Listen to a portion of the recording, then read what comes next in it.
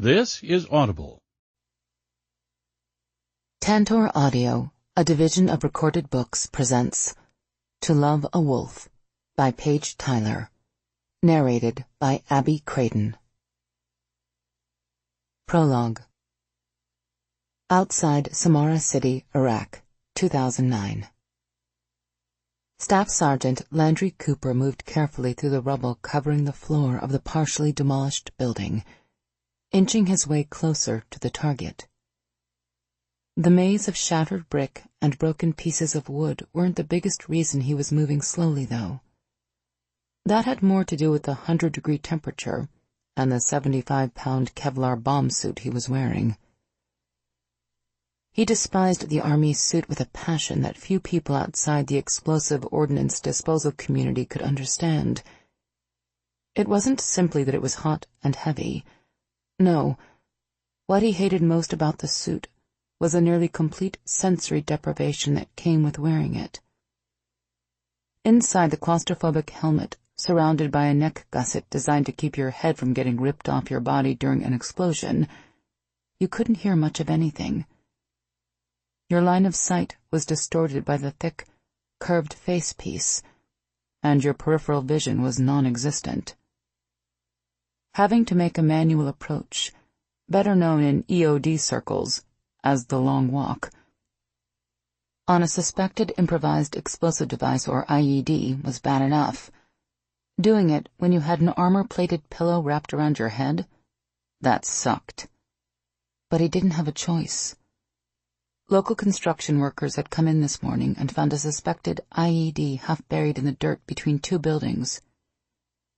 Cooper and his team had been able to use a robot to drop a small demolition charge near the device, but his disposal charge, combined with a bang from the IED, had caused part of the surrounding buildings to collapse, pissing off the locals and making it impossible to get the robot back in to clear the area. If there was one cardinal rule in EOD, it was that you never released an incident location back to the good guys without being 100% sure all hazards had been cleared. That meant doing a manual approach in the bomb suit to make sure there weren't any explosive materials or secondary devices around. Cooper wasn't too worried about walking up to the package he'd just blown in place. While the relationship between the city's Sunni population and ruling Shiite government forces would never be described as anything other than tense, lately things had been better. IED responses were way down, and they hadn't seen a secondary explosive device, typically planted to target police and other first responders, in months. Still, he played everything by the book, keeping the protected front of his suit facing the spot where the IED had been, and using the building structure for protection as much as possible.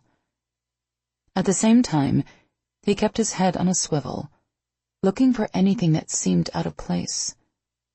"I'm about 20 feet from where we blew the IED," he murmured over his suit's radio to his team members waiting in the safe area 300 yards away, and then he remembered he was wasting his breath. The damn radio had stopped working about a month ago, and a replacement wasn't due for weeks. He was on his own. Sweat trickled down his nose as he stepped over a low wall and moved toward the crater where the IED had been. He automatically lifted a hand to wipe the sweat from his face and thumped against the plastic facepiece. "Shit, I hate this suit," he muttered, forced to make do with wiggling his nose. He reached the edge of the shallow crater and looked down. 2 feet deep and 6 across, it looked like a big soup bowl. There were some rusty nails the bomb maker had added for fun, but the IED itself was long gone. Even better, his demo shot hadn't exposed another one buried underneath. Cooper pulled a sharpened fiberglass rod out of his pocket, then jumped into the crater. If there was anything here, the blast from the disposal shot would have uncovered it, but it didn't hurt to check. Unfortunately, the heavy spine protector in the suit that helped keep an EOD tech's back from being crushed had blown backward against something hard, meant he had to squat down like a sumo wrestler to stick the probe into the dirt. He ignored the sweat and aggravation and made it work. He'd moved almost all the way around the shot hole and was about to climb out to walk around the rest of the area when his probe hit something hard. He tensed, but then relaxed. He was still here, so it couldn't be that bad. Dropping to one knee, he used his hand to slowly uncover what he'd found. When a horizontal, cylindrical pipe took shape, he assumed it was a water or sewer line. They weren't exactly common in structures as old as this one, but it could have been placed here to supply another building nearby. As he uncovered it, the pipe began to get smaller on one end. His gut clenched as realization dawned on him. He brushed off more dirt, revealing the nose of the 155mm artillery round, as well as a metal electrical conduit extending out of it and running underground. Fuck. Cooper pushed himself to his feet and backpedaled toward the edge of the crater as fast as he could. An artillery round didn't usually have a conduit sticking out the end. This one had been booby-trapped, so the bomber could set it off manually whenever he wanted. The conduit was there so the IED wouldn't cut the line if an EOD tech like him destroyed it. And with the conduit there, Cooper couldn't cut the line either. This device was an EOD killer put there because somebody knew a bomb tech would come down and look around before turning the site over to the local police. His mind raced. A projectile this size carried 15 pounds of high explosive. When it went off, even a bomb suit as good as the one he had on was unlikely to stop all the frag that came off it. He reached the top of the crater and backed away as fast as he could. He would have been able to run faster if he turned around, but the weakest part of a bomb suit was the rear. If this thing went off when his back was to it, he'd have no chance. Time slowed as 1,000 thoughts zipped through his head. How he seriously didn't want to die. How maybe the bomber on the other end of that firing line might have needed to go take a piss, and the 155 wouldn't go off. How his parents and brothers were going to be crushed when they found out. How he should have gone to the prom with that cute girl in his math class back in high school. How one of the junior members on his team was going to be forced to step up and take over his job. How the new unit lieutenant was going to have to write a condolence letter on his first fucking day on the job. Cooper pushed those thoughts away, yanking his hands inside the arms of the suit to keep them from getting ripped off in the blast as he focused his attention on moving backward as fast as he could. Just get 20 feet away, then you might have a chance. He didn't make it 10. The blast threw him backward before his head even registered the flash of the projectile exploding. Luckily, he was so close that the wave took out the brick wall behind him before he could smash into it. But that luck ran out, and he slammed into the one behind it. He felt a sharp stab in his back. Then nothing from the middle of his chest down. The suit's spine support had broken, and so had his back. He hit the ground hard, tumbling like a kid's toy until he came to a sudden stop against a pile of bricks. He felt pain, lots of it, at least from the chest up. He wasn't sure how he was able to, but he lifted his head enough to look down and saw long, jagged fragments from the 155 sticking out of him like he was a damn pincushion. Cooper let his head drop to the ground and swore long and hard. He was so fucked. A detached part of his mind noticed that pieces of the building were burning around him. That was interesting, considering how little flammable material was in the area. The flames weren't too bad, but the smoke would probably choke him to death sooner or later. Not that he was likely to live long enough for that to happen. The frag had penetrated the bomb suit. He'd bleed out fast enough. He'd just be too numb to feel it.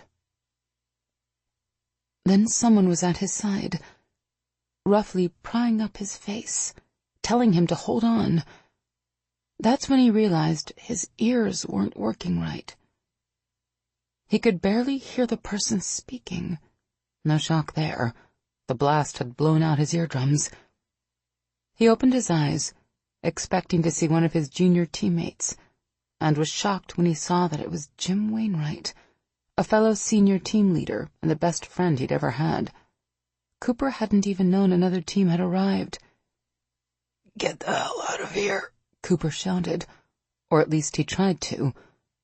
The words came out as nothing but a gurgling whisper. "Jim, you know this is stupid. There could be another device down here." Jim didn't answer, but simply shoved his arms under the bomb suit, as if he thought he could pick up Cooper and carry him out of here. He didn't bother to tell his friend how stupid that was. Besides all the frag sticking out of his body, making the task of picking him up akin to hugging a porcupine, Cooper and the bomb suit he wore weighed nearly 300 pounds combined. There was no way in hell Jim could pick him up. "Go," he ordered again. "You know I'm done anyway." Jim ignored him, tears running down his face. He tried grabbing the heavy-duty rescue strap at the suit's shoulder and dragged him across the rubble. "Shit," Cooper wailed in agony, white-hot fire shooting through his neck and shoulders. "Just fucking leave me alone and let me die." Jim disregarded that request, too, grunting like a crazy man as he dragged Cooper over, around, and through the obstacles that separated them from the dilapidated building's exit. Cooper was stunned his friend could actually move him at all. He'd heard of soldiers doing some insane shit in battle to save a buddy, but this had to be the craziest. Too bad he was already a goner. Cooper only hoped Jim would get a medal out of it. Then at least one good thing would come out of this day. Cooper didn't get much time to think about what the award write-up would sound like because the pain climbing up his neck like a wave of water drowned him, until everything went black. Chapter 1. Dallas, present day. It must be payday. Either that, or God hated him. As Cooper strode across the bank's lobby and got in line behind the 20 people already there, he wasn't sure which. He'd been so exhausted after work he hadn't even bothered to shower and change into civvies at the SWAT compound like he usually did. Instead, he'd come straight to the bank in his combat boots, dark blue military cargo pants, and a matching t-shirt with the Dallas PD emblem and the word SWAT on the left side of the chest. He'd cleaned off the worst of the day's dirt, but he still felt grimy as hell. He couldn't wait to get home and throw everything in the wash so he could grab something to eat and fall into bed. He bit back a growl as the man at the front of the line plunked down a cardboard box full of rolled coins on the counter and started lining the different denominations in front of the teller. "You've got to be kidding me," Cooper muttered. A tall, slender woman with long, golden-brown hair gave him a quick, understanding smile over her shoulder. He smiled back, but she'd already turned around. He waited, hoping she'd glance his way again, but she didn't. Giving it up, Cooper glanced at the other line, wondering if he should jump over there. Definitely not. It was even longer. He hated going to the bank, but his SWAT teammate, Jaden Brooks, had finally paid off the bet they'd made months ago about whether his squad leader and the newest member of the team would end up a couple. Instead of giving Cooper the $100 in cash like a normal person, Brooks had given him a frigging check. At least he hadn't paid Cooper in pennies, or he would have been the one lining up rolls of change for the teller to count. But it wasn't Cooper's fault that he was more observant than most of the other werewolves in the pack. Brooks had suggested the stupid bet. Cooper had simply agreed to it. When Officer Khaki Blake had walked into the training room for the first time, every pair of eyes in the room immediately locked on her, except for Cooper's. Oh, he'd noticed she was attractive. Make no mistake about that. But he'd been more interested in seeing how the rest of the SWAT team reacted to the first female alpha any of them had ever seen. While most of the guys had checked her out with open curiosity, none of their hearts had pounded as hard as his squad leader's Corporal Xander Riggs. Cooper had immediately pegged Khaki as the one for Xander, and vice versa. Other members of the SWAT team were still on the fence about whether they believed in the one, the mythical one-in-a-billion soulmate supposedly out there for every werewolf. But the way Cooper saw it, denying the truth was stupid. In the past 10 months, 3 of the pack's members had stumbled across their mates in the most bizarre and unbelievable ways. A werewolf would have to be an idiot not to see the women the guys had fallen in love with were their soulmates. It was obvious the moment you saw them together. But just because Cooper accepted the concept of a werewolf soulmate didn't mean he automatically bought into the idea there were women in the world for him and the remaining 13 single members of the pack. Cooper wasn't jaded when it came to love, but he wasn't naive either. He'd been around the world enough times to know that not all stories had happy endings. The jerk cashing in his lifetime supply of pocket change finally walked away from the counter, grumbling under his breath about the teller miscounting his nickels and dimes. Cooper leaned out and counted the number of people ahead of him, and reconsidered whether it was worth his time to wait. Maybe he'd deposit the check on the way to work tomorrow, but that would mean getting up at least an hour earlier. He groaned at the thought. No way in hell was he getting up at 4:30. Not after the day he'd had. He and Brooks, along with their teammates, Carter Nelson, Remy Boudreau, and Alex Trevino, had been working with explosive investigative teams from the ATF and FBI since before the sun had come up. Some nutjob had planted an IED in one of the parking garages of the Grand Prairie industrial area last night and killed a young Dallas PD officer moonlighting as a security guard. None of the investigators believed Officer Pete Swanson had been the target. He'd just been unlucky enough to be doing a security sweep of the garage when the bomb had gone off. Instead, the feds thought the real target had been someone who worked for a company based out of the industrial complex. There were several defense firms that used the garage, as well as a biomedical research company and a consulting group that specialized in job outsourcing solutions. In other words, lots of people someone might want to blow up. Then again, it was also possible the bomber had picked that particular location purely by chance, with no specific target in mind. Now that was a thought to keep any cop up at night. But Cooper and the SWAT team hadn't been invited to the party to catch the guy. They'd been brought in to help with the long, painful process of combing the crime scene for every shred of evidence they could find to help the FBI track down the bomber. They'd spent the entire day on their hands and knees searching the parking garage and surrounding area, as well as nearby rooftops, storm drains, and trees for pieces of the device. The FBI agent in charge was a friend of Cooper's, and promised to call once they got all the pieces laid out, so he could help put the IED back together. The SWAT team and the Dallas FBI field office weren't on the best of terms these days, and the feds would have a cow if they knew he was involved in the forensic part of the case.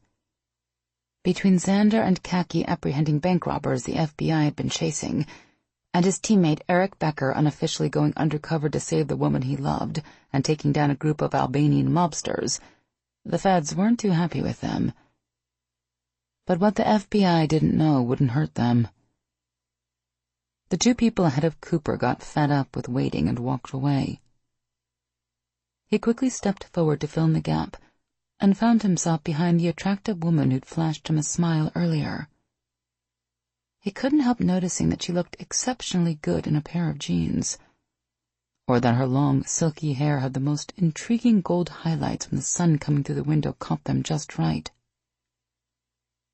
She smelled so delicious, he had to fight the urge to bend his neck and bury his nose against her skin. Damn, he must be more tired than he thought. If he wasn't careful, he'd be humping her leg next. He opened his mouth to say something charming, but all that came out was a yawn big enough to make his jaw crack. The woman in front of him must have heard it too, because she turned around. "And I thought I'd been waiting in line a long time," she said, giving him a smile so breathtaking it damn near made his heart stop. "You look like you're ready to fall asleep on your feet." Cooper knew he should reply, but he was so mesmerized by her perfect skin, clear green eyes, and soft lips that he couldn't do anything but stare. He felt like a teenager in high school again. Yeah. Long day," he finally managed. What the hell was wrong with him? He'd never had a problem talking to a beautiful woman before, but in his defense, he'd never been in the presence of one this gorgeous. He gave himself a mental shake. "Get your head in the game before she thinks you're a loser and turns around again." "Catching bad guys, huh?" she asked. "Something like that." He gave her his best charming smile. "Luckily, I'm off duty for the night." She laughed, and the sound was so beautiful it almost brought him to his knees. Crap. He actually felt a little lightheaded. He chalked it up to being out in the hot Texas sun all day. That could be hard on anyone, even a werewolf. She tilted her head to the side, regarding him with an amused look. "Is that your way of saying you're free for dinner?" Could she read his mind? "Depends. Would you say yes if I asked you out?" Her lips curved. "I might. Although most guys tell me their names before asking me out on a date." Cooper chuckled. He'd been attracted to her from the moment he saw her, but after talking to her, he was even more mesmerized. He'd always appreciated a woman who was confident enough to hold up her end of a verbal sparring match, and she seemed more than capable. He held out his hand. "Landry Cooper, at your service. Now that you know my name, how about dinner?" He might have imagined it, but when she slipped her smaller hand into his much larger one, he could have sworn he felt a tingle pass between them. And it wasn't because of static electricity. "I'm Everly Denyu," she said. "And dinner sounds great." Everly. Even her name was beautiful. Cooper opened his mouth to ask Everly if she wanted to grab something that night. The hell with going home and falling into bed. When voices nearby caught his attention, thanks to his keen werewolf hearing, he picked up every word. "Are we still robbing the place with a cop here?" a male voice whispered. "We're in too deep to back out now," another deep voice said softly. "We were going to kill the guard anyway. Just make sure to take out the cop fast." Cooper snapped his head around, trying to figure out who'd said that. He scanned the crowded bank, looking for anyone who stood out, and immediately zeroed in on a man over by the entrance. Average height with light brown hair. The guy was wearing mirrored sunglasses and a black windbreaker. On his own, the man wasn't that remarkable, but the small radio receiver in his ear sure as hell was. It wasn't hard to miss the telltale bulge under the man's left arm, or the way he kept glancing at Cooper while keeping an eye on the door. Cooper swept the bank lobby with his gaze, looking for the man's accomplice. He found him sitting by the manager's desk, pretending to wait for the woman to come back. Thanks to the identical sunglasses and the same black windbreaker the guy was wearing, he was easy to spot. Cooper quickly ID'd two other men, one positioned a few feet away from the bank's security guard, the other near the big row of windows that looked out onto the main road. This one had a soft-sided computer bag big enough to hold several pistols, or a small submachine gun hanging from his shoulder. Both were wearing sunglasses and windbreakers. The guy by the door checked his watch, then nodded at his friend by the security guard. Cooper tensed. Shit. These assholes were really going to hit the bank with an armed cop standing right in the middle. Were they suicidal or just plain stupid? Cooper's hand dropped to the SIG-40 on his belt. "Landry?" Everly asked, her voice trembling a little. Is something wrong? He didn't want to take his eyes off the four guys, but Everly's growing fear was so strong he could practically taste it on the air. Finding it impossible to ignore, he tore his gaze from the men and turned back to Everly. I don't want to alarm you, but the bank is about to be robbed, he said softly. I need you to stay calm, okay? Everly had been ready to thank her lucky star she picked today to come to the bank. It wasn't every day she met a man as attractive and intriguing as Landry Cooper, emphasis on the attractive part. 6'4", broad-shouldered, heavily muscled and gorgeous as hell. He looked like he should have been on the cover of a romance novel. His strong, scruff-roughened jaw and sexy lips were enough to almost make her start panting, but throw in that dazzling smile and sugary brown eyes, and she was nearly ready to jump him right there in the bank lobby. Everly wasn't normally attracted to alpha males, especially not cops.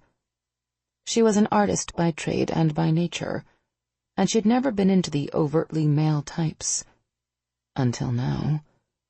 When he'd asked her out, the thrill that rushed through her had been undeniable and a little overwhelming. She'd never been the head-over-heels kind of girl. But then everything had gone weird. First, Landry's eyes had lost focus as he turned his head this way and that to look around the lobby in the middle of their conversation. When his gaze went sharp again, it was because he seemed to be sizing up the people around them.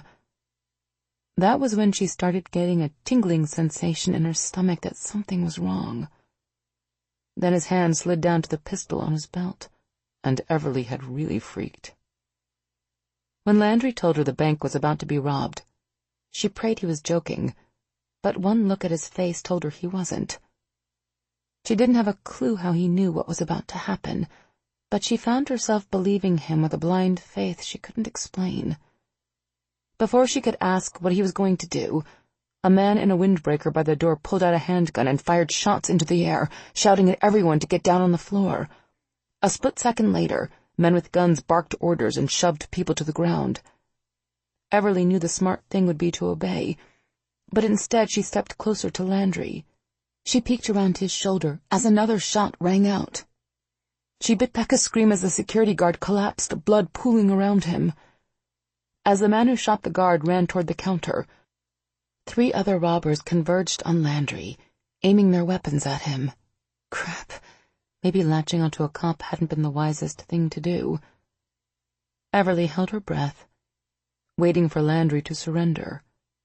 But instead, he pulled his gun and charged the men. The bad guys tried to get a shot at Landry, but the panicked crowd made that all but impossible as people scrambled to their feet and stampeded toward the exit. Everly froze, torn between running for the door like everyone else and staying to make sure Landry was okay. The robbers angrily fought their way through the mob, shoving some people and pistol-whipping others as they tried to get to Landry. As for Landry, he strode into the sea of insanity as if he didn't even notice it.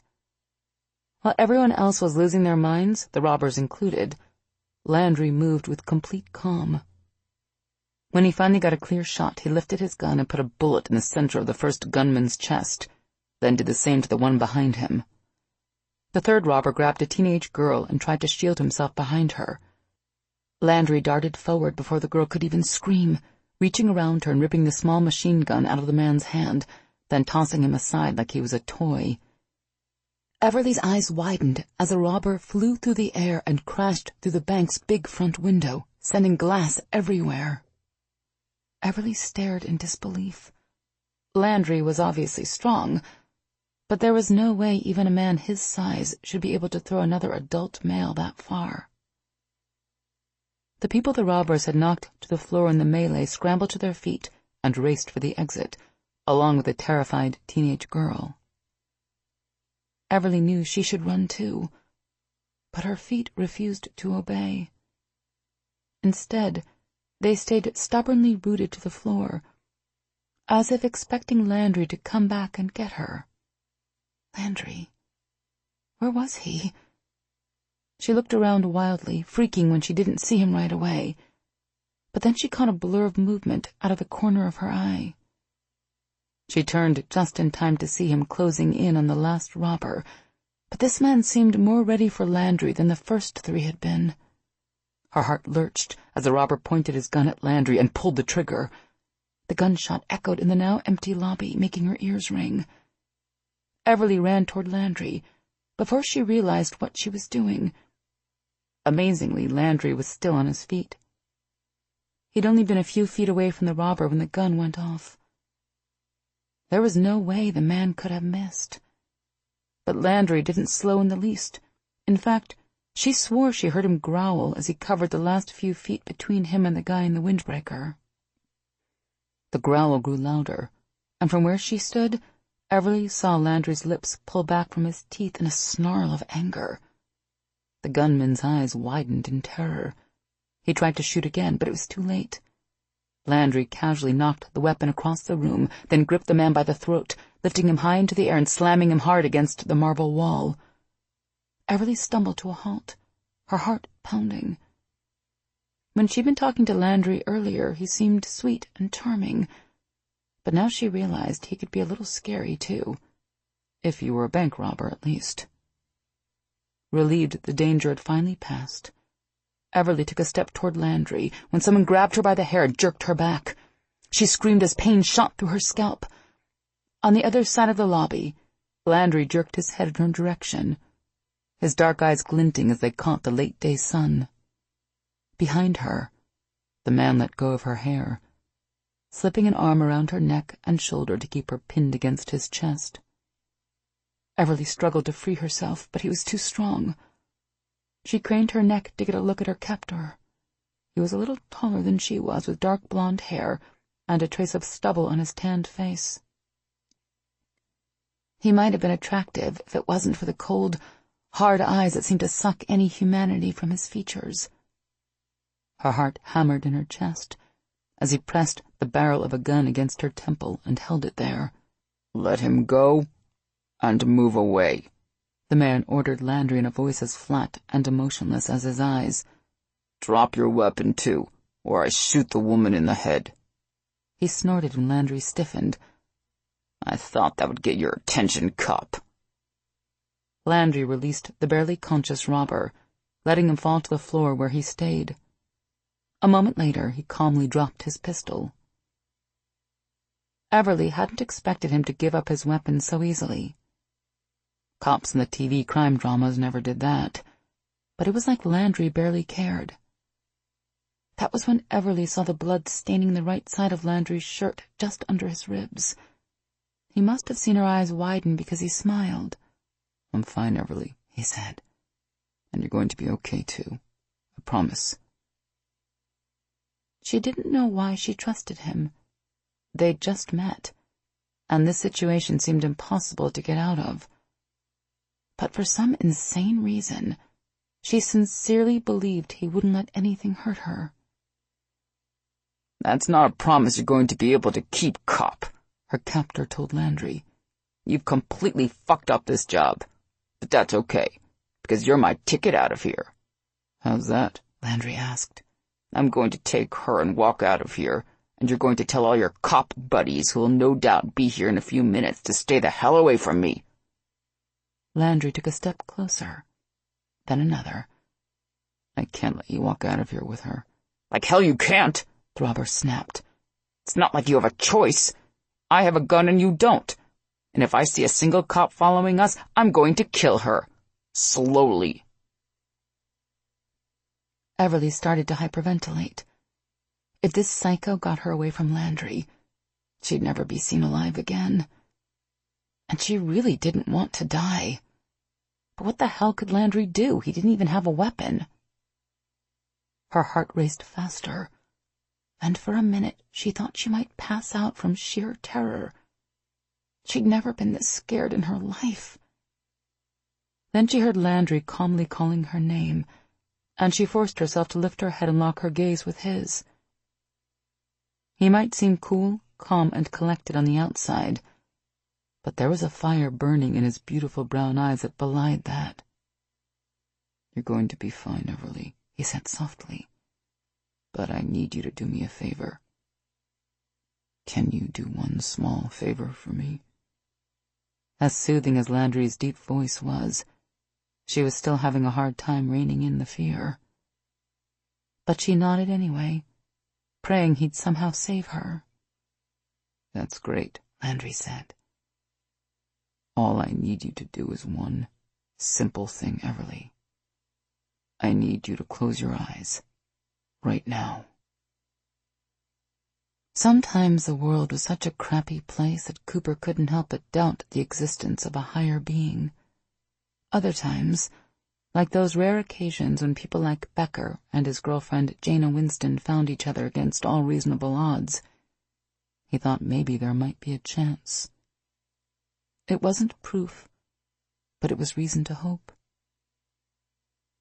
Then there were days like today, when things went so completely to shit in a manner that could only be called orchestrated, that he was forced to admit there simply had to be a supreme being.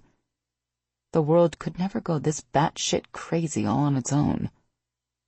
First, after months spent putting it off, Jaden had finally paid off their most recent bet with a check. Then, after going to the bank to deposit that check, Cooper had met a beautiful woman he was seriously attracted to while standing in line. But before he could even firm up plans for their dinner date, some assholes had decided to rob the place. That was bad enough, but it had gotten worse when he realized there weren't 4 robbers like he'd thought. There were 5. And the last one currently had Everly in his arms with a gun to her head, threatening to drag her out of the bank and use her for a hostage. Cooper was pissed at himself for missing the 5th bad guy.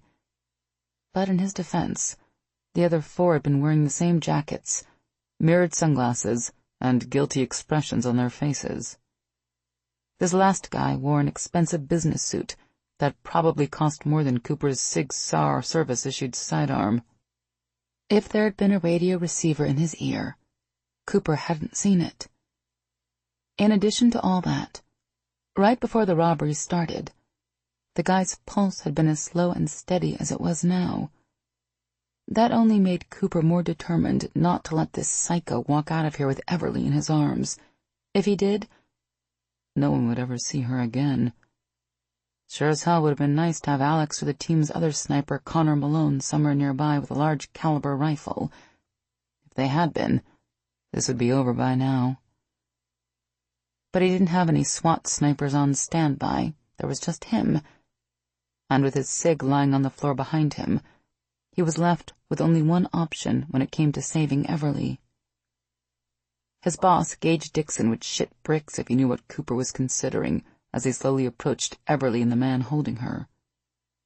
The SWAT team commander had one hard and fast rule when it came to using their werewolf talents. Never do it in public, no matter what.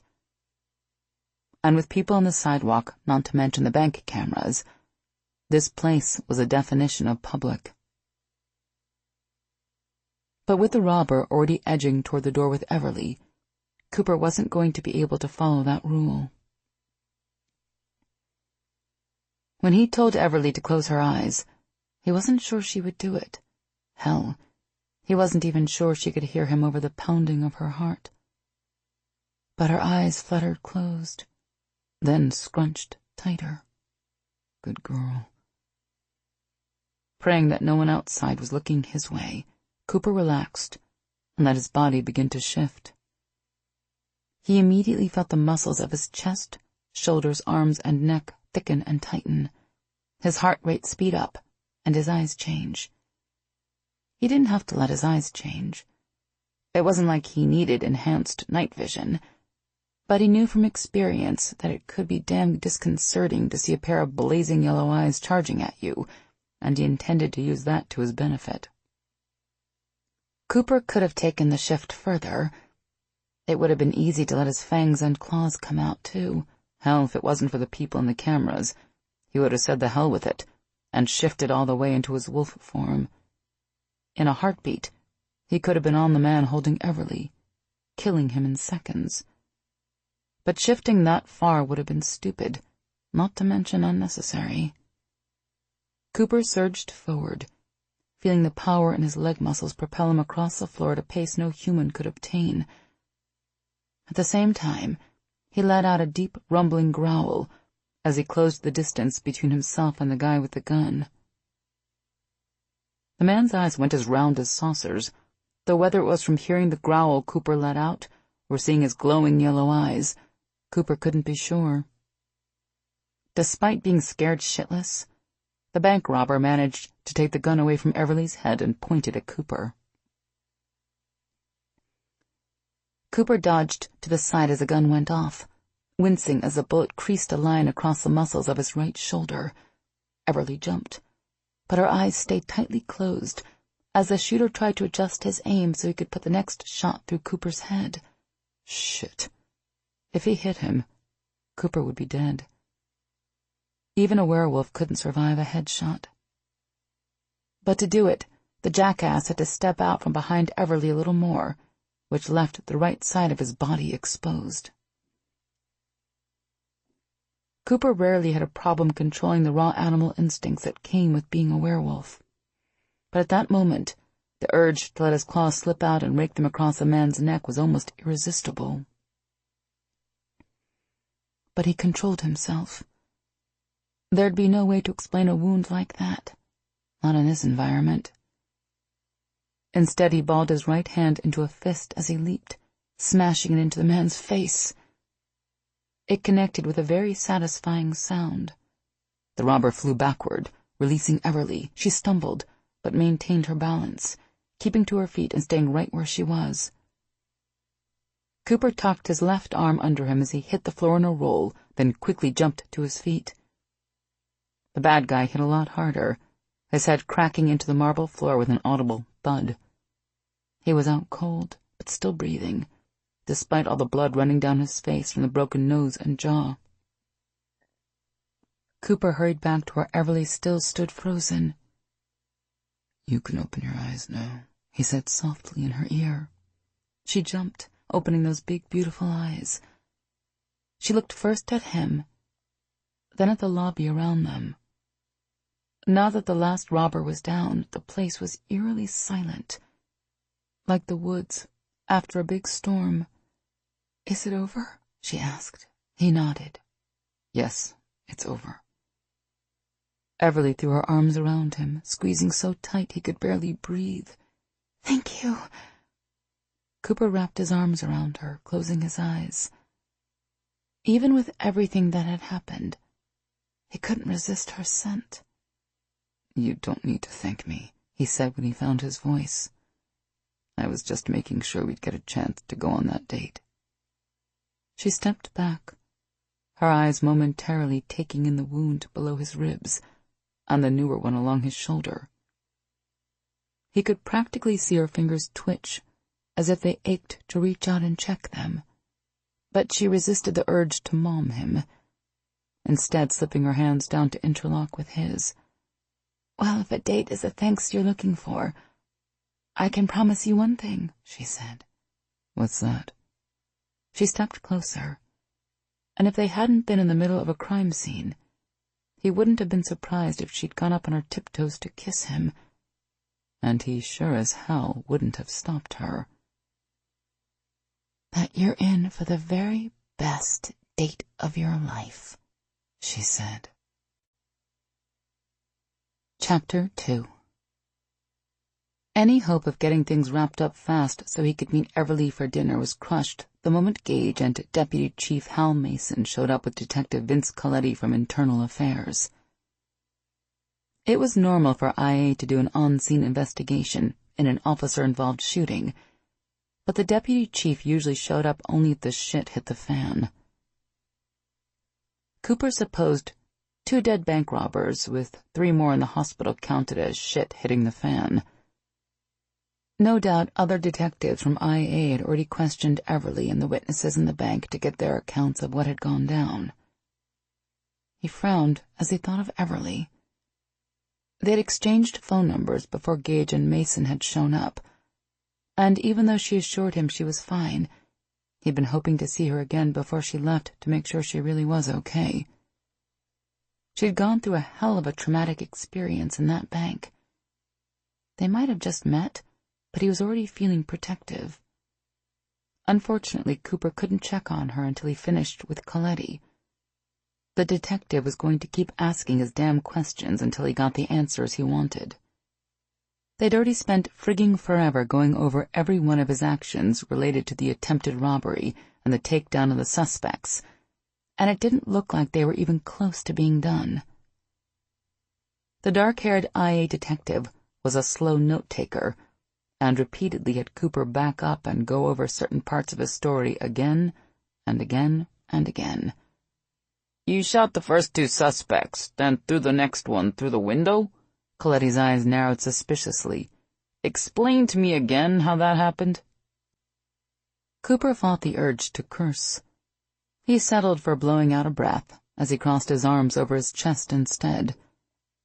They'd been going at this for nearly 2 hours in the small mobile command tent the team had set up in the parking lot, while more investigators pored over the physical evidence inside the bank. The paramedics and rescue workers had left a long time ago, taking the wounded customers and security guard with them. Last Cooper had heard, the guard wasn't doing so well, and would likely be in surgery all night. Like I've told you several times already, Cooper said. The third suspect took cover behind a teenage girl as I approached him. I couldn't shoot without risking the hostage, so I grabbed him, and in the act of dragging him away from the girl, he went flying and somehow ended up going through the window. Coletti glanced at his notes. I see, he just happened to end up going through the window. Like the other two suspects just happened to sustain concussions when their heads bounced off the wall or floor, right? Cooper caught the warning look gauge through him.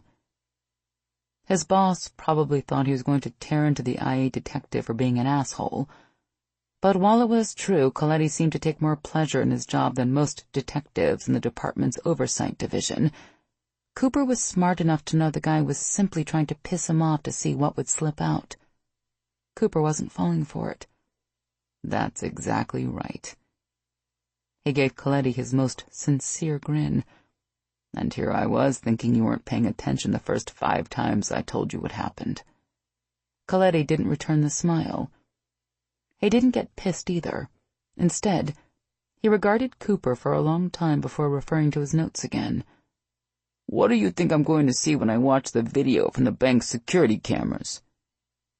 Cooper had no idea what Coletti or anyone else would see on the video. Besides letting his eyes turn gold, Cooper hadn't shifted far enough for someone to figure out he was a werewolf. But they'd almost certainly see some things that would make them sit up and take notice. Like him tossing that guy through the window, or lifting another guy off his feet and bouncing his head off the wall, or how fast he'd moved. Cooper prayed people would dismiss those things as some kind of video glitch, because there was really no good way to explain them. He sure as hell wasn't going to say that to Coletti, though. I have no idea what you'll see, but if you find a cop to look at them with you, I'm sure he's going to point out 5 men trying to rob a bank. He'll likely mention that those 5 men had absolutely no regard for human lives. The cop you're watching with might even remark on how I kept a woman from being taken hostage and almost certainly ending up dead. Coletti didn't say anything in reply to the jab, but just kept taking notes. After a few minutes, he looked up. Cooper expected him to start in with another round of questions. Instead, he closed his notebook and looked at the deputy chief. I'll be recommending standard leave with pay until we complete the officer-involved shooting portion of the investigation. At least 3 days, perhaps a week. No way in hell. Coletti couldn't be serious. Cooper opened his mouth to argue, but one glare from Gage halted his words. I'm also going to recommend that Officer Cooper undergo a complete psychological assessment as part of his formal fitness for duty evaluation, Coletti added. I believe there are some additional stressors involved here beyond those that typically occur in an officer-involved shooting situation. I think Officer Cooper would be well served talking to one of the department's contracted psychologists. This time, Cooper ignored Gage. That's bullshit, Coletti. I was fully justified shooting those suspects in there, and I'm not going to see a shrink so I can lie down on a couch and talk about my mother when I have a job to do." Coletti leveled his gaze at Cooper, his jaw tight. "Officer Cooper, this investigation will run its course, and that includes a thorough review of the bank security footage. Based on what you've told me so far, I'm leaning toward calling this a clean shoot. However, I have to admit I'm troubled about how you physically subdued the other 3 suspects. My bigger concern is the trauma you went through in that bank. Not only did you see a security guard and several civilians get shot, but you were forced to give up your weapon or risk seeing another civilian shot in the head right in front of you. I'm aware of your military background and how that ended. I'm worried about what effects these recent events could have on you. I think talking to a mental health professional would be good for you." Cooper bit back a growl. The fact that this guy had dug around in his military record was bad enough, but the idea that Coletti actually thought he would appreciate being forced to see a shrink was even worse. He saw stuff like what had gone down inside that bank every day on the job. Cooper expected Gage or even Mason to help him out, but both were infuriatingly silent. "And if I don't want to see a mental health professional?" he ground out. Coletti's gray eyes hardened to steel. "Then I doubt you'll be returning to duty any time soon." Everly hadn't had a chance to do more than exchange phone numbers with Landry before he disappeared inside the fancy tent thingy the cops had set up. She let a paramedic take a look at her while she waited for him to come out, then met with a detective who took her statement about what had happened in the bank. Reliving the whole experience hadn't been fun. She'd rather forget some guy had grabbed her and put a gun to her head, but the detective was only doing his job. And if her statement put the bank robber in prison, she would help any way she could. It would have been nice to have Landry there with her while she talked to the detective. It was silly, but he made her feel safe. While she wanted to see Landry before she left, she felt completely out of place at the crime scene. It didn't help that the other police officers kept eyeing her curiously. If she hung around much longer, they were going to think she was up to something. She turned to leave when she saw a group of cops dressed in all kinds of dangerous-looking military gear standing over by an equally big RV. Underneath all that tactical gear, they wore the same dark blue t-shirts and cargo pants as Landry. If the clothing and relaxed, confident way they stood hadn't given them away, the word SWAT in big letters across the back of their vests definitely told her they were part of the city's special weapons and tactics team. Thinking they might know Landry, Everly walked over to them. They turned at her approach, as if sensing her. She hadn't realized that one was a woman because 2 men had been blocking her view, but the female cop looked just as intimidating as the guys under all the tactical gear she was wearing. As for the men, Everly couldn't help noticing that all 5 were not only tall and well-built, they were incredibly attractive to boot. Not as hot as Landry, of course, but definitely not hard to look at. Her roommate Mia would just about melt around so many big studs, even if they were a little unapproachable. "Can we help you?" the female cop asked. "I was wondering if any of you know Landry Cooper?" One of the men gave her a big smile, almost as tall as Landry. He had dark blonde hair and blue eyes. "Sure, we know Cooper. You a friend of his?" Everly was hoping she and Landry would be more than friends at some point, but right now, friends worked. Especially if it meant she could hang around with the rest of the SWAT team and wait for him. "Yes, I was in the bank when the robbery happened," she said. "We exchanged numbers, but I was hoping to talk to him before I left. Unfortunately, I think those guys would rather I leave." She jerked her thumb at the uniformed police officers keeping reporters and curious onlookers outside the yellow crime scene tape. "Could you let him know that I waited for him but had to go? I wouldn't want him to think I just bailed on him." The female cop smiled and held out her hand. Taller than Everly, she had dark hair pulled back into a bun and brown eyes. "I'm Khaki Blake. If Cooper wanted you to hang around, you're welcome to stay here with us. We'll make sure no one bugs you until he comes out." That had been almost 2 hours ago. She couldn't understand now why she thought the guys were intimidating.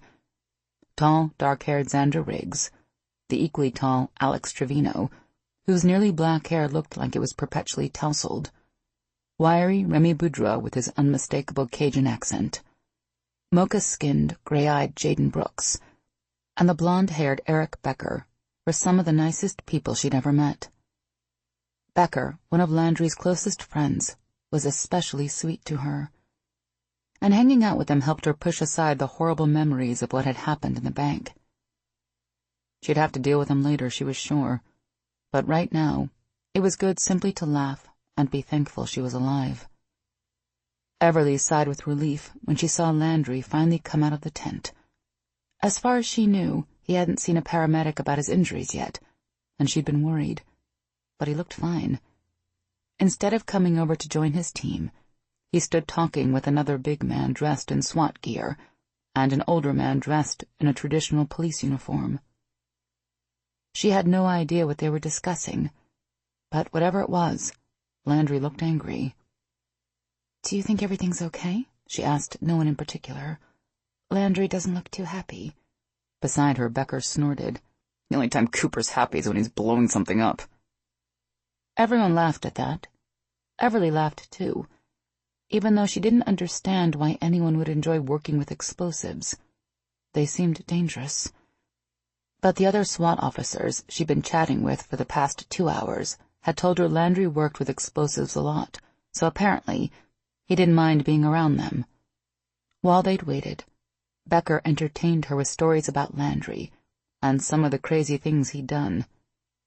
If half the things Becker told her were true, Landry might be the most insane person she'd ever hung out with.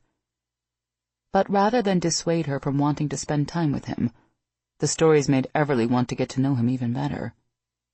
"Hey, you're still here," a familiar voice said from behind her. Everly turned around to see Landry walking over to join them, the corners of his sexy lips edging into a smile. "I thought you'd already left," he said. She smiled. "I ran into your teammates, and they let me hang out with them until you got done. I wanted to make sure you really were okay before I left." As Landry came to a stop in front of her, she was suddenly reminded how big and muscular he was. He loomed over her by nearly a foot. She almost laughed as she had a vision of climbing up his body to kiss him. Not that she minded. Something told her it would be worth it. He grinned. "The wound was just a scratch. The paramedics didn't even bother with it." She found that hard to believe considering the amount of blood on his shirt. She opened her mouth to say so, but suddenly she found herself tongue-tied as a delicious scent filled her nose. At first, she thought he was wearing a nice cologne, but she immediately dismissed that idea. She had 4 brothers she'd bought a lot of cologne for over the years, and Landry didn't smell like any of those. No, the scent was all his, and it was more intoxicating than any cologne, that was for sure. She didn't realize how good until she leaned in closer to get a whiff. If she could figure out how to put it in a bottle and sell it, she'd be rich. Landry lifted a brow. He was probably wondering why she was standing there breathing him in like some kind of weirdo. She managed, trying to gather her thoughts. What had she been going to say? For the life of her, she couldn't remember, so she said the first thing that came to mind. "You never told me where you were taking me for dinner. I wanted to know what I should wear for our date." Landry gazed down at her for a long moment, a slight smile at his lips, as if he knew how off-kilter he had her, and that he enjoyed the fact. "To tell the truth, I hadn't really picked a place yet," he said. "I thought I'd ask if you had a favorite restaurant, or a favorite food, then go from there." She wasn't fooled for a second. Landry knew she was seriously attracted to him, but she appreciated the fact that he didn't let the knowledge go to his head. A lot of other men would have assumed that she'd go wherever they wanted. It was nice to know Landry was ready to make their date all about her. Still, she had to wonder how far he would be willing to go with that. You sure you're okay with me picking the restaurant? She asked. You strike me as the basic meat and potato type. Aren't you worried I'll pick some kind of girly place with fondue pots and bean sprouts?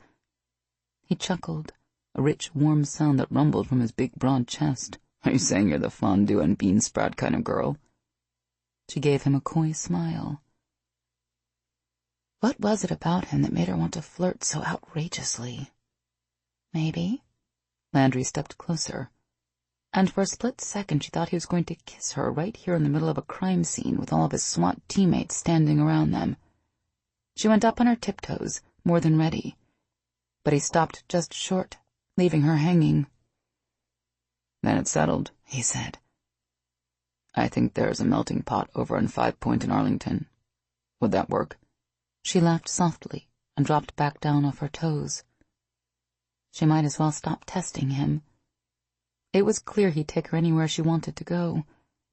I'm sure it's a nice place, but I was just kidding about that stuff.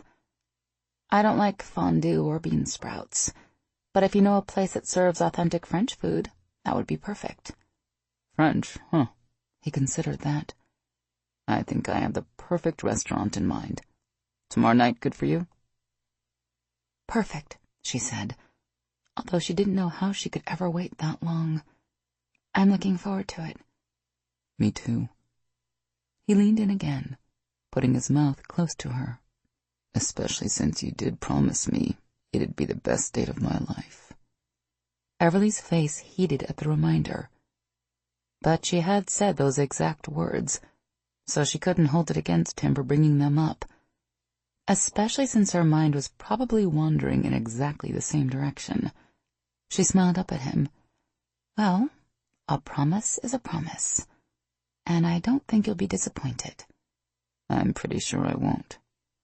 His eyes caught the light of the nearby street lamp like they had in the bank, making them almost gold, and suddenly she was having a hard time breathing. She'd never been around a guy who had this kind of effect on her. I'll text you my address later, she said. Is 7 o'clock good for you? He nodded. Perfect. Even though the logistical details of their first date seemed to have been pinned down as well as they were ever going to be, Everly noticed that neither one of them moved. They simply stood there, gazing at each other, mere inches separating their lips. Behind her, one of his teammates cleared his throat, and the trance was broken. Everly reluctantly stepped back. She turned and saw Khaki and the guys regarding her and Landry with knowing smiles. What? Landry demanded. Nothing, Becker said, still grinning. Landry shook his head, his mouth twitching. Come on, I'll walk you to your car. He found a step beside her. She led the way to her silver Nissan Juke. She dug in her purse for her keys as she turned to him. Thank you, she said. And not just for walking me to my car, for what you did in the bank. You saved my life. Anytime, he said. Are you doing okay? Do you need to talk to someone? About what happened in there, I mean. Talking to him was all she needed. She smiled and shook her head. I'm fine. I'm going to go home, take a nice relaxing bath, and think about our date. His mouth curved. Okay. But if you need to talk, call me. I will. Everly reached up to tuck her hair behind her ear, suddenly self-conscious. I'll see you tomorrow night. He flashed her that gorgeous smile. I'll be there. It was nearly 11 o'clock by the time Everly let herself into the loft-style apartment she shared with Mia Barlow. She tried to be as quiet as she could so she didn't wake up her friend, but Mia was curled up on the couch watching the local news, nervously chewing on her thumbnail. The moment she saw Everly, she turned off the TV, then jumped off the couch and ran over to hug her. Thank God! I've been so worried about you. I heard about the bank robbery on the news, and I've been trying to call you all night. When I didn't get an answer, I freaked out. Then someone posted a picture of you on Facebook getting checked out by a paramedic. I was just about to call the hospitals. She pulled back, holding Everly at arm's length. Are you okay? Everly smiled, nudging her petite, dark-skinned roommate into the apartment, so she could close the door. Then she turned and took Mia's hands in hers. "I'm okay. You can calm down. I was in the bank during the holdup, but I wasn't hurt." Mia eyed her skeptically, as if she thought Everly might be lying. "Come on, I have comfort food. You can tell me all about it while we eat." Everly let Mia lead her into the cozy, eclectic living room they'd shared since they'd graduated from college. She almost reminded Mia that it was practically midnight, but then realized she was hungry. She winced as she took the bottle of water Mia thoughtfully grabbed from the fridge. Her friend had obviously been freaking out in front of the TV for hours. Everly felt terrible about not calling. Then again, she did have a good reason for being distracted. "Was it absolutely horrible?" Mia asked as Everly took a slice of lukewarm pizza out of the box on the coffee table. "Horrible enough to make me not want to go into a bank for a while. There were 5 guys with guns, and they didn't seem to mind killing people. They shot the poor security guard in the back. I'm not even sure if he made it to the hospital alive. I read on Facebook that he's still in surgery, but the hospital seems hopeful." Everly was glad to hear that. "What about the other people who got hurt? Anything on them?" Mia nodded as she reached for a slice of pizza. "They all seem to be doing okay. The guard was the worst of the bunch. The news said there was a Dallas SWAT cop in the bank at the time of the robbery. He's the one who saved everyone's life, including some poor woman one of the robbers took hostage." Everly shuddered. "Yeah, it was me." "You?" Mia's eyes widened, the slice of pizza halfway to her mouth. "Oh, God, what happened?" Everly thought about drastically editing the details of what had gone down in the bank, but Mia already knew most of it from watching the news, so she'd figure out if Everly was glossing over things. So Everly told her everything from the moment she had met Landry until she had left him 20 minutes ago. Mia flopped back against the couch with a sigh. "Most women would be thrilled to get out of a situation like that alive, but you come out of it with a date with a cute cop? I want your life." Everly sipped her water.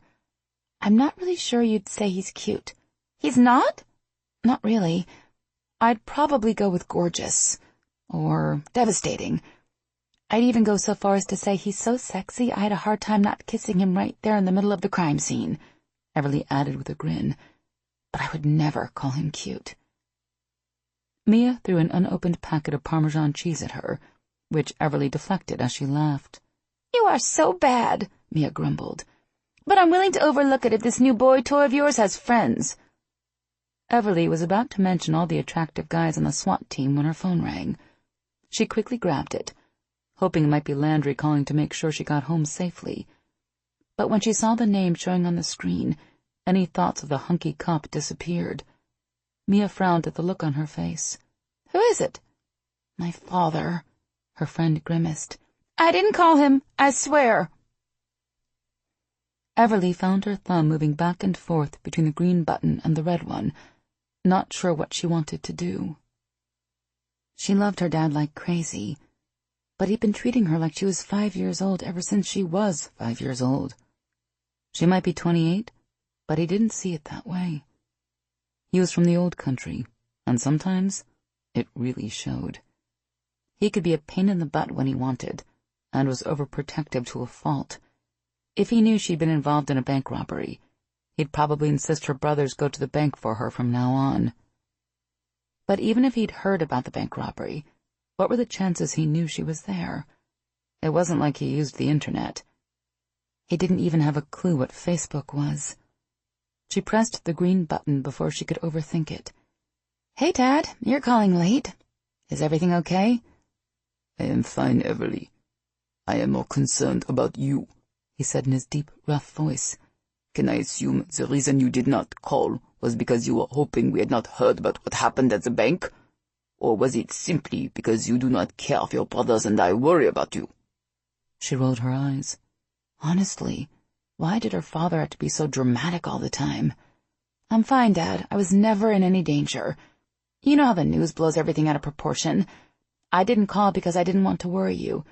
And of course I care that you guys worry about me." "So the news is blowing the danger you're in out of proportion? What about this police officer who saved your life? Are they making him up too?" She cringed. "No, Landry's real. And the part about him saving my life is true. How did you even know about that? It wasn't in the news.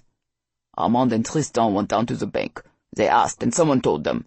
Your brothers can be very charming when they want to be. Everly jerked back and stared at the phone as if it had bitten her.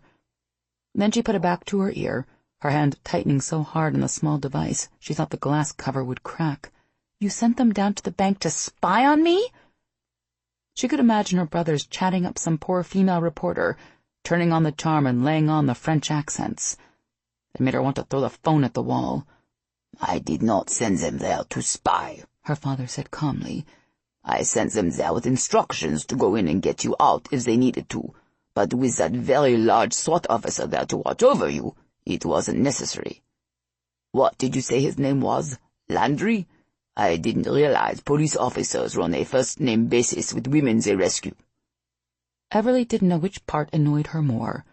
The fact that her fool brothers intended to rush into the bank unarmed and save her from a bunch of killers, or the fishing expedition her father was on. She sighed. If her date with Landry went as well as she hoped, her father was going to find out sooner or later. Landry was behind me in line, she explained. We were talking and exchanged names. In fact, he was asking me out when the bank robbers started shooting up the place.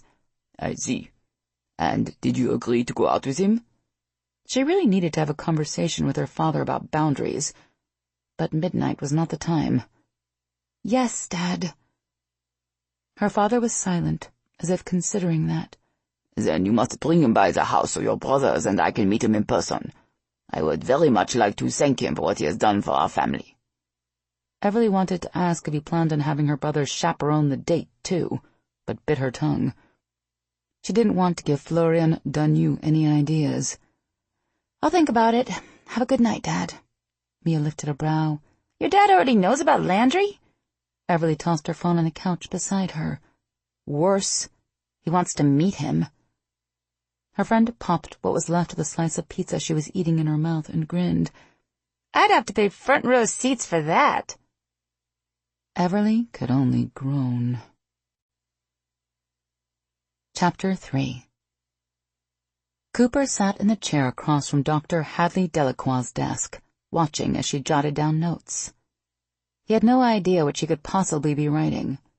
They hadn't said more than 10 words to each other in the 15 minutes he'd been there. All she'd done was introduce herself and tell him to have a seat in the chair across from her big cherrywood desk, or on the leather couch along one wall. And there was no way in hell she was getting him on that couch. He'd pleaded his case last night to Gage, telling him this shrink session was a huge waste of time, but the pack's lead alpha wasn't interested in his opinion on the subject. With all the crazy crap SWAT has been involved in lately, it's not surprising Coletti is towing the line on this return-to-duty evaluation and psych assessment, his boss said. What the hell did you think was going to happen when you threw a 200-pound guy 10 feet through the air and into a plate glass window in broad daylight? You're damn lucky Becker was able to hack into the phone's security servers and fuzz up those videos, or you'd be looking at more than a couple days with a shrink. I would have you down at the hospital drawing blood 3 times a day until they figured out what kind of drugs you're on. Just play the game. Talk with the psychologist the department assigns to your case and get your ass cleared for duty. Play the game. Right. Obviously, Gage had never met this particular shrink. It looked like the last time this woman had played games was when she was 3 years old, and she probably hadn't liked them even then.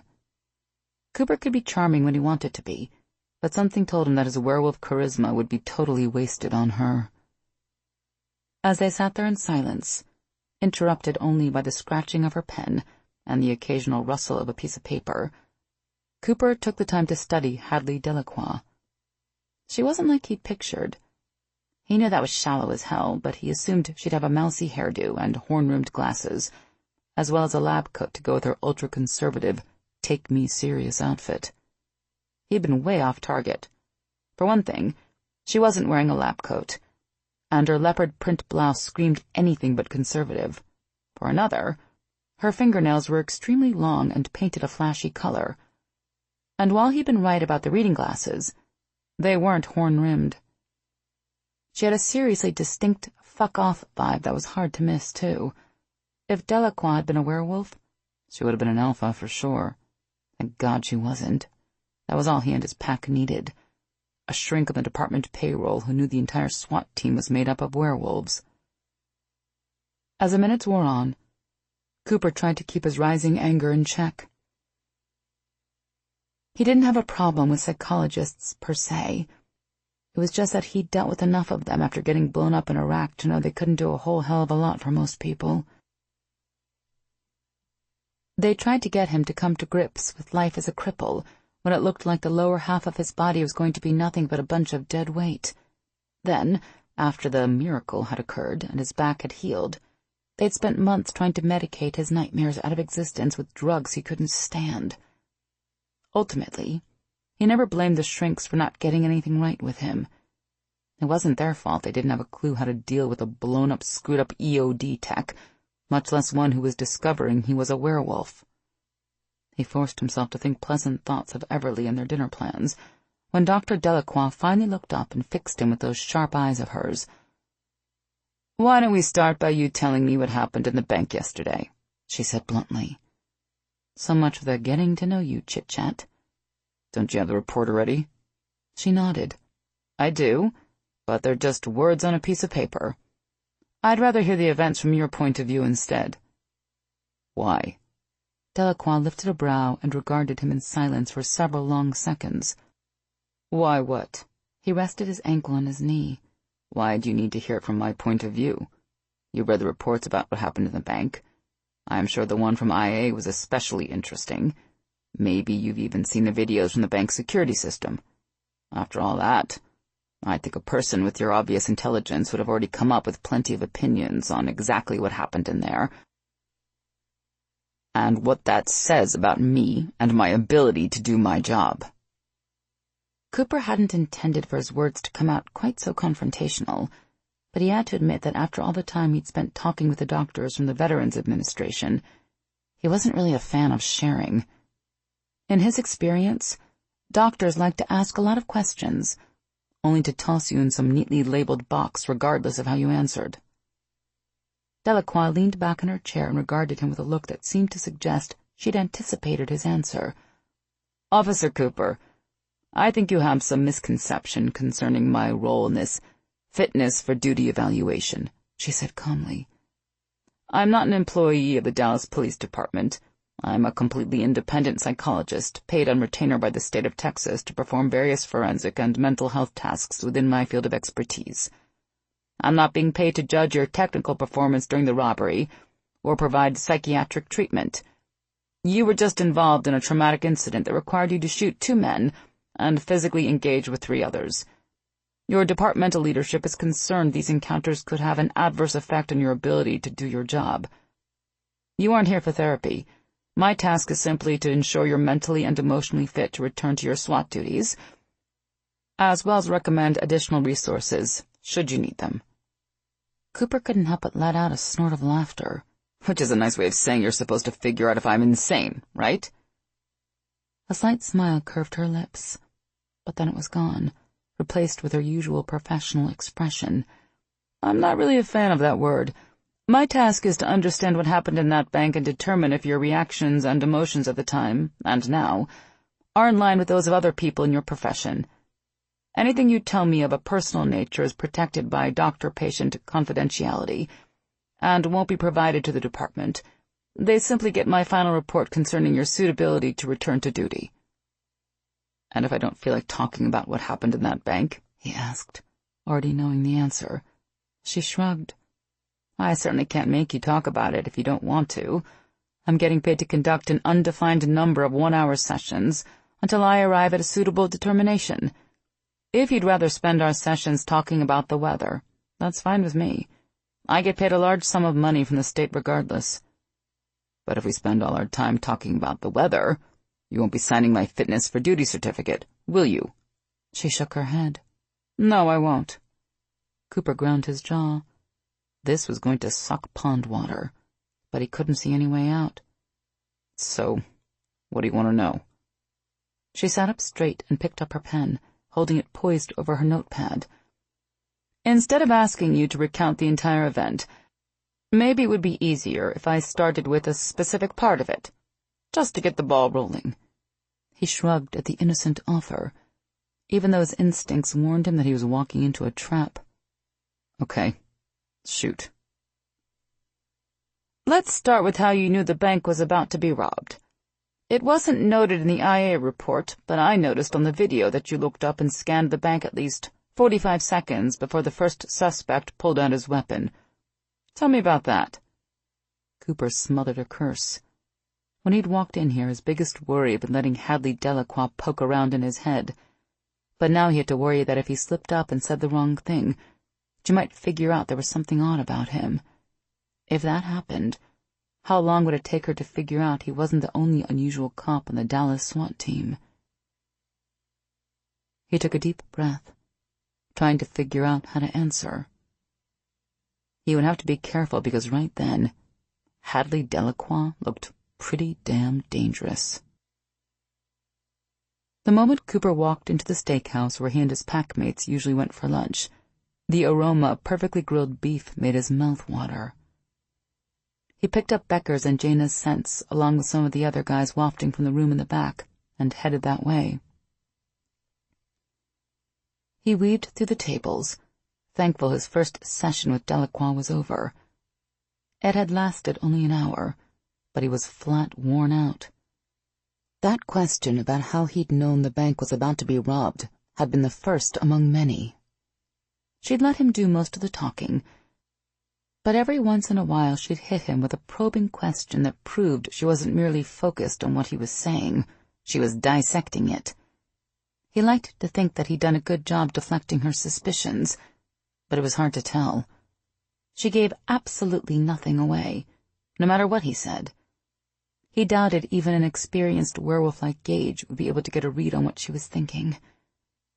As he walked into the back room the SWAT team usually commandeered for lunch, Cooper saw that more than half weren't there, no doubt out on incidents. It was good to see the ones who were there. Knowing he couldn't work with his teammates for days, maybe even weeks, was already making him feel ostracized and out of sorts. And the grilling he'd gotten this morning at the hands of Delacroix hadn't helped. But he forgot about all that the moment he soaked up the vibe coming off the other werewolves. This was his pack, and when he was with them, everything was right with the world. In addition to Becker and Jaina, Xander and Khaki were there too, along with Alex, Remy, Brooks, and Carter. Jaina was an alpha female like Khaki, but they couldn't be more different. Cooper supposed that made sense, since Jaina had been a beta werewolf until a few months ago. He still didn't understand how a werewolf could spontaneously change stripes from beta to alpha, but it happened with her. While Khaki was as aggressive and assertive about stuff as any male werewolf in the pack, Jaina was only aggressive and assertive about two things: Becker and the beta members of her own pack. Her world revolved around them. He pulled out the empty chair between Alex and Brooks, sitting directly across from Becker. A motherly waitress appeared with a glass of his usual iced tea, setting it down in front of him and handing him a menu. "Where's everyone else?" he asked his teammates as he scanned the menu. He didn't know why he bothered looking at it since he already knew everything on it by heart, but he was a visual guy. He never knew what he wanted until he saw the pictures on the menu. In this case, his stomach growled when it saw the image of the half-pound burger the steakhouse was well known for. "How'd happen the FBI round up persons of interest related to the bombing yesterday," Alex said. A former Marine, the team's dark-haired sniper, was also their resident medic. "The guys on their list aren't the ones you generally send one or two unaccompanied uniformed officers after." Cooper nodded. While the FBI might not like working with SWAT, they didn't mind letting them do most of the heavy lifting when it came to bringing in the initial wave of suspects for questioning. That way the feds got the best of both worlds. They could talk to the scary people who tended to be associated with bombings, while the DPD got the bad rap for rousing people simply because they had bad reputations. He was about to ask if they'd heard whether the FBI had any good leads on the bomber's identity yet, but Becker cut him off. "Wait until you hear about what happened to Zach and Megan down in Galveston." Cooper frowned at his best friend. While he loved Becker like a brother, sometimes he had an irritating way of leaving you hanging, What about Zach and Megan? He tried to keep the worry from creeping into his voice, but wasn't sure if he succeeded. Zach Gibson, best friend and co-worker of Gage's fiancée Mackenzie Stone, had been crushing on Megan Dorsey, the diminutive beta from Jaina's pack, for months now. While they made a cute couple, they had one big obstacle working against them. Zach didn't know a damn thing about the existence of werewolves. Cooper wasn't too sure how the guy would handle finding out werewolves really existed, and that his sweet little wisp of a girlfriend had fangs and claws. "Don't worry, they're fine," Jaina assured him. She flipped her wavy dark blonde hair over her shoulder and leaned against the arm Becker draped over the back of her chair. "Things at the quaint little B&B they were staying in got a bit crazy, and they ended up getting held hostage by some criminals trapped on the island after a robbery." Cooper felt his jaw drop. "Seriously?" Becker nodded. "It all worked out for the best, though. No one got hurt, and in the end, Zach found out Megan's a werewolf. Now we all are, too." Cooper did a double take. He looked around the table, surprised to see that no one seemed freaked out. "So I take it he's dealing okay with it?" Jaina smiled. "Better than okay. He's going to move into the beta house with all the rest of us." Huh. Cooper and the other SWAT alphas were really close, like family. But Jaina's beta pack took that to a whole new level. There were already 6 werewolves sleeping in the small loft they dubbed the Beta House, located over by Baylor University's Dallas campus, including Becker. Cooper supposed bringing in a normal human wouldn't make it much more crowded, as long as they enjoyed each other's company. But he kept those thoughts to himself. "I'm glad it's all working out for those two. If anyone deserves a happy ending, it's Megan." Becker and Jaina lifted their iced teas in a toast to Megan and Zach's happily ever after.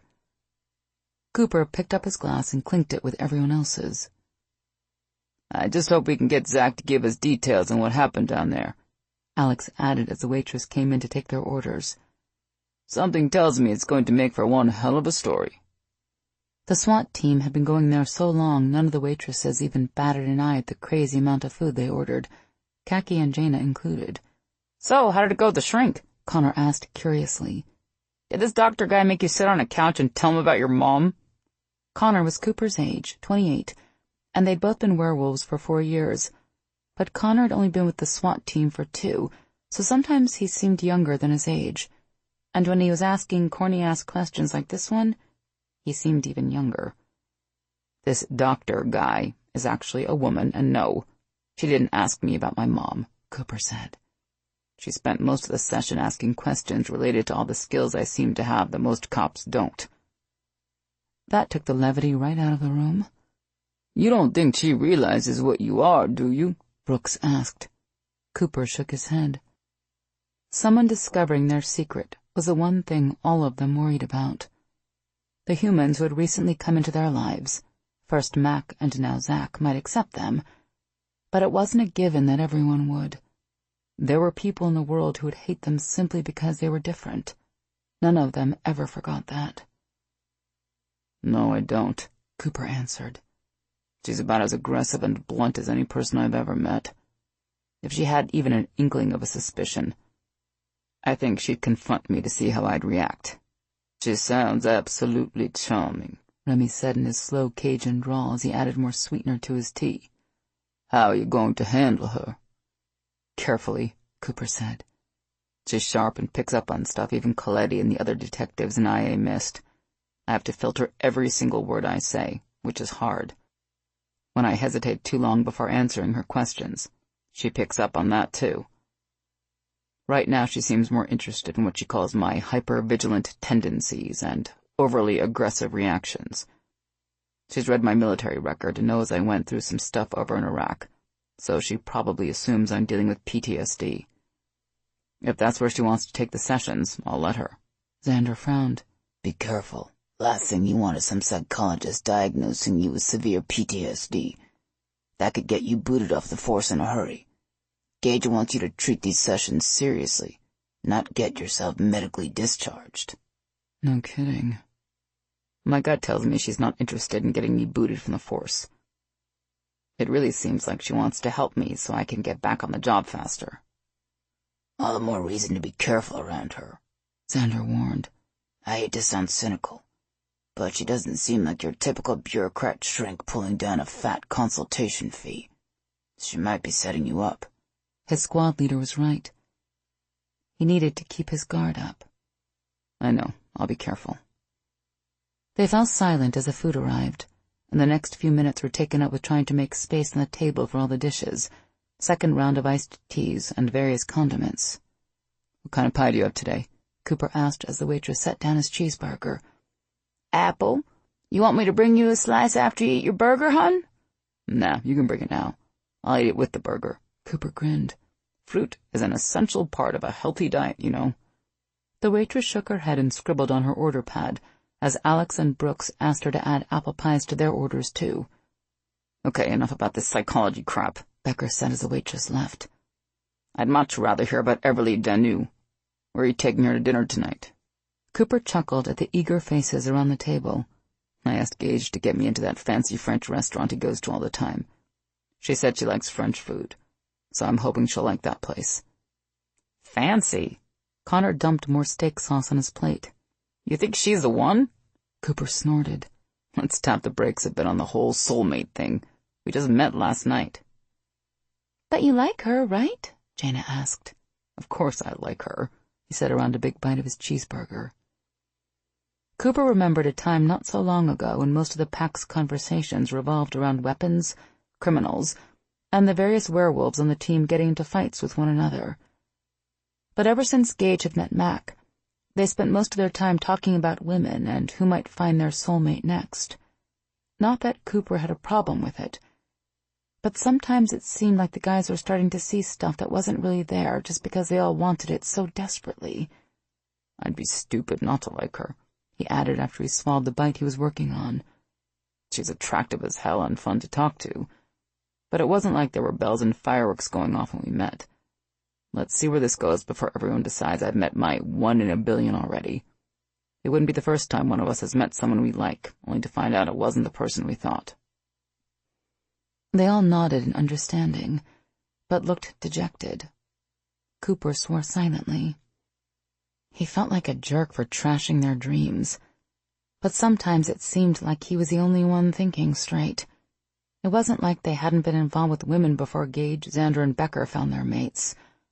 And every one of those relationships had failed miserably, something they all forgot when the legend of the One started going around.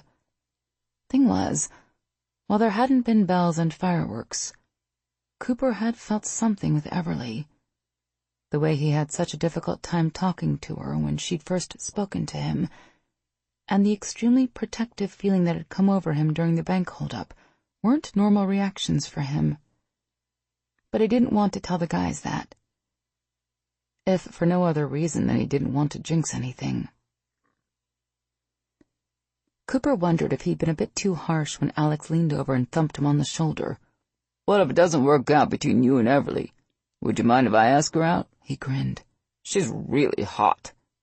Cooper laughed with the others, but he couldn't deny the surge of jealousy that stirred inside. He frowned. What the hell?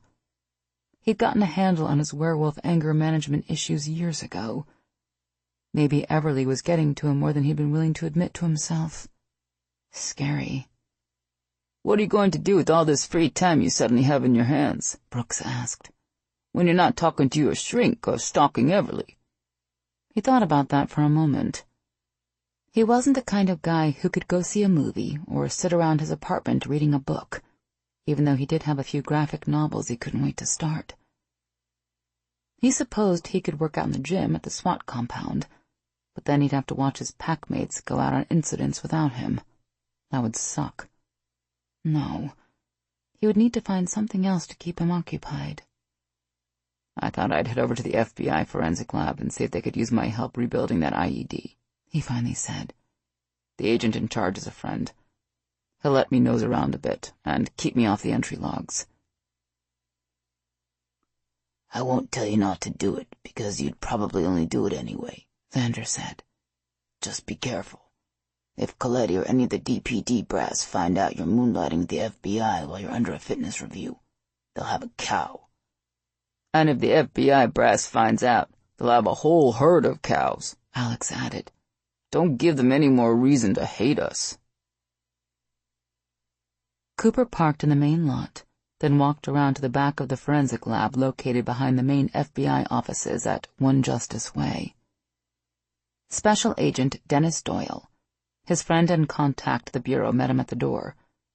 Shorter and stockier than Cooper, he looked like your typical Fed, right down to the conservative suit, plain tie, and perfectly polished shoes.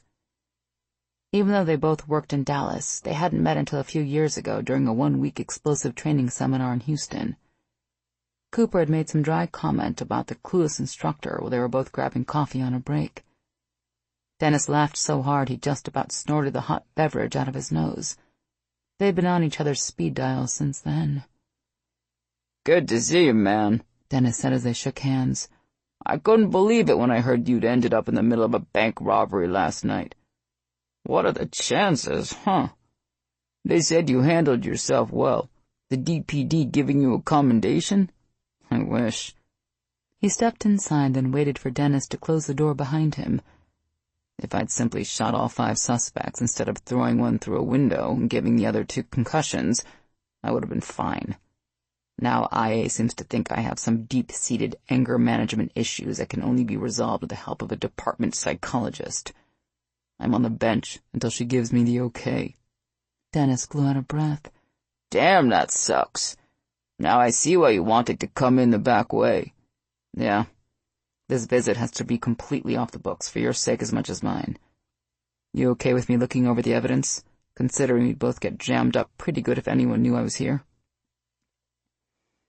Dennis led the way down the long corridor. Yeah, just don't touch anything without gloves on. He grabbed some blue latex gloves from a box mounted on the wall and handed a pair to Cooper, then led him into one of the lab's many workrooms. The debris picked up after the bombing was spread out on various tables, with those portions of the device already identified arranged on a light table in the center of the room. As Cooper pulled on his gloves, he looked around at the whiteboards mounted on the walls. Streets, buildings, and the outline of a parking lot had been drawn on them, along with photos of the crime scene. Cooper sniffed the air as he walked over to the light table, trying to identify the particular explosive residue scent saturating the room. It was definitely some kind of plastic-bonded mix, but he couldn't say more than that. Unfortunately, his nose wasn't nearly as good as some of the other werewolves on his team, thanks mostly to a call back in the summer when he'd been stuck underground with nasty chemical fumes. His sniffer hadn't worked worth a crap since then. If Khaki were here, she probably would have been able to ID the exact explosive compound in seconds. What kind of explosive are we looking at? He asked his friend. Have you ID'd it yet? Dennis shook his head. We don't know for sure. The techs are still working to give us that answer. But they already found enough chemical markers to make them think it's definitely high-quality stuff. Maybe even U.S. military-grade C4 plastic explosive. Plastic explosives made for the DoD had chemical taggants added, so they'd be easy to identify if they were used later in a bomb. If the FBI lab was picking up on those taggants already, this case just got really interesting. That can't be good, Cooper remarked. Dennis sighed. No, it's not. As you can imagine, the possibility of military explosives being involved has the people upstairs in a fit.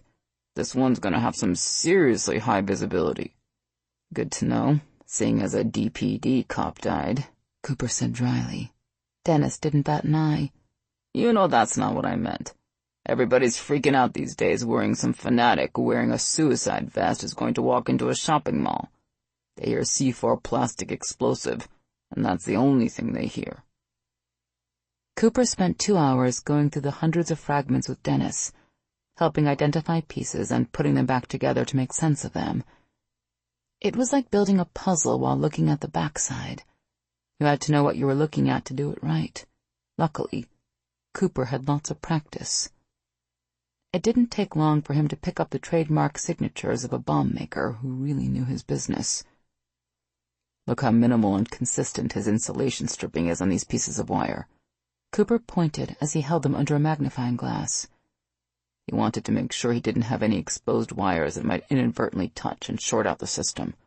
Take a look at the triple crimp marks on the end of this blasting cap, too. He moved the magnifying glass to that portion of the wire. Even though the cap looks like it was made recently, the bomber still took his time to seal it well so no moisture or humidity would get into it and keep it from going off properly. This isn't some good old boy just trying to blow something up. This guy's a pro. Cooper moved along the table, studying one of the circuit boards with its soldered wires. Shit. The more he dug, the more sophisticated the bomb appeared. This is some of the most complicated circuitry I've seen in an IED outside of Iraq and Afghanistan. Cooper picked up one of the circuit boards on the light table to study it closely. This part looks like a remote arming circuit, from a garage door opener, or a key fob probably, while the firing circuit is motion activated. That's some serious technology. Wait a minute, Dennis frowned. You said remote arming. Are you saying the bomber was someplace close to the garage when he armed the device? And if he was, how close? 500 to 1,000 yards maximum. We have a ton of security and traffic cam footage from around the industrial complex, Dennis said with a grin. If we're lucky, our bomber might just be on there. Cooper set down the circuit board. If I'm right about this part of the firing circuit being motion activated, it's possible the bomber waited until he saw the target enter the garage before he armed the device. You mean Swanson really was the target? Dennis asked. Cooper shook his head. Not necessarily. It's a large garage. The bomber could have armed the device without realizing an off-duty cop was doing a security sweep. Swanson was still an unintended target, but if you can figure out who else went into the garage around the time of the detonation, you might be able to figure out who it really was. Dennis clapped him on the shoulder. I think I may owe you another dinner after this one, buddy. Cooper grinned and pulled off his gloves. You say that now, but the last time I came over you complained I was going to eat you out of house and home. Dennis laughed. This time, I'll remember to stock up. Chapter 4. Everly was still getting dressed when Landry knocked on the door. It wasn't her fault. He was 5 minutes early. She ran to the door in her bare feet, still trying to get the zipper up on the back of her little black dress. "Wait," Mia whispered as she ran after her. "I'll get the zipper while you put on your shoes. You don't want a guy thinking you're high maintenance on the first date. Spring that on him after the third one." Everly hopped in place on one foot, dragging on her heels, while Mia did up her zipper. "I thought the third date rule had something to do with sleeping with the guy." Landry rang the doorbell this time, but she and Mia ignored it. There was some rule about making a guy wait at the door a certain amount of time, too. Everly was sure, but she couldn't remember what it was. "Wait to sleep with a guy until the third date?" Mia gave her an incredulous look. "When were you raised? The 20th century?" Everly laughed as she adjusted her dress and struck a pose for her friend. "How do I look?" "Dazzling," Mia said. "You'd better be worthy, girl, or I'm going to send him packing." Everly smiled at Mia over her shoulder as she reached for the door. "I don't think you have to worry about that." She didn't know about Mia, but when she opened the door and saw Landry, she sure as heck wasn't going to send him packing. She'd expected him to dress up a little since they were going to a French restaurant, but Everly had been out with guys who thought dressed up meant putting on jeans and a clean t-shirt. It was clear Landry and she had the same definition of fancy. He looked sharp and edible in a wool-blend jacket perfectly tailored to show off his broad shoulders and muscular chest, a light blue dress shirt, and a snazzy tie. If she didn't know better, she'd think she was looking at a GQ cover model. The smile Landry gave her made her wonder if he knew what she'd been thinking, or that he'd heard her and Mia talking through the door. While both were equally embarrassing, they were also equally unlikely. His warm brown eyes slid down her body, lingering on her bare legs before moving back up again. He must have liked what he saw, because he got the same smolder in his eyes that he had last night. After a look like that, maybe they should skip dinner and head straight for dessert. Behind Everly, Mia cleared her throat, reminding her that yes, Her roommate was still standing there waiting to meet Landry. Everly stepped back with a smile. "Come on in. There's someone I want you to meet," she said. "Landry, this is my roommate and best friend in the world, Mia Barlow. Mia, meet Landry Cooper." Mia stepped forward and extended her hand, tilting her head back to look up at him. "Everly's told me so much about you, but she didn't mention how tall you are. Wow." He chuckled and gave her a self-deprecating shrug as he shook her hand. "It's the shoes. They add a couple inches, and call me Cooper. All my friends do." Everly remembered the other SWAT officers calling him by his last name the other night, and had meant to ask him why. "Why does everyone call you by your last name?" Landry flashed her that charming smile of his, dimples and all. Everly was pretty sure she heard Mia sigh. "I spent some time in the Army, and since everyone in the military wears their last name sewed on their uniform, you get used to people calling you that. There were a couple of times that I went so long without hearing anyone use my first name, I almost forgot what it was." Mia must have thought that was funny, or she was getting punchy from standing too close to Landry, because she let out a girlish giggle. Everly suddenly had a vision of rolling around in bed with Landry, passionately moaning his last name. Nope, that wasn't going to work. "Mia can call you Cooper if she wants, but I'm not," she said. "There's no way I'm calling the guy I'm dating by his last name. That would be totally freaky." Landry's mouth twitched. "If it makes you comfortable, you can call me anything you want, except for Pookie Bear or Snookums." Everly giggled along with Mia this time. "How about we just stick with Landry?" "Works for me." He flashed his dimples again and glanced at his watch. "You ready to go? I made the reservation for 7:30. "I'm ready. Let me grab my purse and we can be on our way." Everly headed to her bedroom, still smiling at the thought of anyone calling the big SWAT officer Pookie Bear. That name was going to be stuck in her head all night now. Mia followed her into the bedroom and leaned against the door jamb. "Oh, God, he's hot as hell. Do you think he has any friends?" She was about to mention the team of attractive SWAT cops she'd met last night, but then a realization struck her. "Wait a minute. I thought you were seeing that guy. What's his name? Felix?" Mia waved her hand. "Yeah, but that doesn't mean I can't see someone else at the same time, especially if that someone else looks anything like Cooper." Everly shook her head. "Cooper? You're seriously going to call him by his last name? And does Felix know you have an open relationship?" Mia smiled. "Cooper fits him. I see why all his friends call him that, and I definitely want to be his friend. As far as Felix seeing other women, he sure as hell better not be. Our relationship is a dictatorship, not a democracy." Everly grabbed her evening purse from the bed, checking it again for the essentials: lipstick, mascara, iPhone, and emergency cab fare.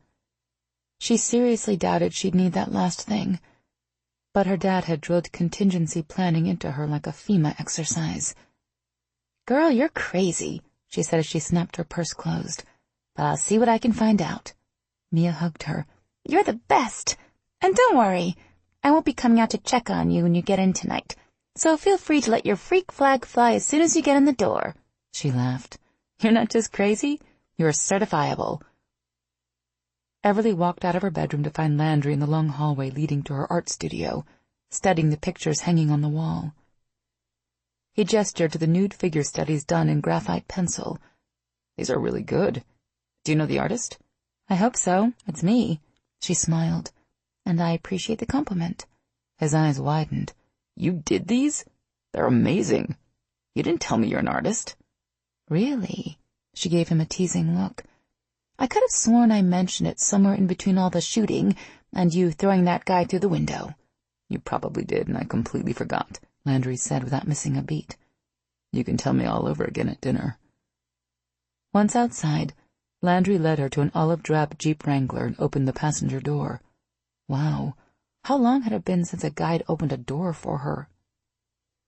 Everly was about to get in when she saw 3 perfectly round holes in the side of the Jeep to the front of the passenger door. She stepped closer, then looked at him.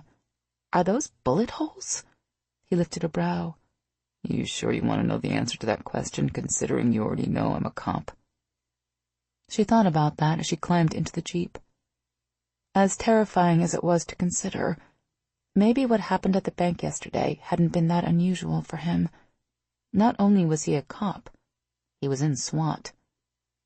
She didn't know much about them, but she got the feeling from all the tactical gear they wore and weapons they carried. He was probably involved in shootings often enough that he no longer reacted the way a civilian would. "I guess I forgot what you do for a living," she said when he got in beside her. "I suppose getting shot at sort of comes with the job." He didn't say anything as he drove out of the parking lot and turned onto the main road headed toward the 635 loop. Everly sat there in silence for a moment, debating how much she wanted to know about his job. "Were you in the Jeep at the time it was shot up?" Landry gave her an appraising look before turning his attention back to the road. "No, but I was standing outside it on the driver's side. If it helps any, it's the first and only time my vehicle has ever been shot at, and the people who did it are some of my best friends now." She stared at him, waiting for the punchline. There wasn't one. "Seriously? You're friends with people you put in jail?" He flashed her those dimples, almost making her forget what they were talking about. "They're not in jail. They were just some people who got on the wrong side of a situation and made a few dumb decisions. Our team took them in and helped them out. Hell, Becker, the wise ass you met last night, is in love with one of them." Everly was pretty sure her mouth was hanging open. "You're making this up, right?" He held up 2 fingers. "Scout's honor. Every word is true. Trust me, the crap our team gets involved in could be in a book. It'd be a bestseller for sure." She still wasn't sure if he was pulling her leg or not until he told her about Becker and his girlfriend Jaina, the 4 people they lived with, and how the bullet holes ended up in his Jeep. Everly got the feeling Landry was censoring the details to protect the people he and his SWAT team had helped. But still, it was an amazing story. Everly was so focused on the conversation she didn't even think about where Landry was taking her until he pulled up in front of a very familiar restaurant. She turned to him excitedly. "You got us a table at Chambre Française with only a day's notice? Mia and I have tried to get in here 4 times and couldn't. They're full year-round." Landry smiled, but didn't say anything as the valet came over to take the keys. When a second valet hurried over to open her door, Everly stepped out, then stood gazing at the traditional French architecture reminiscent of Paris. She hadn't been kidding. She'd been trying to get into this restaurant since she was old enough to have enough money to afford the place. She felt like Cinderella going to the ball. She was so excited she could have kissed Landry right there. Not that she needed much of an excuse to kiss him, but he couldn't have picked a more perfect place if he'd read her mind. "I wish I could take all the credit, but my boss did a favor for the chef a while back, and the guy gave him a lifetime invitation to eat here any time he wanted. No reservations required," Cooper said. "It wasn't hard for him to help me get seating for 2, though it might be in the kitchen for all I know." "I'll take it," she told him as he took her hand, and they strolled toward the crowd waiting to get inside. "Heck, I'll wash dishes if they want me to. I don't care as long as I can eat here." When they checked in at the front desk, Everly expected they'd have to wait forever, but 2 minutes later, the hostess led them to a small table in a secluded alcove near the back of the restaurant. As soon as they sat down, a short, heavy-set man wearing an apron came to their table, a welcoming smile on his face. "You must be Landry and Everly. Gage said you'd be easy to recognize, and I see that he wasn't wrong," he said in a lightly accented voice. "I am Emile. I am so happy you chose my little restaurant for your date." Emile shook hands with Landry, then gallantly kissed the back of hers. She looked around the dining room, taking in the brocade wallpaper, gold accents, and elegant crystal chandeliers. "I'm not so sure I would describe this place as little, but I'm truly looking forward to eating here," Everly said. "The aromas coming from the kitchen are heavenly." The man beamed, his cheeks blushing a little. "You are too kind, mademoiselle. I promise you a dinner neither of you will ever forget. You have my word on it." Taking their intricately folded napkins from the table, Emile smoothly opened them and draped the fine linens across their laps, then began to reposition their silverware. "Thank you for finding us a table," Landry said. "I know it must have been difficult on such short notice." Emile shook his head. There is always room for my friends, and anyone who is a friend of Gage's is a friend of mine, so sit back and enjoy yourself. This table is yours as long as you would like to stay. Everly expected Emile to tell them that a server would be coming by to take their order, but instead he told them he would construct a menu perfectly suited for them and cook it himself. I will have your drinks brought out in a moment, he added. Bon appetit. Then he walked away, leaving them looking at each other. Did he just say he was going to cook our meal himself? She whispered. Landry nodded. Yeah, I guess he did. But how is he going to know what we like? She laughed. Who cares? If Emile is cooking your dinner, it's going to be good. A waiter brought a bottle of white wine, opened it, and poured 2 glasses without saying a word. Everly took a small sip. While she wasn't a connoisseur, she did drink wine on occasion, but she'd never had anything this good. She hoped Landry knew what he was in for when it came to the bill, but he didn't seem worried at the moment. Landry held up his glass, the flicker of the candle on the table giving his eyes a sexy glow. To the best date ever. She returned his smile, gently clinking her glass against his. This was already well on the way to being the best date she'd ever had, and they were just getting started. As they sat there, their hands only a few inches apart while they sipped their wine, their knees practically touched under the table, Everly was struck by how quiet and private their little alcove table felt, like there was no one in the restaurant but the 2 of them. A romantic dinner with a stunningly attractive cop who had saved her life? It was something out of a fairy tale. Why a French restaurant? Landry asked softly. You always hear people say they like Mexican, Chinese, Italian, fusion, or Thai, but I don't think anyone has ever told me that French food is their favorite. She shrugged as she drank more of the wine and let it roll around on her tongue.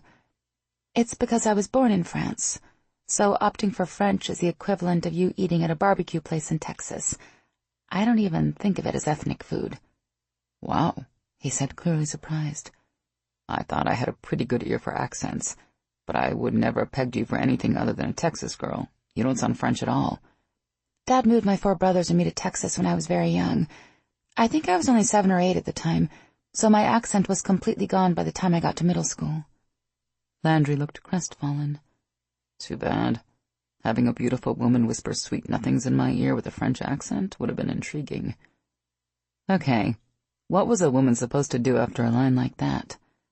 Everly couldn't resist leaning closer and giving him what she hoped was a sexy, come-hither look. I think I may be able to help you with those sweet little nothings, she said in her best French accent. At least, she hoped it sounded French. She hadn't spoken more than a few dozen words in the language in years, and all that had been around her family. For all she knew, her accent may have come off more Pink Panther than Sex Kitten. But Landry must have liked it because his eyes got this seriously intense smolder. And when he tilted his head just so, the lights from the chandelier reflected back in the hottest way possible. Like those brown sugar eyes of his were lit gold from within. Damn, talk about sexy. They were so close that Everly could feel the heat pouring off his body. Or maybe she was the one getting warmer. It was difficult to tell. Pulse quickening, she wet her lips with her tongue. Landry's eyes followed the movement, a slightly predatory smile crossing his face. He leaned a little closer, ratcheting up the heat in the tiny alcove another few degrees. Everly parted her lips in anticipation of the kiss she knew was coming. But before Landry closed those last few millimeters left between them, a meal appeared with their appetizers. Landry smiled and sat back. As Emile placed the beautifully arranged plates on the table, Everly reluctantly did the same. We will begin with a trio of pork rillettes, with pickled dried apricots, Alsatian tart flambé, and salmon trout tartare with caviar. While they all sounded delicious, Everly was far more focused on the kiss that had almost happened than anything the chef was saying. Considering how long she'd waited to eat at Chambre Française, that should have surprised her, but she found it hard to turn her attention to the food. Landry was much more appealing. Even though she remembered him saying something in the car about being hungry, he didn't go for the food right away either. Instead, he sat there gazing at her as if she was the most fascinating thing he'd ever seen. "You were the only girl in a family with 4 brothers, huh?" he finally said. "That must have been interesting growing up." She nodded, casually picking up one of the tarts and hoping her hands didn't shake. What had Emil said was on this one? Mia would almost certainly ask how the food had been, and Everly wouldn't even be able to tell her what they'd eaten. "It was fun when I was younger," she said as she set the tart on her plate. "They watched out for me and took me places and always treated me like a princess. Not to mention bought me anything I wanted, took me to whatever movies I wanted to see and played all kinds of games with me." Landry chuckled. "I can definitely see you wrapping men around your little finger." Everly couldn't help but wonder if perhaps that's what he thought she was doing to him, and if it was working. Their attention became less endearing as I got older and started having ideas about what kind of clothes I should wear, and how much time I should spend hanging out with my girlfriends. And boys, of course. She picked up her fork and cut off a small piece of the cheesy tart. "Sometimes they could be a bit overprotective." He raised an eyebrow. "Would they approve of the boy you're currently spending your time with?" Everly laughed, enjoying their playful conversation. Even if she wasn't able to pay proper attention to a special meal, she wasn't likely to have again any time soon. "Yes, they're still overprotective, but I'm my own person, and make my own decisions about what I do and whom I spend my time with." "That probably doesn't make them very happy." He took a bite of the pork roulettes, his perfect white teeth practically mesmerizing. There was something so sensual about the way his mouth moved when he ate that made her think she could watch him do it all day. "Should I be concerned they may not like me?" "No, it doesn't. But they've come to respect my independence," she said. "And you don't have to be worried about them not liking you. Since you saved my life, I think they'll give you the benefit of the doubt." He winced. "I hadn't thought about them hearing about the bank robbery. That must have freaked them out." There was no way in hell she was going to mention her dad had sent 2 of her brothers to the bank with instructions to go in and get her if needed. "They were worried, but what you did made it onto the internet right after it happened. Once they realized I was okay, they were mostly interested in meeting you." Everly bit her tongue. Maybe she shouldn't have told Landry that. It was their first date, and she was already talking about him meeting her family. She hoped that didn't send him running for the hills. But he seemed to take it in stride. "I'd like to meet them, too. Then I can hear all about you growing up as a rebellious teen." She was about to tell him she hadn't been rebellious, but then changed her mind. If you asked her dad, rebellious was exactly what she'd been. "Any discussions about whether I was rebellious or not will have to wait until at least the 3rd or 4th time you meet them," she said with a smile. "I can't have you knowing all my secrets too soon." His mouth quirked. "I'm willing to wait. Secrets keep things interesting." A warm sensation settled in her stomach at the thought of spending enough time with any man as intriguing as Landry to learn all his secrets, and to be able to share hers with him. Not that she had much in the way of secrets, but it was the first time she'd ever been comfortable enough with someone she was going out with to consider it, especially on a first date. "The art you had hanging on your walls, is that what you do for a living?" he asked as he finished the last of the roulettes. She shook her head. "I wish. The figure studies and landscapes are my first love. I do that kind of stuff whenever I can, and even sell some of it now and then, but it doesn't really pay the bills. For that, I depend on my graphic art business. I design book covers, advertisements, postcards, promotional material, you know? When I'm not busy with that, I teach art down at the community center." "I'd love to see more of your work." The warm sensation she'd felt earlier burned a little hotter. She'd met a lot of guys who mentally checked out the moment she said the word art, like they thought men weren't supposed to have a creative side. Before she could say anything, Emil came over and delivered their next course, a small fish dish she completely missed the name of. Everly was about to taste it when she realized that so far she and Landry had spent the entirety of their date talking about her. She didn't mind a man who was willing to make her the center of his attention, but she was interested in learning about him too. So enough about me for now, she said. What about you? How long have you worked for SWAT? 3 years. Landry frowned, then smiled. Wait, actually, almost 4. I was fortunate when I got hired to the department. A lot of the time you have to do a year or 2 as a patrol officer before you can transfer into SWAT. But my boss was able to convince the brass to let me join SWAT straight from the academy. I think they agreed because I have a military background. Why SWAT? Landry was silent as he considered the question. It wasn't the work that attracted me to SWAT as much as the environment. They have my back and I have theirs. It's an amazing feeling knowing you can trust every member of the team with your very life. Being in SWAT is like a family. Everly never had a job where she worked with a lot of coworkers. Artists tended to work alone or in smaller groups. But she could understand how nice it would be to know the person you were working with wasn't looking to screw you over to get a pay raise or a promotion. Even so, she had a hard time believing any group could be that loyal, and she wondered if Landry was glossing over the less desirable people on his team. There had to be at least 1 or 2 me-first types there, right? But she wasn't about to point that out. Isn't it dangerous, though? She asked. Isn't your family terrified you'll get hurt? He lifted a forkful of fish to his mouth. I think my parents and brothers actually breathed a sigh of relief when I got out of the army and joined SWAT. Trust me, there's a reason I was getting hazardous duty pay while in the military. And I can honestly say it's rare when someone in SWAT ends up in the hospital.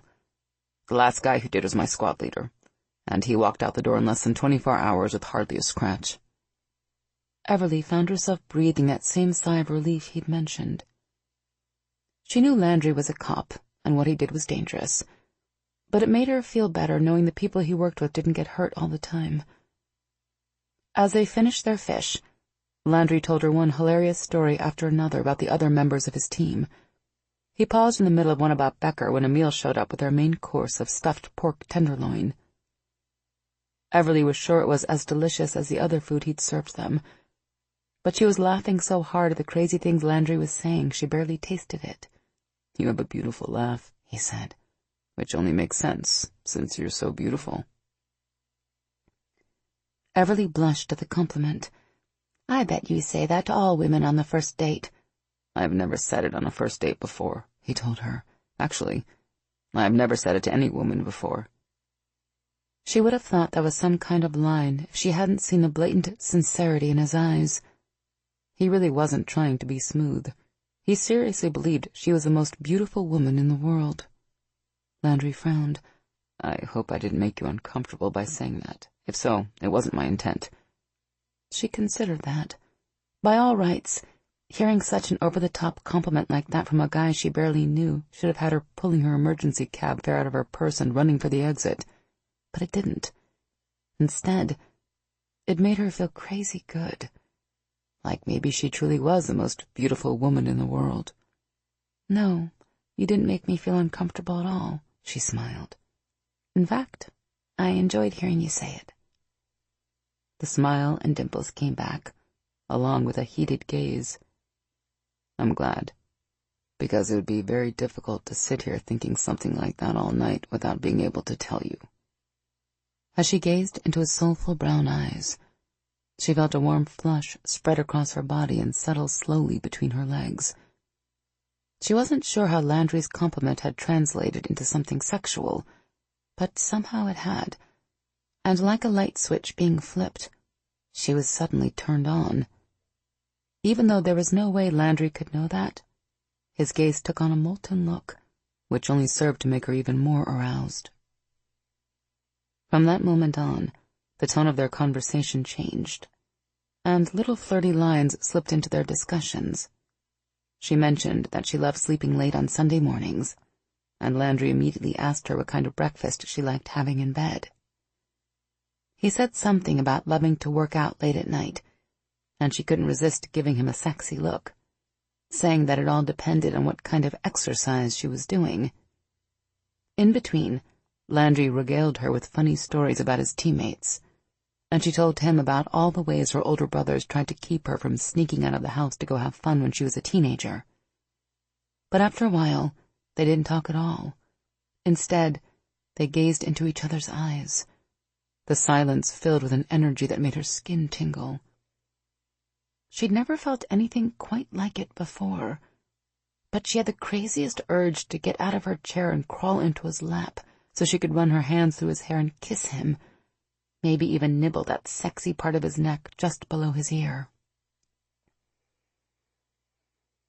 The image was so vivid she could almost feel Landry's hands yanking up her little black dress so he could get his hands on her bottom.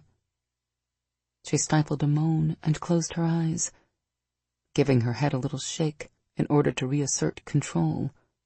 What the heck was wrong with her? She'd never acted this way with a guy in her life. The other courses of the meal came and went, but by now, Emile could have put a TV dinner in front of Everly, and she probably wouldn't have noticed. All she could focus on was a mesmerizing man in front of her.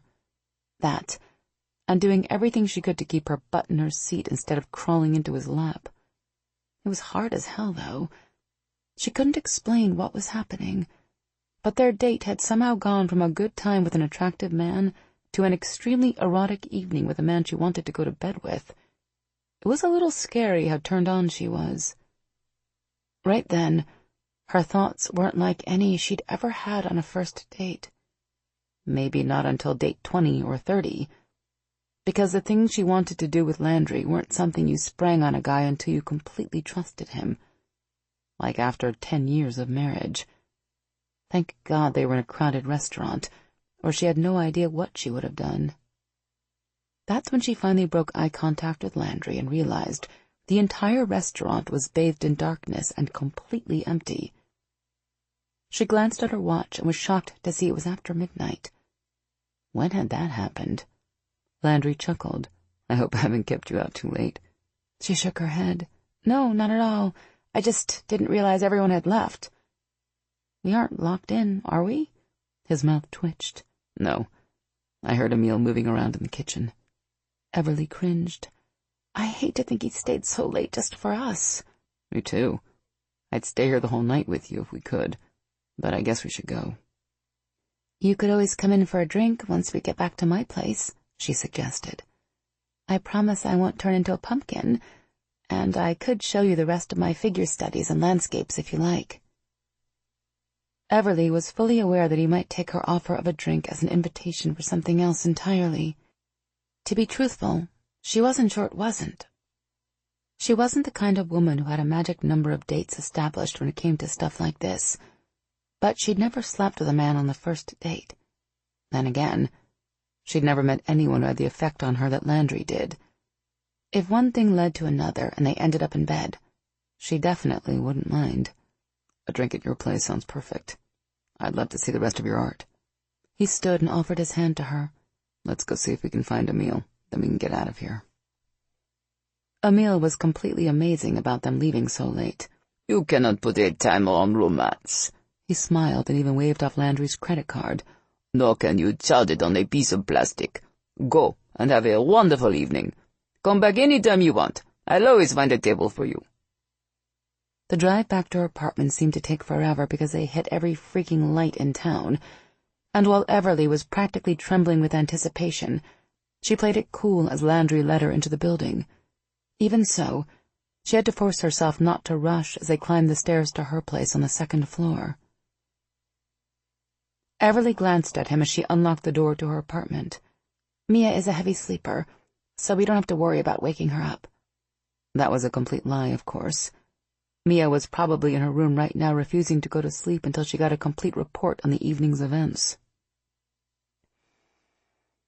Everly left off most of the lights, only flipping on the one that illuminated the hallway leading to her art studio/office.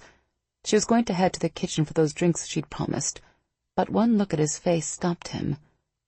He didn't look like he was very thirsty right then, at least not for alcohol.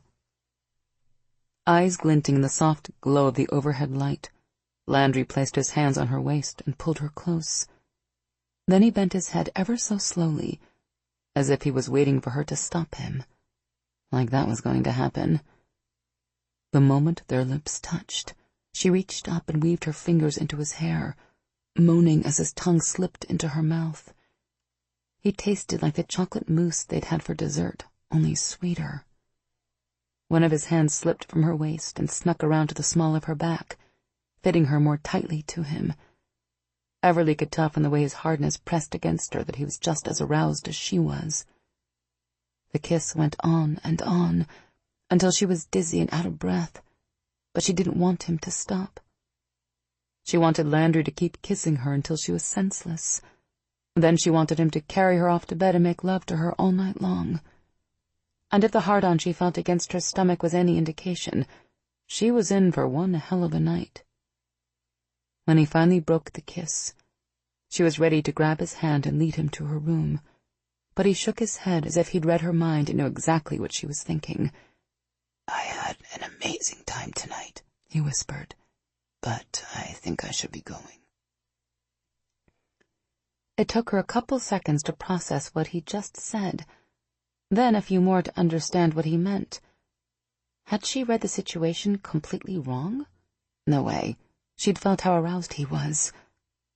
"Why?" she asked in confusion. He smiled, gently curling the ends of her long hair around his finger. "Because I think we both know there's something special happening here. And when something special happens, I think it's a good idea to take your time. We don't have to rush anything." That made sense, of course, but the urge to drag him into her bedroom was so strong it was like she was fighting off a living thing. She determinedly got a grip on her sex drive. "I don't mind if we take our time." But when he tipped her chin up and kissed her again, her resolve almost failed. If he hadn't been the one to pull back first, she wasn't sure if she could have. "I'll call you tomorrow," he said softly. Incapable of speech at the moment, Everly could only nod. At the door, Landry turned to give her a grin. "By the way, best date ever." Chapter 5.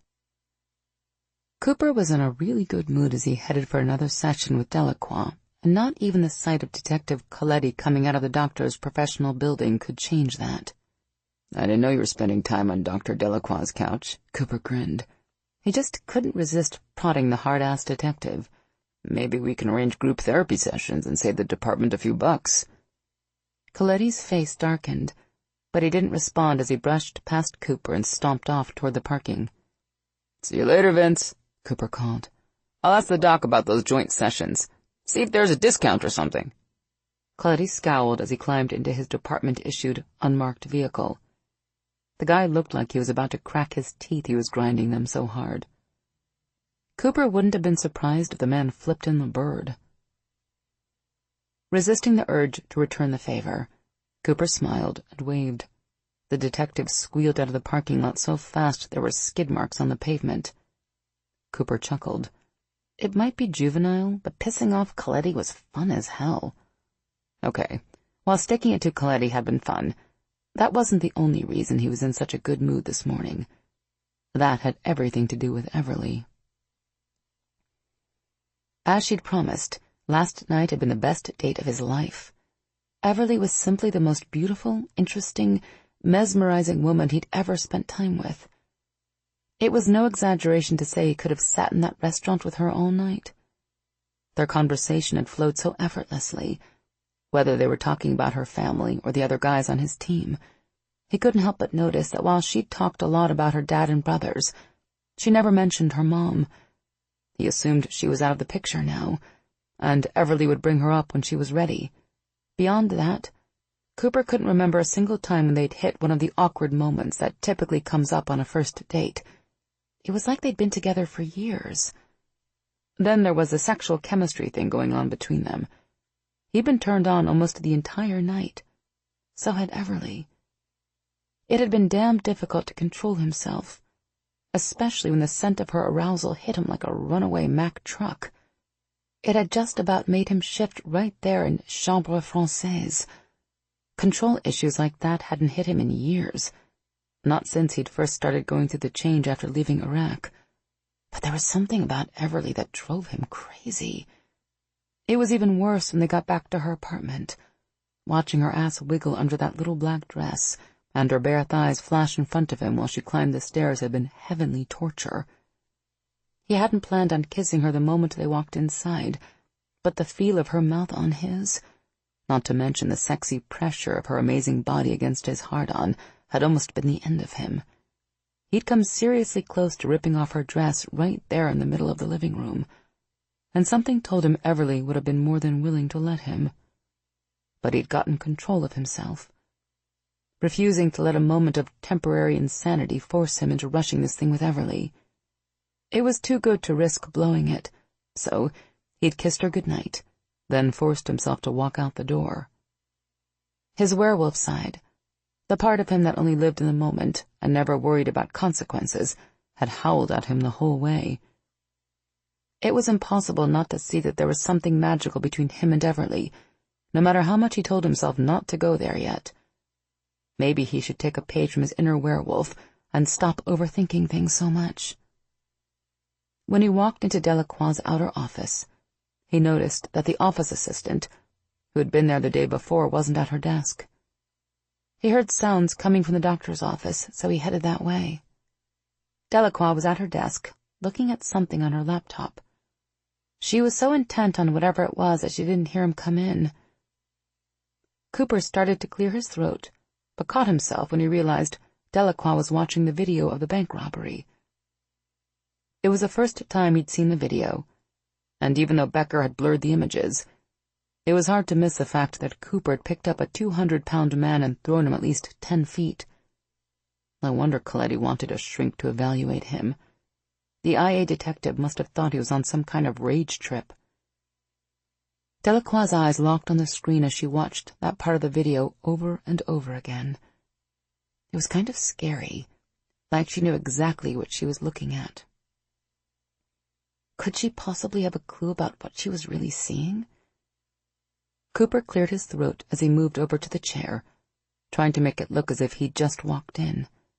Delacroix didn't jump like he expected.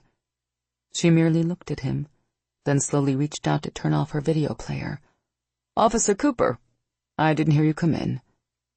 She regarded him calmly, even though she had to know he'd seen what she was watching. "Your assistant wasn't outside," he said. "I hope you don't mind that I just walked in." She glanced at her watch. "Not at all. You're right on time. Have a seat." "I ran into Detective Coletti from Internal Affairs on the way in," Cooper said as he sat down. "Can I assume he wasn't here for personal reasons?" She eyed him with that same neutral expression, and for a moment, he thought she wasn't going to answer his question. Maybe even tell him that her conversation with Coletti was none of his business. "Detective Coletti was interested in knowing if I'd reached a conclusion concerning your fitness for duty. And before you bothered to ask, I told him I hadn't, that we'd only met one time." Cooper tried to get a read on whether the doctor was lying by listening for an increase in heart rate, a change in breathing pattern, or tenseness in the body. But it was no use. He'd been around laptops that exhibited more outward signs of emotion than Delacroix. "I'm guessing he was hoping for a little more than that out of you," Cooper said. "He seemed pretty pissed when he shoved past me." "Really? I hadn't noticed." Cooper sincerely doubted that. Something told him Delacroix missed very little. He sat back and rested his ankle on his knee.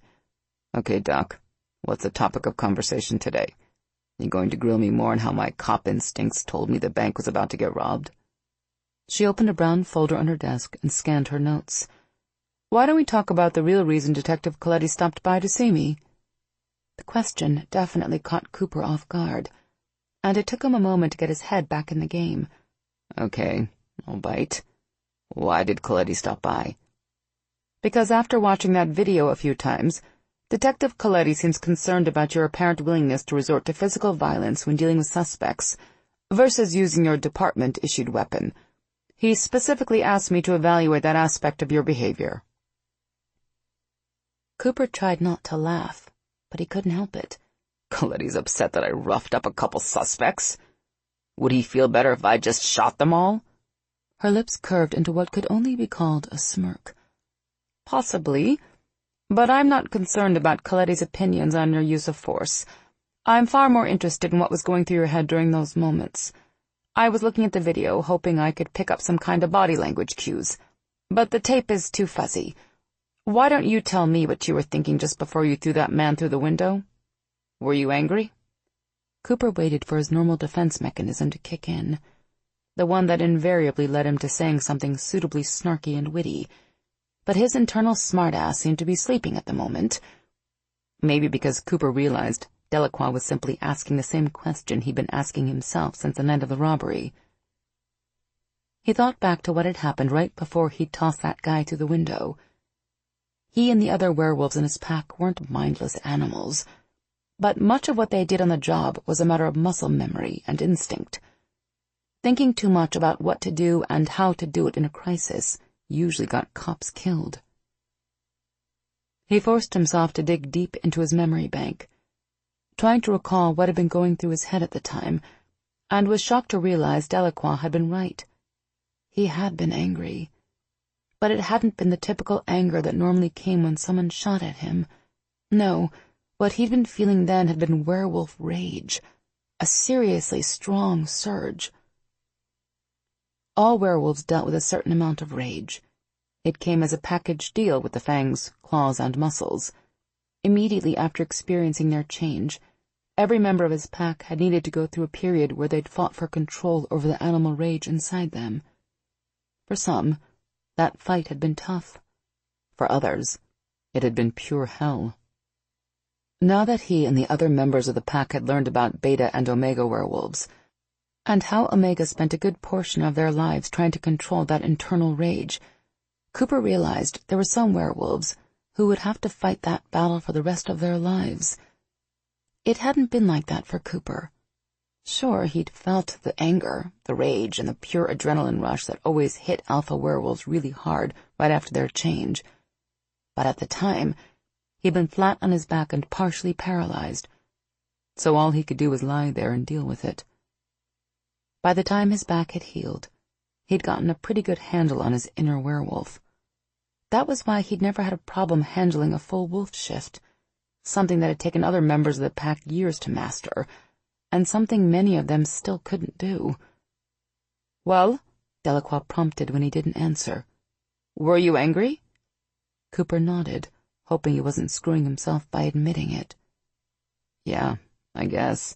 I hadn't really thought about it too much, but I was." At least Delacroix didn't start scribbling frantically in her notes. Instead, she regarded him thoughtfully. "Because the man shot at you."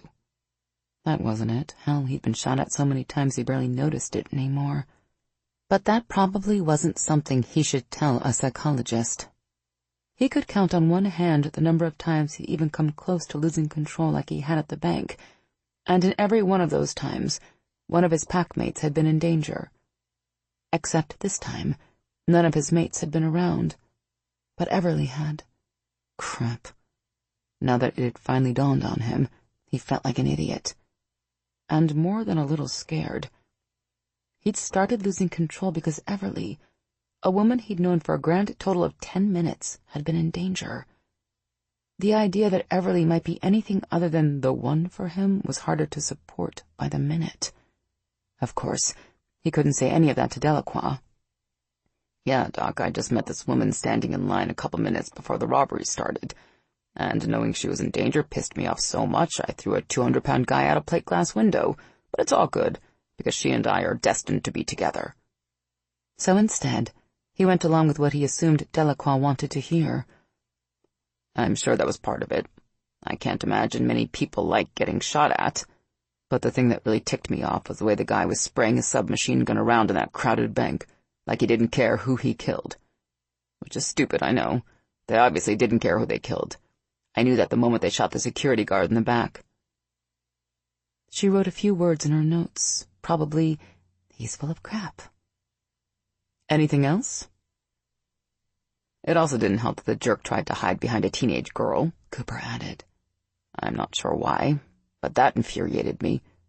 I couldn't shoot, not without hitting the girl, so I grabbed him and tried to yank him away from her. I guess I threw him harder than I thought." Delacroix didn't react to that admission one way or the other. She simply asked him about the guy he'd thumped against the wall, then the jackass who'd been holding Everly hostage with a gun to her head. I could see on the video that you and he were speaking to each other, but there was no sound. What was he saying to you? Delacroix asked. Cooper caught himself just before a growl slipped out. Just thinking about the man who threatened Everly made his gums and fingertips tingle. He wanted to drive straight down to the county jail right now and tear the guy apart. The guy wanted to use her as a hostage, a shield. He thought if he walked out of the bank with her in front of him, the police would let him get away. That I would let him get away. I told him that wasn't going to happen. You didn't think the man would release her if you let him go? Delacroix asked. Cooper shook his head. I knew I'd never see her alive again if I let them walk out that door. So you just rushed him without a weapon? It wasn't like Cooper could tell her that he'd had all the weapons he needed, so he nodded. It didn't seem like I had much of a choice. Delacroix didn't say anything for a while, content to sit there and scribble more notes on her pad. When she was done, she looked up and took off her reading glasses. You seem a bit more relaxed today. More open. He shrugged, as surprised as she apparently was that he was saying any of this in the first place. All he could think was that being with Everly last night had put him in a chatty mood. If he kept up like this, people were going to think he and Becker had switched bodies. Cooper gave her a smile. Maybe I'm just in a good mood. Mind if I ask what put you in such a good mood? Yesterday you were extremely upset about being suspended during the investigation and resented our mandatory sessions. What changed? He considered making up something, or simply refusing to answer. But he knew Delacroix would keep digging until she figured out what he was hiding. Besides, it wasn't like he had anything to hide. I went out on a date last night. Delacroix set her glasses on the desk and sat back in her chair. It must have been some date because you seem like a different person than you were yesterday. Cooper couldn't help smiling. Maybe he was a different person today. It was one thing accepting the concept that theoretically there was one perfect woman for you out there in the world. It was completely different once you actually met her, and he was pretty sure he had. There couldn't be any other explanation for the way he'd been acting and feeling since meeting Everly. It was like anything was possible now. It was a pretty amazing date, he admitted to Delacroix. In fact, I think I may have stumbled over that rare, 1-in-a-billion woman I meant to be with. Cooper was still smiling when he left Delacroix's office, mostly because she'd implied it wouldn't take many more sessions before they were done, and he could get back on the job. But also because talking about stuff, even if he had to hide the dangerous details of being a werewolf, was kind of cool. Since he'd joined the pack almost 4 years ago, he'd somehow become the person everyone came to for guidance and advice, or to just plain vent. It felt nice to finally be able to talk to someone about what he was thinking or feeling. He never imagined he could talk to a total stranger about anything personal, like why the date last night with Everly had been so amazing from others he'd gone on, but he could, so he wasn't going to overanalyze things. He glanced at his watch as he walked to his Jeep and saw that it was barely noon. If he wasn't suspended, well, technically he was on paid leave, but it was a suspension as far as he was concerned. He would have headed to the SWAT compound. He supposed he could go home and start on the new graphic novel he had. Hell, he might even want to clean up his place just in case he wanted to bring Everly over. He should probably go grocery shopping, too. He lived off fast food restaurants and delivery pizza most of the time. The only stuff he kept stocked in his place was beer, soda, and junk food. He climbed into his Jeep, planning to hit the H-E-B store on the way home for some food Everly might like. But the mere thought of her had him reaching for his cell phone. She answered on the second ring. "Hey, Landry, what's up?" Cooper grinned at the sound of her voice, imagining her standing in front of an artist's easel, cell phone in one hand, a paint-smeared brush in the other, and a big smile on her face. "Nothing much," he admitted. "I just wanted to call and tell you I had a great time last night."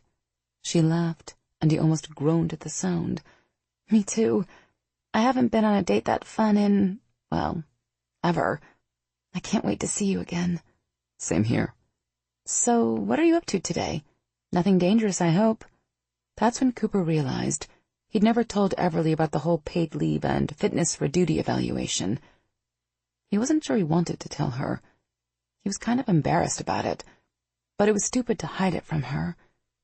It was bound to come up in conversation at some point, especially since he didn't have a clue how long the suspension crap was going to last. The sessions with Delacroix might be going well, but Coletti could drag out his investigation as long as he wanted. Actually, I'm not doing too much of anything right now. Since I was involved in a shooting at the bank robbery, the department has me on paid leave until they finish the investigation. About the only thing I have on my calendar for the next couple days is my sessions with a department-appointed psychologist, and I just finished today's. I kind of have a lot of free time on my hands right now. That sounds like a pretty crappy way to treat a cop who saved so many people, Everly said. But their loss is my gain. You want to get together and do something? He could think of 1,000 things he wanted to do with her. I'd love to, but I didn't mean you had to blow off work. She laughed. Don't be silly. I work for myself, which means I can take time off whenever I want. So if you want to get together and hang out, I'm game. It's hard to say no when you put it that way, he said with a laugh. Good, because my schedule is wide open this afternoon.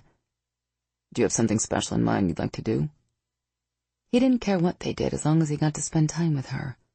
Surprise me. 1,000 ideas popped into his head, but he got the sensation Everly wasn't interested in the typical date stuff. She seemed like the kind of woman who would appreciate doing something a little different. He knew just the thing. I'll pick you up in 20 minutes then. And wear something casual. Shorts and a t-shirt are fine. And tennis shoes. No flip-flops. He had an ulterior motive for suggesting shorts. Anything to give him a chance to get another glimpse of those perfect legs. But she didn't need to know that. Oh, and bring a change of clothes so we can go out to dinner later. What exactly are you planning? You said to surprise you. See you in 20. Grinning, he thumbed the red button on his phone, then hit the speed dial for Becker. He needed his friend to get some gear ready if he was going to pull off what he had planned. 40 minutes later, he pulled his Jeep into the gated SWAT compound and parked in his usual spot. What are we doing here? Everly asked, as he led her toward the admin building. She'd hounded him the entire drive over, trying everything to get him to tell her what they were going to do, but he'd resisted. He wanted the pleasure of seeing her eyes light up when she found out what he was up to. You'll see soon enough, he said, giving her hand a tug. Come on, there are some people I want you to meet. He held open the door of the admin building, his gaze caressing her long legs as she walked in ahead of him. Everly might be an artist, but it was obvious from the tone in her legs that she exercised a lot. The first floor of the admin building was essentially a big open space with enough desks and chairs for the entire pack, except for Gage. He had a private office. It was your typical bullpen setup, but he and the other guys had jazzed it up with posters, a TV, and a slick paint job. Becker and Alex were leaning back against one of the desks, while Jaina swiveled in an office chair. All three looked up at their approach. Everly, you already met Becker and Alex, Cooper said. And this is Jaina Winston. For reasons none of us understand, she's Becker's girlfriend. Jaina laughed and got up to give Everly a hug. Eric told me all about what happened in the bank. I'm glad you're okay. But let me warn you now, you probably shouldn't believe half the stuff Cooper tells you. These guys all make up stuff. Only to make it more interesting, Becker grinned. Jaina gave him a look. Uh-huh, Everly smiled. So I probably shouldn't have believed Landry when he told me that you were one of the people who helped shoot up his Jeep. Cooper had about half a second to cringe before Jaina burst out laughing. Actually, that one you can believe. His Jeep wouldn't have those holes in it if it wasn't for me. That's okay, Cooper said. It looks better with the holes in it anyway. Everly didn't look convinced, but her lips curved up at the corners all the same. Becker pushed away from the desk. You guys ready? Ready for what, exactly? Everly asked. Cooper wouldn't tell me. I told you. It's a surprise. He took her hand and fell into step beside Becker and Jaina. Everyone else still out providing security for the warrant and search teams? Yeah, Becker said as they walked past the volleyball courts and steered away from the shoot lanes toward the cluster of training houses in the rear of the compound. The FBI, ATF, and the DPD are checking out every possible source of military-grade explosives in the state. I don't know exactly what they're looking for, but anyone with a connection to military weaponry seems to be on their radar. They have a stretch so thin the gauge has us going out in teams of 2 and 3. Xander even had to cover a warrant session this morning completely on his own. You need to get your ass off paid leave and get back here. Cooper shook his head. I'm trying, man. I'm trying. Beside him, Everly eyed the single-story training building in the very back corner of the compound as they approached. The place had no doors or windows, and almost everything inside was cheap and replaceable. This was one of their facade houses, nothing but the shell of a building that they could set up to do any kind of training they needed. One day it might be set up to look like a meth lab. The next it could be reconfigured as a residential hostage scenario. But today, the only thing he needed the building for was its sturdy flat roof and outside walls. He led Everly inside and up the steps to the roof. Becker and Jaina hung back to give him time to spring his surprise on Everly. When they came out on the roof, her eyes widened as she took in the harnesses, ropes, and gloves. She turned to him. "Are you going to teach me how to rappel?" At least she hadn't freaked out and run screaming down the stairs. You told me to surprise you. He hesitated, trying to figure out what she was thinking and failing miserably. Want to try it? She walked over to the edge of the roof and cautiously looked down. There was a low parapet along the edge of the roof, but he followed her anyway, just to make sure she didn't fall. She took hold of his hand, then peeked over the edge, blanching a little. After a moment, she took a step back and looked at him. "I'll give it a try," she said. "But I have to warn you, I don't do well with heights." Don't worry about it, he smiled. It's completely normal to feel a little queasy when you look down. But trust me, after a while you won't even remember how high you are. She peeked over the edge again. "If you say so. What do we do first?" Let me get you into harness and set up the ropes. Then I'll teach you everything you need to know. He led her over to a collection of straps, buckles, and rings on the rooftop, then had her stand in the middle of one. Kneeling down, he slowly began to get everything situated. The position made it damn hard to concentrate. It was impossible to miss the delectable scent coming off her body, or the way her cute little belly button kept making an appearance whenever she stretched and her t-shirt slid up. The urge to lean forward and kiss her toned stomach was hard to resist. The temptation got even worse when he started positioning the leg straps around the top of each thigh. Would you like to do this part? He asked, hoping she didn't notice how turned on he was getting. These two pieces need to snug up tight around your thighs. You'd better do it, she said, and he swore he saw a little smile tease her lips. I wouldn't want to mess up and do something wrong. Safety first and all that. Safety first, he agreed.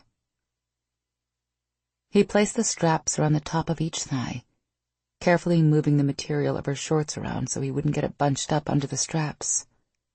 He tried to stay professional whenever his hands came into contact with the bare skin of her legs, or the cloth-covered junction between her thighs, but there was only so much he could do.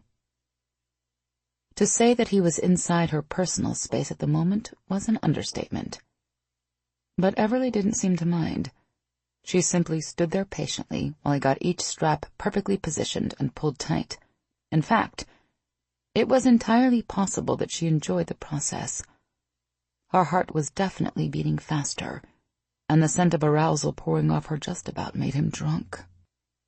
When he brought the main waist strap around from her back and cinched it down in the front, it would have been so easy to pop open the button on her shorts. Just a little flick of his fingers, and he'd have an even better view of that sexy midriff. He glanced at Everly to see her looking down at him with heavy, almost sleepy eyes. Was she thinking the same thing he was? Cooper firmly shoved those thoughts aside. Everly could get hurt out here if he didn't focus on what the hell they were doing. He took a deep breath and stood, then checked her harness to make sure everything was cinched properly. Aren't Jaina and Becker rappelling? She asked as he handed her a pair of heavy leather gloves. He shook his head as he went to work on his own harness. They'll come up after the first time you do it. They don't want you to get distracted or feel rushed. Once they were both ready, Cooper spent some time showing her how the rappelling rope went through the carabiner and how she could position the rope behind her to stop the rope from sliding through the ring, or hold her arm out to the side to let it slide through. Then he held one end of the rope and had her lean back while they were both still in the center of the rooftop, letting her learn to trust that the carabiner would keep her from sliding down the rope until she held her hand in the proper position. He knew Everly was nervous, because he could hear her heart beating even faster than when she'd been aroused earlier. But she still paid attention to what he was saying, asking smart questions and responding properly when he gave her directions. Soon enough, she was so focused on the technical part of what they were doing that she relaxed. He grinned. "You're doing great. You ready to start?" She smiled back and nodded. "Just stay close." "Always," he told her. Cooper attached the end of 2 ropes to the heavy metal rings mounted in the center of the roof, then locked the ropes into their harnesses before slowly backing them toward the edge of the roof. "Stand up straight and tall until you get to the edge of the roof," he instructed. "Then let a little rope slide through the ring with each step." Beside him, Everly licked her lips and moved carefully to the edge of the roof until she was standing right on it. She glanced behind her at the ground 14 feet below. "Okay, now what?" "First, stop looking down. You can worry about the ground when you get there. Right now, I want you to keep your attention on me and what I'm saying." She obediently looked at him, and he was a little stunned at the blatant trust he saw in her eyes. "I can do that," she said with a nod that made her ponytail bounce in the cutest way. "You're kind of easy on the eyes." "Nice to know," he chuckled. "Keep your arm in the stop position, then try to lean backward off the roof." She frowned, like she thought he was crazy, but then she did it. Her brow furrowed even more. "I can't, the rope won't let me." He smiled. "That's exactly why I asked you to do it. I wanted to show you that you can't fall if you put your right arm behind your back. Even if you slip going down the wall, just put your arm behind you and you'll stop. Make sense?" "Yep. Arm out to slide down, arm back to stop." "Okay, now for the hardest part. To get the angle necessary for the rope to slide through the ring properly, you have to let out enough of it to stand out almost perpendicular from the wall. That can be scary the first time because you really have to commit, and it will feel like you're hanging in space." Everly started to look at the ground, then snapped her eyes back to him. "Can you show me what you mean?" "Sure thing. Just watch what I do." He slowly let the rope slide through the ring a little bit at a time, keeping his legs locked until he was leaning straight out from the edge of the roof like a gargoyle. Then he looked at her. "Your turn. Just take your time, and remember that I'm right here to talk you through it." Everly kept her eyes on him and tipped back like she'd been rappelling for years. She didn't bend her knees like a lot of first-timers did, instinctively trying to hug the wall so she wouldn't hang out in space. She didn't even look down that much. "That was easy enough," she said. But while she might look calm, her heart was still racing. "What's next?" He gave her an appraising look. "Are you sure you've never done this before? Because you're a natural." She laughed and shook her head. "No, are you crazy? I'm an artist, not a daredevil. If you weren't right beside me, I wouldn't be doing it now." Cooper liked the hidden implication in those words. Unable to resist, he leaned close and kissed her. Everly kissed him back. Damn, who knew that rappelling could be so sexy? "Okay, we're past the hard part," he said as he pulled away to give her space to work. "Now we just hop down the wall, letting out a little rope each time. Ready?" She nodded, then took a deep breath and pushed away from the wall with her feet. She swung out and down about 2 feet, touching lightly against the wall beside him. "Perfect," he grinned. "Let's do it again." And just like that, Everly was rappelling down the wall. By the time her feet hit the ground, she was giggling like a kid. Clearly she'd enjoyed herself. "Can we do it again?" she asked excitedly. "We can, but don't get careless." He unhooked her from the rope. "And don't forget what I taught you." She nodded and turned to run back inside and up the steps to the roof. Cooper followed, finding Everly properly hooked in by the time he caught up. But she still patiently waited while he checked her gear, then strapped in himself. Jaina and Becker set up 2 more ropes, and within a few minutes, all 4 of them were bounding down the wall and covering a lot more distance with each hop. But after the 4th time, Everly grew bored with the 1-story building. "Can we do something higher?" He jerked his head at the 2-story facade next door. "How about that one?"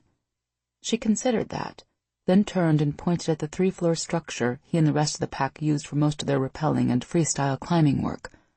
How about that one instead? He lifted a brow. You sure? That one is a lot higher. I'm sure, she smiled. If you promise to go down right beside me. Like he'd be anywhere else. Becker and I'll get the ropes untied from upstairs and meet you and Jaina on the other roof. She and Jaina were off like a shot for the climbing tower, laughing all the way there. Becker chuckled as he started coiling up the ropes on the ground. I think you've created a monster. Cooper let his gaze follow Everly until she disappeared inside the 3-story building. Yeah, I think maybe I have. When Becker didn't say anything, Cooper turned to see his best friend smiling at him. It didn't take long for you to figure it out, huh? Cooper didn't have to ask what Becker was talking about. No, it didn't. I think I knew it when I woke up this morning. He grinned. But don't worry. Your record of pegging Jaina as the one for you in under 30 seconds is still safe. Hurry up! Jaina shouted from the roof of the climbing tower. Why are you two just standing around down there? Cooper motioned toward the building with his head. Come on. We better get up there before they decide to rappel using their shoelaces. They spent the rest of the afternoon rappelling down the climbing tower, and even though it was hot as hell out, Cooper couldn't remember ever having more fun. The best part of the day was when he and Everly went down the tower together, her in the traditional style while he used the Australian technique, where he went down the building facing forward. That meant he and Everly got to look into each other's eyes all the way down, except for when they stopped halfway so they could kiss. Then he let his eyes close for a while because he was in heaven. Damn, he could have done that all day. Around 5 o'clock, Alex came out with some bottles of water and Gatorade. I figured none of you would think about dehydration, so I decided I'd better do it for you. Cooper winced when he saw Everly down a whole bottle of water, then a Gatorade. He should have brought something along for them to drink. Werewolves got dehydrated like everyone else, but it took a lot longer than a few hours out in the Texas sun. Everly, on the other hand, had to be exhausted after all the trips up the stairs and down the walls. Besides, it was getting late. They needed to go back to his place and clean up before they went out to dinner. They were heading over to his Jeep when Alex stuck his head out of the admin building. Just in case I don't see you before Sunday, make sure you're at the church before noon. Cooper nodded. Crap, he'd almost forgotten about the wedding. Gage and Mac were getting married in 2 days. Maybe he'd better write it down on a piece of paper and stick it to his fridge. Between getting put on leave and meeting Everly, he hadn't even thought about the upcoming nuptials. He glanced at Everly as he started the engine. I know it's short notice, but my boss is getting married on Sunday, and I was thinking maybe you'd like to come to the wedding with me. She put the cap back on the nearly empty bottle of Gatorade. You sure they won't mind if I show up at this late date? I don't want to mess up seating charts and meal counts, stuff like that. He chuckled. Between all the people Gage and Mac know, there are probably going to be 200 people at the reception. Trust me, you don't have to worry about upsetting any seating charts or menu plans. There aren't any. It's one of those, the more the merrier things. Everly smiled. Well, in that case, I'd love to come with you. Do you think we can bring Mia? She'd hate to miss out on a chance to meet all the single guys on the SWAT team. I was fine with him. Who knew? Maybe Mia would turn out to be the one for someone in his pack.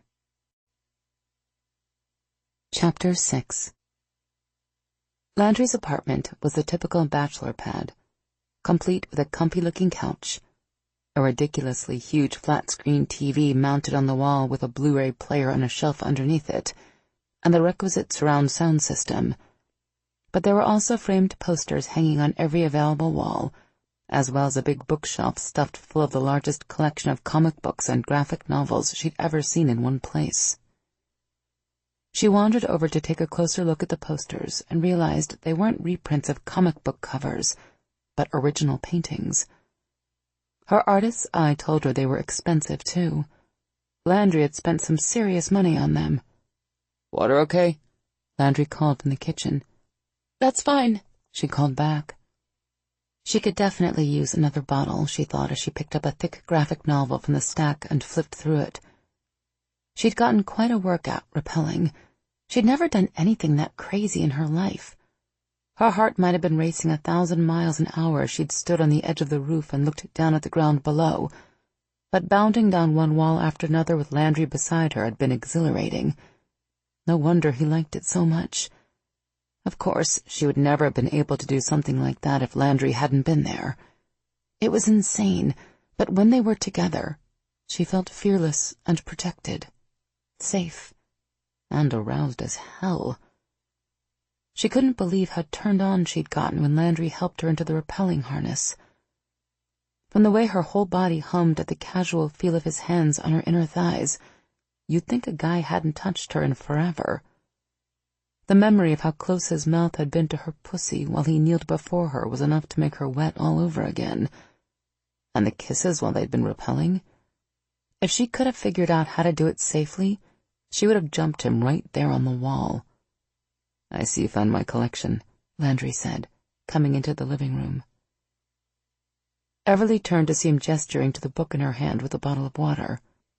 She glanced down at the cover featuring a bunch of shambling zombies and the title, The Walking Dead, inked in lurid red across the front. "Yeah, it's cool," she said. "I don't think I've seen so many graphic novels in one place." He smiled. "Thank you for not calling them comic books." She made a face. "Anyone can see these aren't comic books." He shook his head. "You wouldn't believe the flack people give me for reading them." She laughed, carefully placing the book back on the shelf. "Actually, I can believe it.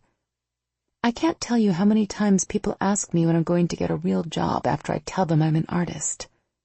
"You know what they say, haters gonna hate." He chuckled as he handed her one of the bottles. "You want to hit the shower first? I have some extra towels in the linen closet in the bathroom. I think there's even some fruity body wash I bought by accident a while ago." "Maybe you better go first. It will take me longer, and that way you don't have to stand around sweaty for so long." Not that she minded him all sweaty or anything. On him it was sexy as hell. "Okay, feel free to grab something to eat while I'm in the shower if you want," he said. "I have to warn you, though, I don't have a lot of variety. It's mostly chips and junk food." She smiled at the almost sheepish look he gave her, like he was embarrassed he didn't have any girly food in his place. It was adorable. It also confirmed he didn't have a lot of women stay over. She and Landry might have just started dating, but she already felt proprietary about him. Everly headed into the kitchen as he sauntered across the living room. "I'll keep the bathroom door open a crack in case you want to talk," he said over his shoulder. "No peeking." She halted in mid-step, leaning back so she could see down the hallway, just to check if he'd left the door open. Of course he had, and the view was drool-worthy. Luckily he was facing away from her, so he didn't catch her staring as he stripped off his t-shirt and dropped it in the hamper. What could she say? She was an artist. God had made her curious about the human form, and Landry was just about perfect. His back was broad and defined, and his shoulders were thick and powerful. If the models in art school had looked like him, she never would have graduated.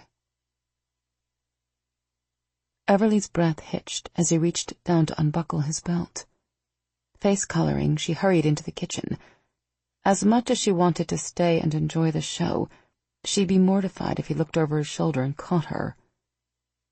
She heard him turn on the shower as she opened the cabinet beside the built-in microwave. "Do you like Mexican?" he asked over the spray of water. "There's this place that has great food and killer margaritas." "That sounds perfect," she said. She closed that cabinet and opened another. Wow, he hadn't been kidding about the junk food. All he had were bags of chips and cheese in a can. How the heck did he stay in such amazing shape eating this stuff? She tried the fridge next, thinking she might have better luck there. But all she found was beer, soda, bottled water, and jars of 200-year-old condiments. In the bathroom, Landry turned the shower off. Everly closed the fridge. She knew men could clean up fast, but that was ridiculous. He'd been in there for less than 5 minutes. She walked into the living room in time to see Landry come out of the bathroom. He had one towel wrapped around his waist and was drying his hair with another. She stopped and stared again. It wasn't her fault. While his back had been amazing to behold, his front was downright godlike. His chest was broad and muscular. His abs looked like they'd been chiseled from stone, and there was a little happy trail of hair leading from his belly button downward until it disappeared into the towel wrapped around his waist. The urge to walk over and pull that towel away and see what he was hiding down there was almost irresistible. She took the top off the bottle and downed half the water, afraid she'd give in to the urge if she didn't give herself something else to do. Cooper finished toweling off his hair, then casually draped the damp towel over his shoulders. Did he know she'd been checking him out? The smile curving his mouth as he came toward her made her think he had. Everly's pulse quickened, sure he was going to pull her into his arms and kiss her. But then she realized his bedroom was on the other side of the living room, and he was heading there so he could get dressed. Honestly, she could get so goofy sometimes. She forced herself to focus on the wolf head tattoo on his chest with the word SWAT underneath, hoping it would distract her. It didn't. The water droplets running down his chest and abs had to work hard to get past all that muscle in the race to the towel at his waist. Her fingers itched to reach out and wipe them away, but she controlled herself. If she put her hands on him right now, she didn't think she'd be able to let go. She was already aroused, and they weren't even touching. "Shower's all yours," he said softly, coming to a stop in front of her. "I put some extra towels and the body wash on the counter. Sorry, I don't have much in the way of shampoo selection. I usually buy whatever's on sale." She tried to answer, but couldn't tear her attention away from his bare chest and abs long enough to get the words out. Not only were all those muscles drool-inducing up close, the faint round scars that dotted his pecs and stomach were strangely fascinating. They reminded her of the bullet holes in his Jeep, but that was obviously impossible. Nobody could get shot that many times and live. They didn't even look like they'd been stitched up. It was like someone had poked him with an ice pick, then let the wounds heal on their own. The funny thing was, the scars weren't ugly. If anything, they added to his overall perfection. She reached out to trace her fingertip along one of the scars when Landry's soft voice stopped her. "All-in-one shampoo and conditioner, good for you?" She jerked her finger back and mentally shook herself until her head was back on the same planet as her body. "What? Oh, don't worry about it. I brought my own shampoo." She wet her suddenly dry lips. "I'd better get into the shower, or we'll never get out of here." "I'll be waiting." His mouth curved. "Feel free to leave the door open a crack if you want to talk." Everly picked up the weekender she'd brought with her, almost stumbling as she walked toward the bathroom. Her legs felt weak, like she'd pushed herself too hard rappelling and succumbed to heat exhaustion. But she didn't feel ill. She felt fantastic. She stepped into the bathroom, leaving the door open a few inches. As she rummaged in her bag for her toiletries, she tried to make sense of this crazy attraction she felt to Landry. It was more than just physical. When she was around him, she felt a sense of bliss unlike anything she'd ever experienced. She stripped off her shorts and t-shirt, then stepped into the walk-in shower and turned on the water. She gasped as the spray hit her breasts. Yikes, her nipples were super sensitive. Being turned on for most of the day would do that. Unable to contain her curiosity, she slipped her hand between her legs to run her fingers over her folds. She was wet all right, and if she hadn't been in Landry's shower with him right outside the partially open door, she would have touched herself until she came. If she was this excited from seeing Landry in a towel, she could only imagine how much more aroused she'd be when she saw him completely naked. She stifled a moan and reached for the shampoo. Not even her imagination was that good. When Everly came out of the bathroom, she found Landry standing by the bookcase, flipping through a graphic novel. He traded in his towel for a sexy pair of jeans, black work boots, and a skin-tight t-shirt. From where he was standing, He would have gotten a good view of her standing half-dressed in front of the mirror as she put on her makeup. If he'd peeked, of course. Everly liked to think he had. At least a little. "Ready to go?" she asked as she walked over to him. Landry glanced at her, his eyes catching the light and reflecting gold. But while the flash disappeared a split second later, the heat and hunger lingered. The way he looked at her was almost predatory, and she was more than happy to be his prey. "You look beautiful," he said softly. Everly looked down at her flirty boho dress. It was cute, comfortable, and swirled around her legs when she walked. But the real reason she'd picked it was because it was pre-wrinkled. She could shove it in her tote bag and no one would ever know it. She opened her mouth to thank him, but she completely lost her voice. In the few moments it had taken her to glance down and back up again, Landry had moved all the way across the living room and was now standing in front of her. And that hungry look he'd had before was now ravenous. "Thank you," she finally said, her voice barely above a whisper. He was so close she could feel the heat pouring off his big body. "I'm glad you like the dress." He leaned in even closer, his mouth now only an inch or two from hers. "I wasn't talking about the dress. I was talking about you." She opened her mouth to thank him again, but instead leaned in to kiss him. He met her halfway, his lips coming down on hers. Everly heard people talk about a kiss taking their breath away. She'd always thought that was crap, or poor technique. But when Landry's other hand slid down to cup her ass through the material of her dress while his tongue had its way with hers, she actually went light-headed. But there was no way in hell she was going to stop kissing him. She didn't care if she passed out. So she wrapped her arms around his neck and gave as good as she got. Landry buried his other hand in her hair, holding her captive as his mouth ravaged hers completely. She responded in kind, pushing her tongue back against his, determined to give him as much pleasure as he was giving her.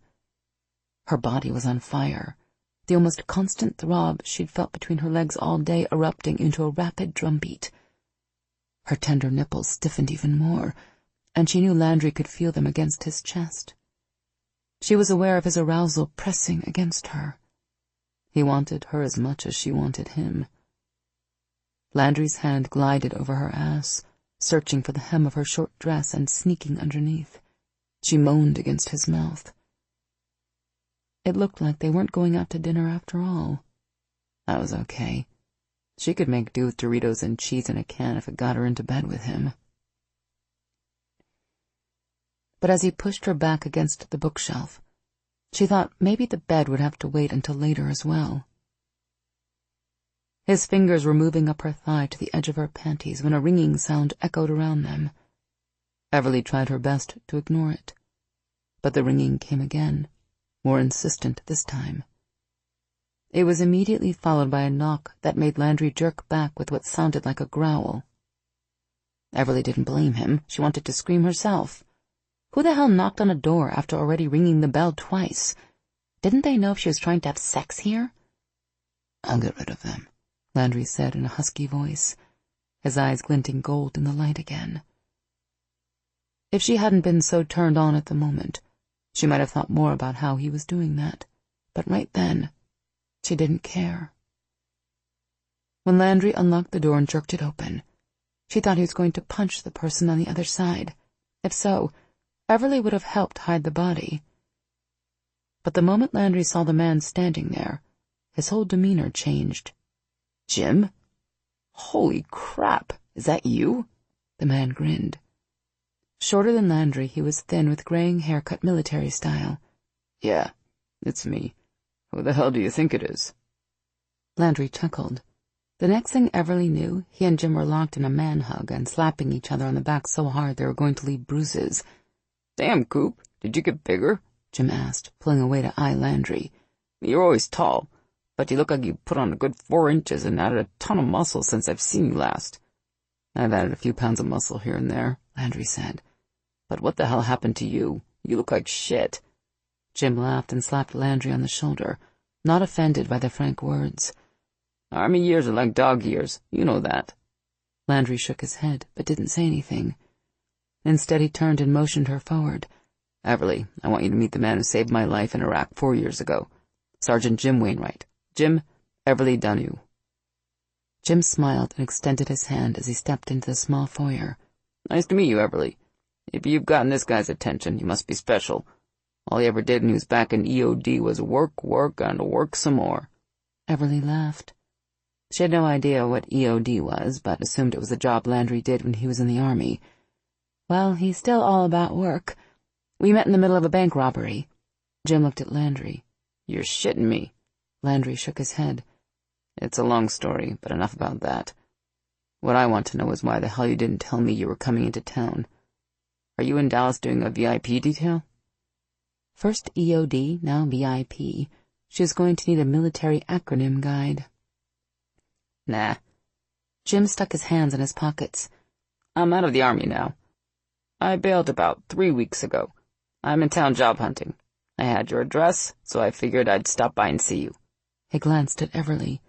Probably should have called first, but I didn't think about it. You don't need to call first. You're always welcome, Landry said. Why the hell would you get out of the Army now? No one bails on a military retirement with less than 6 years left to go. Crap, man. You had a good shot at making Sergeant Major. Why the hell would you just walk away? Jim snorted. Life in EOD isn't what it used to be, not with deployments starting to slow down, and the battalion sending all their techs on every field training exercise they can find just to keep them occupied. There's way better money to be made in the contractor world than staying on active duty anyway. Landry frowned. I'm glad you told me you got out. I would have been worried as hell if I tried to email you at Fort Bragg and it bounced back as undeliverable. Jim glanced at her again before looking at Landry. I stopped by hoping we could go out to dinner, but that was before I realized you had company. I'll give you a call later once I find a job and get settled. I'll let you know what my new email is. Landry didn't say anything, but Everly could see he was torn. She knew he wanted to spend the night with her, but he clearly wanted to hang out with Jim. The guy had saved his life. While she didn't know Jim, she felt like she owed him a huge debt for saving the man she was falling for so fast. "We were just about to head out to a Mexican place for dinner," she said impulsively. "You should come with us." Jim shook his head. Thanks, but I don't want to intrude. "You're not intruding," Everly insisted. "I'd love to hear all the stories you have about Landry. He hasn't told me much of anything about the Army. In exchange, I'll tell you how he saved me from bank robbers." Jim hesitated. You sure I won't be a bother? "Of course you won't." She smiled and grabbed her purse from the couch. "Come on. We need to get to the restaurant before it gets too crowded. You can follow in your car or come with us. Whatever works for you." Jim nodded. Okay, I'll follow you guys. As Jim walked out, Landry took her hand. "Thank you," he mouthed. Everly smiled. It wasn't the evening she'd envisioned. That one had involved her and Landry getting naked, but their white-hot romance could handle a little time on simmer for one more night at least. Something told her that Jim needed a friend right now, and she was okay if that friend was Landry. Landry hadn't said a word since they dropped Jim off at the Doubletree Hotel near Love Field 20 minutes ago. Everly understood why. Dinner with Jim had been, well, emotional was the word for it, she supposed. It started out light-hearted and fun when Landry and Jim had explained all the acronyms they'd thrown at her earlier. It turned out EOD was short for Explosive Ordnance Disposal, which was a long-winded way of saying Landry and Jim had been the Army's bomb squad.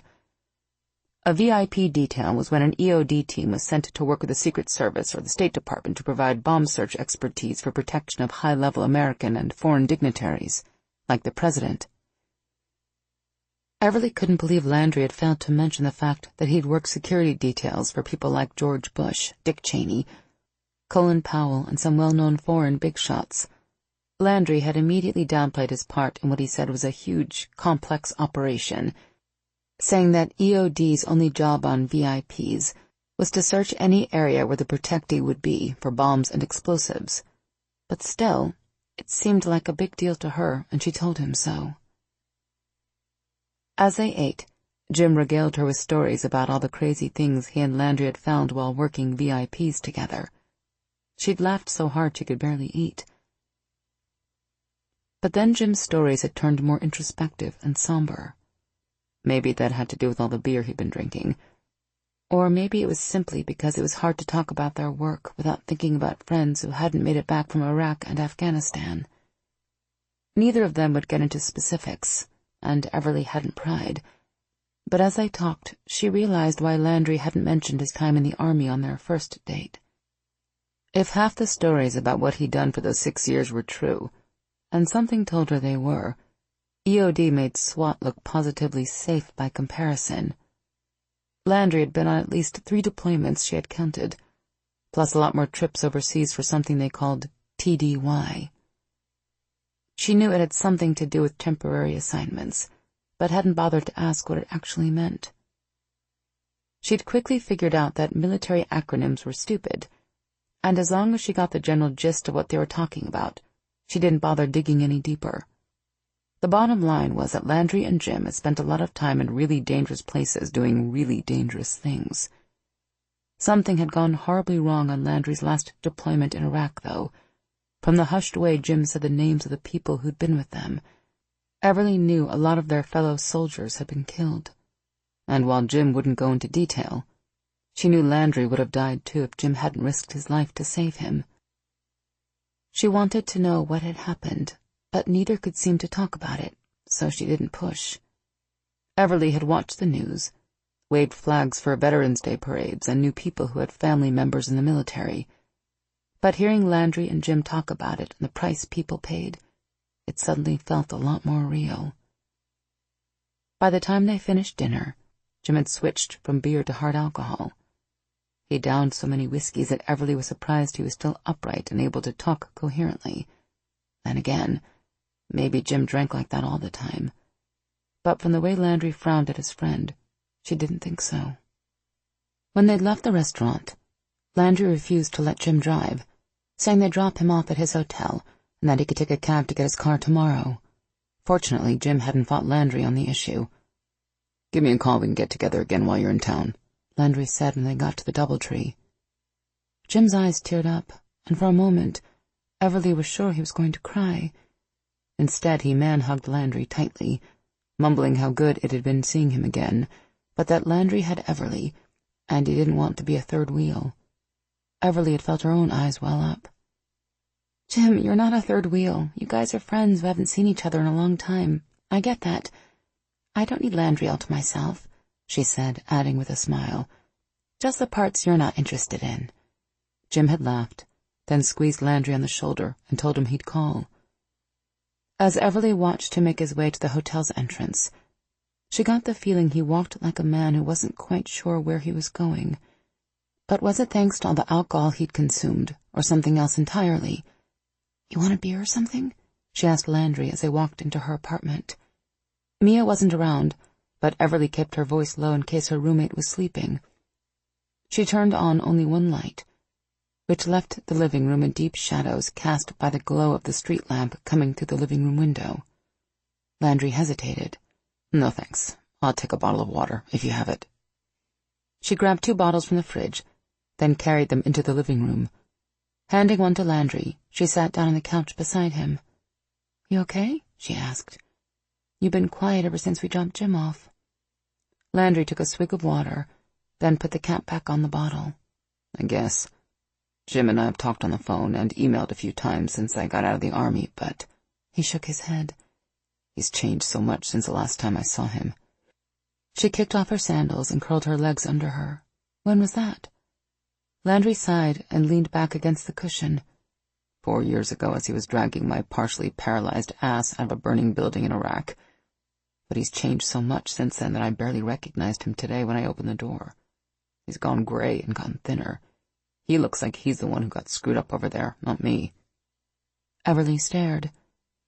A few hours ago, she'd almost begged him and Jim for details about what had happened, but hearing Landry using such succinct words to describe something as awful as that, the thought of him being hurt so badly made her feel like she couldn't breathe. Part of her didn't want to know anymore, but the other part needed to hear it. She sat there silently, hoping he would tell her, but dreading it at the same time. "I fell for a stupid trap I should have recognized," he said finally. My team and I blew up an IED, improvised explosive device, in an old abandoned building outside this city called Samarra in Iraq. Standard operating procedure is to check to make sure the IED is completely destroyed after you blow it, and that the area is safe. As a team leader, that was my job. But there was a second bomb waiting for me when I went into the building. I didn't realize it until it was too late, and I couldn't get out in time. Landry's voice was flat and emotionless, like he was reading a book he'd read 100 times, or reliving a movie that had been playing over and over in his head since that day. Everly almost told him to stop, that she didn't want to hear any more. Yet something told her he wasn't telling her the story because he thought she wanted to hear it. He was doing it because he needed to say it out loud. I was hit really hard, he continued. Broken back, bleeding out from a half-dozen wounds, choking to death on smoke from the fire the blast had started. I was sure I was dead. Then Jim showed up and dragged me out. Tears filled Everly's eyes, but she ignored them, letting them pool up and run down her face. She couldn't, in her darkest nightmares, imagine having to live through what he was describing.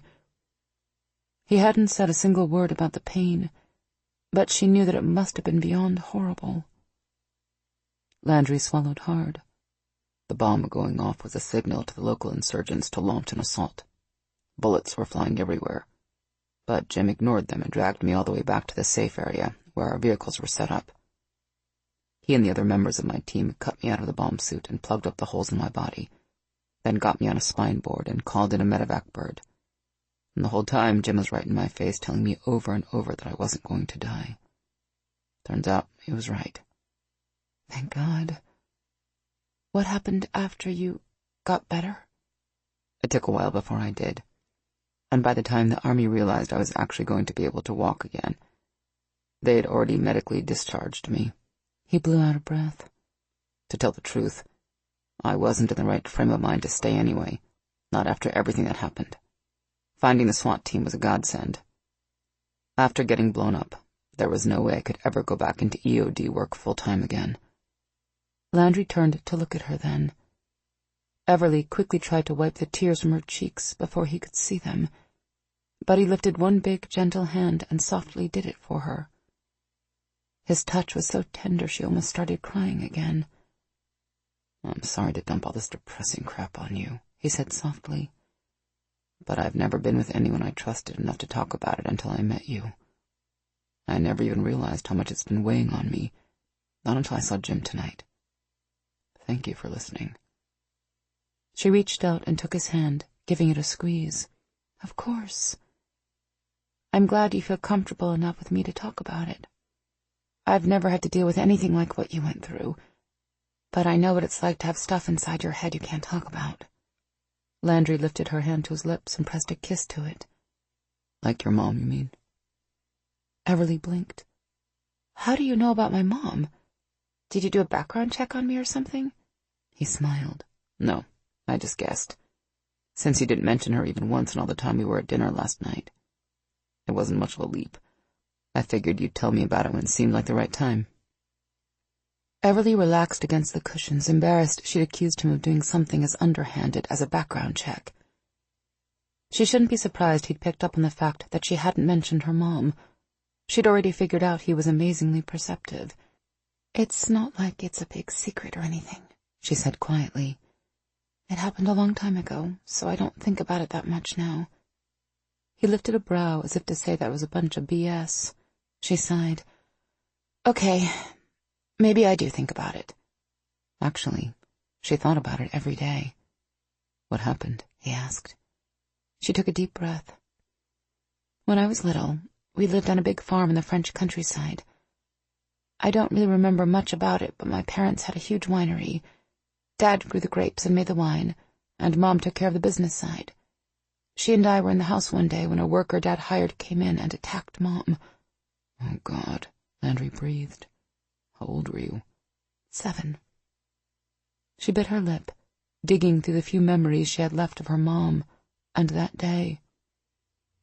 It had always made her mad that she could barely remember her mother, or what had happened. I only remember bits and pieces, she said. I was helping Mom bake a pie when he came into the house. He was angry about something, and Mom pushed me down behind the kitchen counter and told me to stay there. I can't remember much after that. I don't know exactly what he did or how she died. All I know for sure is that he killed her, then left without ever looking for me. Did the police catch the man and find out why he'd done it? Landry asked. She shook her head. Dad told me that the police found the man dead several days later, but they didn't say who had killed him or why he murdered my mother.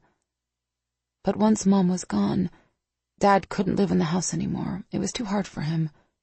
Too hard for all of us, so he sold the farm and the winery and moved us here. I'm sorry you lost your mom, Landry said gently. Me too. She wiped a tear from her cheek. The worst part is that I was so young when it happened. I barely remember her at all. I mean, I have photos of her, but it isn't the same thing. Sometimes it feels like I lost her twice. Another tear escaped, and this time Landry wiped it away.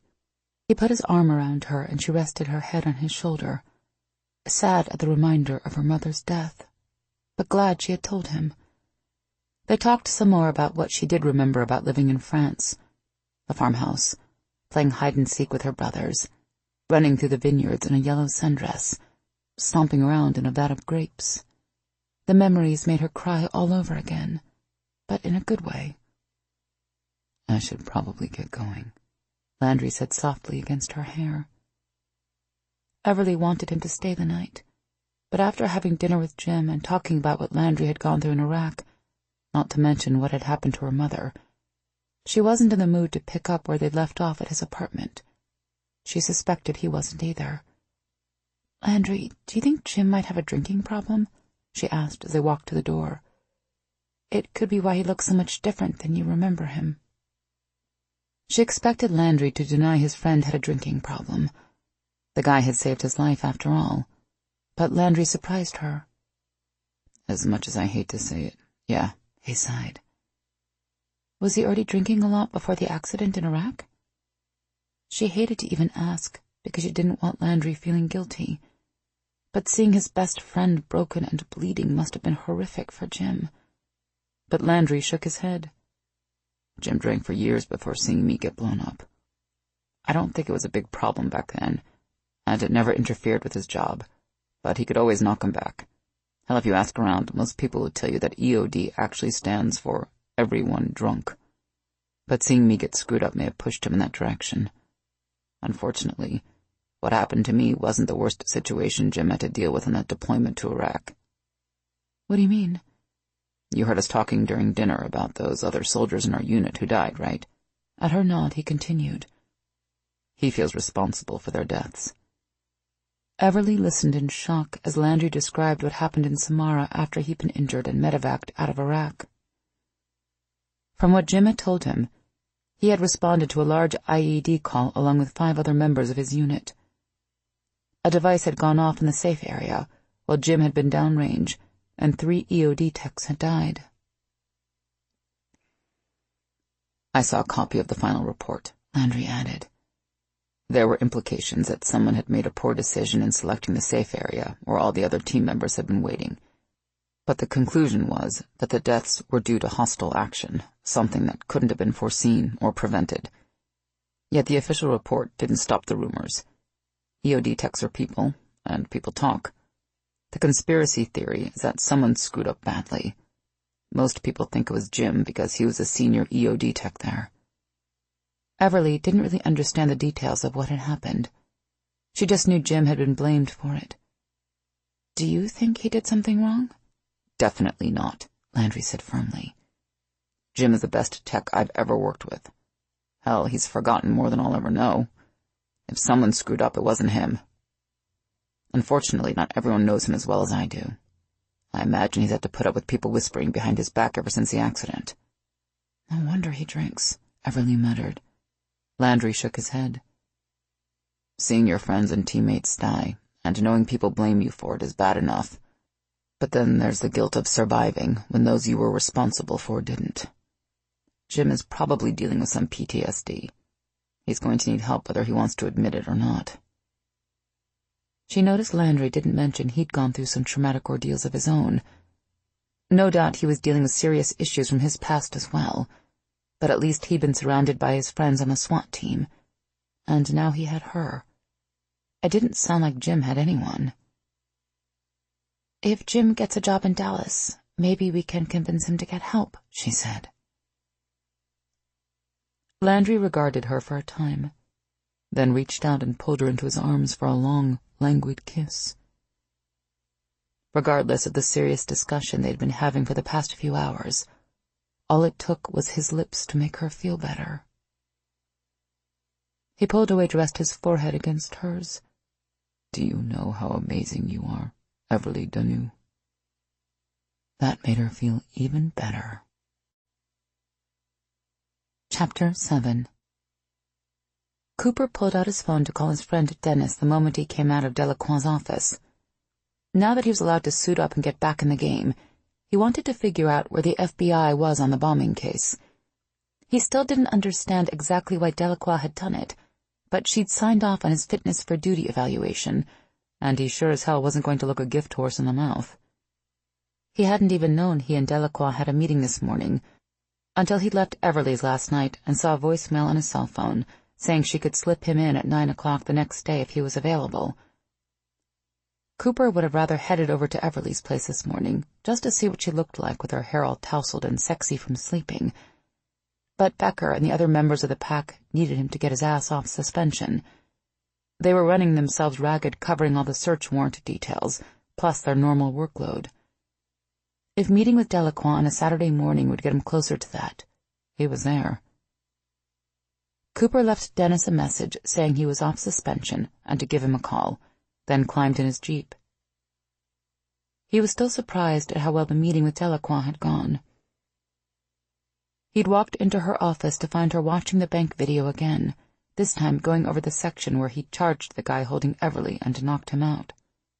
He'd almost groaned, expecting their session to be like the previous one, with her asking him why he'd done what he had in that part of the video, and what he had been thinking about at the time, but instead, he and Delacroix had spent the first 30 minutes talking about last night's dinner with Everly and Jim. At some point, the conversation got around to all the stuff that had gone down in Iraq, both to him and Jim. It still wasn't easy to talk about, but now that he'd already had the conversation with Everly, he could get the words out at least. He'd been on the verge of asking Delacroix how he might approach Jim with his concerns about the drinking, but then right out of the blue she told him she was going to sign off on his FFD paperwork. "If you continue to come in and see me on an as-needed schedule completely outside the department's purview, I'll sign off on your paperwork right now," she said. "You can be back on duty by lunch." He'd been so frigging surprised, it had taken a minute for him to answer. "I'm eager to get back on the job and all, but why now? What changed your mind?" She looked at him for a long moment before answering. "Officer Cooper, I'm going to be completely frank. You're still carrying a truckload of baggage from your time in the Army, and it's likely to take you a lifetime to get over it." Well, that was depressing. "But at least you're aware of the baggage, and you're facing it head-on," she continued. "More importantly, it's obvious your SWAT teammates play an important role in your life. Simply put, they're your bedrock. Suspending you and keeping you away from them is actually counterproductive to the steps you need to take to move forward. That's why I'm recommending that you return to duty. It's where you belong." He sure as hell wasn't going to argue with that. "You know Coletti will have a cow over you closing this review so quickly, right?" Delacroix smiled. One of the few times he'd seen her do it. "I'm sure he will. But in this matter, I work for the Dallas Police Department, not internal affairs. The DPD tasked me with determining if your reactions at the time of the bank robbery were in line with those of other police officers, and to assess your overall mental stability in regard to future performance. I've done both of those tasks to my satisfaction. When Coletti viewed the video, all he saw was the violence and what he assumed to be out-of-control rage.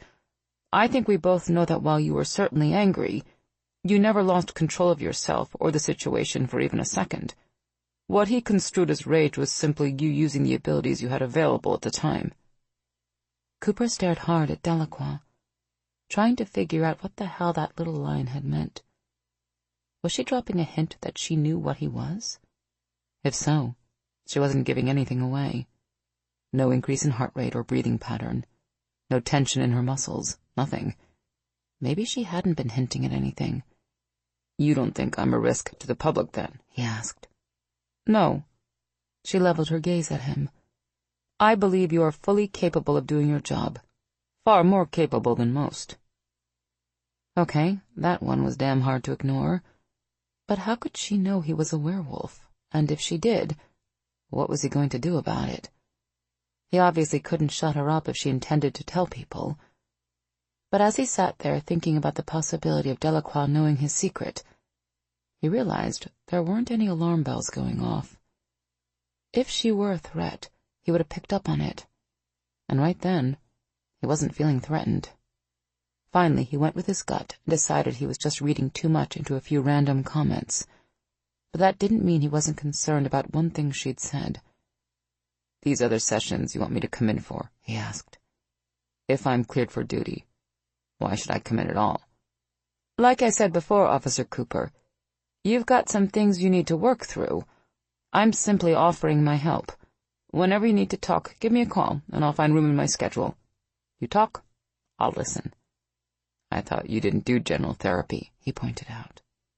I do it when the right case presents itself. He'd sure as hell like to know what made his the right case.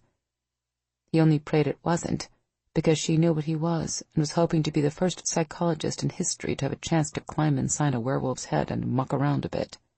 But again, it just didn't feel that way to him, and ultimately, he decided to accept the offer at face value.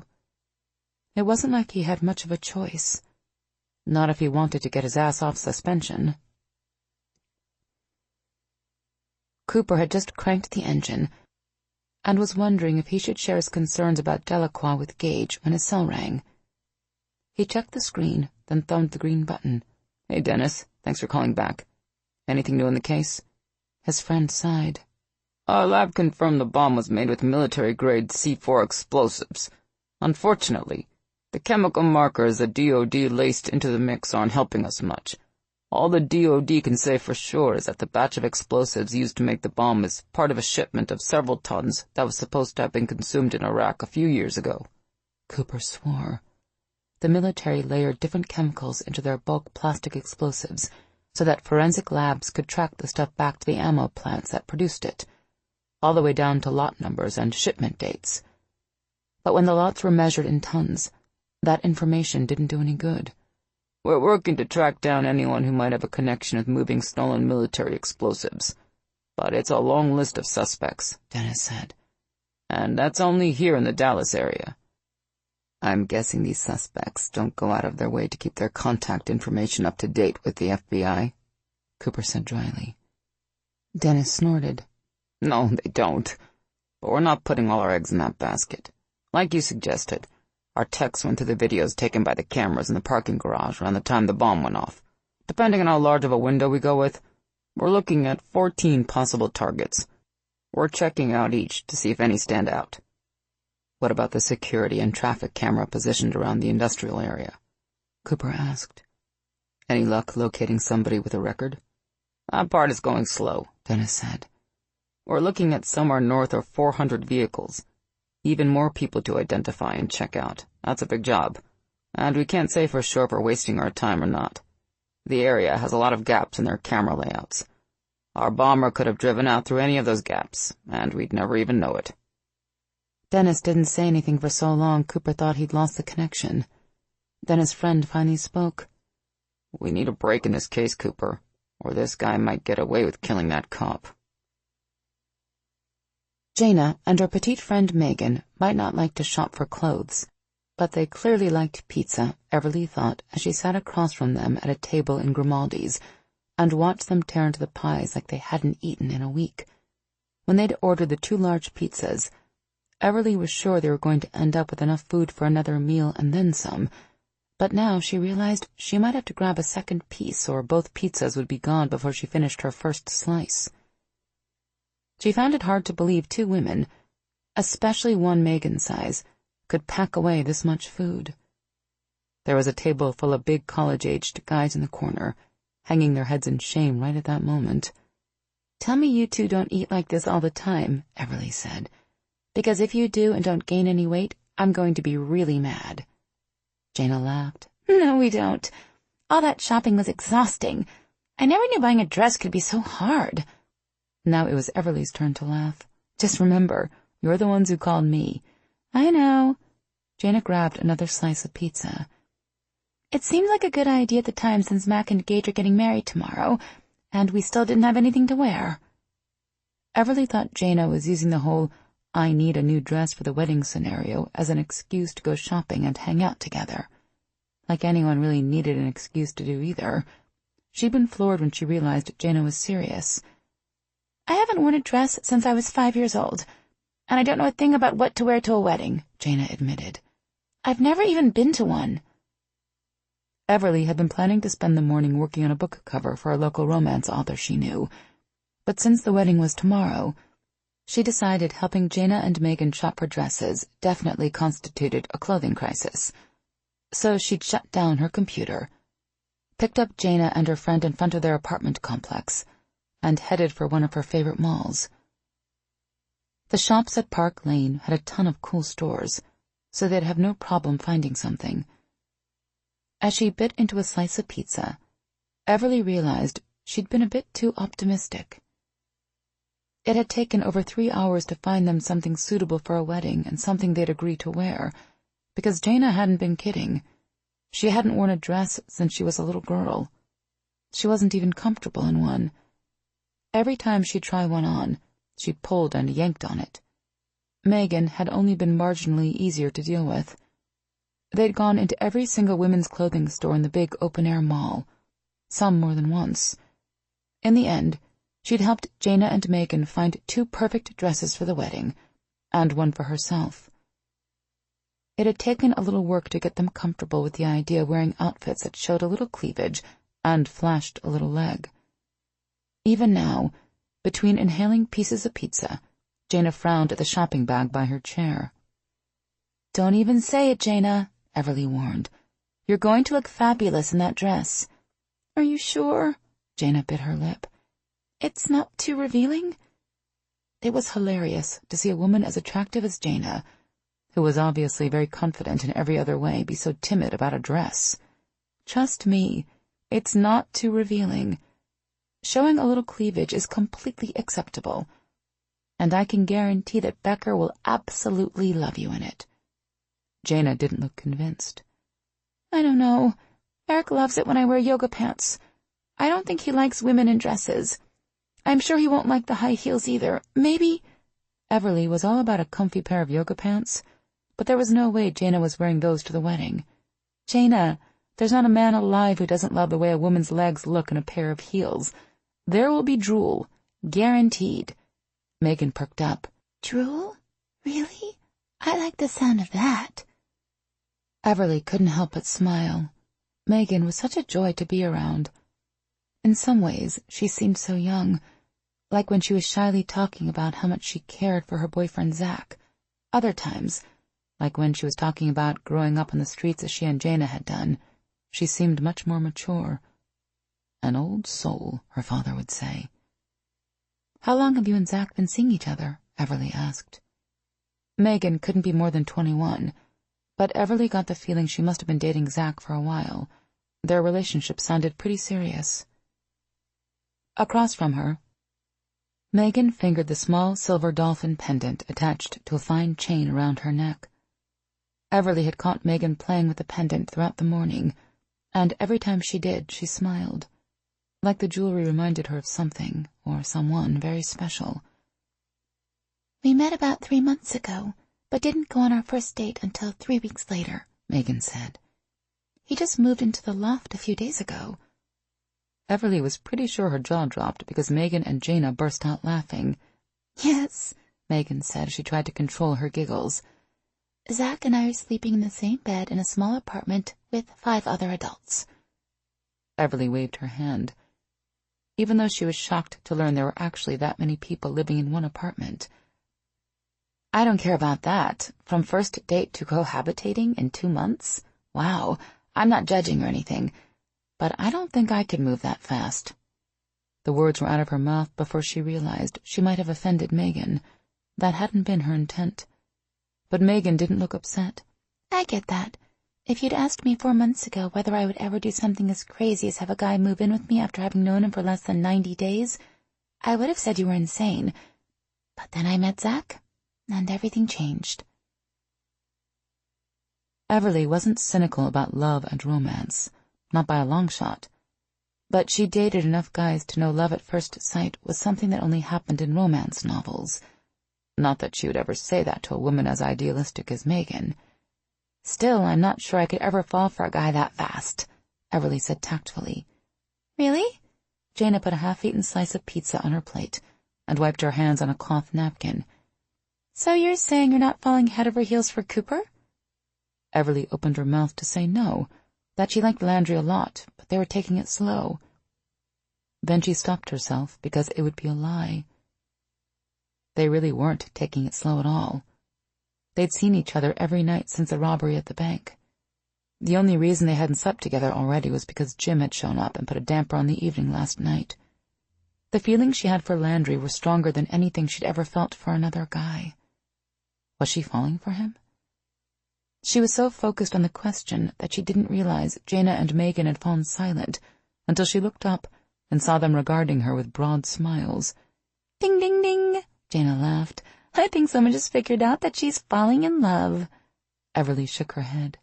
Whoa, wait a second. How did we get from falling head over heels to falling in love? The two things are completely different. Are they? Jaina gave Megan a knowing smile. Let me ask you a simple question. I want you to answer without thinking about it for even a second. Just close your eyes and go with your first instinct, okay? Everly wasn't sure where the heck this was going, but she closed her eyes. Okay. Remember, don't think, just answer, Jaina reminded her. If Cooper walked over here right this moment and said he loved you, what would you say? The first thought that popped into Everly's mind was that Jaina's question was silly, but then she stopped herself. Because that really hadn't been the very first thing. Before she'd started thinking too much, her first thought was that she'd say, I love you too. Her eyes snapped open. Oh my God, Jaina grinned. Don't feel obligated to answer the question because you already did. Everly sat there stunned, not able to talk. Heck, she could barely breathe. How is this even possible? I've only known Landry for 3 days. I can't be in love with him yet. Why not? Jaina asked. I don't know, it's just... Everly was at a loss for words. I barely know him. What do you want to know? Megan asked. What his favorite color is? If he sings in the shower? How he voted in the last election? Whether he wears boxers or briefs? Whether he wants kids right away or if he'd rather wait? Would the answer to any of those questions change the way you feel about him right now? Everly's head swam with confusing emotions. She couldn't be in love. She and Landry hadn't even slept together yet. I know you're feeling pretty overwhelmed right now. I get that, Jaina said. I've been there. The same thing happened when I met Eric. Everything hit me so fast. Like you, I tried to deny it at first. Then I tried to run away from it. Ultimately, it didn't matter. Love happens whether we're ready for it or not. It's just a matter of how much time you want to waste running from the obvious. You're in love with Cooper. As insane as that is, the reason you're feeling so confused right now is because your heart already knows. It's your head that's taking a while to catch up. Everything Jaina said was absolutely true. Wow, she murmured as it all sank in. This was really happening. I've fallen in love with a man in what, 72 hours? That has to be a record in any place but Hollywood and Vegas. Even Megan took longer than that. Megan laughed. Don't go running off to call Guinness just yet. It might have taken Jaina a while to realize Eric was the one for her, but he knew in 10 seconds. Which is a good thing, or he probably would have shot her. Everly's eyes widened. Landry had told her that Becker helped Jaina and her friend out of a little trouble, but he hadn't mentioned that little nugget. "Did he really come close to shooting you?" Jaina shook her head with a laugh. "Nah, he was too busy stuffing me in a packing crate to shoot me." "Okay, now I have to hear the whole story," Everly said. But as Jaina explained how she and her friends had become involved with Becker and the rest of the Dallas SWAT team, something struck Everly as unusual. "Doesn't it seem odd that all these love-at-first-sight relationships seem to revolve around the SWAT team?" she asked. "Even Megan and Zach are together because of their interaction with the team." Jaina and Megan exchanged looks. "Nah," Jaina said. "Pure coincidence, I'm sure."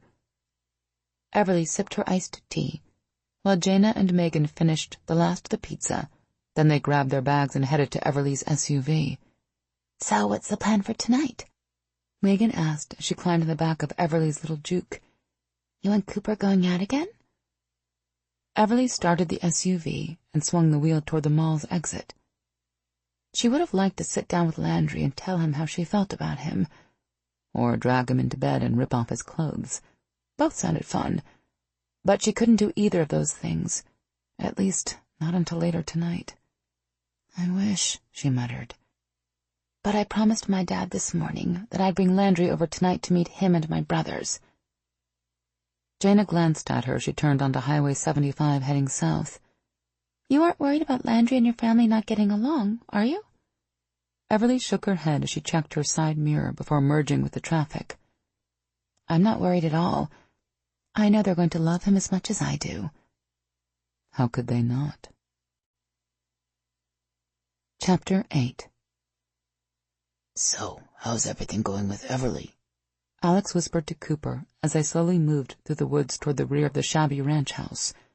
Remy and Brooks, along with 3 DPD uniformed officers, were stuck with the crappy task of approaching the front of the house with Dennis and his FBI partner. Remy and Brooks would be the ones knocking on the door, and that was plenty dangerous enough. But if what they'd been briefed about the guys living in this place was right, there was a good chance that some bad folks were likely to be hauling ass out the back door of this place pretty soon, and they were almost certainly going to be armed. He and Alex were back here to keep those guys from getting away. One of Dennis's informants claimed they were the men who'd provided the explosives for the bomb, so the feds really wanted to talk to them. "Great," Cooper whispered back. "We almost blew off dinner plans last night so we could hang out at my place. But then an old friend from my army days showed up, and we ended up going out with him." Alex paused for a moment, sniffing the air, no doubt making sure no one had snuck around behind them. His eyes shifted to yellow gold, and his nose tilted up a little as he tested the air. A few moments later, the flash of color disappeared, and he looked at Cooper. "That was pretty cool of her to hang with your army buddy." "Yeah, she's amazing like that."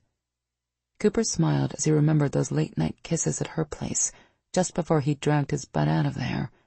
"Damn, I never thought I'd see it," Alex said as they reached the edge of the woods and took a knee, waiting for a signal from the front of the house. Dry and ride Landry Cooper walking around with a big-ass grin on his face. Everly must seriously be the one for you. I wasn't sure in the beginning, but I think she has to be, Cooper admitted. Because I can't imagine feeling like this for another woman. I'm happy for you, Guy, Alex said. If any of us jerks deserve a shot at cosmic happiness, it's you. Cooper snorted. Because of all the hard times I went through in the army? Alex flashed him a grin. Hell no. I just figure you deserve a reward for all the time you spent playing Dr. Phil for Xander, Khaki Becker, and everyone else who goes to you for help. If you're going to be handing out advice about love, you might as well get some yourself. He glanced at Cooper out of the corner of his eye. You are getting some, aren't you? Cooper shook his head. How the hell did a guy like Alex ever get laid? Since we're talking about love advice, let me provide a little before you come and ask me for it. Alex regarded him with amusement. This I have to hear. It's simple. If you're lucky enough to find the woman you're meant to be with, don't talk. Just give her a smoldering look with that furrowed brow. Flash her a shot of your abs every time she looks at you, Maybe even smile, if you can figure out how to do it without looking like you're in pain. But don't talk, because every time you do, her opinion of you is going to drop like a rock. Alex grinned, and it did kind of look like he was in pain, but before he could respond to Cooper's jab, a voice over their earpieces interrupted. "We have a visual through the front windows," Dennis said calmly over the radio. "All 4 brothers are inside the house. No indication they know we're here yet. Does that mean we don't have to worry about them shooting at us until we knock?" Remy asked sarcastically. "Probably," Dennis replied without missing a beat. "Just remember, Jackson Burke owns the property, so his name is the one on the warrant. But his oldest brother Jed is the one you have to watch out for. He's the guy my informant fingered as running this operation, and he's the one with a sheet as long as my arm. He's been charged multiple times for aggravated assault, once against a police officer, and armed robbery. He's been in and out of prison most of his adult life, and the next time he's in front of a judge, he's looking at a 3-strike sentence. So he knows that if he goes to prison again, it's probably going to be for life," Cooper added. Dennis had shown them photos of the 4 brothers, so they'd been able to ID them on sight. "That means there's no reason for this guy to play nice." "Great," Remy drawled. "So it's almost guaranteed this is going to turn ugly." "I hope not," Dennis said. "I really need these guys to talk to me. They may be the link to the bomber who killed Officer Swanson." "This informant of yours," Brooks said. "He actually saw explosives on the property?" Cooper knew exactly why Brooks was asking. The past couple days, everybody involved in this case, FBI, ATF, DPD, Homeland Security, had all been pushing hard on their sources and informants. Suddenly having somebody claim to have seen explosives at a ranch just inside the Dallas County line, north of Ferris on I-45, seemed a little too convenient. Wouldn't be the first time an informant had sold his handler a piece of bogus info because they knew the cops were desperate. As a minute stretched out and Dennis didn't say anything, Cooper got a funny feeling in his gut. "Dennis, answer the question. Your informant saw explosives, right?" His friend sighed, and Cooper's stomach dropped. "He didn't see explosives, but he did see boxes with military markings. Some were the right size and shape to hold the C4 blocks we're looking for." Cooper heard his teammates grumbling over the line. They weren't hiding the fact that they felt like they'd been played. "Dennis, you're sending us in against 4 shoot-first bad guys on the off chance the boxes your informant saw might hold explosives?" Cooper said. "With guys like this, our mere presence is going to lead to a confrontation. All over a weak-ass tip on some military-looking boxes?" Dennis hesitated again. "It's the best tip I've got, and it's why I asked for as many of you guys as I could get, because I knew this could get ugly. But I wouldn't ask you and your guys to go in if my gut wasn't telling me there was something here." Cooper glanced at Alex, who nodded. But Brooks was the senior SWAT officer present, and the one going through the front door. He was the one who had to give the word. "Brooks," Cooper prompted. "We know all about going with your gut," Brooks said. "We're going in." Cooper heard Brooks and Remy approach the front of the house just as the shooting started. "There are only 2 shooting out the front," Brooks said calmly over the radio. "Cooper, Alex, you can expect company any second." As if on cue, the back door burst open, and 2 men raced out, carrying pistols and hauling ass for the woods to the left side of the house. Cooper called out the obligatory, "Stop! Dallas police!" But that didn't slow the 2 men down at all. Why the hell would it? The idiots already knew the men outside the house were cops. That's why they were running in the first place. 2 suspects just came out the back heading for the woods, Cooper said into his mic. "Jed is one of them." "Don't let him get away!" Dennis shouted. "Go after them!" Cooper switched off his mic. He didn't want anything he said, or growled, over the next few minutes to make it onto the official recordings that were made of all police channels. In his ear, he could still hear Brooks making the occasional comment as he and Remy smashed their way through the front of the house and began seriously screwing up the 2 brothers who'd been dumb enough to stay behind to give their siblings a chance to escape. He glanced at Alex as the 2 fleeing men disappeared into the woods. "Apparently the FBI thinks we should chase those men who just ran off." Alex snorted. Good thing we have your FBI friend here to tell us what to do. I would never have thought of that. I guess we should go get those guys then, Cooper said, before they get away. Alex shrugged. We could give them a few minutes head start. Might make it more sporting. There's nothing in the direction they headed but woods, field, and barbed wire fence. Cooper considered that. Better not. If Dennis came back here and saw us standing around, he might think we don't take this stuff seriously. Yeah, you're right, Alex agreed. But if the two brothers split up, you can have Jed. That way I won't get in trouble if I end up having to damage the other one. That didn't seem fair to Cooper, but Alex was already running toward the far tree line. They kept their pace slow until they were a few hundred feet into the woods, just in case one of the other officers or feds might look their way. But once they were under the cover of the trees, he and Alex immediately put on the speed. Cooper felt his leg and ab muscles tighten and tingle as energy poured into them. His fangs and claws instinctively slipped out at the thrill of the chase, and he had to force himself to retract them. They needed Jed Burke alive and talking, preferably not ranting about seeing a monster with glowing eyes, sharp fangs, and vicious claws. He glanced at Alex to see that his fellow werewolf was having a little more trouble with that. The former Marine's eyes were blazing, and his fangs protruded nearly an inch over his lower lip. He and Alex were close in age, and both had gone through their change about the same time, but Cooper had been able to shift fully into a wolf within a year of his change, while Alex still couldn't do it. Cooper could keep his fangs and claws in check, no matter how tense or excited he got. Alex, on the other hand, was on the edge of control right now, and he probably didn't even know it. That was how the werewolf thing worked. Control wasn't only about maturity and experience. It was about personality, acceptance of the rage inside you, and in some ways, pure dumb luck. Having seen what a full Omega werewolf was like when the SWAT team had fought several of them a few months ago while saving Jaina's pack, Cooper was now of the opinion that some alphas in his pack had a little Omega in their blood.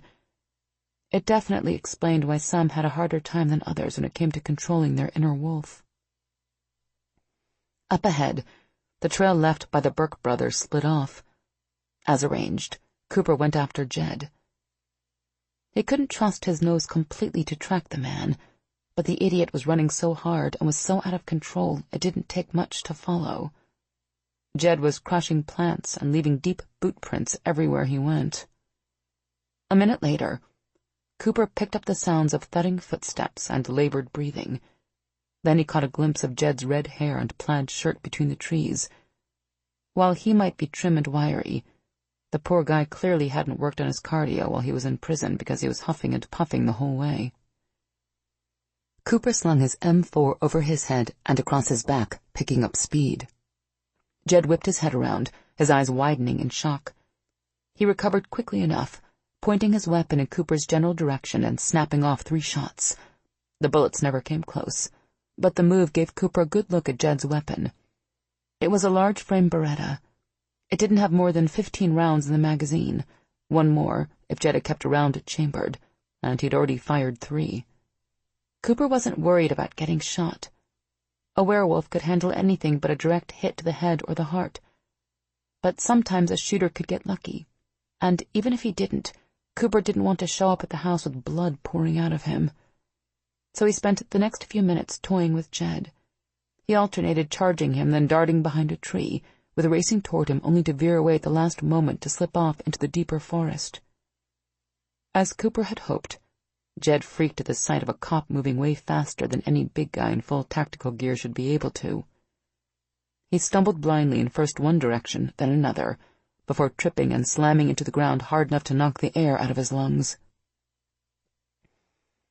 But then Jed came up shooting wildly in Cooper's direction, completely forgetting he'd been popping off rounds for the past minute. When the upper receiver of the automatic locked back after he fired the last round, he looked at the weapon in confusion, like the gun had purposely betrayed him. Growling, Cooper closed the distance between them. He didn't think Jed had another magazine, but he wasn't going to wait and see. Jed tossed the empty gun aside and pulled a buck knife from his belt, opening it with a flick of his wrist. "You might as well pull your gun and shoot me now, you fucking pig! No way in hell am I going back to prison!" As if wanting to give Cooper added incentive, Jed advanced, holding his knife low. He moved like someone who knew what he was doing with a blade, keeping one hand up like a shield while taking short, tight slashes and jabs at Cooper.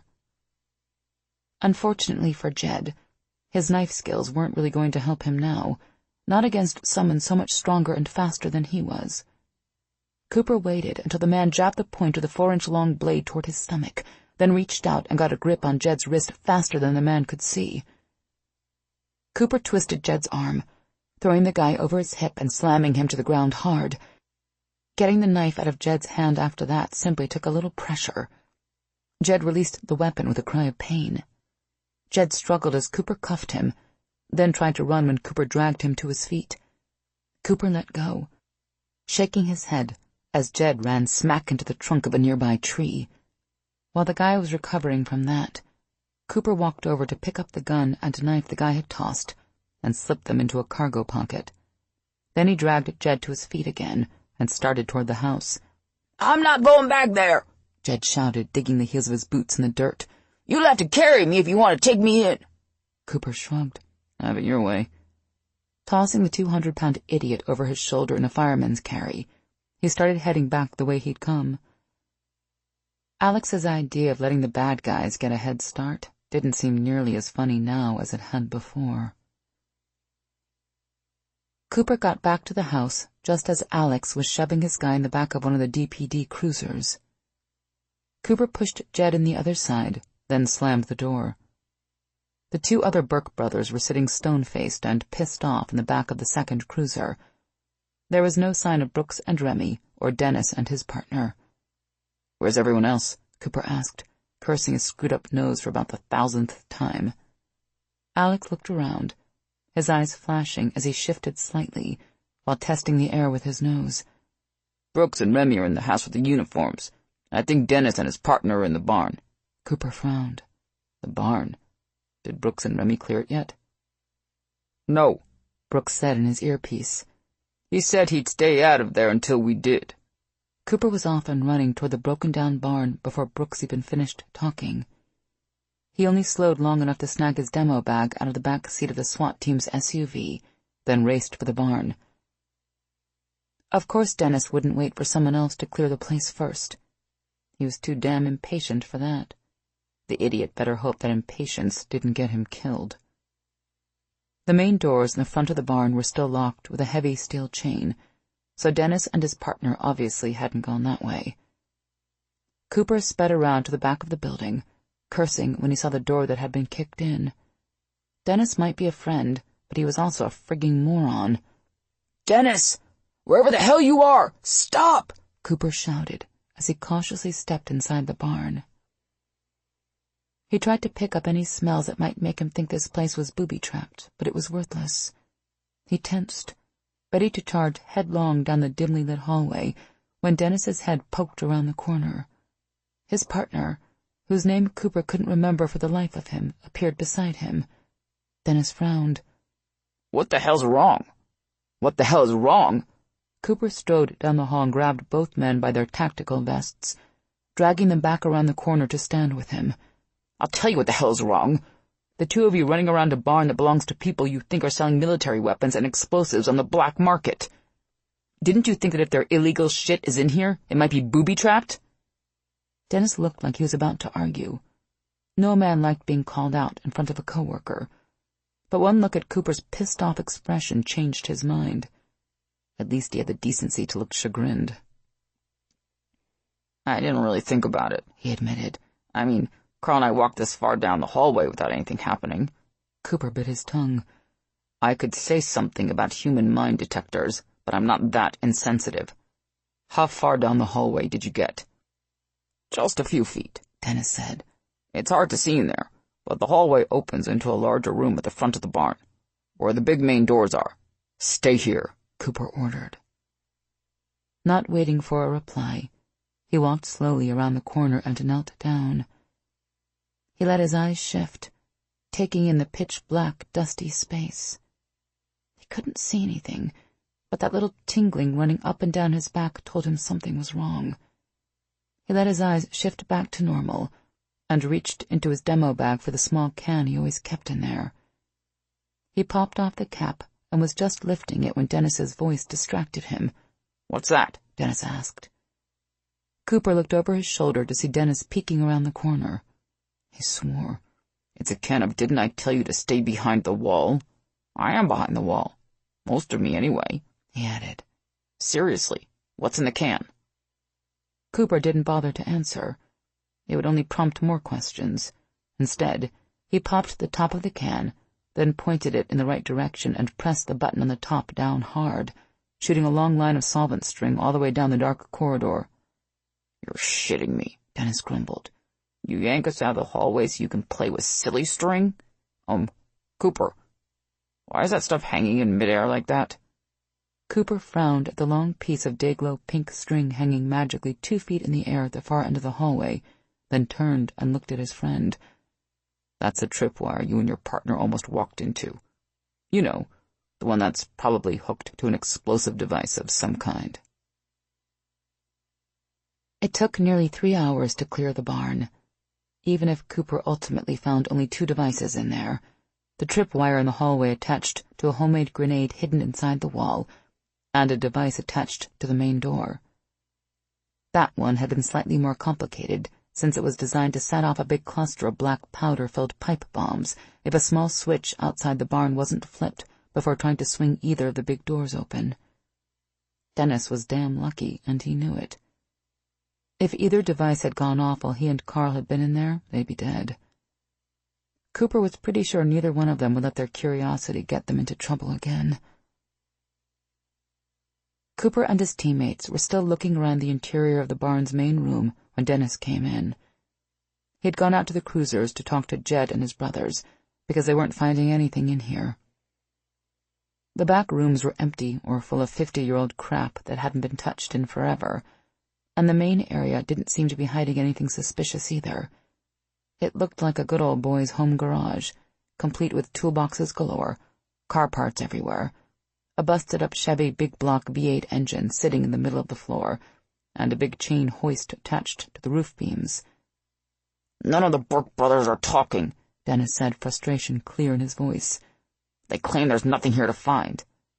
"Then why the booby traps?" Alex asked sarcastically. "To protect their tools, or so they claim." Dennis shook his head.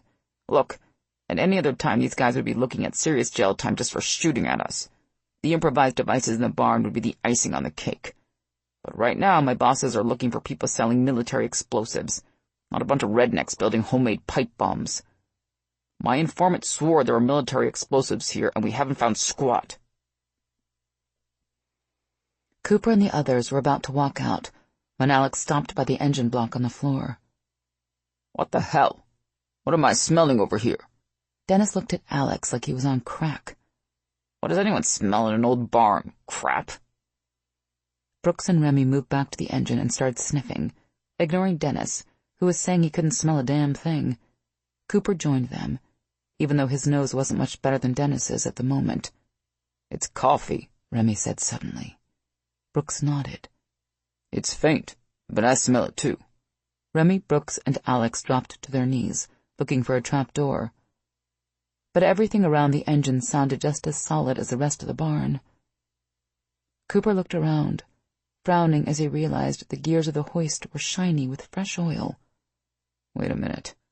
Why is the hoist so well taken care of, but that engine block looks like it hasn't been worked on in 20 years? His teammates stopped and looked at each other. "Shit," Remy muttered. "We're not smelling coffee around the engine. We're smelling it under the engine. That big hunk of metal is a cover, like a rug over a trap door to a cellar. It just takes a hoist to move this particular rug." "Get that chain around the engine," Dennis said excitedly. "Let's move it out of the way." "Forget that," Brooks said. "Get out of the way." Cooper had half a second to wonder if maybe he should point out that there was an FBI agent standing right in their midst who had no idea they were werewolves. But before he could, Brooks grabbed the big old V8 engine with those equally big hands, jerking the thing up and tossing it to the side. Dennis gaped. no doubt wondering how even someone as big as Brooks had picked up an engine that easily weighed over 600 pounds. Fortunately, the Fed was more interested in the metal manhole cover Brooks had uncovered. Brooks and Remy pulled the cover away, revealing a dark hole. The smell of coffee coming from it was so strong even Cooper could smell it. Apparently Dennis could too. "What the hell's going on with the Starbucks coffee house aroma?" Dennis asked. "Coffee throws off scent dogs." Alex grinned. "There's something down there that the Burke boys don't want a dog picking up on. Drugs, maybe, or, hopefully, explosives." Cooper reached into his demo bag and came out with 2 high-intensity light sticks. Ripping them out of their foil packages, he popped the glass vial inside, then gave them a shake and dropped them down the hole. They fell about a dozen feet before bouncing off something and coming to a stop. Cooper went down on one knee and stuck his head in the hole.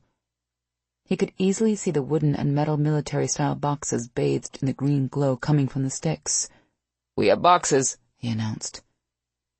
Giving the guys a grin, he hopped on the metal rung set into one side of the concrete-lined hole and slowly moved down them. He didn't think there was much chance of running into a booby trap down here, but he took his time anyway, checking out each rung of the ladder carefully before putting his weight on it. This time, Dennis didn't follow until he looked up and gave the all-clear. Taking out his flashlight, Cooper shined the beam around the 12-foot square space. The floor was concrete, too, solid and completely dry. And all around the small room stacked to the ceiling were military shipping crates and ammo boxes. He saw labels identifying M4 carbines, matching rifle ammunition, hand grenades, claymore mines, anti-tank rockets, and in one corner, a single, easy-to-recognize, wire-bound box. He was pulling back the closure wires on the lid when Dennis joined him. "Is that what I think it is?" Cooper lifted the lid and saw exactly what he expected to see nestled in their aluminum foil outer bags. Green rectangles, 1 inch thick by 2 inches wide by almost 11 inches long. The words in yellow on top were clear and distinct. Charge. Demolition. M112. "It's a C4 explosive," he confirmed. Dennis took out his notebook and compared the lot number on the blocks of explosive with the numbers written down. "It's a match. The stuff is from the same lot the lab tech said was used to make the bomb." Cooper frowned at the half-empty box of explosive charges. "Why the hell don't you look happier?" Dennis asked. "This is the freaking break we were looking for. For all we know, Jed Burke is the person who planted the bomb in that parking garage." Cooper shook his head. "Yeah, it's a break. But you don't seriously believe the person who made those low-tech piece-of-shit devices in the barn also made that complex work of art, the IED you have in your forensic labs, do you?" Dennis hesitated, his brow furrowing. "Okay, maybe not. But even if Burke didn't make the device, he and his brothers provided the explosives to the man who did. Once we put pressure on them, one of those assholes is going to crack and give up the buyer." "Maybe," Cooper said. Dennis swore as he put his notebook away. "What the fuck is up with you? Can you at least be happy we have a solid lead?" Cooper jabbed a finger at the box. "How many blocks of C4 do you see in there?" Dennis looked confused, but then leaned forward to count. 15. Cooper locked eyes with him in the green glow. "A case of C4 comes with 30 blocks. The bomber used 3 to make that bomb at the industrial area. That's a lot of explosives still left unaccounted for. Enough for another 4 bombs, the same size as the last, or one really big device that's 4 times as deadly." Dennis didn't say anything, probably because he was trying to figure out what the chances were that some other psycho had bought the explosives instead of their psycho. He must not have liked the odds, because his shoulders slumped in defeat. "Shit," Dennis muttered, summing up the situation perfectly. "Yeah," Cooper agreed. "Shit." Cooper and his teammates hung out at the Burke's ranch for the rest of the afternoon along with the crime scene teams, ATF, DPD Bomb Squad, Army Criminal Investigation Division, and a dozen other organizations and offices who rolled on the scene to get their fingers in the pie. While they waited, Dennis and Carl took a run at Jed and his 3 brothers back at the FBI. Dennis called to report that none of them talked. And once the lawyers got involved, no one would be talking for days, not without grants of immunity and other legal BS that would take forever to iron out. Dennis might like to think they'd finally gotten a break in the case, but in a lot of ways, it didn't seem like they were any closer than they'd been before. In between, Cooper thought about Everly. Damn, that woman was on his mind about every waking minute. She texted 15 minutes ago, saying she was looking forward to seeing him that evening, and hoped he wouldn't mind if they stopped by her dad's house on the way to dinner so her family could meet him. He texted back telling her he didn't mind at all. Funny thing was, he meant it. Granted, he hadn't met a girlfriend's parents since high school, but Everly was obviously close with her family. If meeting them was important to her, it was important to him. After texting Everly, he called Jim's cell, but it went straight to an out-of-service message. Cooper frowned. That was weird. He Googled the phone number for the DoubleTree Hotel, where he and Everly had dropped him off the night before. Since Jim would be out hitting interviews, Cooper figured he'd just leave a message. But the woman at the front desk told him there was no Jim Wainwright registered there. When did he check out? Cooper asked. He heard clicking on the other end of the line as the woman tapped her computer keyboard. I can't find Jim Wainwright's name anywhere in our system, sir. Are you sure he was staying here? I dropped him off there last night, so yeah, I'm sure he was staying there. More clicking. I'm sorry, but I'm still not finding anything, sir. Cooper thanked the woman and hung up. Maybe Jim had already found a job and checked out early. Well, that made sense. It didn't explain why his name wasn't in the computer. Cooper shoved his phone in his pocket. He hoped Jim would call and tell him what the hell was going on, because he didn't like the uneasy feeling churning in his gut right then. Chapter 9. Everly almost laughed at the expression on Landry's face when he saw the cars in front of her dad's 2-story house. A dozen parked bumper to bumper in the long driveway, spilling onto the street. I thought we were meeting just your father and brothers, he said, a hint of alarm on his handsome face. She took his hand and tugged him along the walkway toward the front door. You are, but my 3 oldest brothers, Armand, Claude, and Gilles, are all married and have big families. Armand and his wife have 6 kids, and usually use 2 minivans to keep the noise to a minimum. Then there are all my cousins. They moved here about 10 years ago. They show up with their families whenever my dad cooks a big meal. We're having dinner? He frowned. I thought we were going out for dinner. Everly stopped in front of the door, turning to smile at him. We are, don't worry. I already told Dad that we're not staying. If someone tries to convince you otherwise, just point them in my direction. She closed the distance between them until they were only a few inches apart.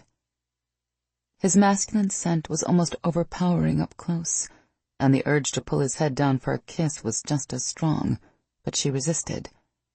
She had no doubt that several of her relatives were probably watching them through the big living-room window.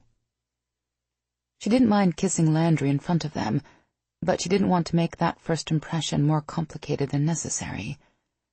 There are going to be a lot of names coming at you in there, but I don't expect you to remember any of them, she said.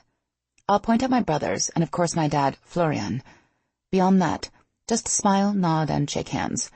My brothers will try to crush your hand when they shake, but that obviously isn't going to be a problem for you. Oh, and my sisters-in-law are huggers, but that just means they like you.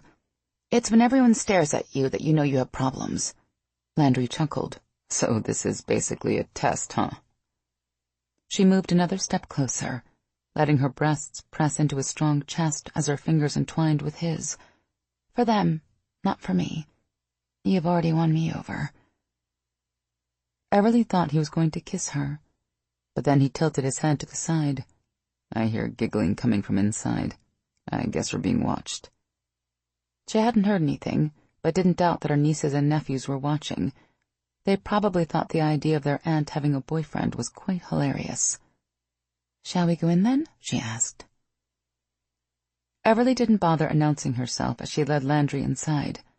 The kids had probably let everyone know they were here.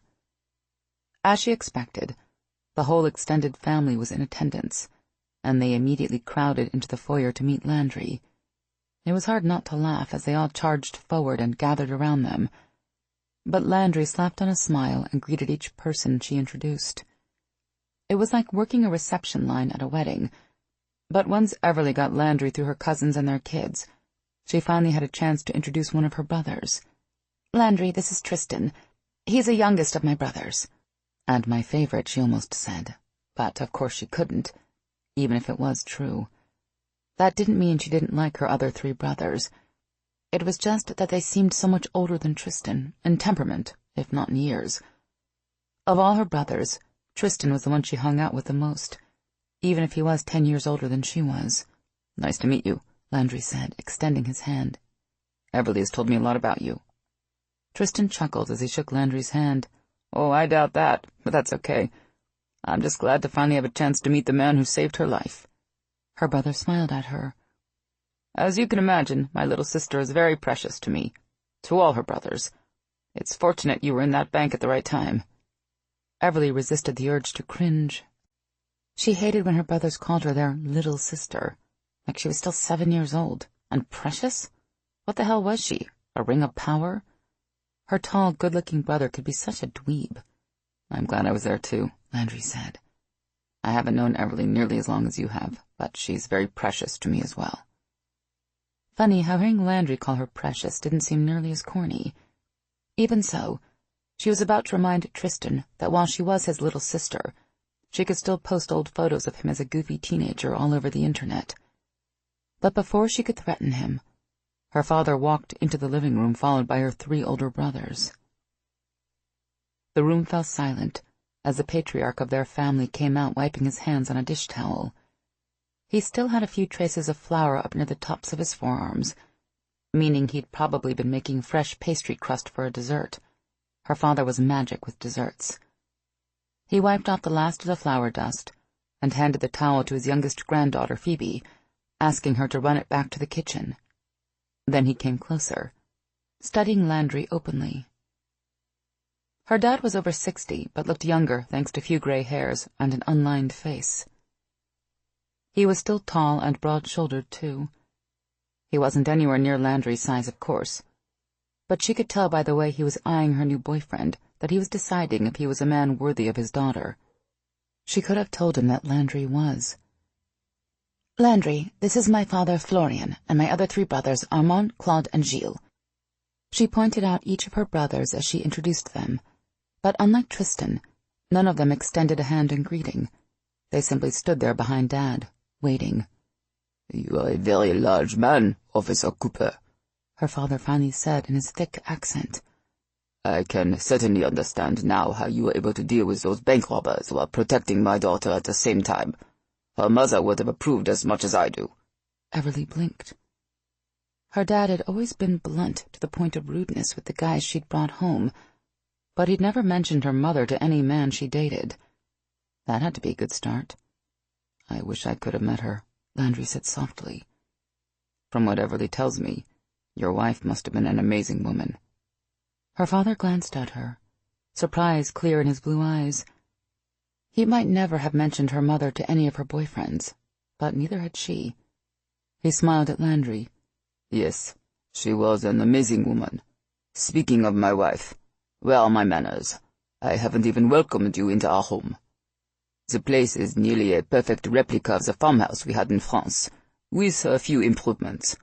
Come, I'll show you around." Everly followed in shock as her dad led Landry toward the kitchen.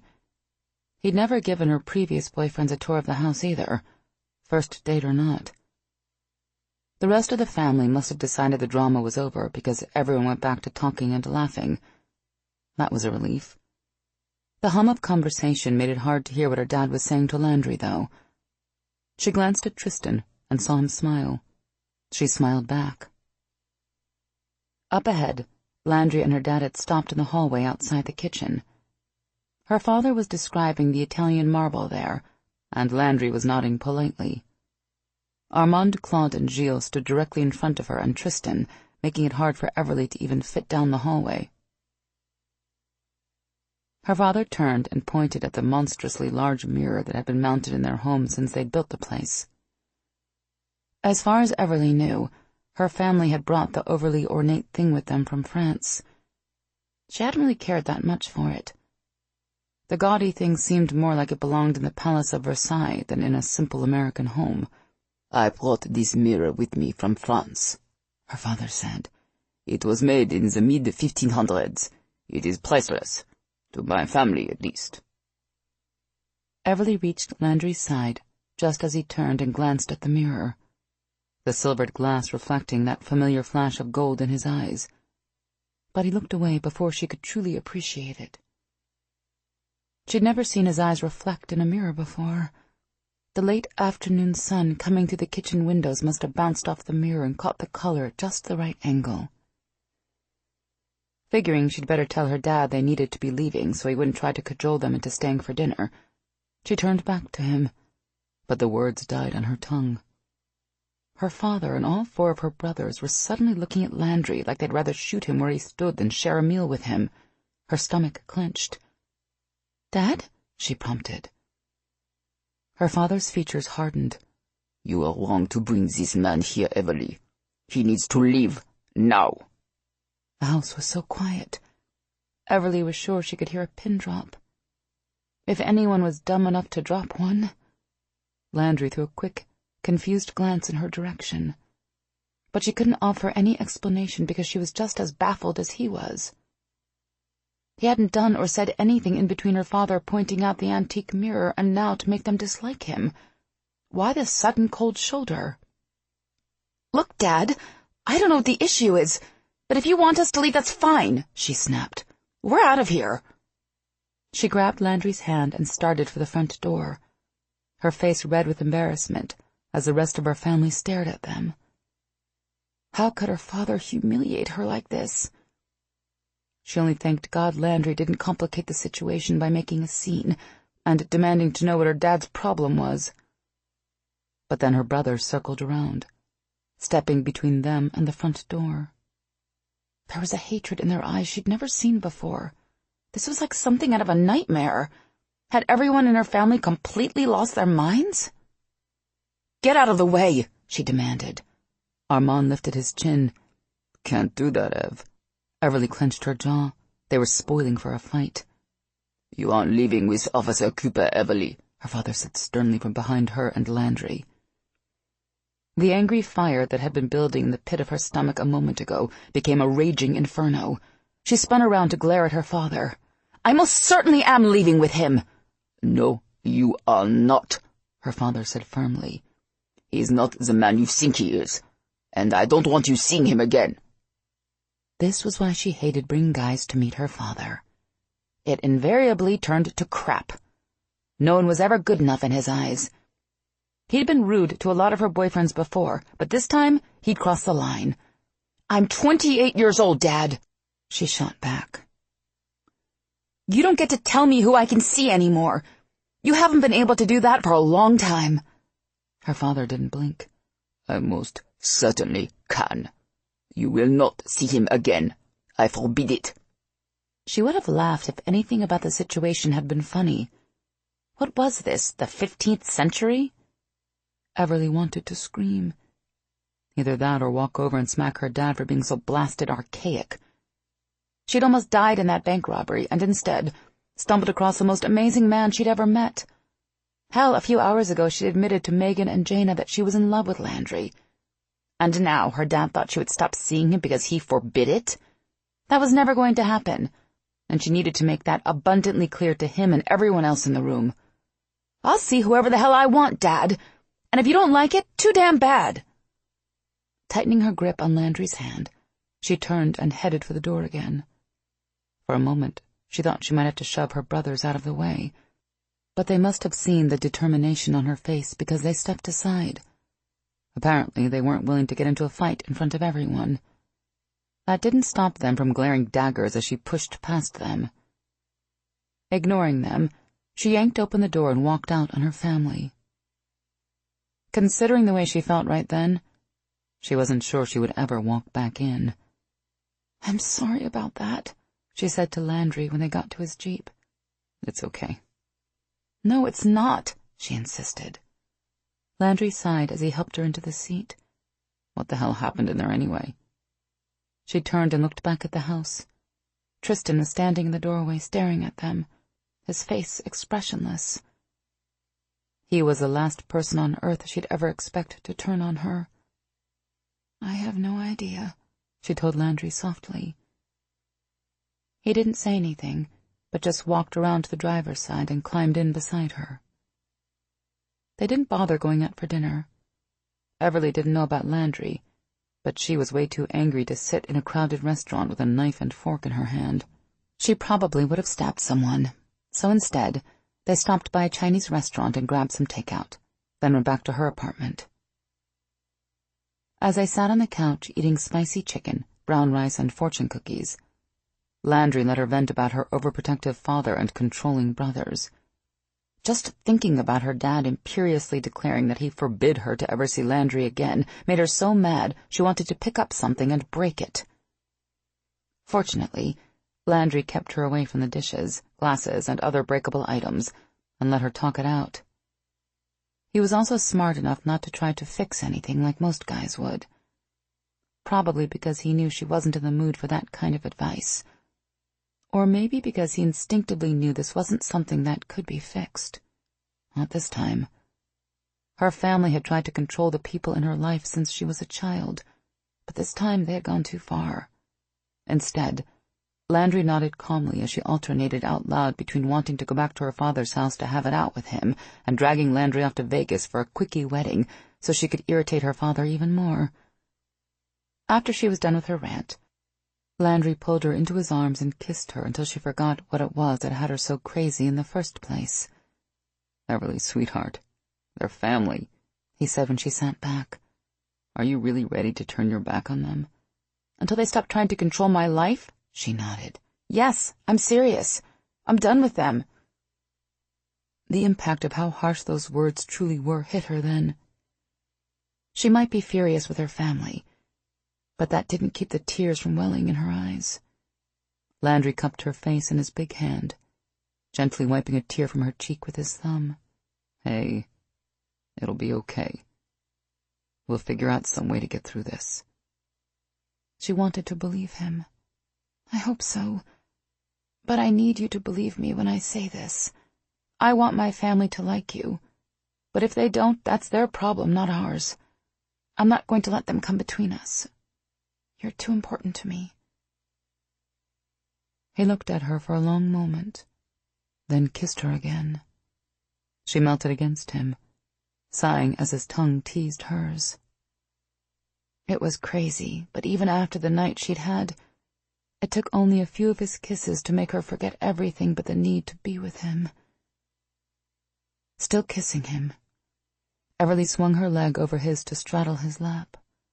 The move made her skirt slide up her thighs, and inside his jeans his erection pressed against the silky material of her panties. Nice to know she wasn't the only one who was aroused. His hands slid up her bare thighs, pushing her skirt even higher and making her shiver. She undid the first few buttons of his shirt and was just nibbling her way down his scrumptious chest muscles when she heard a key in the door.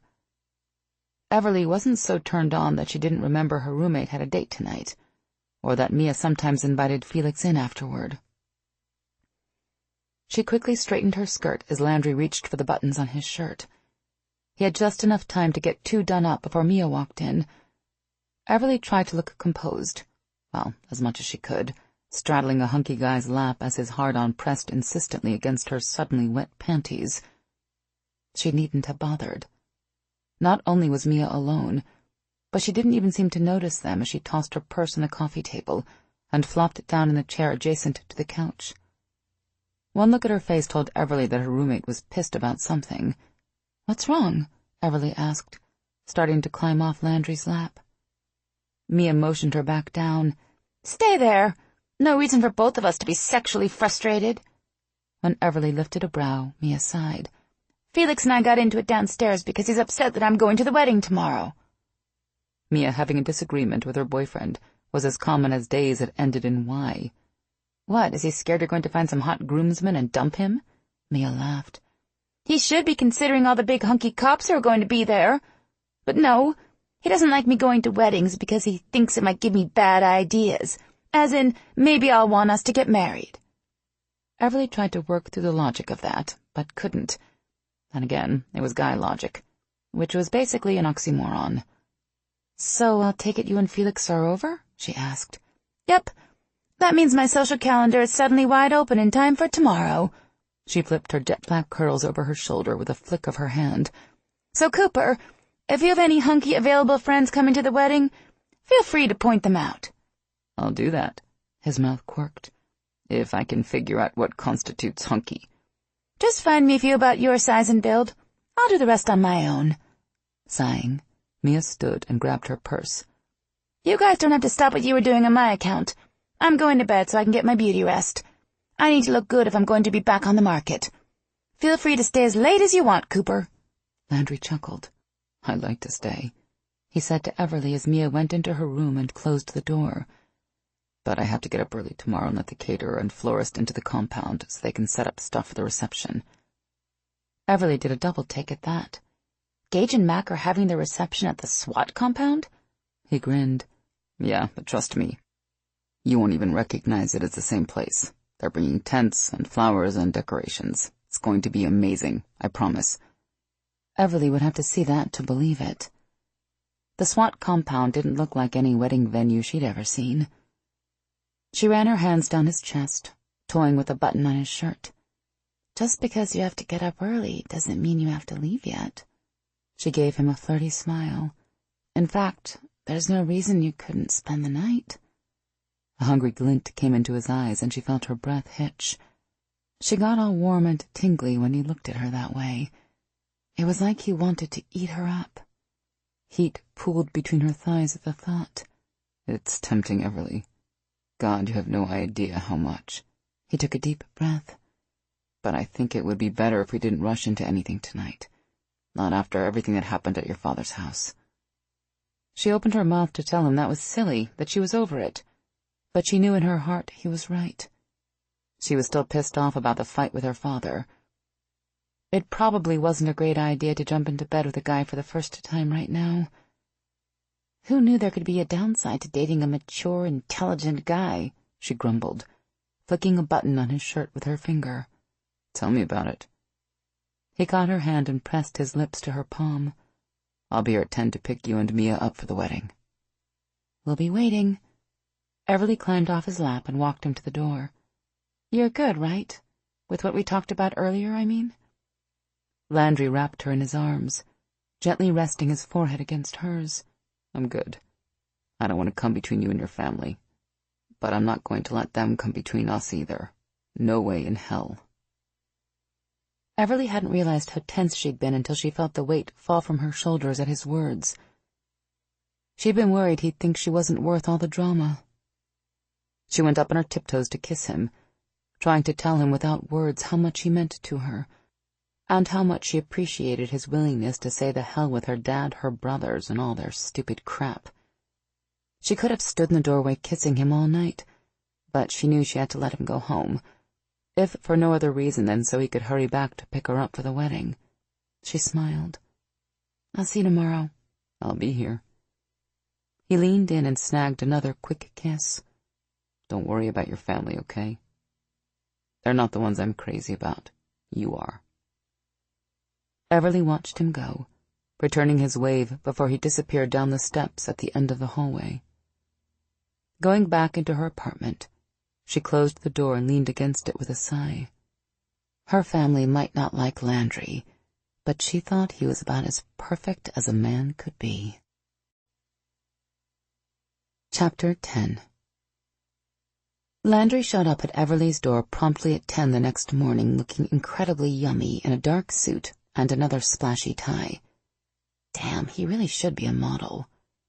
He gave her a kiss, then stepped back to take in her short floral print dress, sky-high sandals, and streak of temporary light blue color she'd put in her long hair on one side to match her outfit. "You look amazing," he said. She smiled. "So do you."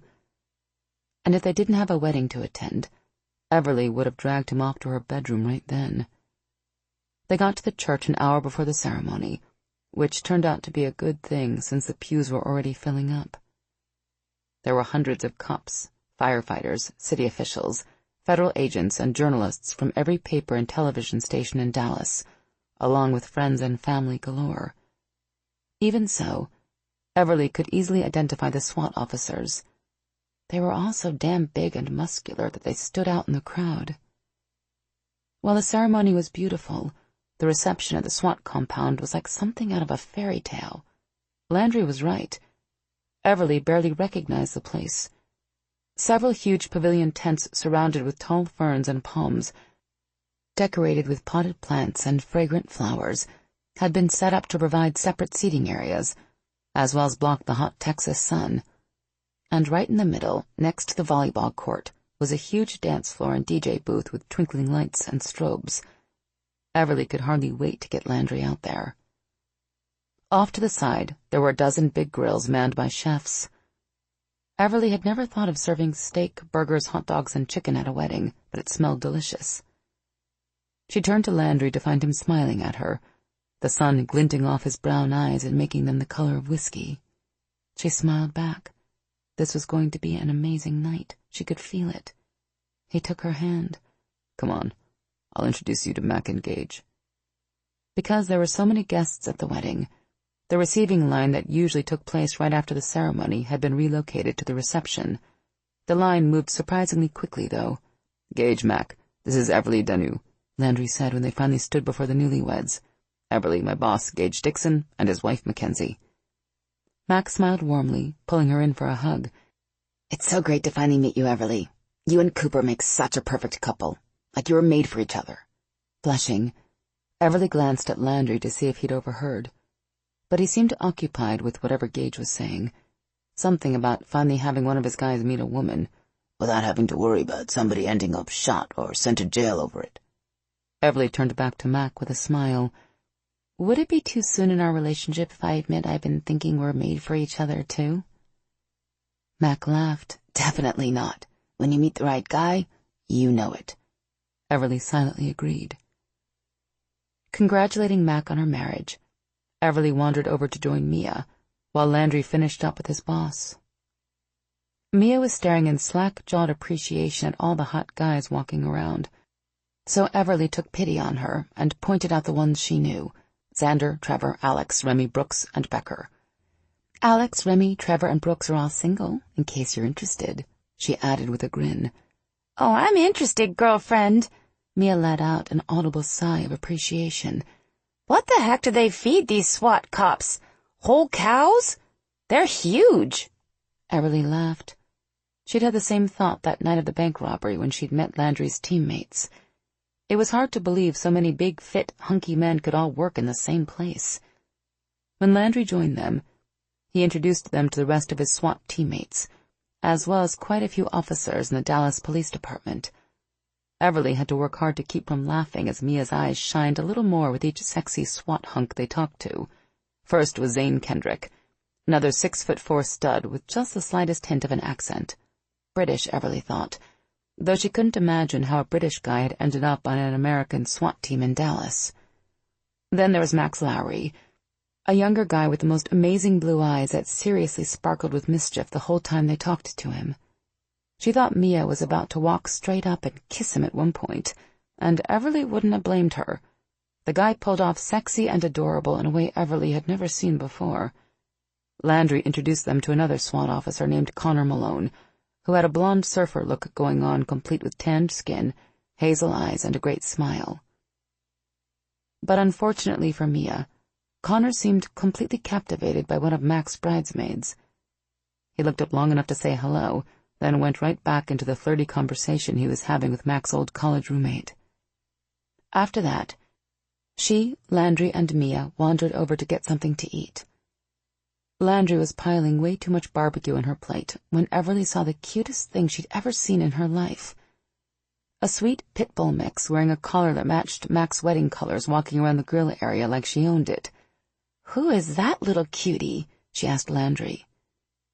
He turned to see who she was talking about and smiled at the dog, who was politely declining to eat a big piece of hamburger 3 kids were offering her.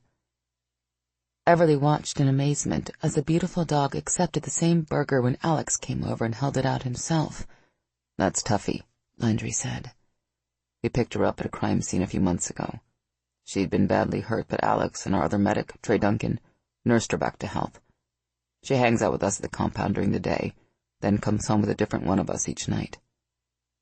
Tuffy must have heard them talking about her because she turned and smiled at them. Everly smiled back. "Oh my God, she's adorable!" The compliment only made Tuffy wag her tail and grin even more. Plates in hand, they walked into the main pavilion to grab a seat. "How about over there?" Everly suggested, catching sight of Jaina and Megan at a table off to the side. Landry nodded, and they made a beeline through the crowded tent. While he headed back to the bar area for drinks, Everly introduced Mia to her new friends. "So how did Becker and Zach like your new dresses?" she asked Jaina and Megan. Jaina grinned. "Let's just say you were right. And there was Jewel involved." "I knew it," Everly said. "Well, we owe it all to you," Jaina said to Everly, then looked at Mia. "She convinced us to buy the dresses, even though they're way more glamorous than we usually wear. But she was totally right. They're perfect. I thought I was going to have to beat Eric off with a stick this morning so we wouldn't be late." Everly laughed, then looked at Megan. "What did Zach think of your dress?" Megan blushed. "I tried it on last night with the heels and everything so he could get the full effect. He, really liked the look. In fact, we didn't go to bed until nearly 5 this morning." Her color deepened. "I've been wearing this dress since 10 o'clock last night." Everly's mouth fell open. She couldn't imagine Megan being so naughty, but she supposed it was the shy ones you had to watch out for. They were still laughing when Khaki joined them with a plate of barbecue and enough wine coolers for all of them. "Cooper asked me to drop these off for you," she said as she set 2 bottles in front of Everly and Mia. Everly looked around. Where'd he go? Then she caught sight of him, along with the other SWAT guys and Zach, out on the sand-covered volleyball court with their jackets and shoes off. A moment later, Gage ran out to join them. "Just remember, you and your groomsmen rented those tuxes," she heard Max shout above the rising tide of laughter. "If you mess them up, you're buying them." Gage waved in acknowledgement, then served the ball. Everly laughed as the guys flew around the sand, smiling and goofing like teenagers as they played a volleyball game in the middle of the reception. "They're like a bunch of kids, aren't they?" Khaki said. "They'd rather run around half-dressed playing a game in the sand than sit in their suits." "Probably so," Everly agreed. "But they look damn good doing it." In between watching the game, she, Mia, and the other women talked about shopping, hot guys and their silly games, dating and weddings. It was like Everly had known Khaki, Jaina, and Megan as long as Mia. There was a bond developing between them unlike anything Everly had ever experienced. She couldn't believe how quickly all of Cooper's friends had made her feel welcome, like she was family. She hadn't ever felt so accepted by people she'd just met. Which was why it wasn't surprising Everly found herself telling them about what had happened at her father's house. "I feel like my father and brothers betrayed me," she said. The same anger she'd felt last night threatened to consume her again, and she forced it down. "I finally meet this great guy, and they hate him. My father seriously ordered me never to see Landry again. I'm not some 15-year-old dating a bad boy. Landry's a cop, for heaven's sake." She would have said more, but fell silent as 3 cute guys came over and sat down at the table with them. Jaina smiled. "This is Cooper's girlfriend, Everly Danu, and her friend Mia Barlow. Ladies, our roommates, Joseph Garner, Chris Hughes, and Mo Jenkins." Everly blinked. When Jaina and Mia said they lived with a group of friends, she hadn't expected them to be a group of guys. None of them were as big as Landry or the other SWAT guys, but they weren't wimpy either. Mo's perfect brown skin and bulging muscles made him look like a model, or a superhero. Chris had a serious Captain America thing going on, and the most charming Southern accent. And Joseph, the oldest of the 3, had blue eyes that positively twinkled. Everly nudged Mia, knowing her friend had a thing for blonde-haired, blue-eyed cuties, but her roommate had already locked gazes with him. A moment later they got up and left, ostensibly to get something to drink, even though her wine cooler and his bottle of beer were almost full. Everly laughed. I think Mia just found a date for the rest of the day. Or longer, Jaina agreed. Mo and Chris effortlessly joined in the conversation, and Everly learned they not only lived in the same loft as Jaina and Megan, but they all worked together at a horse rescue and rehabilitation center outside of Dallas. She was about to ask how they'd all managed to get a job at the same place when Landry, Xander, and Zach joined them, their shoes and jackets back on, all traces of sand gone from their clothes. I hope you don't mind that I played a few games of volleyball, Landry said as he sat next to her. Gage is going to be gone for 2 weeks on his honeymoon, so we won't have a chance to play for a while. She smiled. I don't mind at all. You looked good out there. I never knew watching you run around in a shirt and tie could be so much fun. He leaned in and gave her a kiss. You liked that, huh? Yeah, she said softly. It would have been even nicer if you'd had less clothes on, but I made do. His eyes smoldered. I'll have to see what I can do about that later. The words sent a quiver of anticipation rushing through her. Promises, promises. As they sat there and chatted with everyone else, Landry rested his hand casually on her thigh. Just being close to him like this, her hip almost touching his lips occasionally grazing her neck and jawline as he kissed her, made her heart beat faster and her breathing ragged. She could barely focus on what anyone was saying, much less speak. Instead, she focused on Landry and watched his lips move as he talked. Of course, that made her think of all the other things he could be doing with that sensuous mouth. Doing them in public would only get them arrested, so she'd have to be satisfied with fantasizing. While she was slowly getting turned on, she could have happily sat there with Landry all night and done nothing but talk. The sun had started to set, and now that the hot Dallas day was finally cooling off, Gage and Mac went out and had their first dance together as husband and wife. She and Landry stood with the rest of the guests to watch, then took to the floor when the newlyweds invited everyone to join them. Everly couldn't remember dancing so much in years, or having so much fun. But she and Landry didn't sit down once over the next few hours. Everly caught sight of Connor and the bridesmaid he was crushing on dancing beside them before the couple disappeared. Then Jaina, Megan, and Khaki dragged their guys onto the floor, and a little while later she saw Mia and Joseph. Half a dozen songs later, Mia stopped by long enough to let her know she was going to take off with Joseph and his friends, and that Everly should feel free to bring Landry back to their apartment because she'd be out until very late. Mia flashed her a smile. In fact, I might not be back until morning. While the dance floor was filled to capacity most of the night, it felt like she and Landry were the only two people out there. It didn't seem to matter to him whether the songs were fast or slow, and it sure didn't matter to her.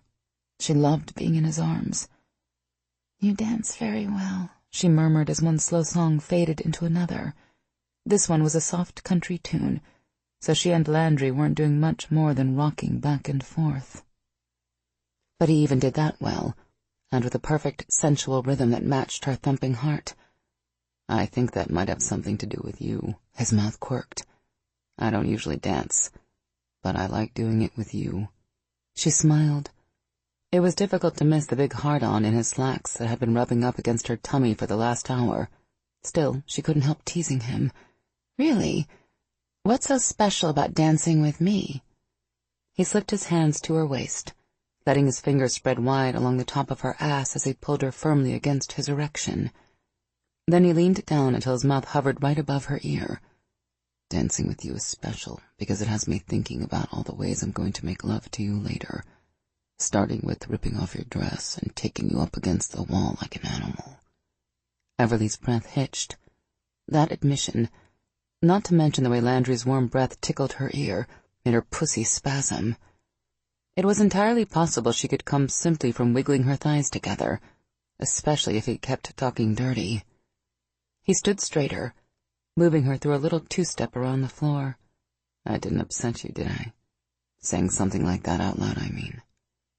She responded to his leading touch instinctively, keeping her feet moving with his, even though her knees were weak. "Not at all. I did ask, and you only said what you were thinking." She gently pressed her hip into his cock as they kept dancing, silently letting him know she was fully aware how excited he was. "And to be completely honest, they're the same thoughts I've been having too, except in my mind, I'm the one ripping off your clothes and pressing you against the wall while I drop down to my knees in front of you." A growl slipped from Landry's throat. He did that a lot, she noticed. It was unbelievably sexy. The lights strung up around the dance floor caught that gold reflection in his eyes, and that little sparkle was damn sexy, too. She licked her lips, ready to ask in her very best coy voice if he minded she'd said something like that out loud. But she didn't get a chance, because Landry's mouth came down on hers, his tongue slipping between her lips and doing its own kind of slow dance with her tongue. Everly didn't realize they'd stopped dancing until she found herself standing there in the middle of the floor, both arms draped around Landry's strong neck and holding on tight as her knees turned to jello. Landry had one hand in her hair, the other resting on the curve of her ass. Everly didn't know how close they were to having sex right there until she felt his fingers wrap around hers, which were at the moment trying to undo the buttons of his crisp white dress shirt. "Maybe we should take this somewhere else," he suggested in a husky voice. She nodded, not trusting herself to speak. Landry took her hand and led her toward the parking lot where his Jeep was parked. Thank God no one stopped them to talk. If they had, Everly probably would have done bodily harm to them. She was done waiting. They'd been getting closer and closer to this moment since the second they'd met.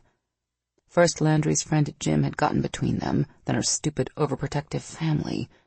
This was finally going to happen, and she wasn't letting anything interrupt them this time.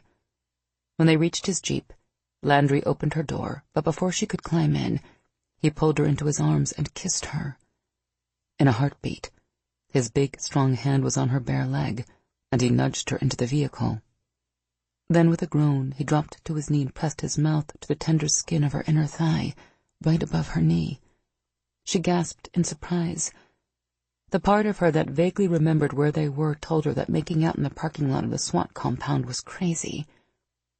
But then she found herself helping, grabbing the hem of her skirt and yanking it higher, exposing her legs all the way to her panties. Tangling the fingers of her other hand in Landry's silky hair, she impatiently urged his mouth higher. He let out another one of those growls she loved and complied, his warm mouth moving along her inner thigh. When he finally got to her pussy, she was going to scream for sure. She didn't care. She was so hot for him that she was ready to let Landry have his way with her right there in the parking lot. But then the sound of laughter from nearby intruded, and Landry jerked upright. Hands trembling, he carefully pulled down her dress and helped her back into a straight and upright position on the seat. A half-second later, a couple walked by. Landry waved at the police officer and the woman with him before turning back to Everly. He looked as excited as she felt. "Let's get out of here before we do something crazy," he said. "Sounds good." She grabbed the seatbelt and clicked it into place. "But crazy is good too," she added when he climbed in beside her and started the engine. "So don't make me wait too long, or I'm going to attack you right there in the driver's seat." Everly still didn't know how they made it out of Landry's Jeep, across the parking lot, through the lobby, up the stairs, and into her apartment without anyone calling the cops. They had their hands all over each other the entire way. Once they got through the door and slammed it shut behind them, the clothes started flying. She kicked off her high heels as Landry grabbed the hem of her dress and yanked it over her head. She could have pointed out that undoing the zipper first was usually a good idea before taking it off, but his method worked much faster and was a whole lot sexier. When she stood there in nothing but her bra and panties, Landry took a step back and gazed at her with appreciation. The look of pure, hungry lust on his face was the most empowering sensation she'd ever experienced. She felt like a complete and total goddess. He reached around for her bra, but she batted his hands aside and went for the buttons on his shirt. "It's not fair for you to wear so many clothes when I'm practically naked," she said. Unfortunately, her hands were shaking so much she could barely find the buttons, much less undo the little suckers. Thankfully, Landry came to the rescue. He shrugged out of his suit jacket and let it fall to the floor, then ripped open his shirt, scattering buttons everywhere. That was so sexy. She yanked her bra off, showing him that she could be wild, too. She would have stripped off her panties just as fast, but Landry came at her in a rush, trapping her between the door and his muscular chest. She reveled at the feel of her hard, tender nipples pressing into his warm skin, moaning as he dipped his mouth down to nibble her bare neck and shoulder. His teeth were sharp, but God, he knew how to use them, teasing her and nipping at her in a way she'd never felt before. She was so dizzy from what he was doing, she could barely think straight. So when she heard a tearing noise, it took her a moment to realize what it was. Landry's hand came out from between them, and she caught a glimpse of her tattered panties before they went flying across the room. A small part of her mind tried to remember where they ended up, so she could grab them before Mia came home. But then Landry's hand slipped between her legs, and she said the hell with her panties. Landry nipped teasingly at her neck as his nimble fingers slid inside her. She was wetter than she'd ever been in her life. Lifting his head, he took a step back, keeping her pinned against the door with his gaze as he looked deep into her eyes and slowly fingered her pussy. Everly wanted to wrap her arms around him and hold him close as he pleasured her, but she couldn't make herself move. "Oh, God," she moaned as he moved faster. She reached one hand up to grab his shoulder to steady herself, the other down to cover those beautiful fingers manipulating her pussy. "You're going to make me come so hard if you keep doing that." His eyes flared gold in the light as he gave her a lazy grin. "I know. That's why I'm doing it." Just when she thought she would pass out from how good it felt, he slipped his fingers out and found her clit, making perfect little circles. It took mere moments for the first wave of her orgasm to hit her like a speeding truck, and then all she could do was throw back her head and scream as her climax rushed through her. Everly would have collapsed if he hadn't been holding her up, especially when he kept his fingers moving slowly over her clit, dragging another orgasm out of her on the heels of the first. Landry waited until the last tremors faded before taking away his fingers. She thought for a moment he was going to say something, but instead, he pulled her naked body against him and kissed her hard. Her mouth responded of its own accord, kissing him back even though her mind was too scattered to do much beyond stand there and hold on to his shoulders for dear life. When she could think clearly again, as clearly as she could after back-to-back orgasms, she realized that Landry was still wearing his pants. For some reason, that seemed terribly wrong, considering she was completely naked. With a moan, she pushed Landry away. Then, while he was confused by why she'd done that, she got her hands on his belt and spun them around, so he was the one with his back to the door now. That got his attention, especially when she put a hand in the center of his chest and held him there. She lifted a brow. "Where do you think you're going?" He chuckled, relaxing against the door. "Well, now that I have your dress off, I was going to see about moving forward with the next part of that fantasy we talked about earlier," he said. "You know, the part that involves me taking you up against the wall like an animal." She liked the sound of that so much she almost relented and let him drive. But then she remembered how hard he'd made her come and decided she owed him a little something first. "Don't worry," she murmured as she reached for his belt. "We'll get to that part of your fantasy soon enough, but for now, let's spend time on mine. You know, the one that involves me on my knees in front of you." That stopped him from any further protest. In fact, he helped her yank open his belt and work his pants down his legs. Once she pushed them past his muscular thighs, she didn't even bother getting them off. She simply let them puddle around his ankles as she dropped to her knees and reached for the straining material of his underwear. Her mouth watering, she slipped her fingers into the waistband of his boxer briefs, pushing them down to slowly reveal his extremely large, extremely aroused shaft. She got his underwear down to mid-thigh, then promptly forgot about it as all of him filled her view. She let out a sigh of pleasure. He had the most beautiful cock she had ever seen in her life. It was long, thick, and heavy, and even as she watched, a little pearl of essence appeared at the tip. She leaned forward to wrap her lips around the head, moaning at how good he tasted. Circling his shaft with her hand, she moved it up his length at the same time her mouth started down. When her hand and mouth met in the middle, she wasn't sure who moaned louder, her or Landry. Now that she had him in her mouth, she wanted to take him as deep as he could go, and she wasn't going to let him go until he exploded. Everly had never shied away from going down on a guy. In fact, if it was the right guy, it could be downright fun. But with Landry, it was so much more than that. She was actually getting turned on from feeling him pulse and throb against her tongue, not to mention hearing him growl and groan in pleasure. She wiggled closer, her mouth and hand moving faster as she tried to make him come just as intensely as he had. When she felt him get even harder and throb even more, she knew he was about to climax. But before she could get him there, he slipped his hand in her hair and gently pulled her off his cock. "Hey, you were getting close," she complained. "I was having fun." Cooper chuckled. "I'm sure you were, but what I have in mind is even more fun." Landry kicked off his shoes and pants, then made quick work of his underwear before bending to pull something out of the back pocket of his slacks. She immediately recognized a condom packet. As she watched him roll the condom down over his large cock, Everly was glad condoms came in different sizes.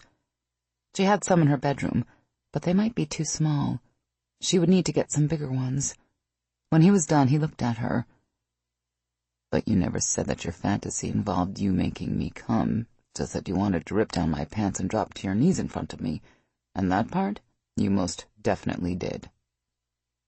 Tugging her to her feet, he grasped her waist and lifted her up in one smooth motion. She instinctively wrapped her legs around his waist and draped her arms around his neck as he turned and pressed her back against the door. She felt the head of his cock against her, and knew exactly which part of his fantasy they were going to be working on next. "Is this the part where you take me up against the wall like an animal?" she asked coyly. He smiled as he moved his hands under her ass and lifted her so he could wedge the head of his cock against the entrance of her pussy. A moment later, he slid her down on his shaft, eliciting a long moan from her. But rather than sheathing himself completely inside, he stopped after only a few inches. His smile turned devious.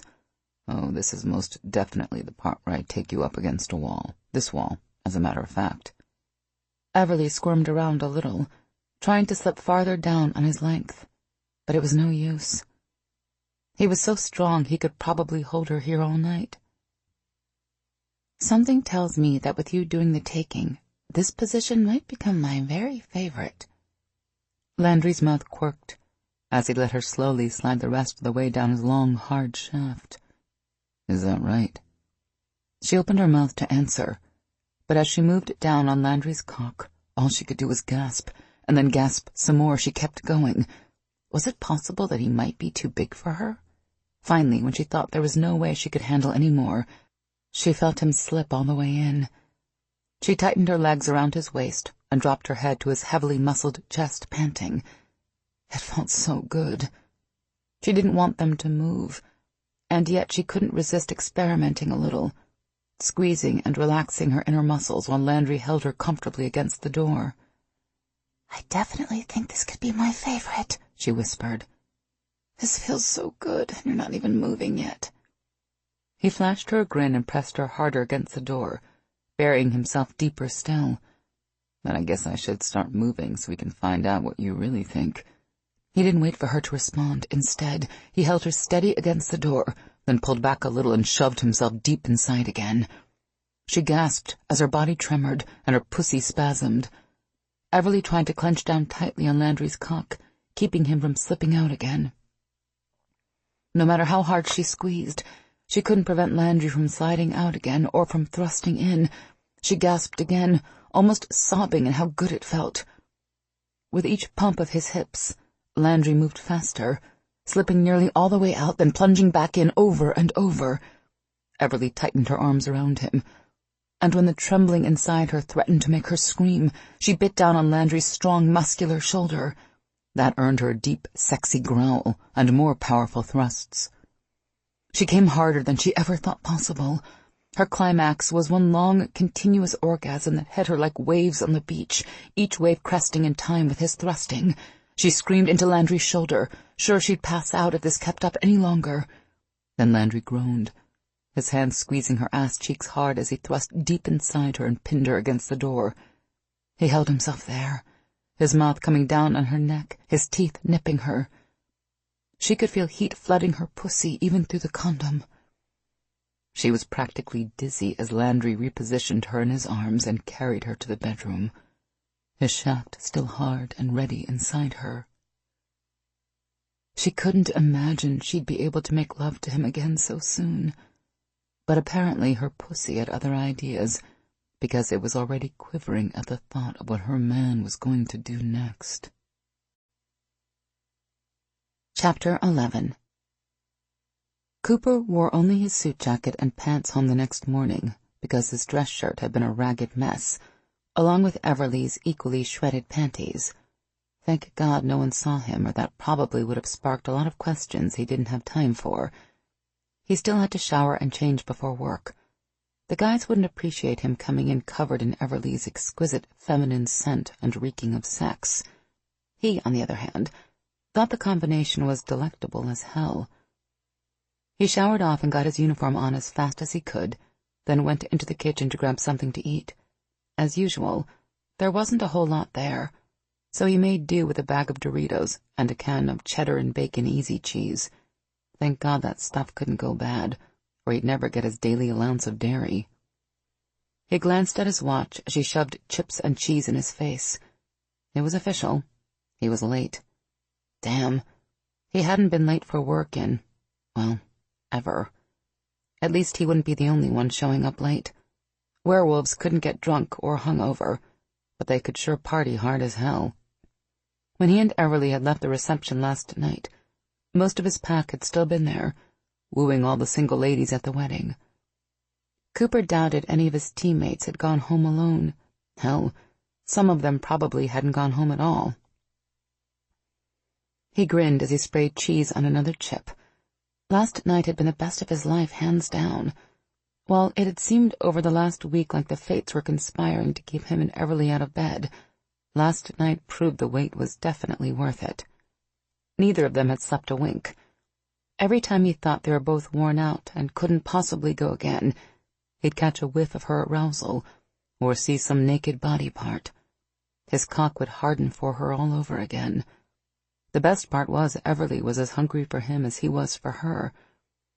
Every time he found himself reaching for her, it was to find her reaching for him. There was nothing she wasn't up for, as long as it meant they were in each other's arms. Besides, up against the wall, they'd made love in her bed, on the floor, on her dresser, on the island in the kitchen, and on the vanity in the bathroom. He quickly learned the where didn't matter. Being inside her was all that was important. He would never get enough of her. He knew that now with a certainty. Yeah, he had it bad for Everly. So bad that he wasn't sure how he'd found the strength to drag himself out of her bed and leave this morning. If the other guys who'd found their ones felt like this all the time, how the hell did they get any work done? Never mind that. How the hell did they even come to work? All he could think about was being with Everly. He sprayed a mountain of gooey processed cheese on top of a Dorito, capped it with another triangular piece of crispy goodness, and then shoved the whole thing in his mouth. As he crunched his way through breakfast, a nagging voice in the back of his head reminded him that everything with Everly wasn't all cupcakes and rainbows. There was her dumbass family to deal with. He still couldn't understand how her entire family had gone from nice and cordial to get the fuck out in the span of 30 seconds. What, did they think he had a few bodies buried in the backyard of his apartment complex? That would have made sense if they would have treated him shitty from the get-go. But they'd been relaxed and chill around him the first 10 minutes he'd been there. Then her father had shown off that antique mirror, and it had all gone to shit, without explanation. Hell, he'd even checked to see if his fly had been open. With the way her brothers had lined up to block the door, he thought for a minute that things were about to turn violent. Fortunately, Everly was too bull-headed and stubborn to let anybody tell her what to do. Her spunk was just one more thing he loved about her.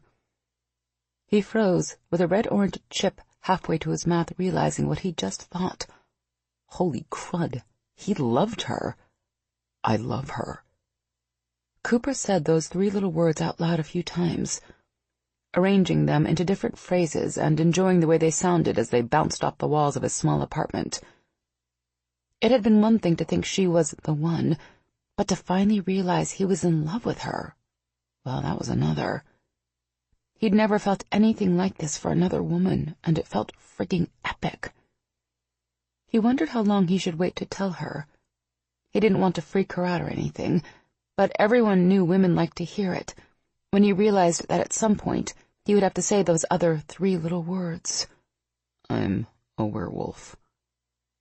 Cooper couldn't remember a time when he didn't play it cool, even when he was getting shot at or blown up. But the thought of standing in front of Everly and telling her he was a werewolf, and possibly having her reject him, filled him with a dread like he'd never felt in his life. Sharing their secrets hadn't been a big deal for Xander and Becker, but that was because the women they'd fallen for happened to be werewolves too. It had been damn near catastrophic for Gage. Mac had flipped out and almost revealed their secret to the whole world. Would Everly handle it any better? He liked to believe she would. She seemed like the most stable and even-keeled woman he'd ever met, but he was scared. You never knew how someone would deal with a piece of information like that. If she lost it, it wouldn't be just his ass that was devastated. The pack would be in trouble as well. Maybe he shouldn't tell her at all. Did she really have to know everything about him for them to be happy? Cooper gnawed on that for a good long while, along with some more chips. When he looked down, he realized he'd eaten the whole bag. Hell, the can of cheese was spewing air now. Tossing them in the trash, he washed his hands, then guzzled a bottle of orange soda. He just grabbed the keys to his Jeep when his cell rang. "I'm sucky news and god-awful sucky news," Dennis said without preamble. "Which do you want first?" "Good morning to you too, sunshine," Cooper said. "Most people start by saying, 'Hey, how are you?' But if you insist on being all about the job, let's start with the sucky and work our way up to the god-awful sucky part." "Jed still isn't talking," Dennis said. "but his youngest brother Jackson is. Turns out he was at the house when our bomber showed up there. Unfortunately, he couldn't see the guy because Jed didn't want to spook the buyer." "That does suck." "Yeah. Well, Jackson didn't see anything. He did eavesdrop on the conversation. And this is the part where things start to really suck." "What do you mean?" Cooper asked. Jackson overheard a lot of words of a military flavor. He didn't know what half of them meant. But our profilers are sure the bomber is somebody with a military background, maybe even active duty. Shit. Cooper sat on the edge of the couch. He felt like someone had just let all the air out of his happy balloon. The idea that there was a soldier out there responsible for setting off a bomb that killed a fellow cop was fucked up. It was like fate was forcing him to take sides between the 2 halves of his life, military and law enforcement. No matter what, it was going to end badly. "Yeah, I thought you might say that," Dennis sighed. "You ready to hear more?" "No, but we might as well get the rest of it out of the way," Cooper muttered. "I can't imagine how it could get any worse than it already is." "It does," Dennis said. "At 6 o'clock this morning, there was another bombing at the industrial area. This one directly targeted the main lobby of a defense firm called Soldier Support Systems Incorporated, Triple SI for short. No deaths, but the people who arrived at that hour got hurt pretty bad." "What?" Cooper shot to his feet. "Why the hell didn't you lead with that?" "Don't blame me. You said to start slow. Besides, I'm telling you now. That's why I called in the first place, to ask if you'd be willing to come over to the industrial area and poke around with me. We've already got a field team out there collecting evidence, but I wouldn't mind your take on the situation." Cooper agreed, but not before cussing his friend out for being a complete shithead. Then he hung up and called Xander. "I already heard," Xander said the moment he answered. "Get over there, if they want you, and let me know if you need any help. Try not to step on any FBI toes, huh? We're trying to rebuild some bridges here." Cooper didn't have a problem finding the defense firm that had been hit by the bomber. It was surrounded by emergency vehicles, unmarked federal sedans and SUVs making up the majority. News vans and crime scene gawkers filled the nearby parking areas to overflowing, and some enterprising guy with a food truck had shown up. The guy was going to make an assload. The line already stretched 100 feet. Triple SI looked more like an ordinary office building than anything associated with the Department of Defense.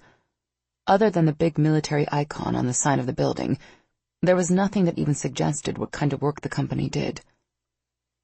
Cooper ducked under the crime scene tape and made his way to the front entrance. The building used to have a row of big picture windows and glass doors along the front, but the bomb had blown out the glass and most of the wall. As he made his way through the debris to get inside, he breathed in the overwhelming odor of hydrocarbons that always hung in the air after an explosion. Back in the day, before he'd been blown to shit in Iraq, he used to love the smell. Now it only reminded him of the pain that came from being temporarily airborne. Glass was scattered across the tile-covered lobby. It was everywhere, stuck in the walls, the furniture, even the ceiling. He winced at all the blood. There were spatters and puddles here, there, and everywhere. The only saving grace was that the bomb had gone off before most of the employees had come to work. If it had been later, a lot of people would have gotten killed. It probably wasn't a coincidence that the garage bomb had been set to go off around the same time. No doubt Dennis would be working that angle. Since the device had blown into the lobby instead of all over the grass and pavement outside, the FBI had chosen to set up a temporary collection area in a conference room off to the side of the bomb scene. They'd move everything to the forensic labs later, but right now they were hoping to get lucky and stumble over something that would wrap this up fast and tight. Even though he was in uniform, Cooper flashed his badge as he walked into the conference room. The female agent glanced at it, then handed him a pair of gloves. Every inch of the big table in the center of the room was covered with metal and plastic fragments. Dennis wasn't there, but there were 3 other feds looking at evidence with magnifying glasses and writing down notes. They glanced up as he snapped the gloves on and walked over to the first table, but didn't say anything. He surveyed the twisted bits of metal, melted hunks of plastics, and random pieces of glass and wood from the lobby. He immediately found the key fob circuit board rigged to initiate the device. Beside it was a rudimentary delay arming circuit. He picked it up with a frown. It looked like something a 12-year-old would make from an old Radio Shack hobby kit. While everything indicated this bomb had been made by the same guy, the design was poor and the work rushed. The first device had probably taken him months to make. This one had taken hours. Cooper set down the arming circuit and slowly moved around the table. The Fed there gave him a look that said he'd checked and hadn't found anything, so Cooper didn't have to. Cooper ignored him and looked anyway. He frowned as something caught his attention. It was a bent piece of metal from a dog tag. He picked it up to study it more closely with a magnifying glass. There were a few letters stamped into it, twisted, smeared, and impossible to read, but letters nonetheless. "Hey, you find something?" Gut twisting, Cooper lifted his head to see Dennis coming into the room, an expectant look on his face. "What?" he asked, stalling. "Did you find anything? You were standing there with a really serious look on your face, so I thought you'd made a big discovery." Cooper opened his mouth to tell Dennis about the dog tag, but nothing came out. He gave himself a mental shake and tried again. If the FBI could recreate the name or social security number on that tag, it would almost certainly lead them directly to the bomber. He was sure of it. Then why were his werewolf instincts shouting at him to keep his damn mouth shut? He knew it was crazy, but he'd spent the past 4 years of his life trusting those instincts, and they'd never let him down before. So he pushed down the human side of himself that was telling him he was being a dumbass and gave Dennis a shake of the head. He set the piece of dog tag on the table. "Nothing worthwhile beyond the fact that it's the same bomber and that he made this one in a big rush." Dennis nodded. "Pretty much the same conclusion my guys are coming up with. Didn't hurt to have you take a look anyway. I'm going to talk to Arnold Braun, Triple SI's owner and CEO, and see what he has to say. Want to join me?" Cooper stripped off his gloves and followed him out of the room. Dennis led the way back through the lobby and into an area filled with a maze of cubicles until they reached a big corner office in the back of the building. The gray-haired man seated at the fancy walnut desk was on the phone when they walked in. Thanks to his keen werewolf hearing, Cooper could hear the person on the other end of the line giving Triple SI's CEO a rundown of the injuries sustained by the employees who had already been taken to the hospital. When he was done, Arnold Braun dropped the phone back in its cradle with a heavy sigh. Dennis introduced himself, then Cooper. While Braun answered their questions, he was too upset to be much help. Cooper wouldn't have been surprised if the man broke down and started crying. "Why would someone attack my company like this?" he asked. "We're not a weapons developer. We don't even have any security-related contracts. We handle minor support contracts for our deployed forces, like food, supplies, construction, and administration services. Nothing controversial. We feed and shelter people. Do the little things so the soldiers can focus on their work. Why would someone bomb us and hurt so many innocent people?" Dennis didn't have the answer to that question, and neither did Cooper. "Did you or your employees get any emails or threats from service members or people who recently got out of the military?" Dennis asked. Braun shook his head. "No. I go out of my way to hire as many former military men and women as possible. I like to do whatever I can to help those who've served." Dennis nodded. "Can I get a list of the employees who typically arrive early for work, and maybe arrange to meet with the senior ones?" Cooper knew exactly where Dennis was going with that. If there was someone pissed at an employee, it was most likely going to be a supervisor. Dennis might be completely wrong, of course, but it was a good place to start, especially if one of those supervisors turned out to be on the list of people who'd been in the parking garage around the time of the first bombing. "I'll have my assistant get it for you," Braun said. "As far as meeting my senior people who come in early, I'll arrange that, but it might take a little time. Most of them are at the hospital right now, either getting their own injuries tended to or helping others who were hurt." The meeting with Braun ended shortly after that, and Cooper spent the rest of the day at the crime scene helping collect evidence and move it to the FBI lab facilities. Before he left for the day, he got Dennis to promise he'd call once the FBI had the meeting set up with the senior members of Triple SI. He wanted to be in on that. As he pulled out of the parking lot and onto the main road, he tried to understand for about the 100th time that day why he'd lied to one of his best friends about something as important as that dog tag. He didn't like the idea that he was protecting a killer, even if it was a fellow soldier, no matter what his inner werewolf demanded he do. Hopefully Dennis and his forensic team had already found that scrap of dog tag and were tracking it back to the person responsible for the bombings even now. That didn't do much to calm the confusing twist of emotions roiling through his gut, but it was something. Cooper was so distracted with those thoughts that he didn't realize he was on his way to Everly's until he pulled into the parking lot of her apartment complex. His mouth curved. His inner werewolf might be wrong about concealing evidence, but it was right on target when it came to Everly. She had a way of making him forget everything but her, and right now, he could use a little work-related amnesia. Cooper was still thinking about Everly as he strode up the sidewalk. As sweet as the distraction was, it was why he didn't notice a tingle in his senses that normally alerted him something was wrong. By the time he heard rapidly approaching footsteps, the attackers were already on him.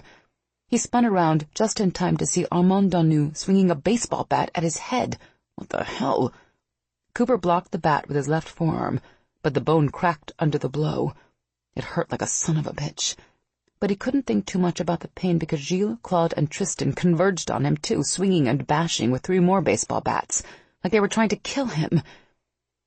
He kept one arm up to protect his head and face, but that left his back and ribs exposed, and they weren't shy about taking advantage of his vulnerability. His first instinct was to draw the SIG-40 at his belt, but he clamped down on that thought. He didn't know what the fuck was going on here, but he couldn't just shoot Everly's brothers. A bat came down hard across his back, cracking ribs and hurting like hell. The pain brought on an involuntary shift, and Cooper felt his fangs and claws start to extend. He retracted them with a snarl. The werewolf inside him might want to rip the 4 men apart, but he didn't. But just because he didn't want to kill them didn't mean he was going to stand here and let them beat him to a pulp. He caught the bat that Gilles was swinging in a pretty good imitation of Babe Ruth. The business end smacked hard into his palm, cracking a few bones and tearing some ligaments. The stab of pain made him grit his teeth, but he held on and jerked the weapon away from Gilles, then reached out and grabbed him by the arm, tossing him into the shrubs a couple yards away. He could have easily smashed the jackass into the nearby building, but he knew Everly would be upset with him if he did, even if these shits deserved worse than that. He turned to see Armand coming at him, ready to tee off. Cooper stepped into the man's swing, lifting his left arm and letting his upper ribs and lat muscles absorb the brunt of the impact. It still fucking hurt like hell. But without the added force of a full arm extension behind it, the blow didn't do a lot of damage. Cooper clamped his left arm down, trapping the bat beneath it, striking out with the heel of his other hand at the same time. Armand went flying back with the force of the blow, air whooshing out of his lungs. Cooper tossed Armand's weapon aside, just as Tristan came in swinging at his head like a madman. Shit. Not even a werewolf would survive an impact that hard. His hold on his inner wolf slipped a bit, and even though he fought it, Cooper couldn't stop the low growl that erupted from his throat. At the same time, the muscles of his shoulders and arms began to twist and flex. If he didn't end this shit soon, his body might shift solely in order to protect itself. While Tristan's swing was aggressive, it was also out of control. Cooper easily ducked under it and came up with his hand around the youngest brother's throat. Claude tried to dive at him, but Cooper lashed out with a roundhouse kick to the man's chest, sending him to the ground. For the first time since the assault had started, he was blessedly clear of his attackers. Cooper tightened his grip on Tristan's throat, lifting him 2 feet off the ground and giving him a shake. What the fuck is wrong with you people? Are you seriously trying to get yourself killed? I didn't expect Tristan to answer, since he was gasping for air at the moment, but before he could put Everly's youngest brother back on the ground, he sensed movement off his right shoulder. He looked up, expecting more trouble, and found it. Armand and Claude stood there holding 2 large-caliber pistols pointed right at his head. Let him go, or I'll shoot you where you stand, Armand ordered. Cooper ground his jaw.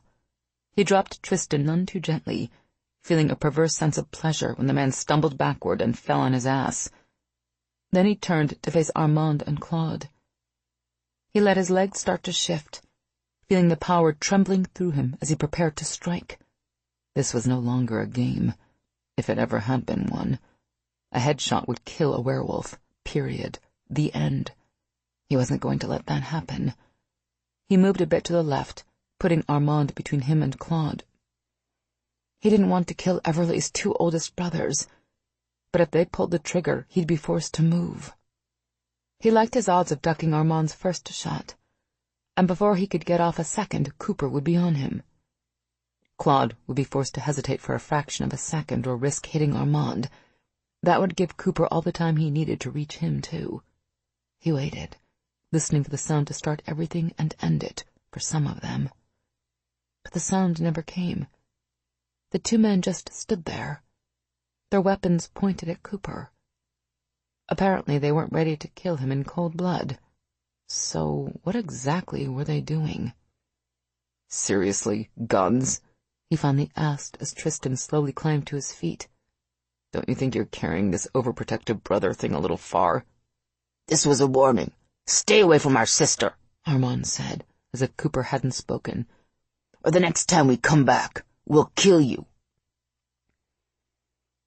Cooper stared at Everly's oldest brother, his inner wolf telling him the man was speaking the truth. Even so, he had the craziest urge to tell Armand he could have just called him with a threat, or texted. This was the 21st century, after all. Wisely, he let that urge pass without comment. A moment later, the 4 brothers turned as one and walked away. Cooper watched them go, wondering what the hell had just happened. Was this some kind of French thing he didn't understand? The 4 brothers, stupid, drove out of the parking lot in one of Armand's minivans. The irony of 4 toughs escaping justice in a frigging minivan was not lost on Cooper. He chuckled, which only reminded him he'd just been beaten by 4 grown men with baseball bats. He hurt all over. He'd heal, but they'd busted up a few bones and bruised up a lot of real estate. That was about the time he realized he was bleeding all over the sidewalk. Shit. So much for spending the night with Everly now.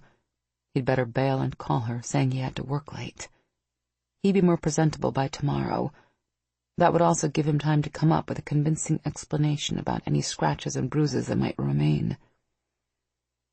He sure as hell didn't want Everly finding out he'd gotten in a fight with her brothers. She'd blow a gasket for sure. Cooper was about to head to his Jeep when Everly walked up onto the sidewalk from the parking lot, her arms full with grocery bags. "Was that my brother's in Armand's minivan?" She looked over her shoulder, standing on her toes to get a better look at the road exiting the apartment complex. When she turned back around, she was close enough to see his face and reacted exactly how he expected. She freaked. "Oh my God!" She dropped her bags where she stood and ran over to him. "What happened?" Cooper gave her a smile, or tried to anyway.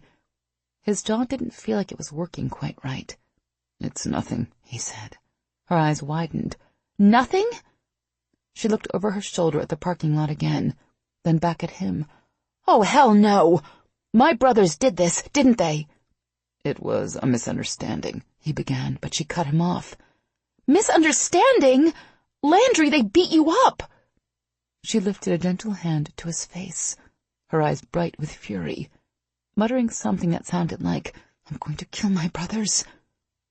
She dug her cell phone out of her purse. "I'm calling the cops.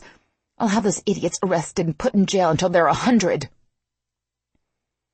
Cooper gently took the phone away from her and slipped it back in her bag. Then he took her hands in his and held onto them tightly. "You can't call the police on your brothers," he said. "I'm a cop, and they came at me with weapons. If you have them arrested, they'll go to jail for a long time. No joke, Everly. They'd be looking at decades in prison." She opened her mouth, then closed it. Finally, she nodded. "Okay, I get that. And even though I'm so mad right now I want to scream, I really don't want my brothers in jail." "Exactly." He brushed her hair back from her face. "I'm going to head home so I can fix myself up. I'll call you later, okay?" Everly's eyes widened. "Hell no, that's not okay. There's no way I'm going to let you go home and take care of yourself. You'd probably do something stupid and medieval, like trying to cauterize your cuts with a hot butter knife. We're going up to my apartment where I can take care of you." Cooper would have preferred to deal with his injuries on his own. The last thing he needed was for Everly to notice that his cuts and scrapes had magically closed by the time they reached the second floor. But what could he say? She was so damn cute when she was feisty. "Okay," he agreed. "I'll come upstairs with you on one condition." She gave him a sharp look. "What's that?" He motioned over his shoulder. "We go back and pick up your groceries first. I saw a bag of Doritos in there." Chapter 12. "Mia isn't home?" Landry asked. He was seated at the kitchen table while Everly collected what little she had in the way of first aid supplies from the bathroom. Well, at least she had some antiseptic spray. Unfortunately, Everly didn't have any medical gauze, but hoped her makeup remover pads would work in their place. She had nearly lost her mind when she saw Landry standing there covered in blood. She'd just been daydreaming about how much fun they'd had the day before, laughing and dancing at the wedding, then making love all night. When she'd seen all the blood, every romantic image in her head evaporated in a wave of fear and anger. "Mia went out with Joseph again. Something about going dancing with the Scooby Gang," she murmured distractedly as she walked into the kitchen and piled her stuff on the table. She couldn't help looking at the police belt he'd hung over the back of the chair. The holstered gun seemed so much bigger now that he wasn't wearing it. Her idiot brothers could have gotten shot attacking him. Landry smiled. "Mia and Joseph really seem to have hit it off. Maybe we should find out where they went and join them." Everly gave him her best, "Are you kidding me?" frown. He still had dried blood crusting on a cut along his jawline. The outside of his left arm was covered in more blood from elbow to wrist, and a rip across the back of his SWAT t-shirt told her he'd been hit there too. And he was suggesting they go out clubbing? She should have learned from growing up with 4 brothers that men were stupid. "Why haven't you taken off your shirt like I asked?" He shrugged, wincing a bit as he did. "No need to do that, like I said. It's just the scratches, you see." She pinned him with her gaze until he relented with a sigh. "Fine, but I'm sure it looks worse than it is." When he yanked the dark blue shirt over his head, it took everything Everly had to not cringe in horror. "I'm going to find all 4 of my brothers as soon as I get a chance and remove their balls with a pair of rusty scissors." She swore she catalogued his injuries. "I can't believe they did this to you." She'd known Landry hadn't wanted to take his shirt off because he was trying to hide the damage underneath. She wasn't stupid. She'd seen those baseball bats lying outside. She knew what that meant. But she never imagined her brothers could do something like this. They'd always been protective of her since her mother had died. But this was insane. Landry had big purple-red bruises and welts already coming up along his ribcage on the left side, several places on his back, and even on his right shoulder. 2 of the ones across his back were so bad they were bleeding. Well, they had been bleeding, but they weren't now. She couldn't imagine how hard her brothers had hit him to do this. "Maybe we'd better take you to the hospital," she said. "I think this is way beyond the antiseptic spray and Band-Aid stage." Landry laughed as he craned his head around, looking at himself. "Nah, I've beaten myself up worse playing volleyball. Just clean me up, I'll be fine. Trust me." She doubted that, but she'd learned a long time ago that you can't simply talk logic into a man. It was a foreign language. So she grabbed some paper towels, soaked them in the sink, and then gently washed the blood off his left arm. She'd known Landry was tough, but she was amazed by how he could sit there and chat about Mia and Joseph the whole time she worked. It had to hurt. After she got most of the blood off, she was relieved to see the impact point on the outside of his forearm wasn't nearly as bad as she'd originally thought. With all the blood, she was sure there'd be a nasty gash big enough to park a small car in, but there was just a thin, shallow line, no more than 1/8 of an inch deep. It was hard to believe it had bled so much. Still, it was blood. Worse, it was Landry's blood, and that made her queasy. So she moved to the other cuts and bruises, applying antiseptic as she went. She distracted herself by asking him about her brother's attack and what the hell they were going to do about it. "I guess all we can do right now is avoid them and hope they realize I'm not going to hurt you," he said. "And we're not splitting up just because they want us to." Everly liked the sound of that. She decided then and there that if her brothers came at Landry again, she'd have them arrested, if they lived through the encounter. She glanced at the gun holster. She wiped dried blood from the long red welt that lay directly across his spine.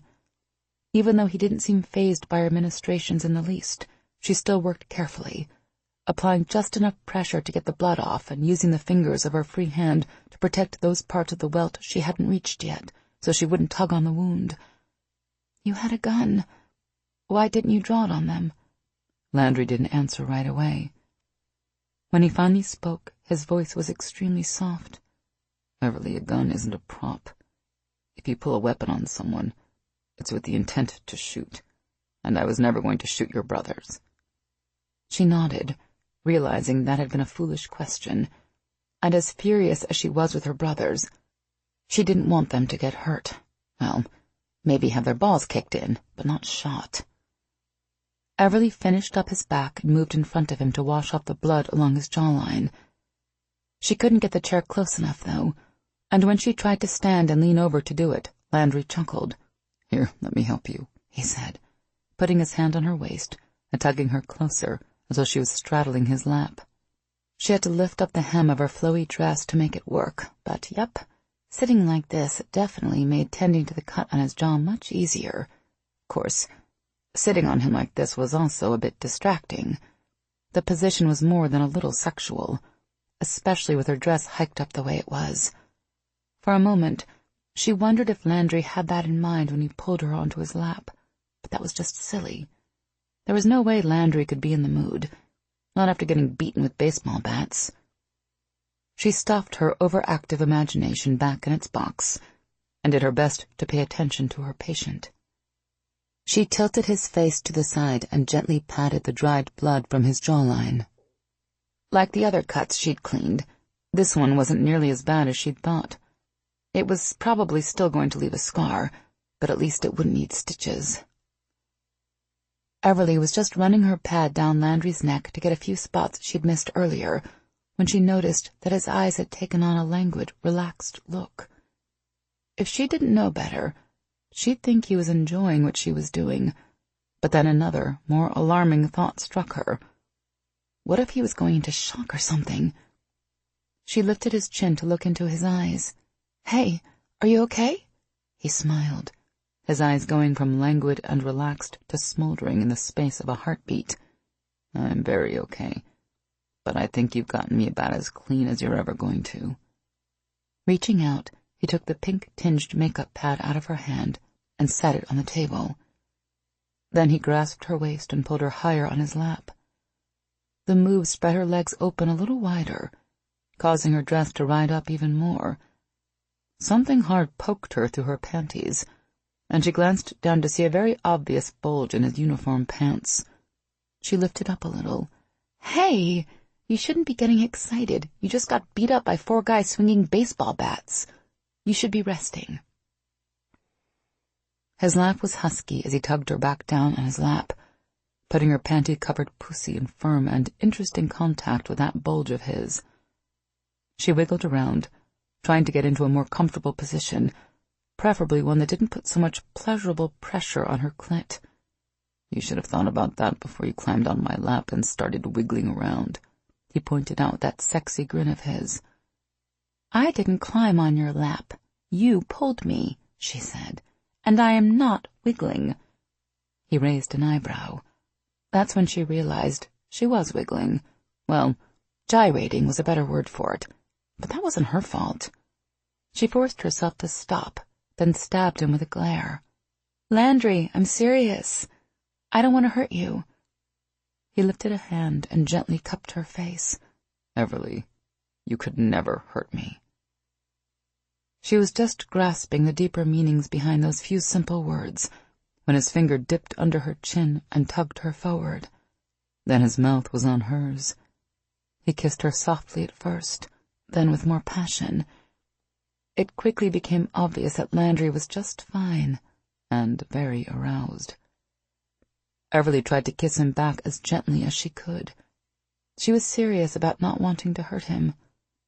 But once Landry's tongue slipped inside her mouth and started playing twister with hers, that willpower soon turned to mush. She buried the fingers of both hands in his hair and yanked him forward, returning his kiss with an almost violent desire. She nipped at his lips and sucked on his tongue, moaning as she let herself go wild. She didn't know what it was about Landry's kisses that drove her so crazy, but it was like the taste of his tongue was an aphrodisiac.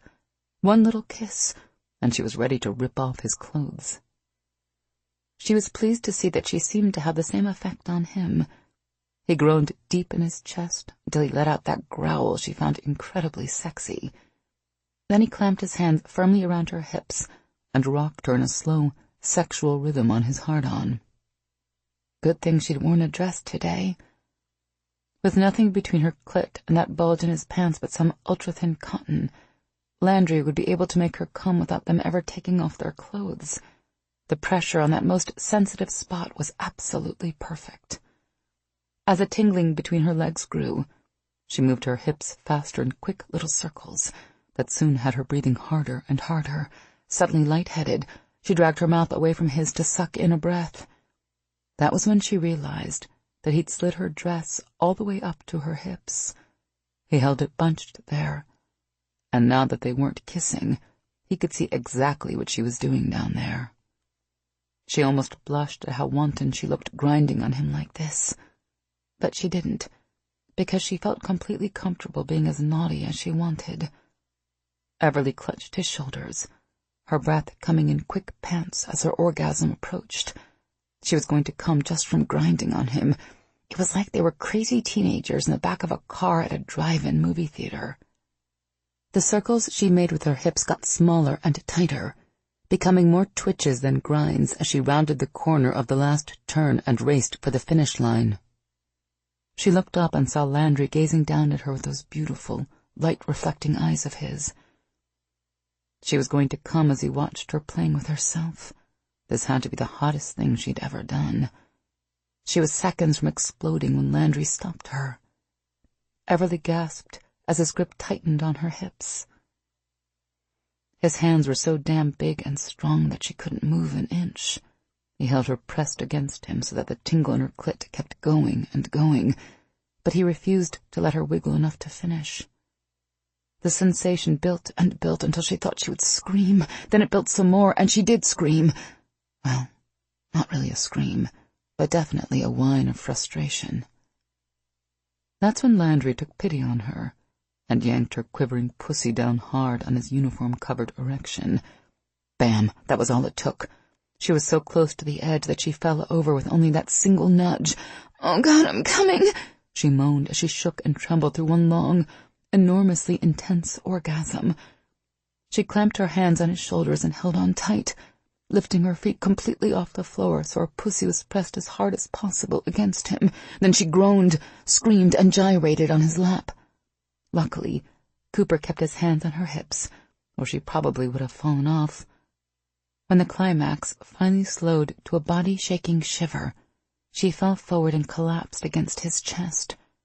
She'd never come that hard, even with the aid of modern technology, and she still had all her clothes on. How crazy was that? Everly closed her eyes, reveling in the aftershocks of her orgasm. Without a doubt, Landry Cooper had ruined her for every other man and sex toy on the planet. Not that there were ever going to be any more of either. She had no need of anyone or anything but Landry now. She could have fallen asleep right there on Landry's big muscular chest without any trouble, but he scooped her up in his arms and got to his feet, holding her close. She rested her head against his shoulder as he carried her to her room. Between last night and tonight, she'd had more orgasms in the past 24 hours than she'd had in years. She couldn't wait to return the favor. Landry lowered her to the floor beside the bed and pulled her dress over her head. Her bra disappeared just as swiftly. She had to admit she was seriously impressed with how good he was at getting her clothes off. Then he sat her down on the edge of the bed and urged her onto her back, so he could reach down and carefully slide her wet panties over her hips and down her thighs. The sensation of her warm, wet panties sliding down her legs was a serious turn-on, but not nearly as much as a sudden realization that she was once again completely naked in front of Landry. "This is getting to be a habit," she mused, as he gazed down at her with blatant, hungry heat in his eyes. "Do you just like to see me naked in front of you all the time, or what?" she asked with a laugh. "That's a rhetorical question, right?" he asked with a chuckle, as he nudged her back on the bed a little more. Everly thought at first he'd scooted her over so he could climb in, but then he spread her legs nice and wide and plunked himself down on his stomach right between them. She knew what he was going to do even as he pressed a warm, soft kiss to the inside of her thigh mere inches above her clit. Her whole body hummed in anticipation at what was coming. Oh, yeah. Landry could get to her like no one she'd ever been with. Thank God he didn't tease her. He'd done enough of that out in the kitchen. Instead, he trailed his mouth gently along the inside of her thigh until his lips hovered above her clit. Then he flicked out his tongue and swirled a little circle around that most sensitive part of her anatomy. She'd been a little worried she might be oversensitive from her most recent orgasm, but that definitely wasn't the case. She breathed. "That feels so good." He chuckled as much as he could, considering his mouth was kind of busy. Then he stopped and looked at her with a smile. "And I'm just getting started." He dropped his head again, and this time his whole mouth closed over her clit, his tongue slowly lapping back and forth over her. While he did that, he slipped one long finger inside her, not thrusting, but just teasing and tracing the inside of her pussy, like he'd secretly found a map of her most sensitive spots. Hell, Some of them she hadn't even known about, not until he started caressing them. He worked her slowly, letting the pleasure grow a little at a time. Mostly he kept his tongue focused on her clit, but every once in a while he moved lower, letting it dip inside her, both to pleasure her there and to keep her from exploding too quickly. Everly lay back on her elbows and enjoyed the view as Landry went down on her with calm, confident laps of his tongue. She'd thought he was a good kisser, but at this he was a master. Part of her wanted to climax this way, with his mouth buried between her legs, but she'd already had one incredible orgasm out in the kitchen. Now it was Landry's turn. Besides, she'd been dreaming about having him inside of her all day, and she didn't want to wait any longer. She reached down and grabbed his hair, giving a little tug. When he looked up, she made a little come-hither motion with her finger. "Get up here, now." He must have realized she wasn't messing around, because he gave her pussy one more lick, then sat back on his heels. "Can I take off the rest of my clothes first? Or would you prefer I come up there just as I am?" She laughed, thumping him lightly on the shoulder with her foot as she scooted farther back on the bed to make more room for him.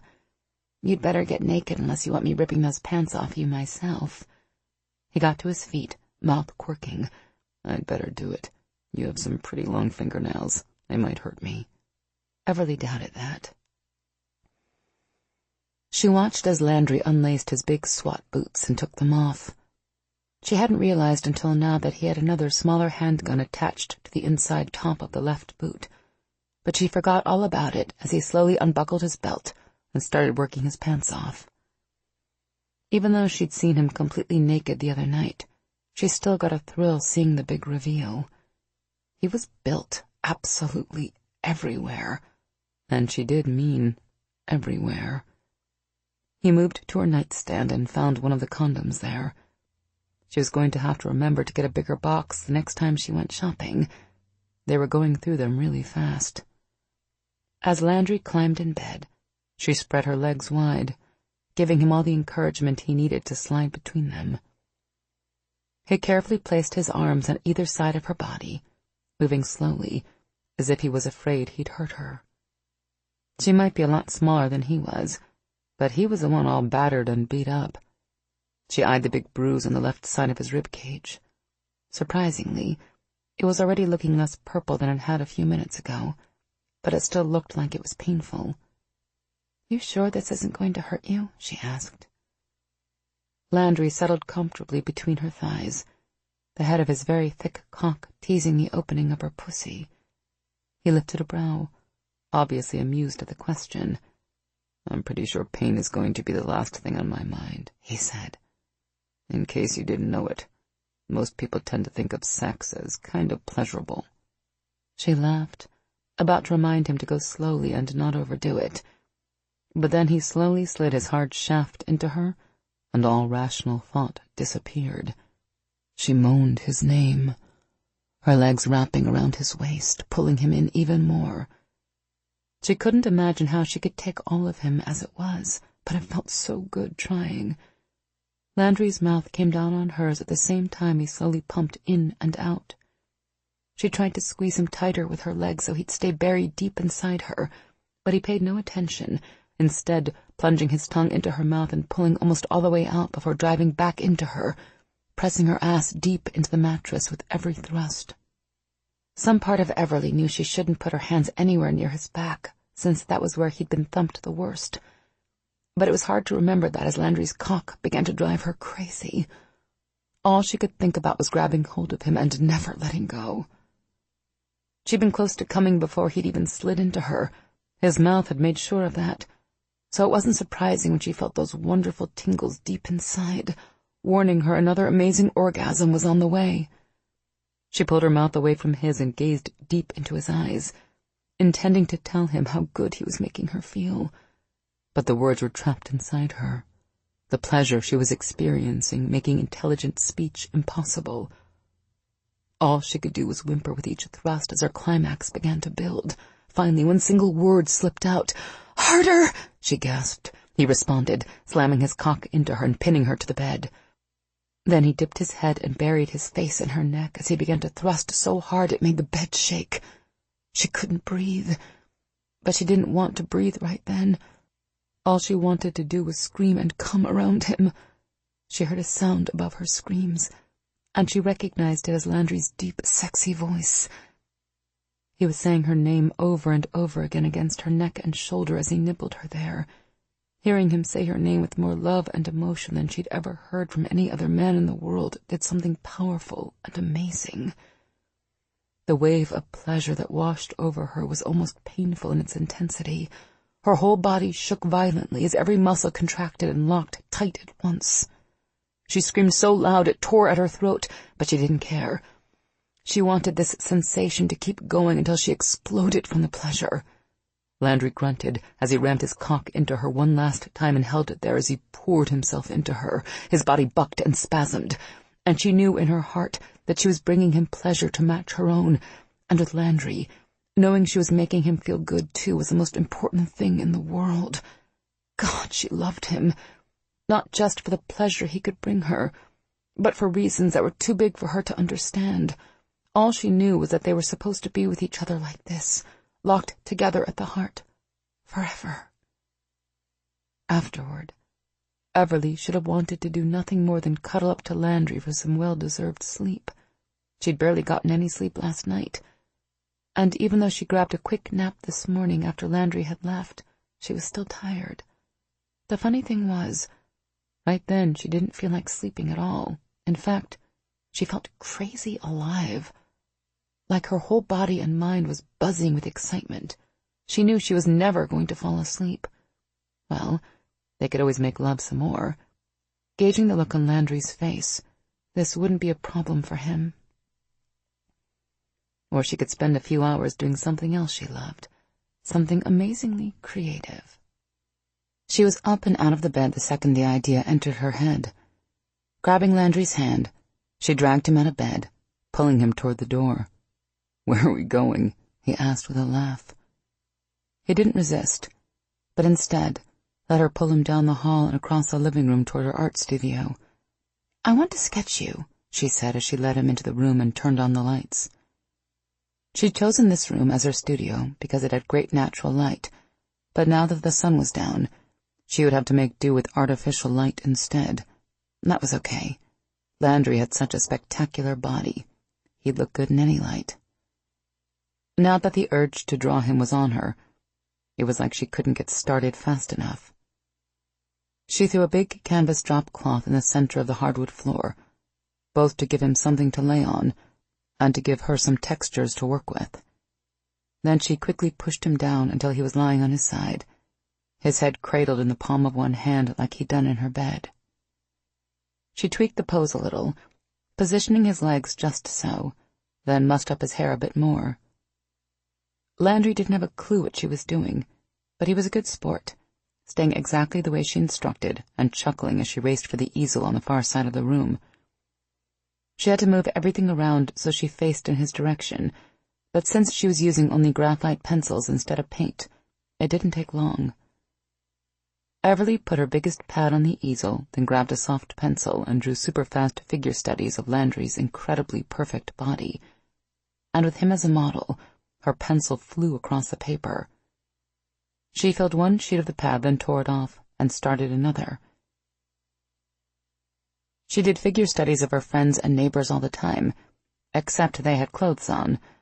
Tracing the basic outline of the human form, with no interest in details, was one of her favorite things to do. But it felt different now. She hadn't felt this energized with her pencil in forever. Maybe it was the great sex she'd just had, or maybe it was the fact that she didn't get a chance to draw nude guys too often. Hell, to be truthful, she'd never had a chance to draw a nude guy who looked like Landry because muscled Adonis types rarely volunteered at the art school she'd gone to. Then again, maybe it was the fact that she was naked too. She'd never drawn in the nude before. It was refreshing. Maybe she'd have to do it more often. Whatever the reason, the drawings practically jumped onto the page. She filled sheet after sheet with his beautiful body, posing him different ways, then moving her easel to get him from different vantage points. It was as she sketched him from the back that she realized his bruises were much smaller than they'd been after the attack. She swore that at least 2 or 3 had disappeared completely. She stopped drawing and walked over to take a closer look. Crap. She could barely see the big welt he'd had across his back a few hours earlier. Is something wrong? Landry asked over his shoulder. She shook her head and ran her hand down his back. Even the worst of the bruising was already lightening. When she got a bruise, it could take days, sometimes a week, to get to that point. Nothing, she said. I just noticed how fast your bruises are healing. He didn't answer right away. Yeah, I know. I've always healed quickly. It's probably why I dealt with my injuries as well as I did when I got hurt in Iraq. That made sense, she supposed. She wished she could get rid of bruises that fast. Every time she walked into a piece of furniture, she was forced to wear yoga pants every day or use concealer. She healed as slow as a tortoise compared to Landry. She repositioned Landry again, then went back to her drawing pad. As she drew picture after picture, he asked her about art school, what she liked to draw, how and where she sold her works. It was so nice having a person besides Mia she could talk to about her art. Her dad and brothers acted like it was a waste of time. She tightened her grip on her pencil, thinking about how her brothers only reminded her of how mad she was at them. Regardless of what Landry suggested about simply ignoring them, Everly knew she would have to talk to them soon. If they thought they could chase her boyfriend off by beating him up, they were stupid and wrong. If they thought she would let them do something like that to Landry again, they were even dumber. She didn't care if they were family. If they tried anything like that again, she'd have them arrested. They needed to be fully aware of that in a way they'd understand. Everly pushed thoughts of her stupid brothers aside, refusing to let them ruin this evening. She focused on the beautiful naked man in front of her, positioning him in different ways and having fun sketching him. The fact that he was having so much fun posing for her only made it better. It was as she put Landry in a standing pose, turned at the hips like a Greek god glancing back at her, that she realized his cock was hard. Now that would definitely add a little more interest to her next drawing. Sorry about that, he said. But standing in front of you naked for the last couple hours is kind of a turn-on for me. Everly laughed. She'd been aroused for most of the time they'd been in her studio, too. She knew without reaching down to check that she was wet, and there was no way Landry could have missed her tight, hard nipples. She'd never gotten sexually aroused drawing nude models in college, but that was because none of them were as hunky as Landry. Don't be sorry. She reached down to wrap a hand around his erect shaft. It's nice knowing I can get you worked up just by being naked.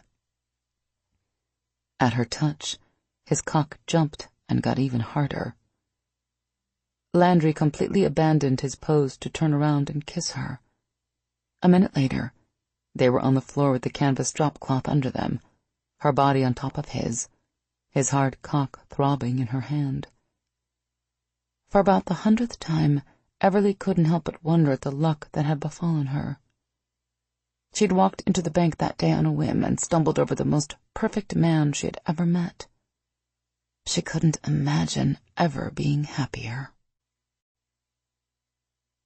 Chapter 13. A low, rumbling sound woke Everly up. At first, she didn't know what it was until she heard it again.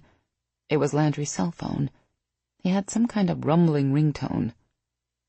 She opened her eyes and groaned at the sun streaming through the window and at the clock on the bedside table that told her they'd only been asleep for 45 minutes.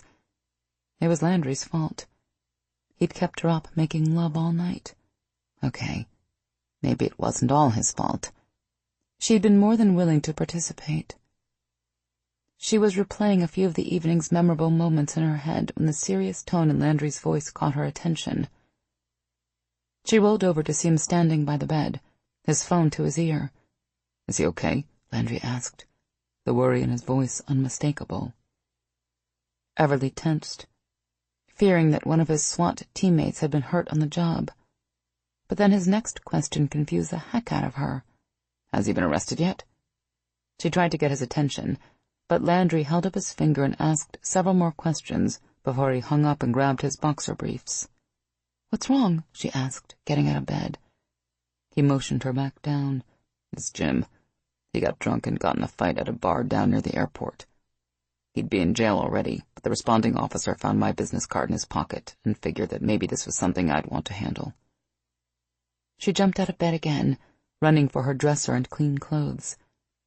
She could tell that Landry was upset, and she didn't want him to deal with Jim on his own. She half expected him to say she didn't have to go with him, but instead he leaned over and kissed the top of her head. "Thanks," was all he said. There wasn't too much traffic yet, so it didn't take them long to reach the bar the police officer had told Landry about. The parking lot was almost empty, making the black and white patrol car sitting there stand out like a sore thumb. She saw Jim the moment they walked into the small bar. He was sitting at a table near the back, pretty much passed out. The uniformed officer was standing near the bar with another man that Everly assumed was either the owner or the bartender on duty. The cop approached her and Landry. He motioned to Jim. "Is this guy a friend of yours?" Landry nodded. "Yeah." The cop, Officer Warwick, according to the name tag on his uniform, explained Jim had gotten drunk and in a fight with some locals when the owner tried to tell him the bar was closing, and that Jim couldn't drink anymore. "You need to get this guy some help," the officer said in a soft voice, as he handed Jim's car keys to Landry. "A couple locals took these from him when he tried to leave. He's been here since 7 o'clock last night. The owner said your friend should probably be dead from all the alcohol he put away. People don't last long drinking like that. He knows your friend is a veteran, so he's not going to press charges. But I can't guarantee he'll be so lenient if this happens again." "Tell him thanks," Landry said. He paid the owner for the half-dozen broken chairs, 2 tables, and the mirror behind the bar that Jim had smashed with a beer bottle. Then he gave the owner a business card. "If you need help with anything, call me. I owe you." The man nodded and slipped the card in his shirt pocket, then went behind the bar to finish cleaning up. Jim didn't say a word as Landry helped him up from the table and guided him toward the door. They put him in the back of the Jeep, then climbed in the front seats. Everly frowned in confusion when Landry asked Jim where he was staying. How could Landry not remember? They'd been there a few nights ago. Jim mumbled something about a hotel behind the DoubleTree, about 4 or 5 blocks down the road. She gave Landry a questioning look, but he didn't say anything as he started the Jeep, a grim, disappointed look on his face. Everly stared in disbelief when they got to the motel. It definitely wasn't a DoubleTree. Actually, she couldn't see the name at all, but it kind of looked like a place someone might rent by the hour. Why would Jim make them think he was staying at the DoubleTree instead of here? Was he hurting for money that badly? Why hadn't he said anything? She had no doubt Landry would have helped him, and she would have too. Jim pointed them toward a room at the end of the building. Landry practically had to carry Jim inside and dump him on the bed. Everly waited outside. Jim seemed like a proud man. This wasn't something he'd want her to see. She tried not to eavesdrop, but she could hear Landry asking Jim what the hell was going on with him. Jim was surprisingly coherent for a man who had obviously drank as much as he had. "I was just letting off a little steam, that's all." "You're full of shit," Landry ground out. "Jim, you need to get some help. Drinking like this is going to kill you." "You're such a fucking hypocrite," Jim shot back. "When you were a tech, you drank like a fucking fish. How many times did I tell you to shower before PT because you reeked of alcohol? And now you want to call me a drunk? Go fuck yourself." Everly turned and walked back to the Jeep, tears stinging her eyes. She didn't want to hear any more. Landry came out 5 minutes later. He cranked the engine and drove out of the motel parking lot without saying a word. Everly wanted to ask him if he was okay, but didn't. He obviously wasn't okay. He was upset. If he wanted to talk about it, he would. She wouldn't push. But he didn't say anything the whole way back to her apartment. As upset as he was, though, he still walked her to her apartment and kissed her good night, or good morning in this case. "I had an incredible time last night," he said. "Thanks for coming with me to get Jim. I know that wasn't easy for you to see." It wasn't, but I'm glad I came if it made things a little easier for you. She reached up to brush back an unruly piece of hair that had fallen over his forehead. You coming over tonight after work? His mouth curved, but the smile didn't quite reach his eyes. Definitely. There's nowhere else I'd rather be. Landry kissed her again, then left. Everly watched him go, wishing she could say something to make everything better. She couldn't believe how much she hurt for him. Maybe because it seemed like he wasn't capable of hurting for himself. Cooper knew he probably should have gone back to his place to shower. He hadn't had more than an hour of sleep in the past 2 days, but the idea of being alone with his thoughts for even that long convinced him that would be a shitty idea. That was why he headed to the compound instead. The moment he walked in the door of the admin building, Dennis called his cell saying he'd set up a meeting with all the people from the defense firm targeted by the bomber. The CEO would have everyone there in an hour. Take Alex and Remy with you, Xander said from his desk when Cooper hung up, and keep me in the loop about what's going on. Damn, sometimes it was really nice having coworkers who could overhear a person's phone call from 40 feet away. It definitely cut down on a whole lot of repeated conversations. Cooper, Alex, and Remy made it to Triple SI with 10 minutes to spare. If not for the big pieces of plywood put up to replace the blown-out glass, the place would have looked almost respectable again. Dennis came over and brought them up to speed on where they were with the case as soon as they walked in the conference room. Things are finally looking up. With this recent bombing, Jed and his brothers are looking at life in prison. Maybe the death sentence or being part of a terrorist conspiracy. They're looking to cut a deal, so we're bringing in a sketch artist tomorrow for them to work with. With any luck, we'll find the sick fuck soon. Cooper hoped so. He, Alex, and Remy moved to stand in the back of the room as Arnold Braun came in with the company's corporate officers. Dennis joined them at the big conference table and asked the standard questions. Did any of them have dealings with a distraught member of the military? Did they know someone who had a grudge against the company? Did anyone know someone in the military who died under circumstances that someone might think Triple SI was involved in? Did any of them have connections to a soldier who had been recently deployed? They each gave the same answer to each question. No. There didn't seem to be a reason for these people to be targeted by the bomber. Few of them even dealt with service members in the course of their everyday jobs. They mostly moved paperwork and money around. Cooper was starting to think all of this was a waste of time when another man in a suit walked in. Braun introduced the late arrival as Ryan North, former captain in the U.S. Army. The CEO said something about why North had been late, but Cooper didn't hear any of it. All he could hear was his own heartbeat pounding in his ears. Cooper had never met North because he'd arrived in Iraq the day Cooper had left. North had been the inbound commander of his EOD unit, the one he'd missed by mere minutes when he'd been blown through a brick wall and flown back to the States 4 years ago. A sickening feeling churned in his gut as his heart beat faster. His inner wolf shouted at him that there was no way in hell that North working for the company targeted by the bomber was a coincidence. As far as Cooper knew, North had quietly left the Army after serving his initial officer obligation, his reputation marred by the death of 3 of his men.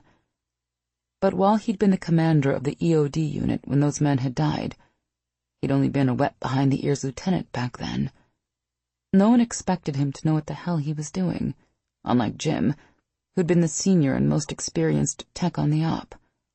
Jim was the one who'd been forced to live with the rumors, whispers, and innuendos, saying he was to blame for his fellow soldiers' deaths every day of his life since it happened.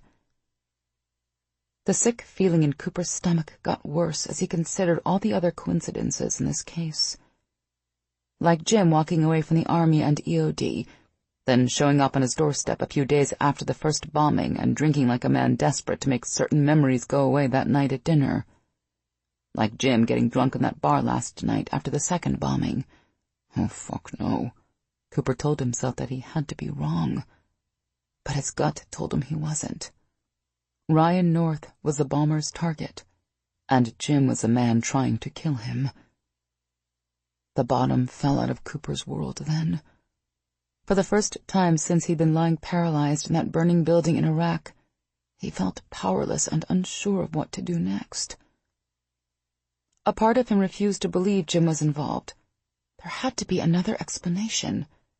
Jim was an EOD tech, and techs risked their lives to defuse danger, not blow up people.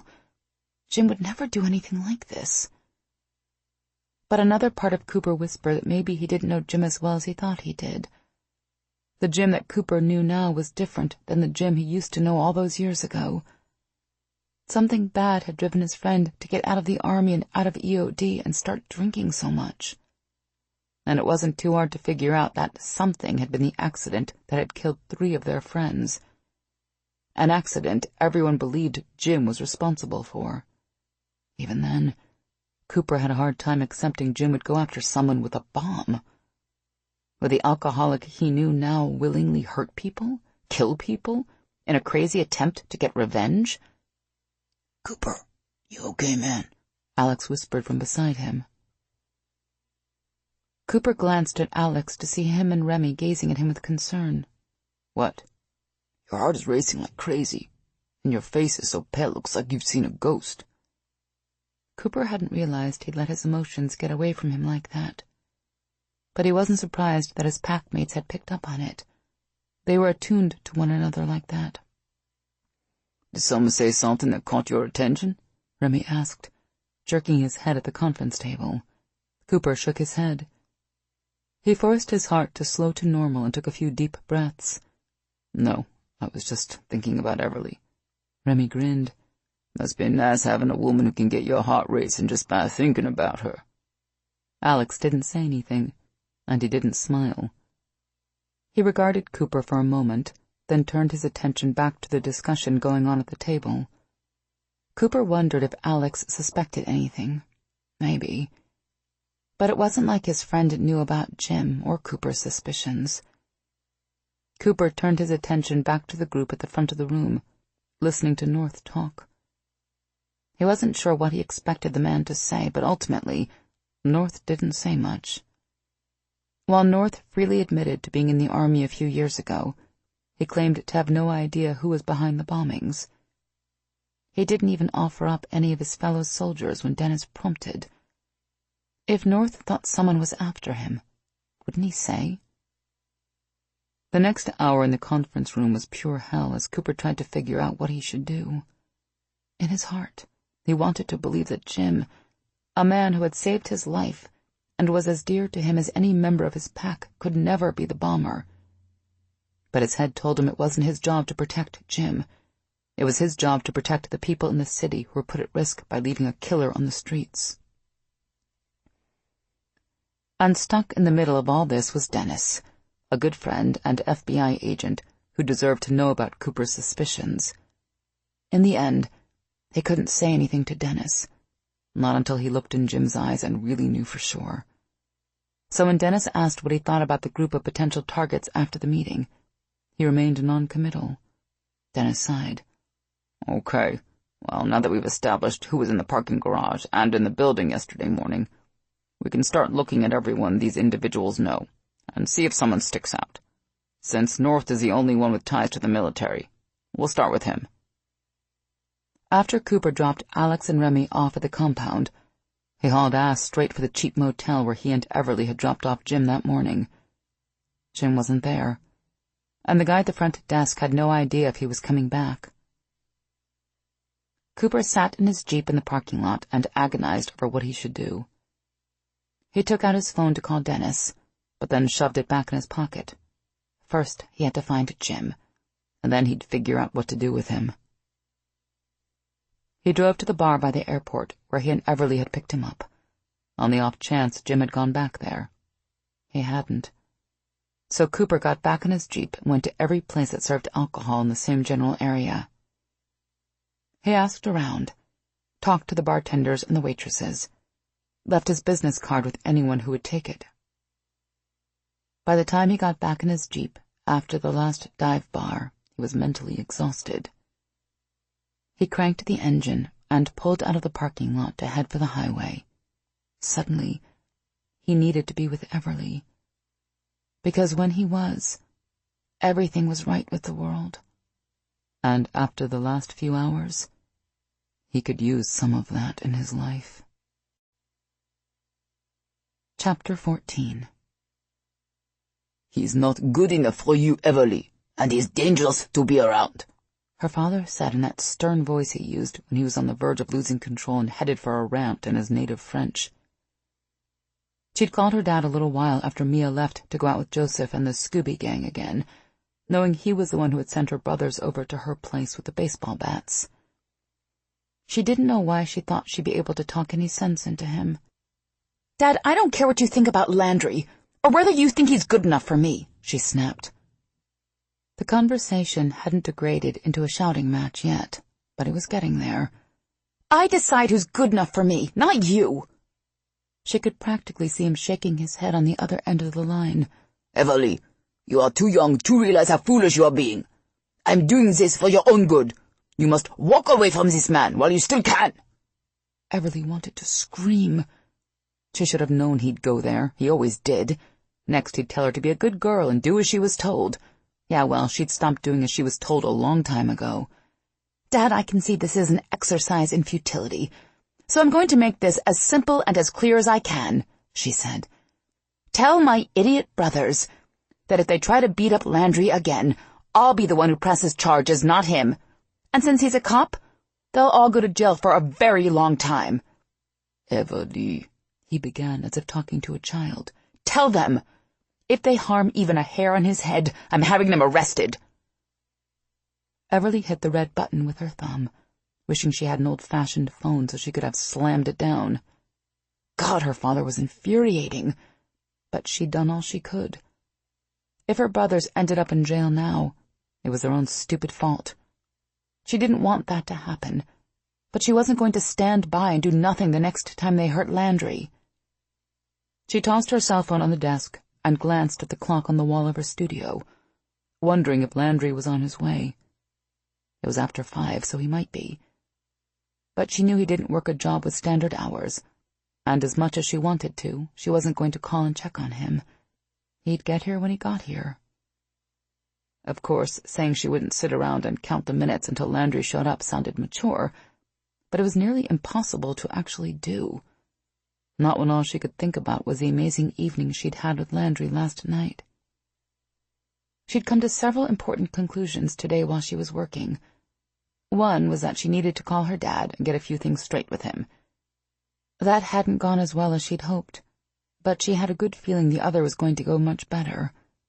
In the midst of wondering how she'd ever gotten lucky enough to meet a guy like Landry, she decided it might be time to talk about their future together, and that little subject known as love. Yes, it was early in a normal relationship to be batting that word around, but this magnetic pull between her and Landry was anything but normal. It was flat-out magical, and she had no doubt that he felt it too. All it took was one look in his eyes to know he felt exactly the way she did. She was going to tell him she loved him tonight, and something told her he was going to say the same in return. Since they'd have the apartment to themselves, it would make it easier to have a semi-serious talk with her man. Everly smiled as she read through her email. She wasn't the only one falling fast for a guy. Mia and Joseph were giving her and Landry a run for their money. Everly had never known Mia to be exclusive with anyone so quickly, but she and Joseph had been together almost 24/7 since the wedding. Everly didn't think she'd ever seen Mia happier. When her friend wandered in this morning after being out with Joseph and his friends all night, she'd kicked off her shoes and told Everly that Joseph was every girl's dream. Then she sent a text to her boss saying she wouldn't be able to make it into work. Apparently that passed as official notification where she was employed, and fell into bed with all her clothes on. Everly was still reading through her emails and organizing her thoughts about what she wanted to say to Landry, wondering if this was a conversation better to have before or after sex, when he knocked on her door. She closed her email program and hurried into the living room to open the door. Landry stood there, looking as handsome as always in his uniform, but also more exhausted than she'd ever seen him. She promised herself that she'd get him into bed early tonight, and not just so they could make love. He needed to catch up on some sleep. After giving her a long, knee-weakening kiss, he hung his holster on the back of the chair in the kitchen, then collapsed on her couch, while she grabbed 2 bottles of water from the fridge. When she curled up on the couch next to him, he took the bottle she held out and swigged half the water. "Long day?" she asked. "Yeah. There was another bombing yesterday morning," he sighed. "No one was killed, but more than a dozen people got hurt." "Is the FBI getting close to catching the guy?" He hesitated, then nodded. "They should have him in custody soon." Talking about the bombing was obviously upsetting him, so she didn't press for details. Every time some psycho set off a bomb, he was probably reminded of what happened in Iraq. "You want to go out for dinner?" she asked, changing the subject. "Or I could just make something, if you feel like staying in." Landry's mouth curved into a grin as he reached out and grabbed her, pulling her laughing onto his lap. She ended up straddling his thighs with her hands on his shoulders. "So, does this mean you're not hungry?" she asked, leaning forward to kiss him. He nipped at her lower lip, giving it a little tug. "Oh, I'm hungry, all right, but not for food," she moaned. "In that case, I think I'm famished." Grabbing hold of his t-shirt, Everly tugged it out of his cargo pants and yanked it over his head. She took in his beautiful muscled chest, noting that the heavy bruise on his left side was completely gone. He wasn't kidding when he said he healed fast, she thought as she kissed him again. Cooper was just undoing the buttons on the front of her sleeveless dress when he suddenly jerked his head up to stare at the door. She didn't even have a chance to ask him what was wrong before it slammed back against the wall. A moment later her brothers stormed in. Landry had her on her feet and pushed behind him so fast she barely realized they were off the couch. But that sure as hell wasn't where she stayed. She moved around the coffee table, ready to flay her brothers alive. Not just for having the gall to show up here again, but for kicking in the door. The wood around the lock was completely shattered. "You're paying for that door, Armand!" she shouted. He was always the ringleader of these little interventions. "Did he bite you?" Armand demanded, ignoring her threat as he took in her partially undone buttons. Everly was so furious right then that she could barely compose a rational thought.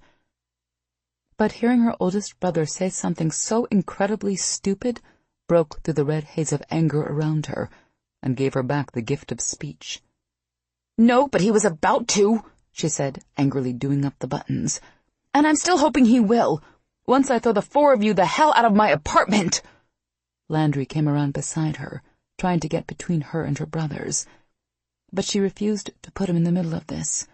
Not that it mattered. Her brothers only had eyes for her, and right now they were looking at her like she was insane. "You want to be one of them?" Tristan asked.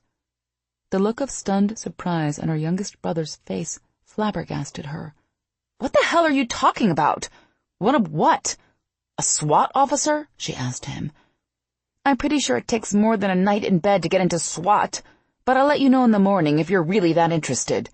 "You've always been so naive, Everly," Armand growled. "But even you can't be blind to what this man really is. You must have seen his true nature at least once. None of them can hide what they really are, not for long." Everly was so confused she wasn't sure whether she should ask for clarification or simply kick them out now. She opted for the former, since they would probably walk right back in now that they'd busted the lock on her door. "Okay, you've made me curious," she said. "What do you think Landry is? Beyond the best thing that has ever happened to me, I mean." Armand's lips twisted into a disapproving frown. Everly wondered if he knew how much he looked like their father when he did that. "I never wanted you to hear this, but if you won't trust us, then you leave me no choice," Armand said. "This creature standing at your side is a monster, a werewolf, and he wants to turn you, make you a spawn of the devil like him." Beside her, Landry tensed. He probably thought her brother had lost his mind and was a danger to everyone in the room. Werewolf? Was that honestly what her father had told her brothers?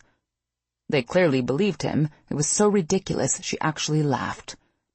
Armand didn't think it was nearly as funny. Muttering something in French, he reached behind his back. Landry moved faster than she would have thought possible, putting himself between Everly and her brothers again before she could even blink. The next thing she knew, Armand was coming at them with a knife. Everly screamed, but it was too late. Landry must have thought her brother was going to attack her, and by the time he realized his mistake, Armand had plunged the knife in his chest. For one horrible moment, time stood still. Then Landry's eyes flashed a deep gold, and he shoved Armand so hard that her oldest brother flew across the living room the same way the robber had in the bank lobby a few days ago. Gilles and Claude took several steps back, pulling pistols from behind their backs and aiming them at Landry. Everly ignored them. Instead, she took Landry's arm, turning him to face her and praying she'd been wrong about what she saw. But she hadn't been wrong. She choked back a sob as Landry yanked the knife out of his chest and dropped it to the floor with a heavy clunk. Blood sprayed everywhere. "Oh, God! What have you done, Armand?" Everly screamed. Tears flooded her eyes so much she could barely see. But she didn't need to see Landry clearly to know it was bad. There was so much blood. Landry must have been as stunned by the speed and violence of Armand's attack as she was. He just stood there looking down at his bloody chest in confusion, oblivious to the trauma. There was no pain on his face either. Instead, an expression that could only be described as sadness filled his eyes. She gripped his shoulder in one hand to keep him from falling, then pressed the other to the wound, desperate to stop the bleeding. "Don't just stand there!" she shouted at her brothers. "Call for an ambulance!" They didn't move. Damn it! If she wanted to get Landry help, she would do it herself. And since there was no way she could depend on her brothers to put pressure on his wound, Landry was going to have to do that himself. But when she took her hand away to put his in its place, her eyes widened. The bleeding had already stopped. She watched, stunned, as the edges of the horrible wound closed up in front of her eyes. That was impossible. Armand had stabbed him in the chest with a knife big enough to go more than halfway through him. "Landry?" she asked softly. The sorrow in his eyes tore at her heart. "I'm so sorry, Everly. I didn't want you to find out like this." She shook her head, even more confused. But Landry didn't say anything else. He only stood there, tears welling in his eyes. "Find out what?" She took his hand. "Landry, please talk to me." Out of the corner of her eye, she saw Armand get up and move to stand near Gilles and Claude. Both of her other brothers still had their weapons out and pointed at Landry. Behind her, firm hands came to rest on her shoulders, and she glanced back to see Tristan standing there. "We tried to tell you, but you wouldn't listen," he said. "This man you think is the best thing that has ever happened to you is a werewolf. A monster. Stabbing him was the only way Armand could get you to see that." Everly shook her head, her thoughts suddenly too scattered and broken to piece together. "I don't understand. How can he be—" "A werewolf? Or alive?" Tristan asked with a shrug. "I don't know why he's a werewolf. He simply is. And he's alive because evil cannot be killed so easily, even with a knife through the chest." She stared at Landry's chest. The wound had closed almost completely now, and there was a fine line of pale pink scar tissue already forming around the edges. She thought about the bruises and cuts she'd tended last night, about how they were already gone, barely 24 hours later. No normal human healed that fast, and yet her mind rebelled. Werewolves were the stuff of folk tales and horror movies. They weren't real. But when she looked at Landry's face, she realized her brother's words weren't as shocking to him as they had been to her. He wasn't even denying it. He simply stood there waiting, silent as a graveyard, a defeated expression in his eyes. Doubt crept into her heart, then fear. So many things she'd overlooked flooded her mind. The way Landry had responded in the bank, knowing what was going to happen long before anyone else. The way he'd thrown one bank robber around like a toy and held another 2 feet off the floor with one hand. Then there was a gunshot wound he'd gotten, the one she couldn't even find now.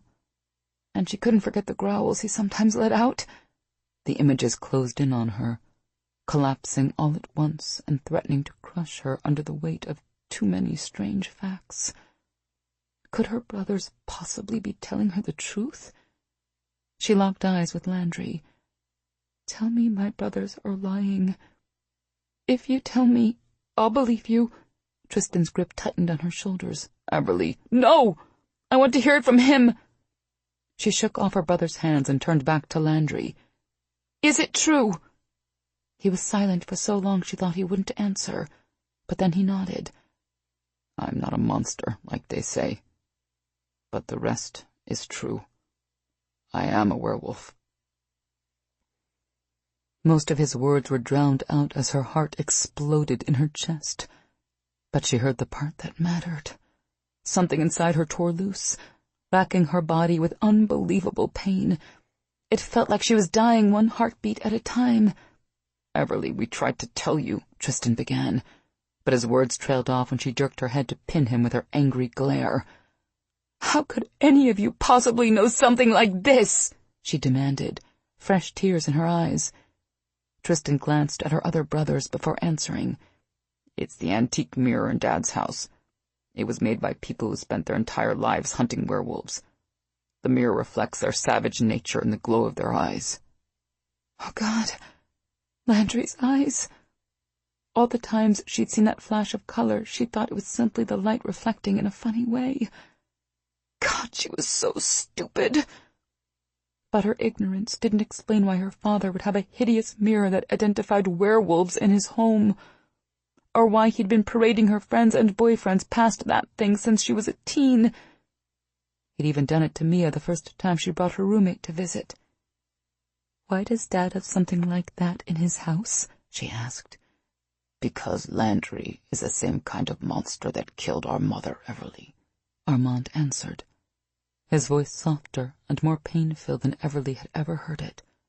"And Dad swore he would never let someone he loves be killed by one of these monsters again. So he found people who knew how to fight these creatures, and they gave him the mirror."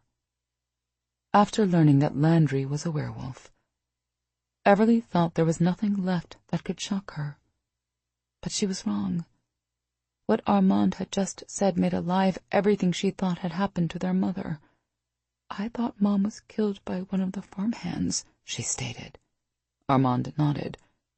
"She was. He was a drifter Dad hired. But he was also a werewolf.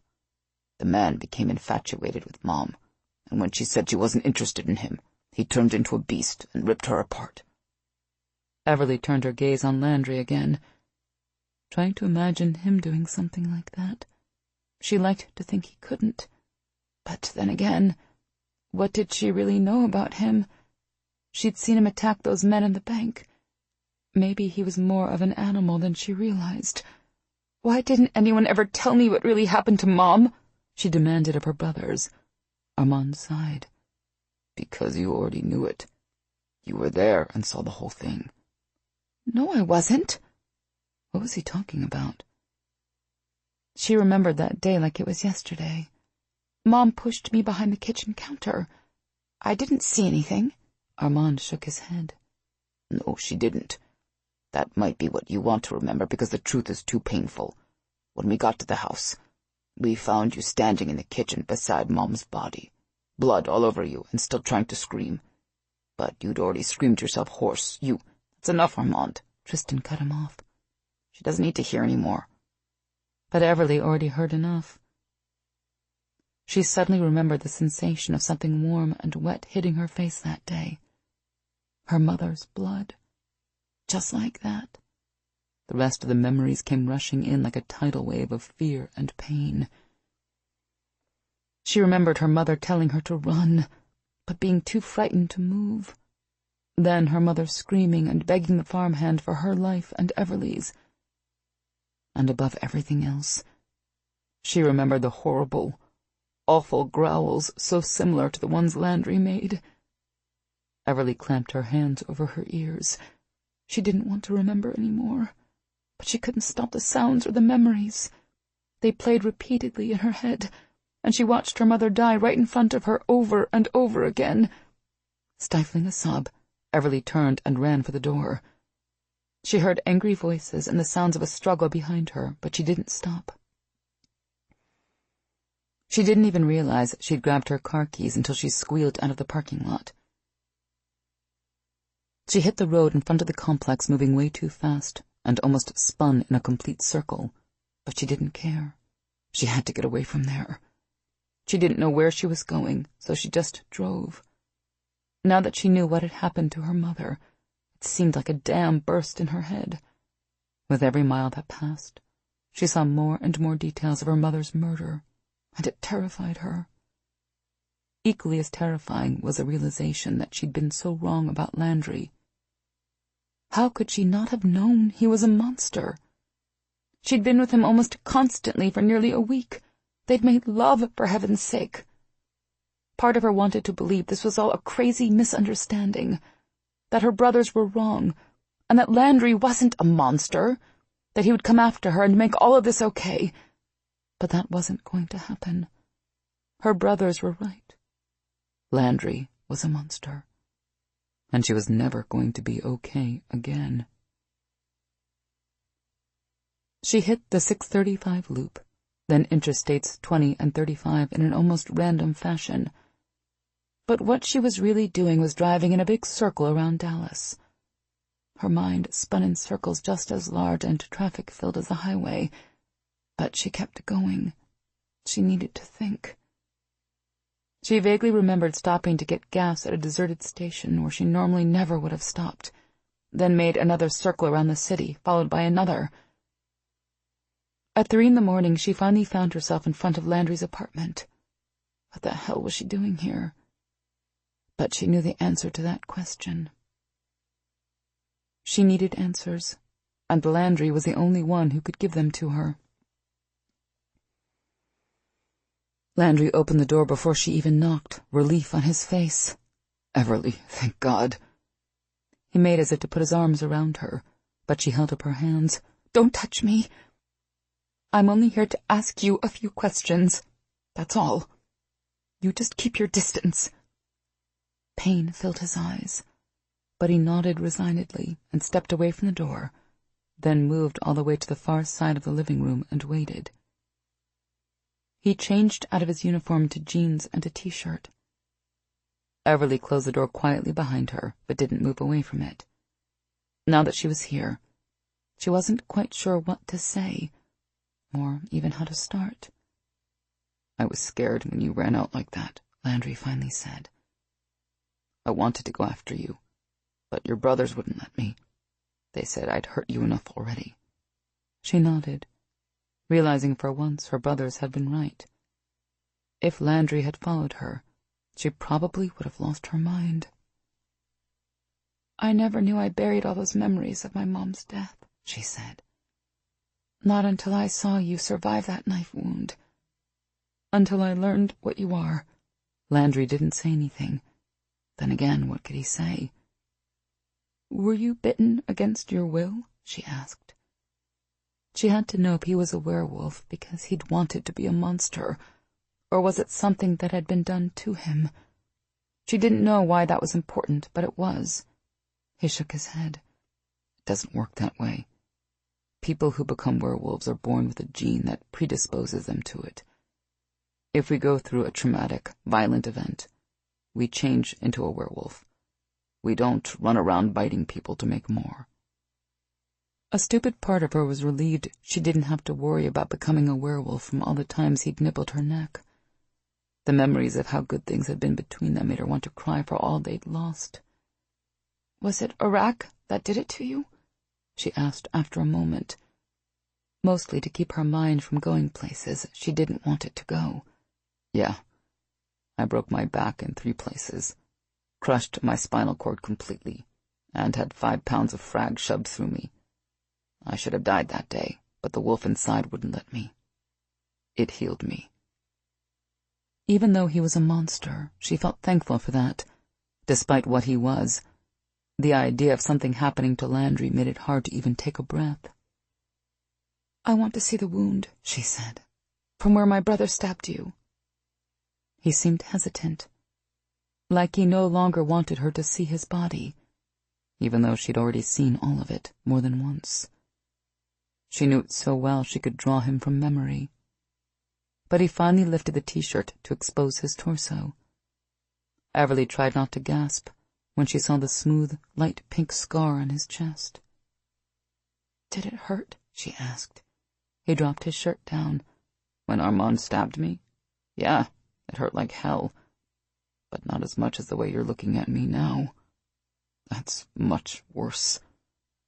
The pain in his voice made her want to run across the room and put her arms around him, but she firmed her resolve. "Would that knife have killed you if Armand had stabbed you in the heart?" Landry didn't answer right away. He probably thought she was looking for information on how to do a better job on him next time. She wasn't, but she didn't know how to explain why she wanted to know that small bit of information. She just did. "Yes," he said.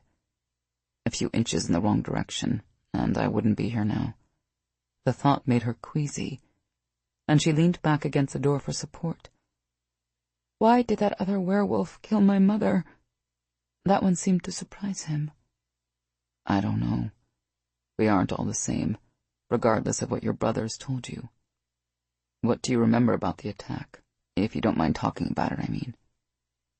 There was nothing she wanted to talk about less, but when she opened her mouth to tell him that, she found herself recounting what she recalled. "I remember blood. A lot of blood. And my mom screaming." She took a deep breath. "The werewolf was so angry. He kept shouting at my mom as he attacked her." "Sounds like an Omega werewolf that went out of control," Landry said. She frowned. "An Omega?" His mouth twisted sardonically. "I'm no expert on this, unlike your family, apparently, but there are 3 types of werewolves. Alphas, who are big, strong, fast, and in control. Betas, who aren't as big or as strong or as fast, but who have much stronger pack instincts. Then there are Omegas. They're as big and strong as alphas, but have almost no social skills. They tend to be loners, and that can make them dangerous. They can sometimes lose control and hurt people." Everly tried to wrap her head around the fact that there was a whole other world out there, a world where monsters came in different flavors. She didn't have to ask to know that Landry was the first type, an alpha. "So when this Omega got angry at my mom, he lost control?" Landry nodded. "Probably." She searched her memory of that day, but her recollection of the werewolf was fuzzy. She mostly remembered him growling a lot, and the fact that he had big teeth. Even knowing what she did now, that seemed insane. Did he really have fangs and claws? Or am I imagining that? It was Landry's turn to frown. "Are you sure you want me telling you this? Tristan implied it might not be good for you to push so hard to remember. There's a reason your subconscious suppressed those memories." "Tristan doesn't have a right to decide what I get to know about our mother's death, or when I get to know it. None of my brothers do," she said sharply. "This monster that killed my mom, did it have fangs and claws like I remember?" Landry ran his hand through his hair, looking torn. "Yeah, he did. Alphas and betas are better at controlling it. But with Omegas, the claws and fangs come out any time they're upset." She considered that fact. It was terrifying to know there were monsters with claws and fangs in the world, and that Landry was one of them. She still couldn't reconcile that fact. "Show me," she ordered. "Show you what?" he asked. "I want to see what you really look like." Maybe then she would really believe what he was. Despite the flare of gold in his eyes, his superhuman strength, and ability to heal faster than a normal person, part of her still didn't want to believe he was a monster. On the other side of the room, Landry looked at her as if he regretted ever having opened the door and letting her in. But now that she was here, there was no going back.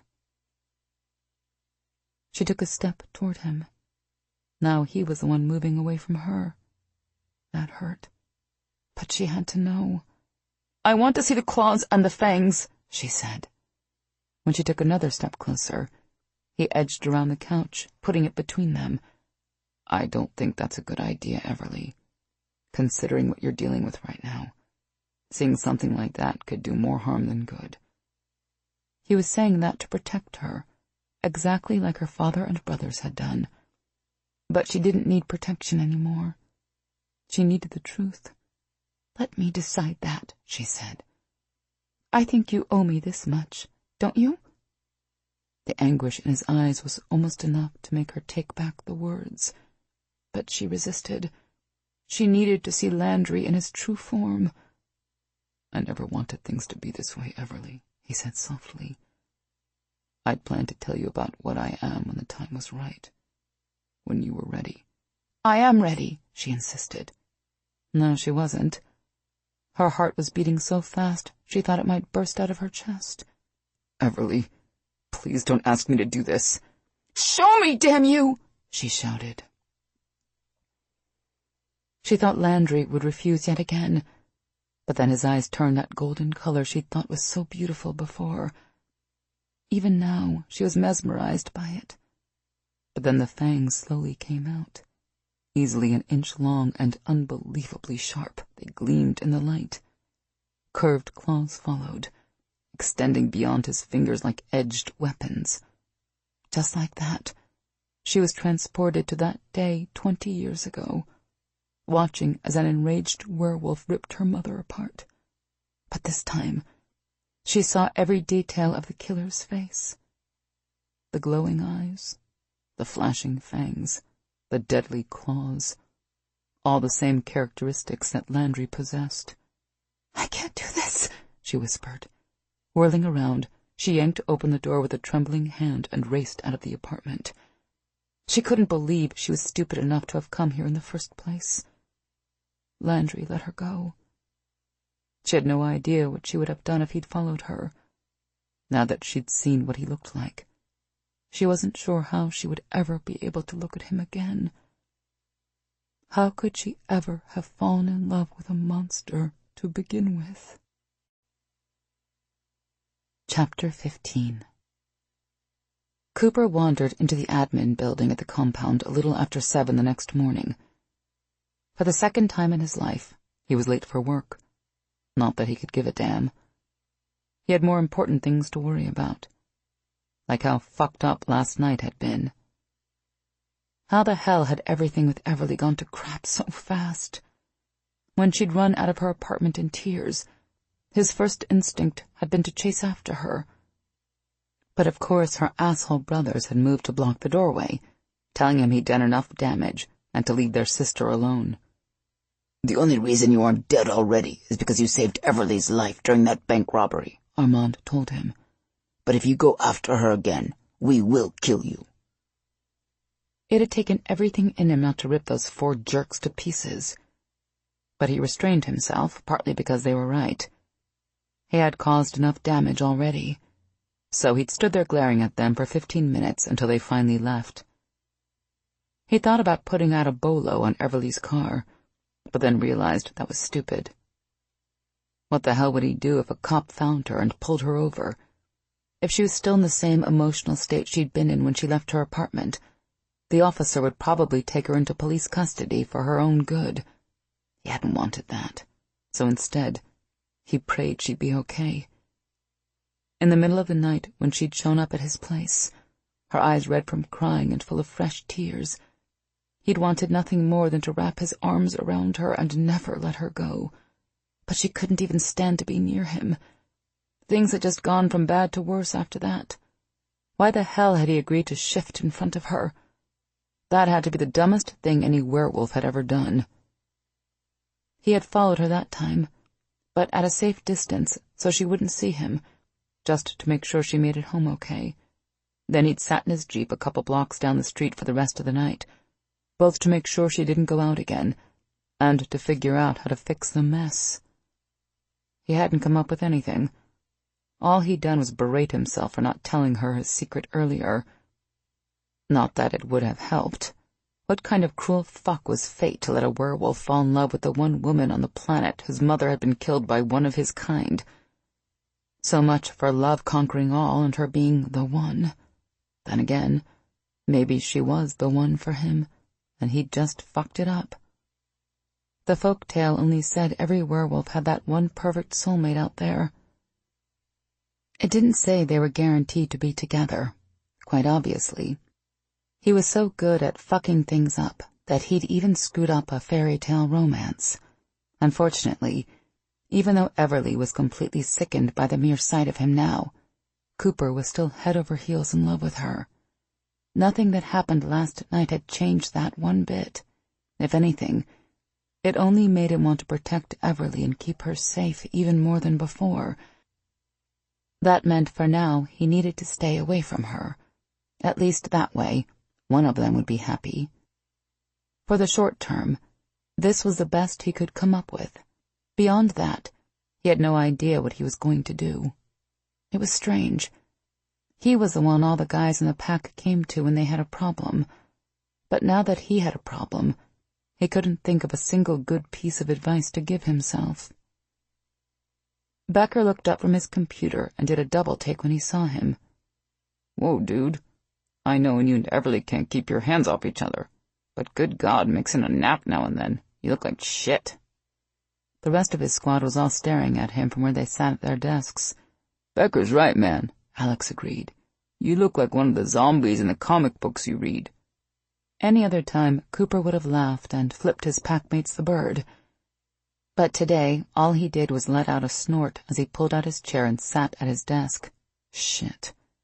He'd had a share of bad days before, but they were nothing compared to this. The woman he loved thought he was a monster, and one of his best friends was probably a killer. He should be out looking for Jim, not sitting here pretending his life wasn't in the toilet. At the desk across from his, Becker sat back and swigged coffee out of a mug with the words, "Either you're SWAT or you're not," on it. Jana and I are doing dinner and a movie Friday night with Zach and Megan. You and Everly want to come? Cooper's hand stilled on the mouse, the cursor hovering over the email icon on his computer monitor. It suddenly struck him that he and Everly weren't going to see any more movies, or go out to dinner, or kiss, or make love. He swallowed hard and took a deep breath. Cooper, Becker said. What's wrong? He opened his mouth, but nothing came out. He cleared his throat and tried again. Everly and I broke up. Shit, even saying the words hurt. Broke up? Alex sat forward at his desk.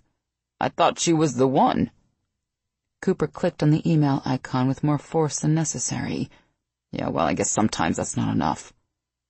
What happened? Khaki asked. Cooper didn't want to rehash last night, but for some reason he ended up telling them everything. From how her family knew he was a werewolf to her brothers beating him up with baseball bats, then stabbing him last night, and finally, to Everly running out. I don't think she's ever going to get past the fact that I'm the same kind of creature that killed her mother, he said quietly. He knew Khaki and the guys would have hung out with him the rest of the day and talked if he'd wanted them to, and he might have taken them up on it, if the calls hadn't suddenly started rolling in. We've got a domestic dispute on Randall, Alex announced when he hung up. Guy holding his girlfriend and her sister hostage. Cooper got up to head out with the rest of the squad, but Xander pulled him aside. Maybe you should sit this one out, his squad leader said. You had a tough night. Cooper snorted. Yeah, well, something tells me they aren't going to get any easier. I can't sit on the bench every time an incident comes in. I know, Xander said, but you can today. Maybe Xander was right. He wasn't at his sharpest right now. If he didn't pick up a scent or hear a bad guy coming, it could end up getting one of his teammates killed. Besides, he needed to look for Jim anyway. Xander turned to catch up with the rest of the squad, but Cooper stopped him. This stuff Everly's brothers said about the magic frigging mirror and hunters out there would spend their whole lives killing werewolves. Did Gage ever tell you anything about them? Xander shook his head. No, but maybe that's because he's never heard of them. Cooper wasn't sure what worried him more. The thought that there might be hunters out there looking to kill him and every other werewolf, or the idea that Gage might not know anything about them. When he left the SWAT compound, Cooper had every intention of going from one cheap motel to another looking for Jim, but instead he found himself at Delacroix's office. It was barely after 8:30, and she didn't come in until 9, so he stood outside her office door and waited. He wasn't exactly sure why he was there, or what the hell he was going to say when she got there. My girlfriend dumped me because she found out I'm a werewolf, and I really need to talk to someone? Yeah, probably not. He was just thinking he should go when Delacroix showed up, a cup of coffee in one hand and a stack of folders clutched in her arm. She took one look at his face and told him to come in. Sorry to show up without calling first, he said as she unlocked the door. No worries. My first patient doesn't arrive for an hour. She gestured to the chairs in front of her desk. Have a seat. Cooper did, then waited for her to do the same. She folded her forearms on the desk, pinning him with that sharp gaze of hers. So, what's on your mind? She asked. He didn't answer because he wasn't quite sure what to say. It wasn't like she was a drinking buddy. He wasn't going to cry in his beer and sob about Everly dumping his ass. He was a dumb shit to even come here. Maybe this wasn't such a good idea, he mumbled.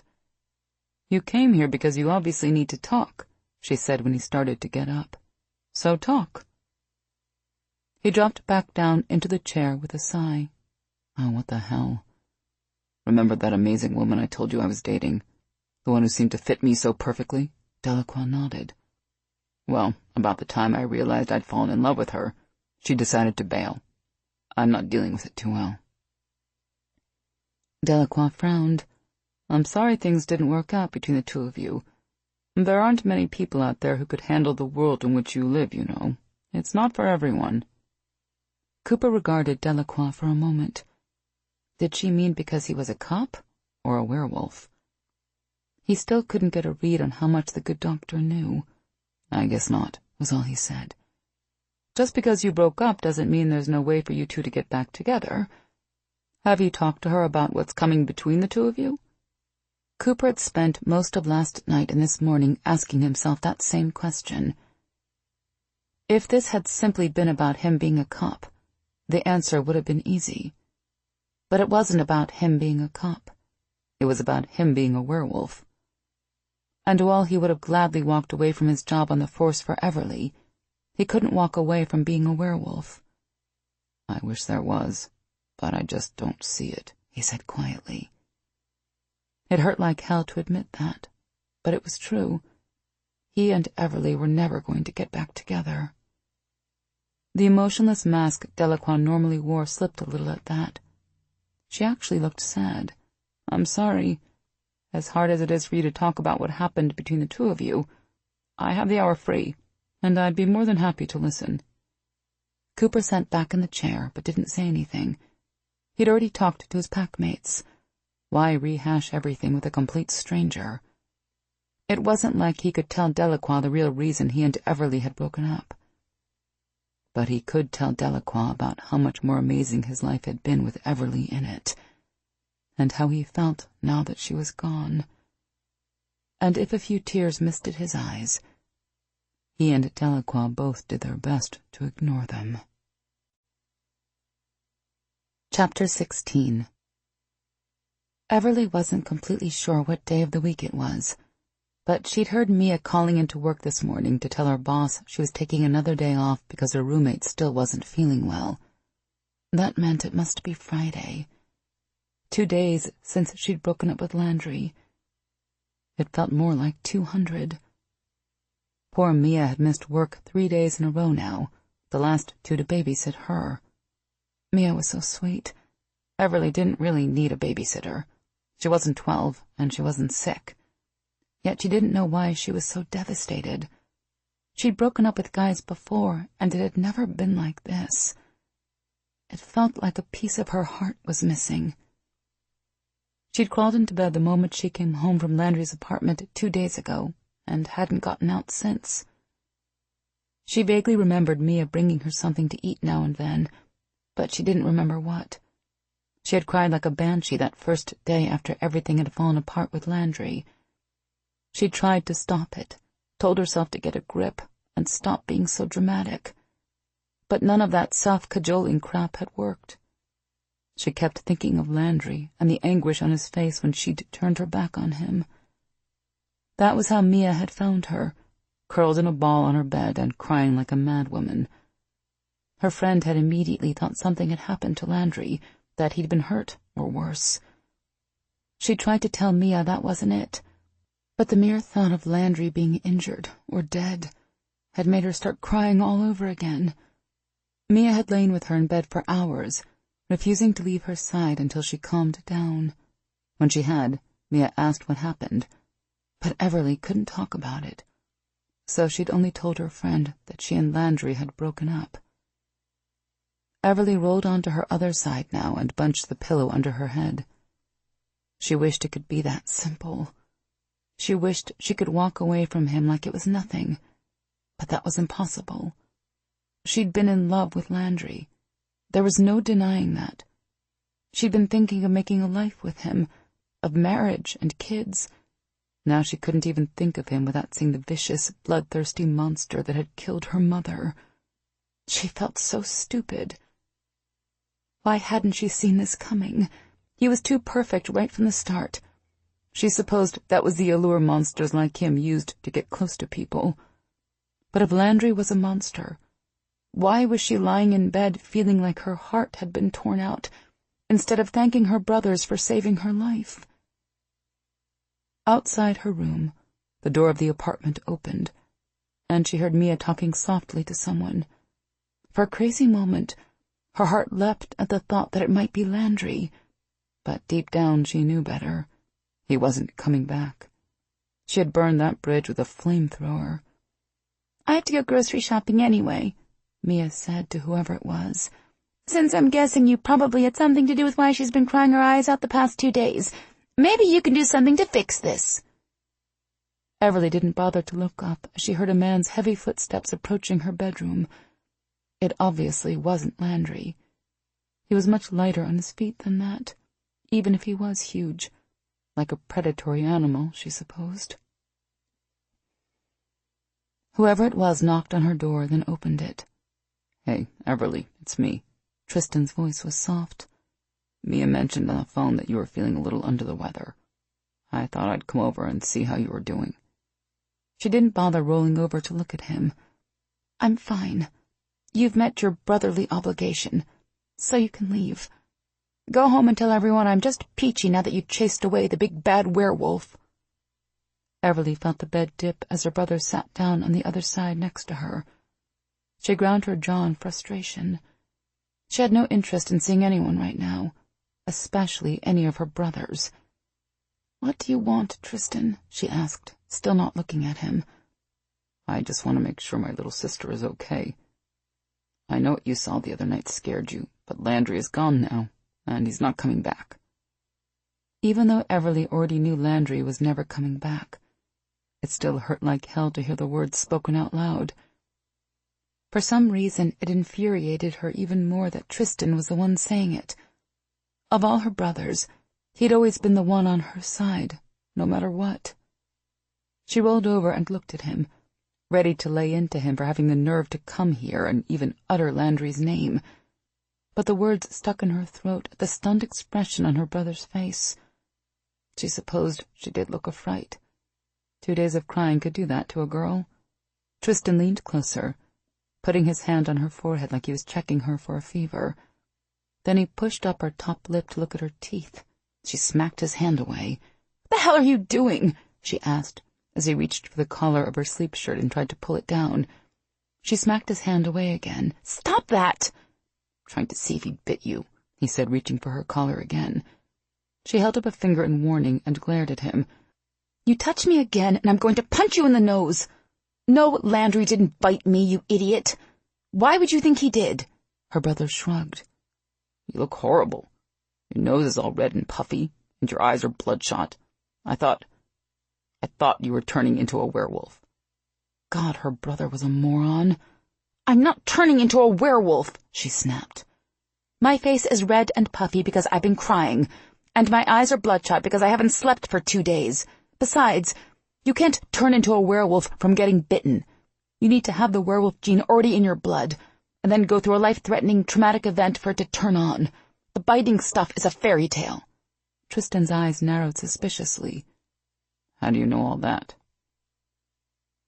Just thinking about the last conversation she had with Landry brought tears to her eyes. "I know because I went to talk to Landry the night you stabbed him. I drove around town for hours and ended up at his place." He sucked in a sharp breath. "Did he hurt you?" "No, he didn't hurt me," she said, getting more and more ticked off by the second. "All we did was talk about what he is. I had questions, and he answered them. Then I left. I haven't seen him since." Tristan sagged with relief. In silence, he looked around the room, taking in the pile of used tissues on the nightstand and those that had fallen to the floor, then the pillows she'd thrown against the far wall when she got angry for not being able to forget about Landry. Finally, he swung his gaze back to her. "Dad told me once that sometimes if a woman spends too much time with a werewolf, that he can get into her blood. Do you think that's happened to you, that Landry got into your blood? If it is, you don't have to worry," Tristan added, holding up his hands in a gesture his stupid ass probably thought was calming. "According to Dad, women have been falling prey to this werewolf glamour for millennia, but like any addiction, it passes with time. What you're feeling isn't real." If Everly had a knife right then, she would have stabbed her brother. But she didn't have a knife, at least, not in her bedroom. "God, you're an imbecile," she snapped. "Doubly so for listening to Dad. Landry is not in my blood, Tristan. He never was." Her brother frowned. "How do you know? He could be, and you're just confused." She shook her head at how thick her youngest brother was, and he was the brightest one. "I know he's not in my blood because he's in my heart, and that's 10 times worse." Tristan's eyes widened, a look of pure terror crossing his face. "You're in love with him?" Everly fell back onto the pillow, all the fight gone. Besides, this was a meaningless argument. "I was, but it doesn't matter now. He's a monster with claws and fangs, and every time I look at him, every time I even think of him, I see the creature that murdered Mom. I can never get past that, no matter what my heart wants. So you can go home and tell the others that I'm safe from the big bad werewolf. He'll never come near me again, which is exactly the way you all wanted it, right?" Not waiting for a reply, she rolled over and curled into a ball again. The tears she thought had finally dried up after 2 straight days of crying spilled onto her cheeks. Damn it.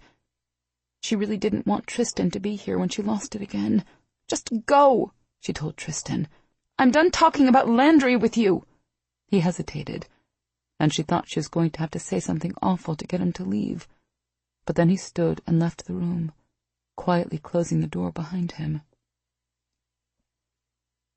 Everly held off for another few moments just to make sure he didn't come back. Then she gave in to the agonizing pain in her heart and cried all over again. In the motel parking lot, Cooper cut the engine of his Jeep and glanced at the long list of Fleabag motels he'd scribbled on the notepad, most of which he'd already scratched out. In an effort to get Everly out of his head, he'd thrown himself into his work. In this case, that meant spending every minute of the past 2 days trying to find Jim. Cooper didn't have any idea what he was going to do when he found his friend, but he had to at least look. The alternative was walking into the FBI field office and telling Dennis that he thought Jim might be the bomber. Cooper really didn't want to do that. Not until he looked his best friend in the eye and knew without a shadow of a doubt that Jim had set those bombs. He knew he was being stupid, and that his breakup with Everly was almost certainly messing with his judgment. But no matter how bad it appeared, he couldn't force himself to turn his back on Jim.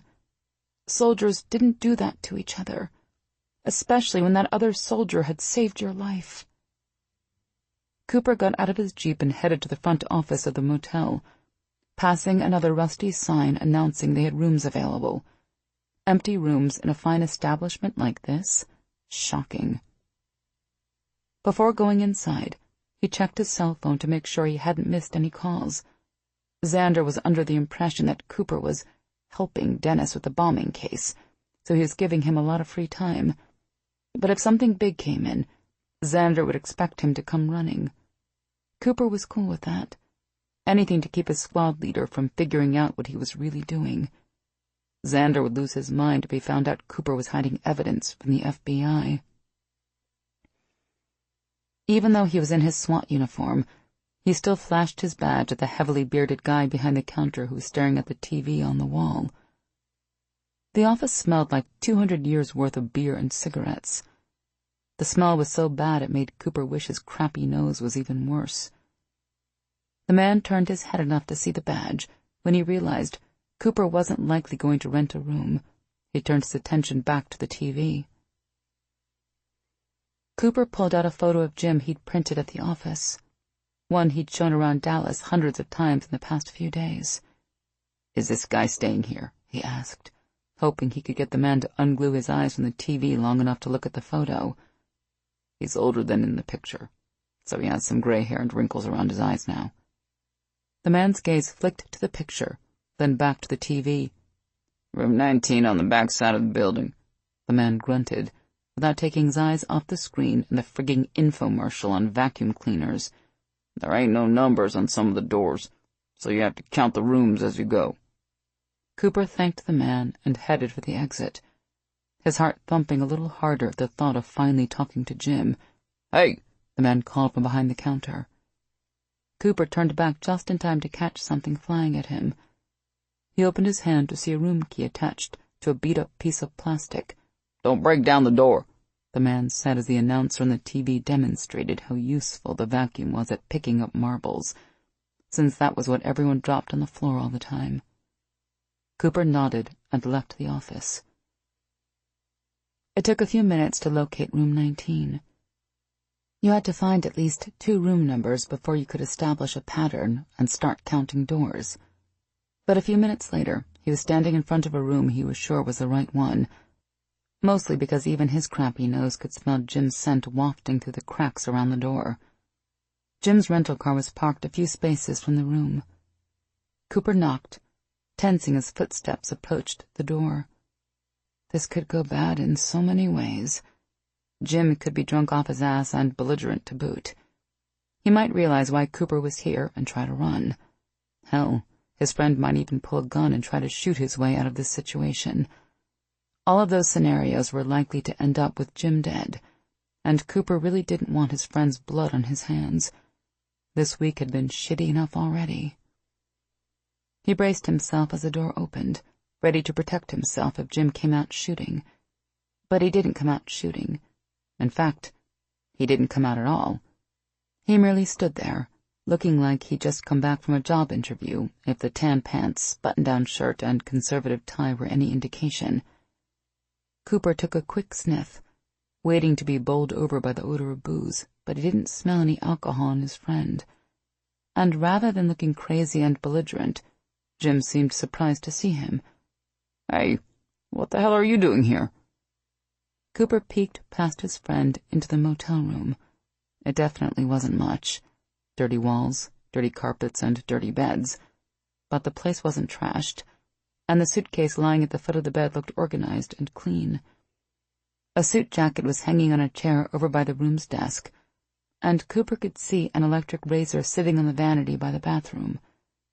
One look at Jim's face showed that his friend had just shaved. Cooper had spent the last 2 days building an image in his head of how Jim would look when he found him, and this wasn't it. Not even close. "Coop, you okay, buddy?" "Yeah, I'm good," he said. "I thought I should come find you since I haven't heard from you in a while." Jim frowned as he motioned Cooper inside the room. Cooper stepped in and closed the door. The scent of stale cigarettes immediately assaulted him. There was a plastic sign on the wall stating this was a non-smoking room, but it looked like someone had used it to put out their cigarettes. "Don't take this the wrong way, Coop," Jim said as he turned to face him. If you'd said you were worried I was lying dead in a pool of my own vomit, I might have believed you. But I was your supervisor long before I was your friend. I know bullshit when I smell it. Why did you really come looking for me?"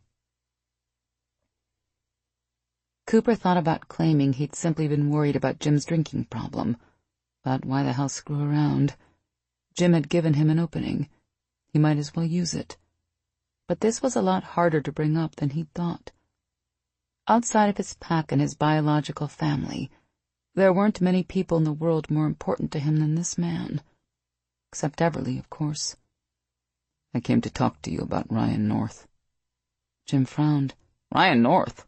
Our former commander, the one who ran our EOD company into the ground? Why the hell would you want to talk to me about that piece of shit?" "Because somebody tried to blow him up. Twice. Both times at the DOD contractor offices he works at here in Dallas. I'm helping the feds find the bomber." "And you think I might have some idea who—" Jim's voice trailed off. His eyes widened. "Holy shit! You tracked me down because you think I'm the one who tried to kill him?" "Did you?" Cooper asked bluntly, still trying to sense whether Jim's reactions were legitimate or not. "Of course not," Jim snapped. "I didn't even know that dickhead lived in Dallas. Why the holy hell would you even think something like that?" "Because I'm having a hard time believing it's a coincidence that North is being targeted by an extremely skilled bomb maker at exactly the same time you show up in town looking for a job," Cooper said. "That's your problem, then." Jim let out a derisive laugh as he leaned back against the desk. "If the only requirements necessary to make it into your suspect pool is knowing how to make a bomb and being in Dallas, then maybe I should point out that there are about 30 or 40 different local, state, and federal bomb techs working in this city, and that includes you. Can I assume you're on the suspect list?" "Funny, but no, I'm not," Cooper said. "Because, unlike you, I don't have a motive. I never even met Ryan North, and I certainly don't have as much reason to hate him as you do." Jim rolled his eyes. "Spoken exactly like a person who has never had to work with him. Everyone who's ever met the guy hates him. Besides, hating a guy isn't a reason to kill him. For example, I'm starting to hate your ass right now, but that doesn't mean I plan on killing you."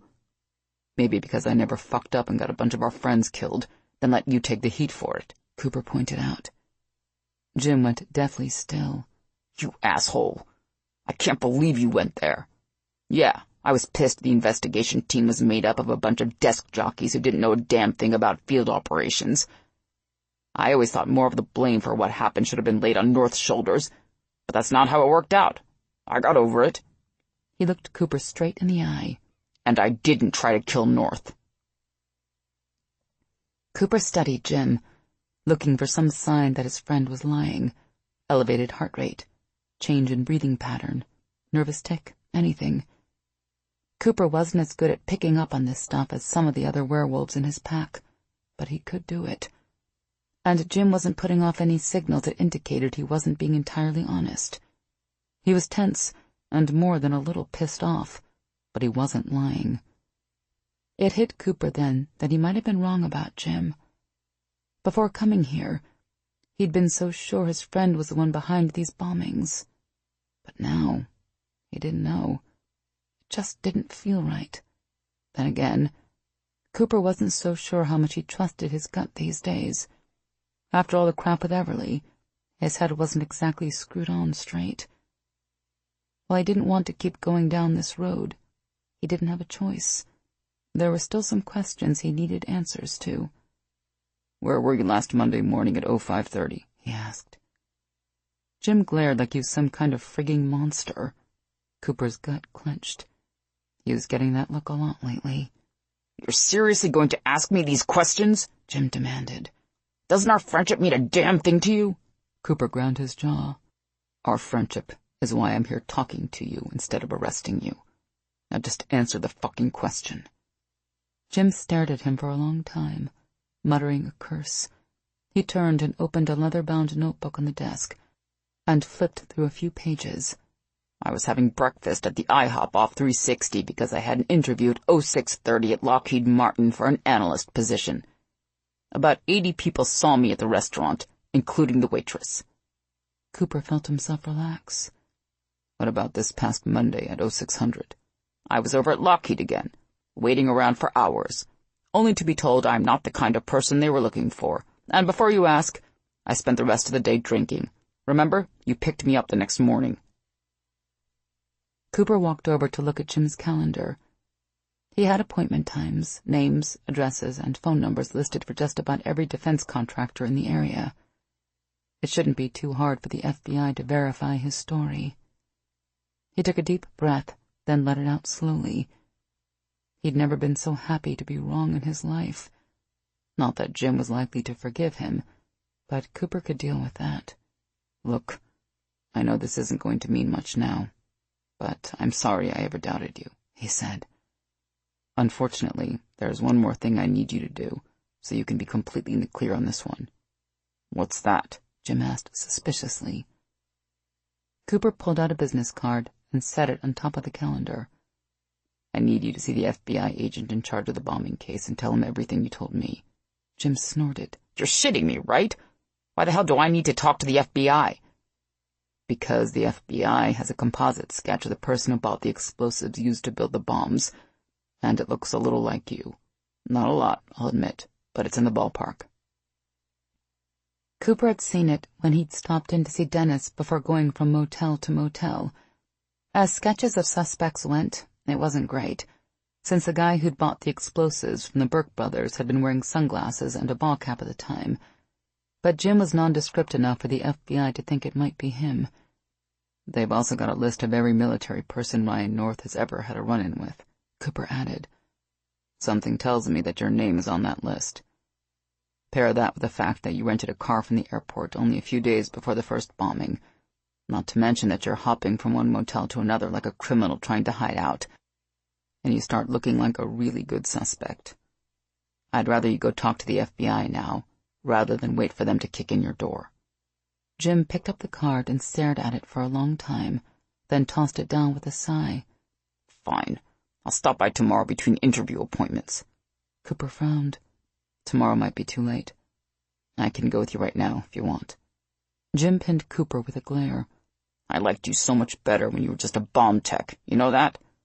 I'll stop by and see your FBI boyfriend today then, but it will have to be this afternoon.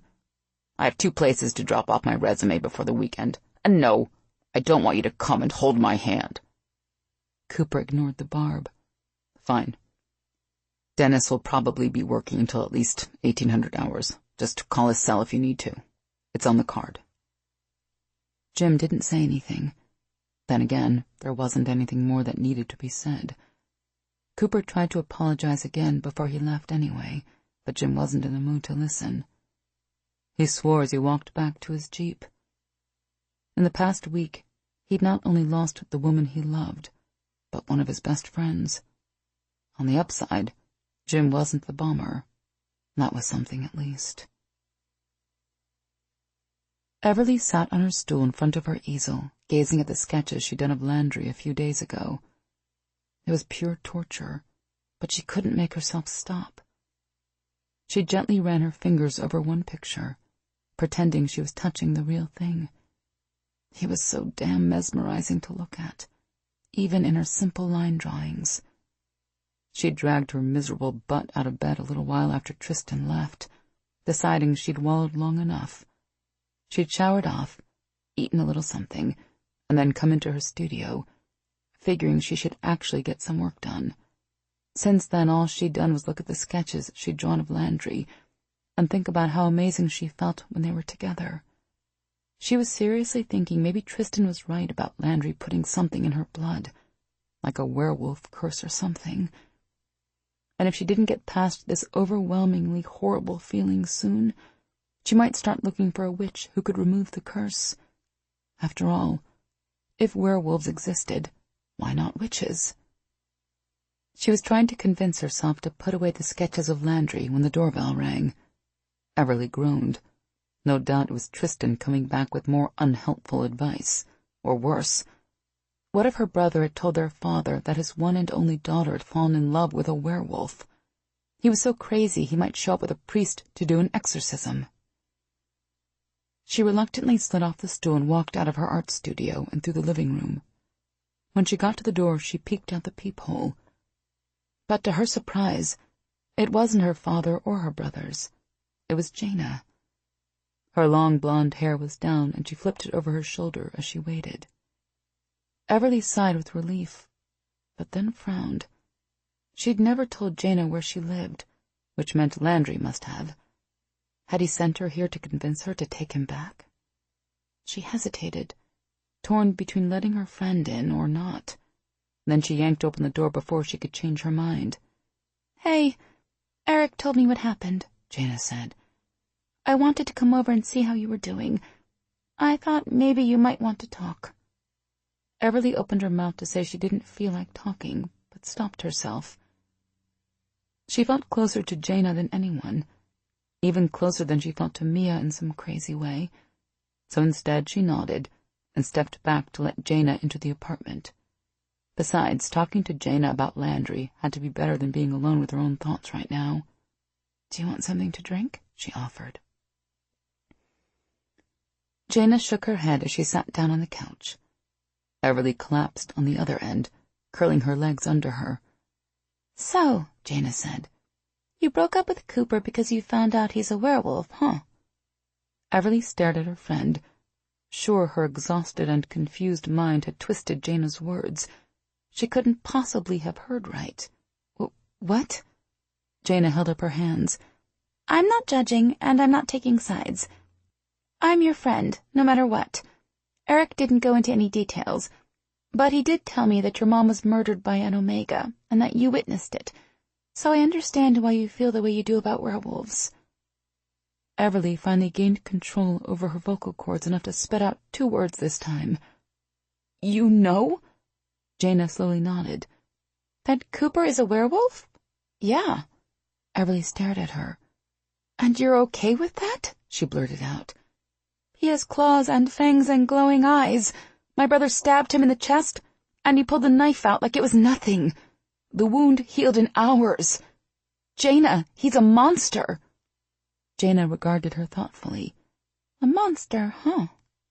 Is that what you thought he was when he saved your life last week in the bank? Or when he refused to retaliate against your brothers even though they stabbed him?" Everly didn't answer. She couldn't. "Was Cooper being a monster when he helped Eric save my friends and me from Albanian mobsters?" Jaina persisted. "How about a couple months before that, when he crawled through a maze of pitch-black tunnels filled with homemade explosives to save a kidnapped little girl? Or before that, when he was shot multiple times trying to protect Mac from a low-life thug who wanted her dead?"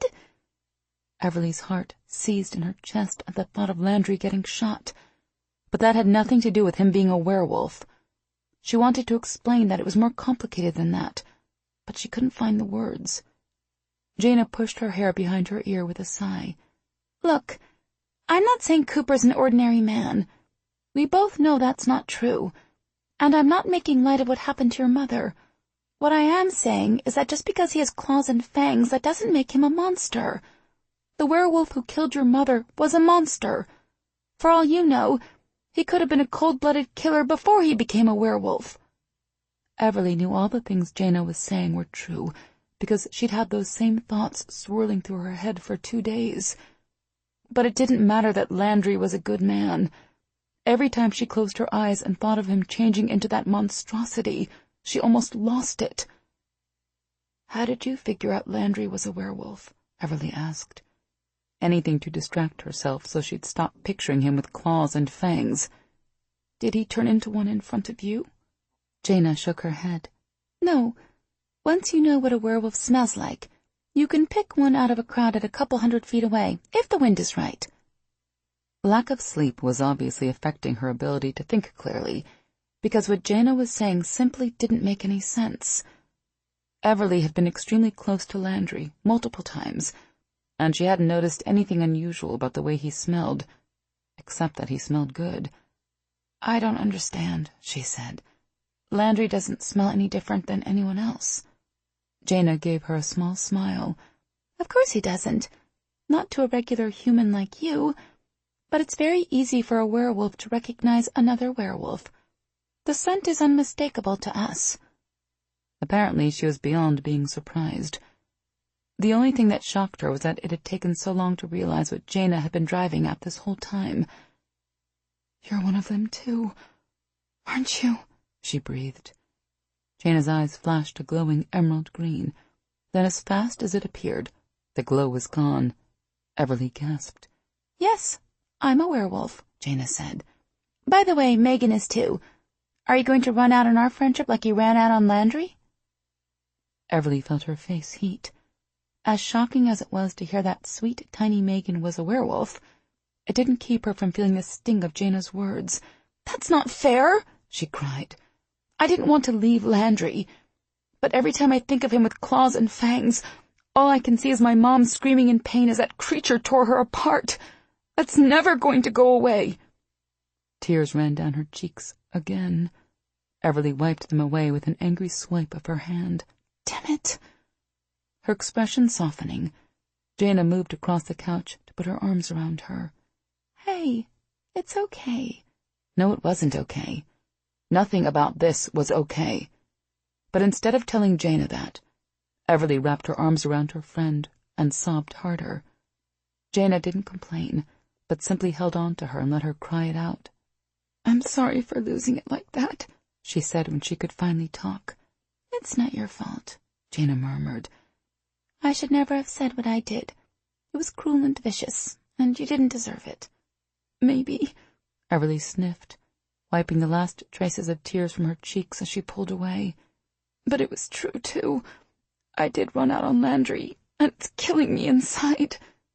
Jaina's lips turned up at the corners in a sad smile. When two people are meant to be together like you and Cooper, being apart is supposed to be hard. Everly snorted.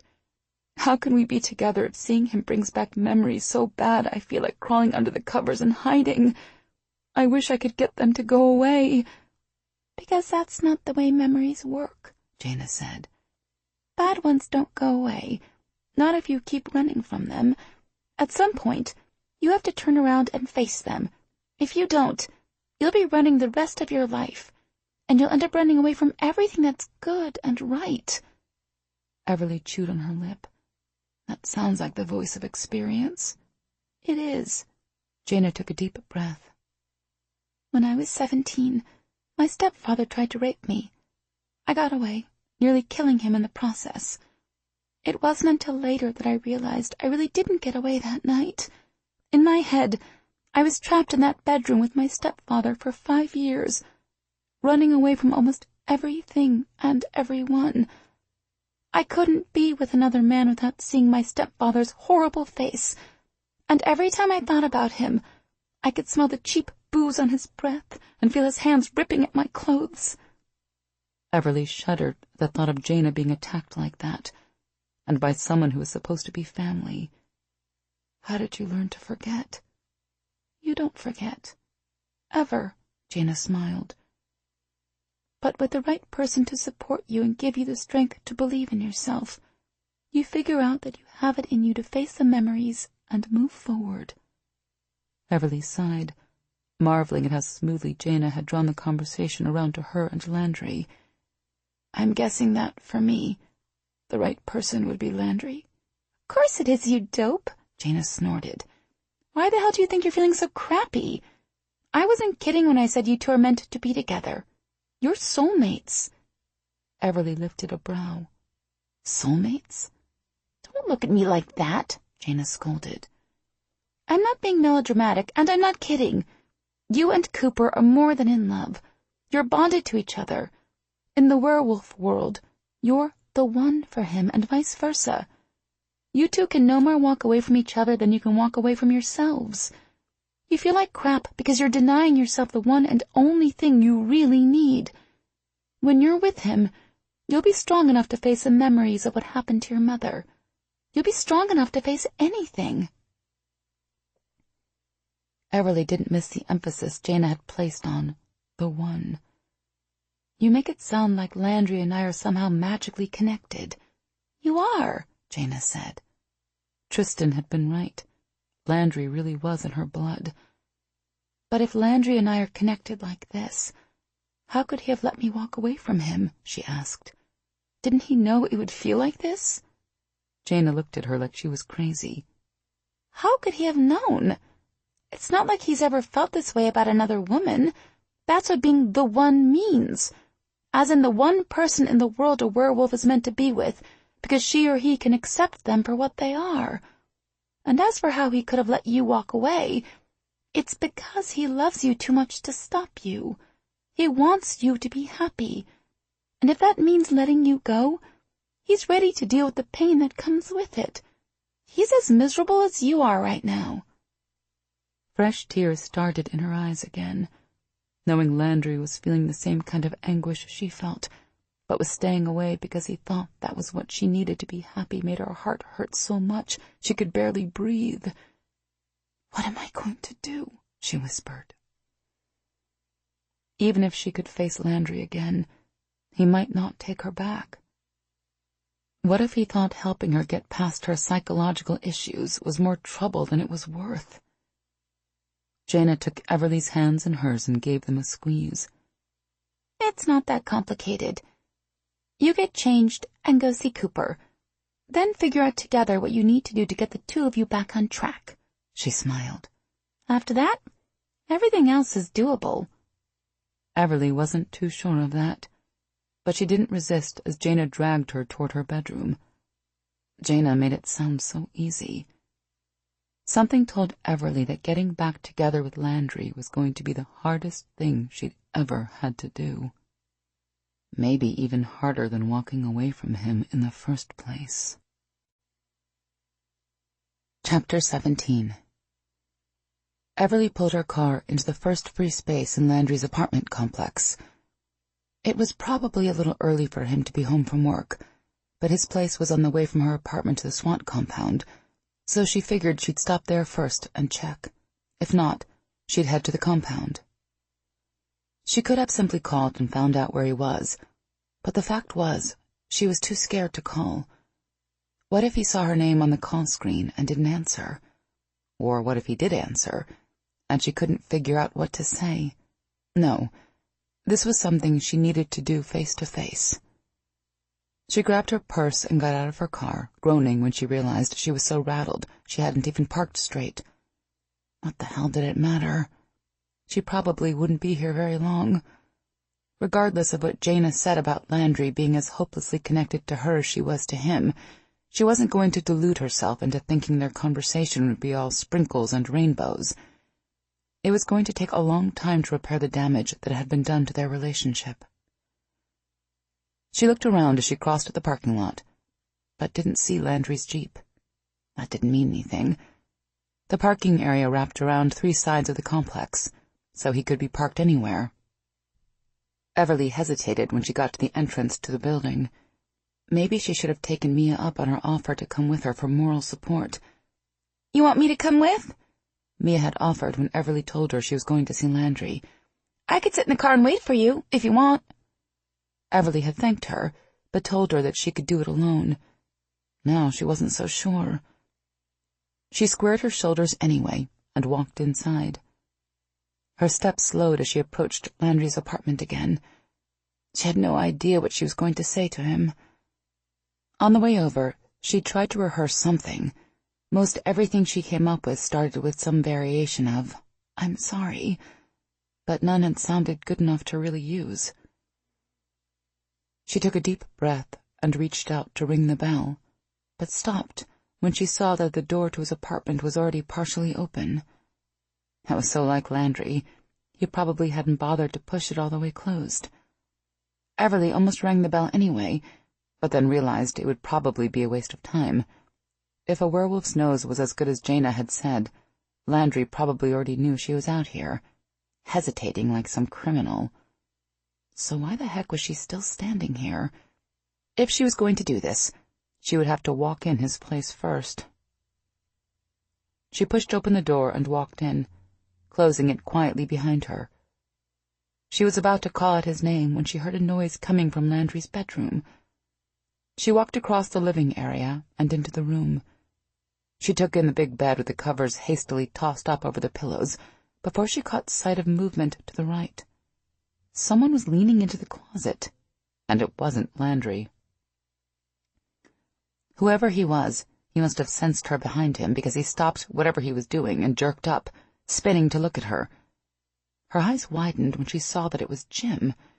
He gave a start, almost falling back into Landry's neatly organized SWAT and police uniforms.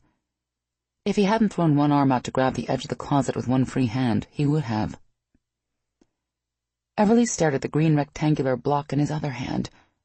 She didn't know what it was, but she saw the word demolition written on it.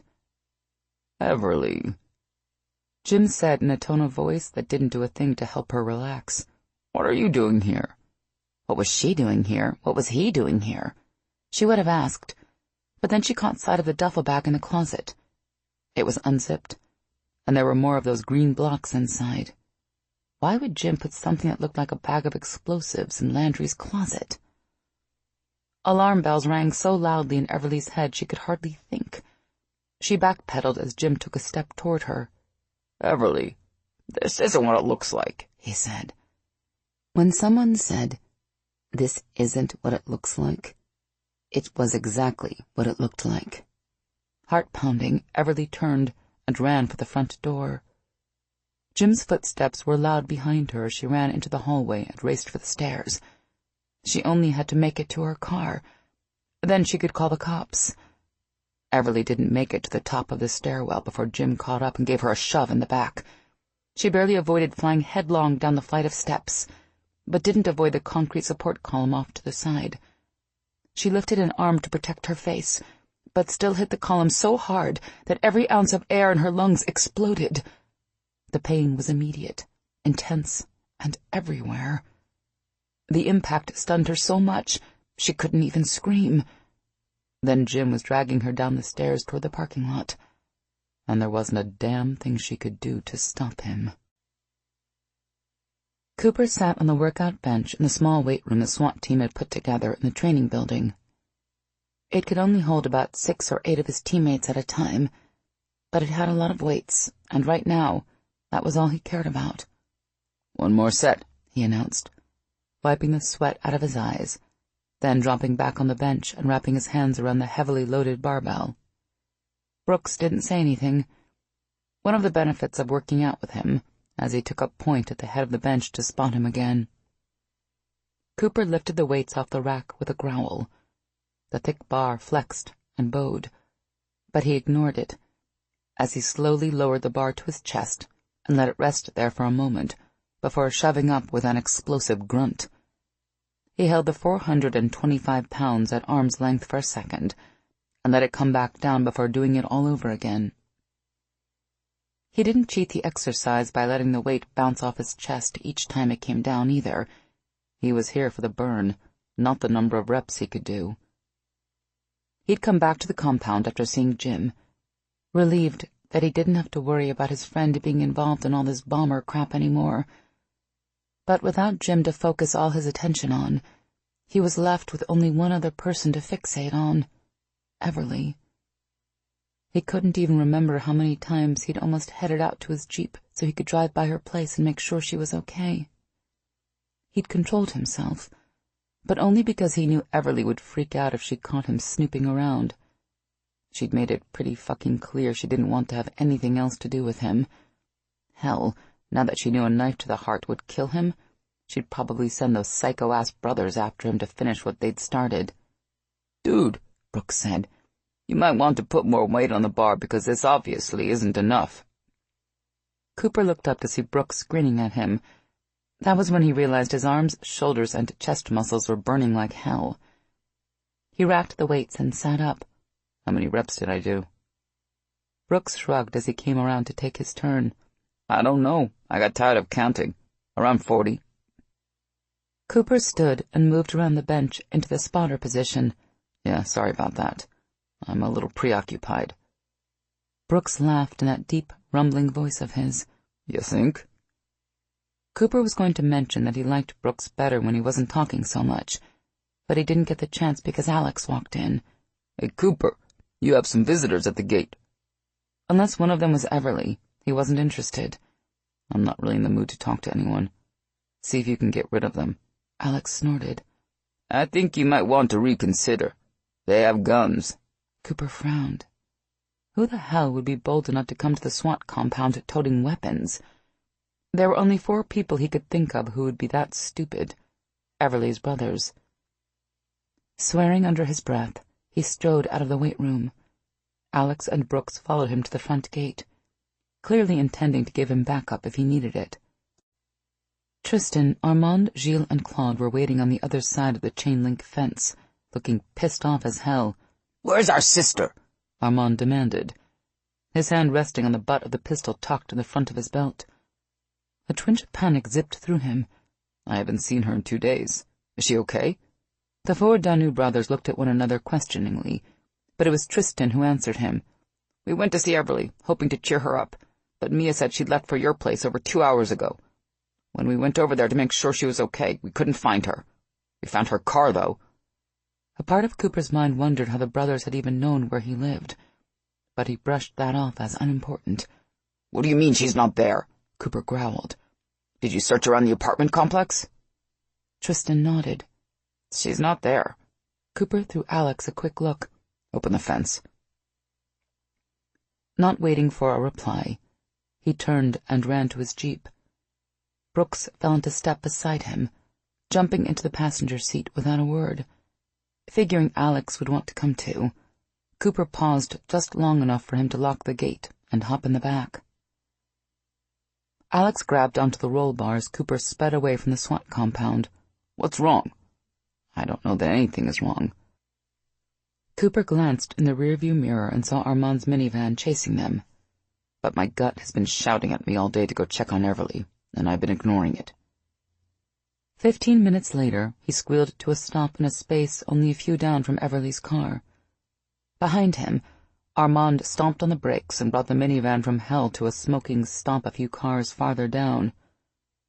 The brothers, stupid, jumped out and immediately headed for his apartment. Cooper, Alex, and Brooks caught up before they took 2 strides. "You just going to keep it running like that?" he asked as he raced ahead and bounded up the stairs 3 at a time. "It's a frigging minivan!" Armand shouted back.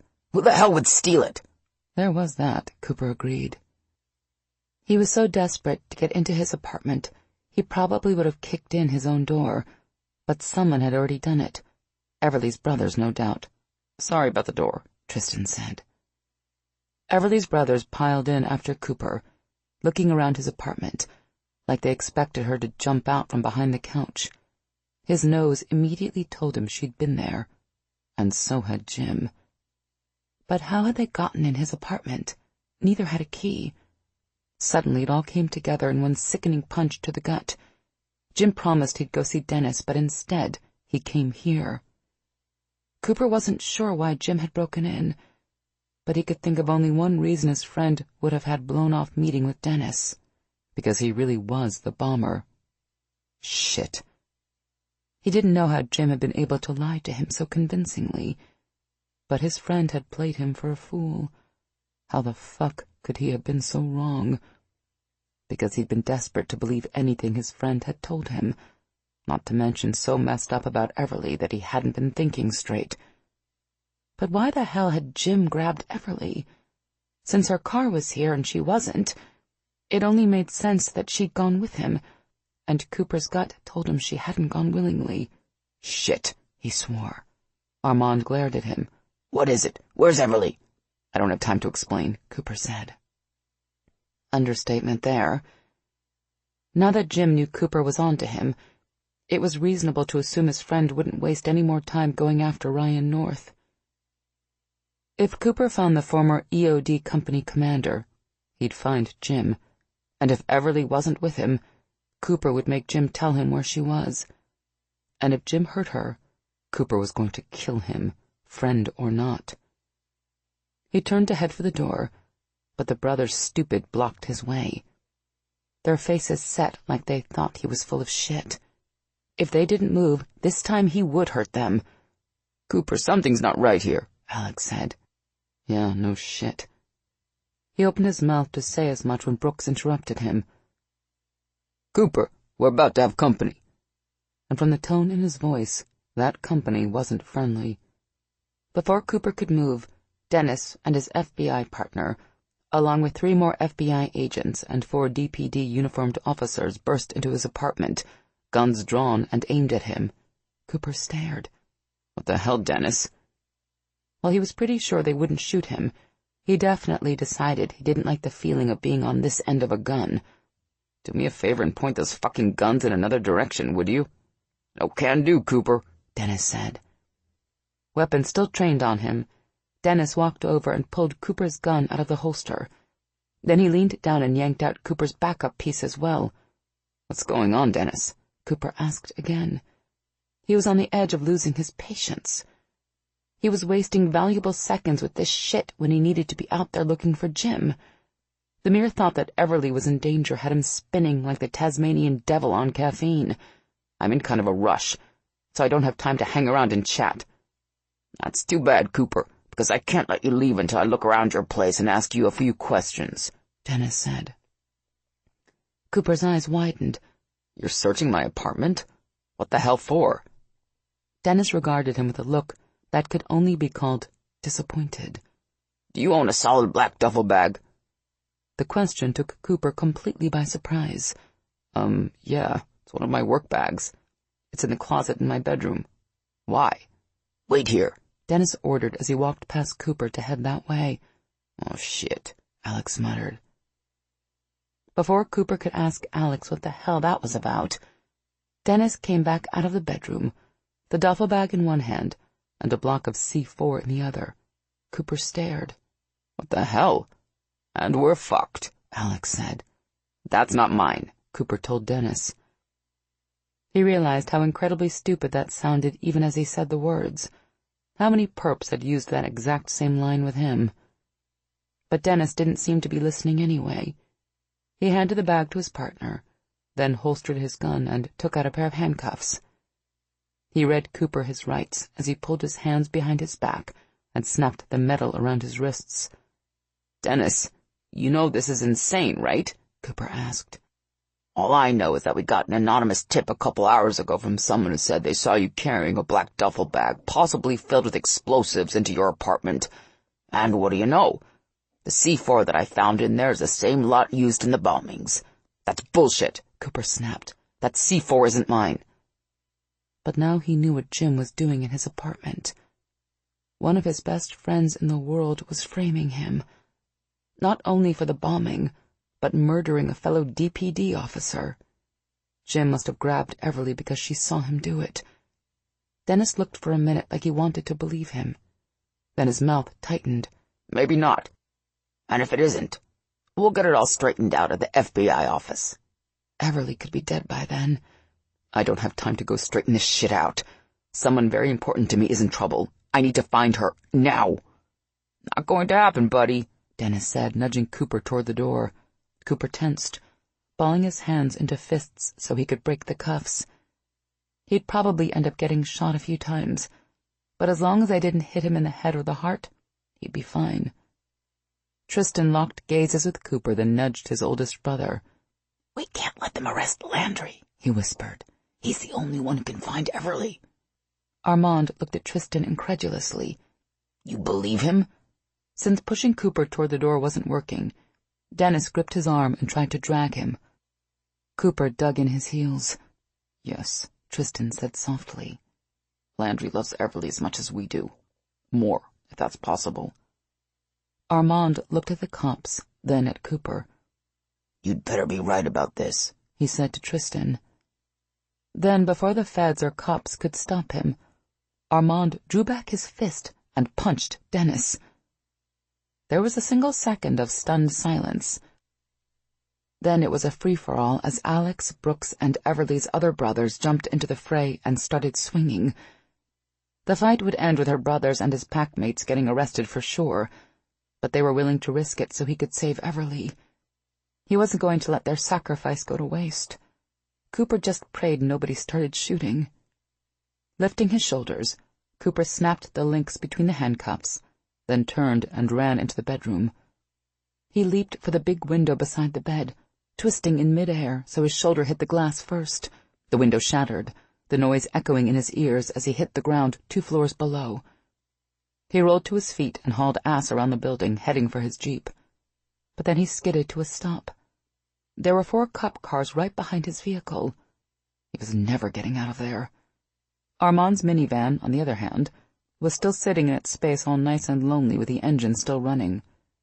Cooper dashed across the parking lot and jumped in, squealed out of the parking lot, and headed for the Triple SI office and Ryan North, praying Jim didn't get there first. Everly had barely been aware of where they were going when Jim had grabbed her on the stairwell. By the time she'd come out of her impact-induced fog, she'd been taken to some kind of self-storage place and tied to a chair with a thick length of rope. She didn't know where they were, but the sounds of jets passing over told her that they were close to the airport. Jim was on the far side of the room, leaning over a table, a soldering iron in his hand. "Don't bother screaming," he said quietly. "No one will hear you, and it will only make me jump, which would probably get us both blown into a big pink mist." Between the block of explosives Jim had been holding back at Landry's apartment and the disgusting visual he'd just provided, it wasn't hard to figure out what her kidnapper was doing. He was making a bomb. Besides what she'd seen on the news, Everly hadn't known much of what was going on with the bombing case, except that Landry had been helping the FBI and that he didn't like to talk about it. But she never would have dreamed in a million years that Landry's friend was the bomber. "Why are you doing this?" she asked softly. Jim didn't say anything for so long that Everly thought he was going to ignore her, but finally he put down the soldering iron and turned to look at her. "Did Cooper ever tell you about how our friends got killed in Iraq?" he asked. She nodded, trying to remember exactly what Landry had said and what it had all meant. "He said that a secondary device had blown up in the safe area while you were dealing with the first bomb. He told me that the final report said the deaths were the result of hostile actions." "He got some of it right," Jim snorted and turned to pick up a pair of pliers. "I did go downrange to work on an IED, and a secondary device did kill our friends, but that's about all the official report got right." Jim stopped, his brow furrowing as he leaned closer to the device he was making. Everly wondered if it was wise to keep him talking. She had no idea what he had planned for her, and would prefer if she never found out. Better to keep him talking. "Then what happened?" she prompted. Jim let out a short laugh. "I left 4 of the unit's soldiers and our commander, Lieutenant Ryan North, in a good safe area while I headed downrange. But the LT decided to move the safe area to a place with better shade so it would be more comfortable. He moved to the same place that another EOD team had used just a week before, something the insurgents hoped we'd do. It was a trap. An IED was planted there, and that's how those 3 guys died. The enemy didn't kill them. Ryan North killed them." Everly could see how he might think that. Couldn't it simply have been a stupid mistake on his part? Jim threw something down on the table with an oath so loud it made Everly jump, practically knocking over the chair she was tied to. "If that was the case, why'd he tell the investigation team I put them in that location? And why did he pay off the only other survivor of the explosive to say the same thing?" Everly stared. Landry hadn't said anything about that. Obviously he hadn't known. North paid someone to lie to cover up what really happened? Jim's hands were shaking so badly he had to grip the edge of the table to steady them. "Yeah, Specialist Neil Christian. Of course, I didn't find that out until a couple months ago when Christian called me and told me what he'd done. At the time, all I knew was that 2 people I trusted lied about me and destroyed my reputation, my career, my life." Maybe it would have helped if she had grown up around a military family and could understand how these people thought. But right then, none of this was making any sense. "All of that just to cover up a mistake?" she asked. "That's insane." "That's because it was never about covering up a mistake," he said bitterly. "It was about making sure Ryan North stayed in Iraq." Okay, that was even more insane. Why would anyone in their right mind want to stay in Iraq? Jim started pushing small silver tubes inside lengths of larger steel pipe. "Because North had gotten himself sent to Iraq, so he could help some people win service contracts from the Army. He never spent any time learning how to be a good EOD tech. He was more interested in working deals with all those contractors over there. He figured that by helping to get bigger contracts and sweeter deals, they'd give him a little something on the side." Jim kept working on the bomb, running wires from pipe to pipe as he gestured at a cardboard box full of papers on the floor. Of course, I didn't know any of this until Christian brought me that box of stuff there. Turns out Christian couldn't live with what he'd done any longer, but he was too much of a coward to do anything about it. He drove down to see me, dropped all the shit in my lap, then walked out and hung himself a few days later. That's when I knew I had to do something. If I didn't, North would get away with everything. Everly frowned. If you have all that evidence, why didn't you take it to the police or the army? Jim laughed again, and there was a really scary edge to it this time, like he was close to losing it. Because the police don't care about why a bunch of soldiers died in a foreign country, and the army only wants to bury crap like this. No one was ever going to do anything about North unless I did. That's when I decided to get out of the army and kill him. A bomb seemed like the most appropriate way for him to go. The cold, emotionless way Jim said it convinced Everly more than all the bomb components scattered about the table that he was flat out insane. Do you have any idea how hard it actually is to kill a particular person with a bomb? Jim asked almost conversationally. If you just want to go out and kill anyone who wanders by, it's easy. But if you're aiming for a particular person, well, that's hard as hell. I showed up in town last week assuming I'd get my explosives, built a simple car bomb, kill North, and then find a new job here in Dallas within a couple days. Jim never stopped working on the bomb as he talked. But then I found out that North lived in a fancy condo apartment, with secure parking, guards on the doors, and cameras everywhere. I had to give up the idea of getting a bomb onto his personal vehicle. There was no way to get into his condo without 100 people seeing me. And the parking garage where he works is even worse. He shrugged. I thought I'd come up with a perfect plan to get him as he drove into the garage near his office, but then that cop showed up out of nowhere and set off my bomb too early. Jim started yanking on the wires he was twisting together so hard that Everly flinched every time he moved. This crazy guy was going to kill himself if he wasn't careful, and he'd end up taking her with him. The second bombing attempt was rushed, I admit, Jim continued. I couldn't get close enough to the entrance to his office because of the cameras, so I ended up putting it as close as I could. It wasn't close enough, though. Jim leaned over and picked up a piece of black material from the far side of the table. She couldn't see what it was, but he attached the bigger metal pipes to the material. But this time is going to be completely different, he said softly as he worked. This time, I won't have any problems getting close enough. Everly shuddered. She definitely didn't like the flat, dead look Jim got in his eyes as he said that last part. "Why were you at Landry's place?" she asked, trying to keep him talking. "Why were you putting those explosives in his closet?" Jim laughed. Because Cooper is too damn smart for his own good. Always has been. He started getting the idea in his head that I was involved in all this. I got him off my case, but only for a few hours. He wanted me to talk to the FBI today, and I don't have time for that. North has a reservation in a couple hours at the fancy restaurant in his condo building.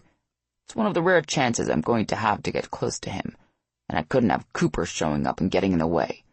So I dropped an anonymous tip to the FBI telling them that Cooper is storing explosives in his apartment. He's probably been arrested by now. Everly gasped. The thought of the FBI arresting Landry and treating him like a criminal made her so mad she wanted to scream. "How could you do that to Landry? My God, you saved his life!" Jim glanced at her. "Don't worry about your boyfriend. I'm sure the feds will let him go at some point, especially after I kill North. But until then, at least he won't be in the way." He adjusted something on the bomb, then lifted the black material off the table and held it up. Her heart began to race when she realized it was a vest. She watched in horror as he slipped his arms into it and settled the weight on his shoulders. He must have liked the way it felt because he smiled. Oh, God. If he was wearing explosives strapped to his chest, it was because he didn't plan on living through the next attack on Ryan North. "Why did you kidnap me?" she asked. It was a spur-of-the-moment thing, Jim said. I never would have done it if you hadn't shown up at Cooper's place. But now that I have you, it's sort of serendipitous. I could use your help. How? She asked, even though she didn't want to know. Jim smirked at her. That restaurant I mentioned. Well, it's kind of fancy. And a guy walking in there alone might attract attention. But with you on my arm, I'll be able to waltz right in. She shook her head. I'm not going to help you kill anyone, he laughed. Sure you will. Or I'll go down to the FBI field office and figure out where they're holding Cooper, then blow him up instead of North. Everly's heart skipped a beat. She didn't know if a werewolf could be killed by a bomb, and she wasn't ready to find out. Considering how much Jim hated North, she didn't think he'd make good on his threat, but she wasn't sure. Jim had said the one thing that would get her to do anything he wanted. If I help you get into that restaurant, you'll let me go and won't try to hurt Landry or anyone else, right? She asked. Of course I'll let you go, Jim said. I have no interest in killing anyone but North. If she went along with him, maybe she'd be able to alert someone at the restaurant and stop the bombing before it started. But as she watched him slip a suit jacket over the explosives vest, she wasn't sure her plan would work. When he buttoned the single button on the front of the jacket, you couldn't see anything that indicated Jim was wearing a bomb. What was she going to do? Shout out that he was a bomber right in the middle of a crowd? Jim arched a brow in her direction, like he wanted her to tell him how good he looked. Everly only glared at him. He might have been a great EOD tech and Cooper's friend, but that had been a long time ago. Now he was nothing more than a cold-blooded killer. Chapter 18. Cooper pulled Armand's minivan into the guest parking area of the luxury condo complex on North Pearl and looked up at the tall building. It was 10 stories high with lots of glass, immaculate landscaped trees and bushes around the first floor and pool, and a monthly maintenance fee alone that was more than Cooper's total rent.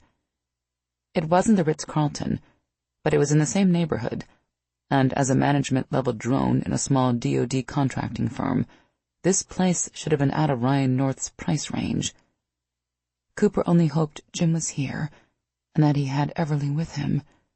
If Cooper struck out, he wasn't sure where to look next. Cooper had gone straight from his apartment to Triple SI, praying there wouldn't be any cops or feds hanging around, because he had no doubt there was a bolo out on him already, and if anyone saw him, he was screwed. But there hadn't been a cop or fed in sight. Unfortunately, North wasn't in his office. Recognizing him from the investigation, Arnold Braun's secretary had told him that North had gone home already, getting ready for an overseas trip to handle some contractor work. Cooper had left a few minutes later with North's home address, doubting it was a coincidence that the man was leaving the country at the same time Jim was trying to kill him. The theory that North believed he was no more a target than any of the other senior company officials was starting to look a little bogus. Then again, as Cooper looked at the expensive place where North lived, he started to think there were a lot of bogus things going on with a former EOD officer. Something told Cooper that if North left the country tonight, he probably wouldn't be back. Cooper flashed his badge at the doorman, and like magic, a bigger man in a slightly more expensive suit showed up. "Is there a problem, officer?" The man, obviously security, asked, taking in Cooper's SWAT uniform and probably wondering why the holster at his hip was empty. "I hope not," Cooper said. "Have you seen a man about 40 or so? Gray at the temples, medium height, about 190 pounds. There may have been a beautiful woman with long golden brown hair with him." The doorman immediately looked at the security guy with a look like, "I fucking told you so," and then turned back to Cooper. "Yeah," the doorman said. "They were heading to the restaurant on the 10th floor. The woman smiled, but she didn't look like she was enjoying herself. Is there a problem with them?" At least Everly was with Jim. Was the man carrying a bag or package of any kind? No, the security guy frowned. He didn't have anything with him. What is this about, officer? Cooper ignored the question. I'm guessing you don't pat down your guests before they go up to the restaurant. When the guard shook his head, Cooper headed for the doors, which were the elevators to the restaurant. Cooper ran through the lobby, looking at the green-tinted glass of the atrium roof above him and the view of the trees and shrubs that grew right up to most of the big windows of the ground floor. It was a beautiful place. Hopefully, it wouldn't get messed up. Hopefully, he'd be able to stop Jim before anything like that happened. There was a crowd waiting for the elevators. Shit. He didn't have a lot of time. Cooper swerved and shoved the door leading to the stairwell. He sprinted up the flights to the 10th floor. As Cooper slowly pushed open the heavy metal door at the top of the landing, he realized the shit had hit the fan. He could already hear screaming and shouting. Cooper slowly stepped out of the stairwell. Across from him, both sets of elevator doors were wedged open. Now he understood why there was such a huge crowd downstairs waiting for elevators. Jim hadn't wanted anyone interrupting him. Cooper swore as he walked into the restaurant, past the hostess table, and over to a partition separating that area from the rest of the restaurant. He really wished Dennis hadn't taken his weapons. He felt frigging naked going into a situation like this. He poked his head around the wall and immediately felt his whole body tense as his claws and fangs extended on their own. 20 terrified customers, chefs, and waitresses huddled against the far wall of the restaurant, their eyes as big as saucers. Ryan North stood on one side in front of the panoramic windows, holding a Glock on Jim and Everly, who were standing near the other end of the panoramic windows. Jim held Everly in his arms, using her as a shield. There were tears in her eyes, and her heart was beating 100 miles an hour. She was scared, but she was holding it together. Cooper frowned in confusion. Jim didn't seem to be holding a weapon, but North and the rest of the customers in the restaurant were obviously freaking out. Then Cooper saw the one thing he would have never in his life expected to see on Jim: a suicide bomb. The vest was tight-fitting and partially hidden by the sports jacket Jim had on, but Cooper could see at least 6 pipe bombs attached. No doubt there were more in places he couldn't see. Jim held a controller in his left hand, his thumb already pressing down on the top button. That definitely wasn't good. "Go ahead, Ryan," Jim taunted. "Shoot me. The bomb goes off as soon as my finger comes off the trigger." Fuck. This was about as bad as it got. Jim already had the button pushed on a dead man's switch, and Cooper seriously doubted there'd be a way to return the system to the safe condition. Jim had walked in here planning to die. Why have a safety switch? Cooper took a deep breath to calm himself, forcing his claws and fangs to retract. The animal inside him wanted out so badly, wanted to run to Everly's side and protect her no matter what. But there was nothing a werewolf could do to solve this problem. Cooper was going to have to do it all on his own.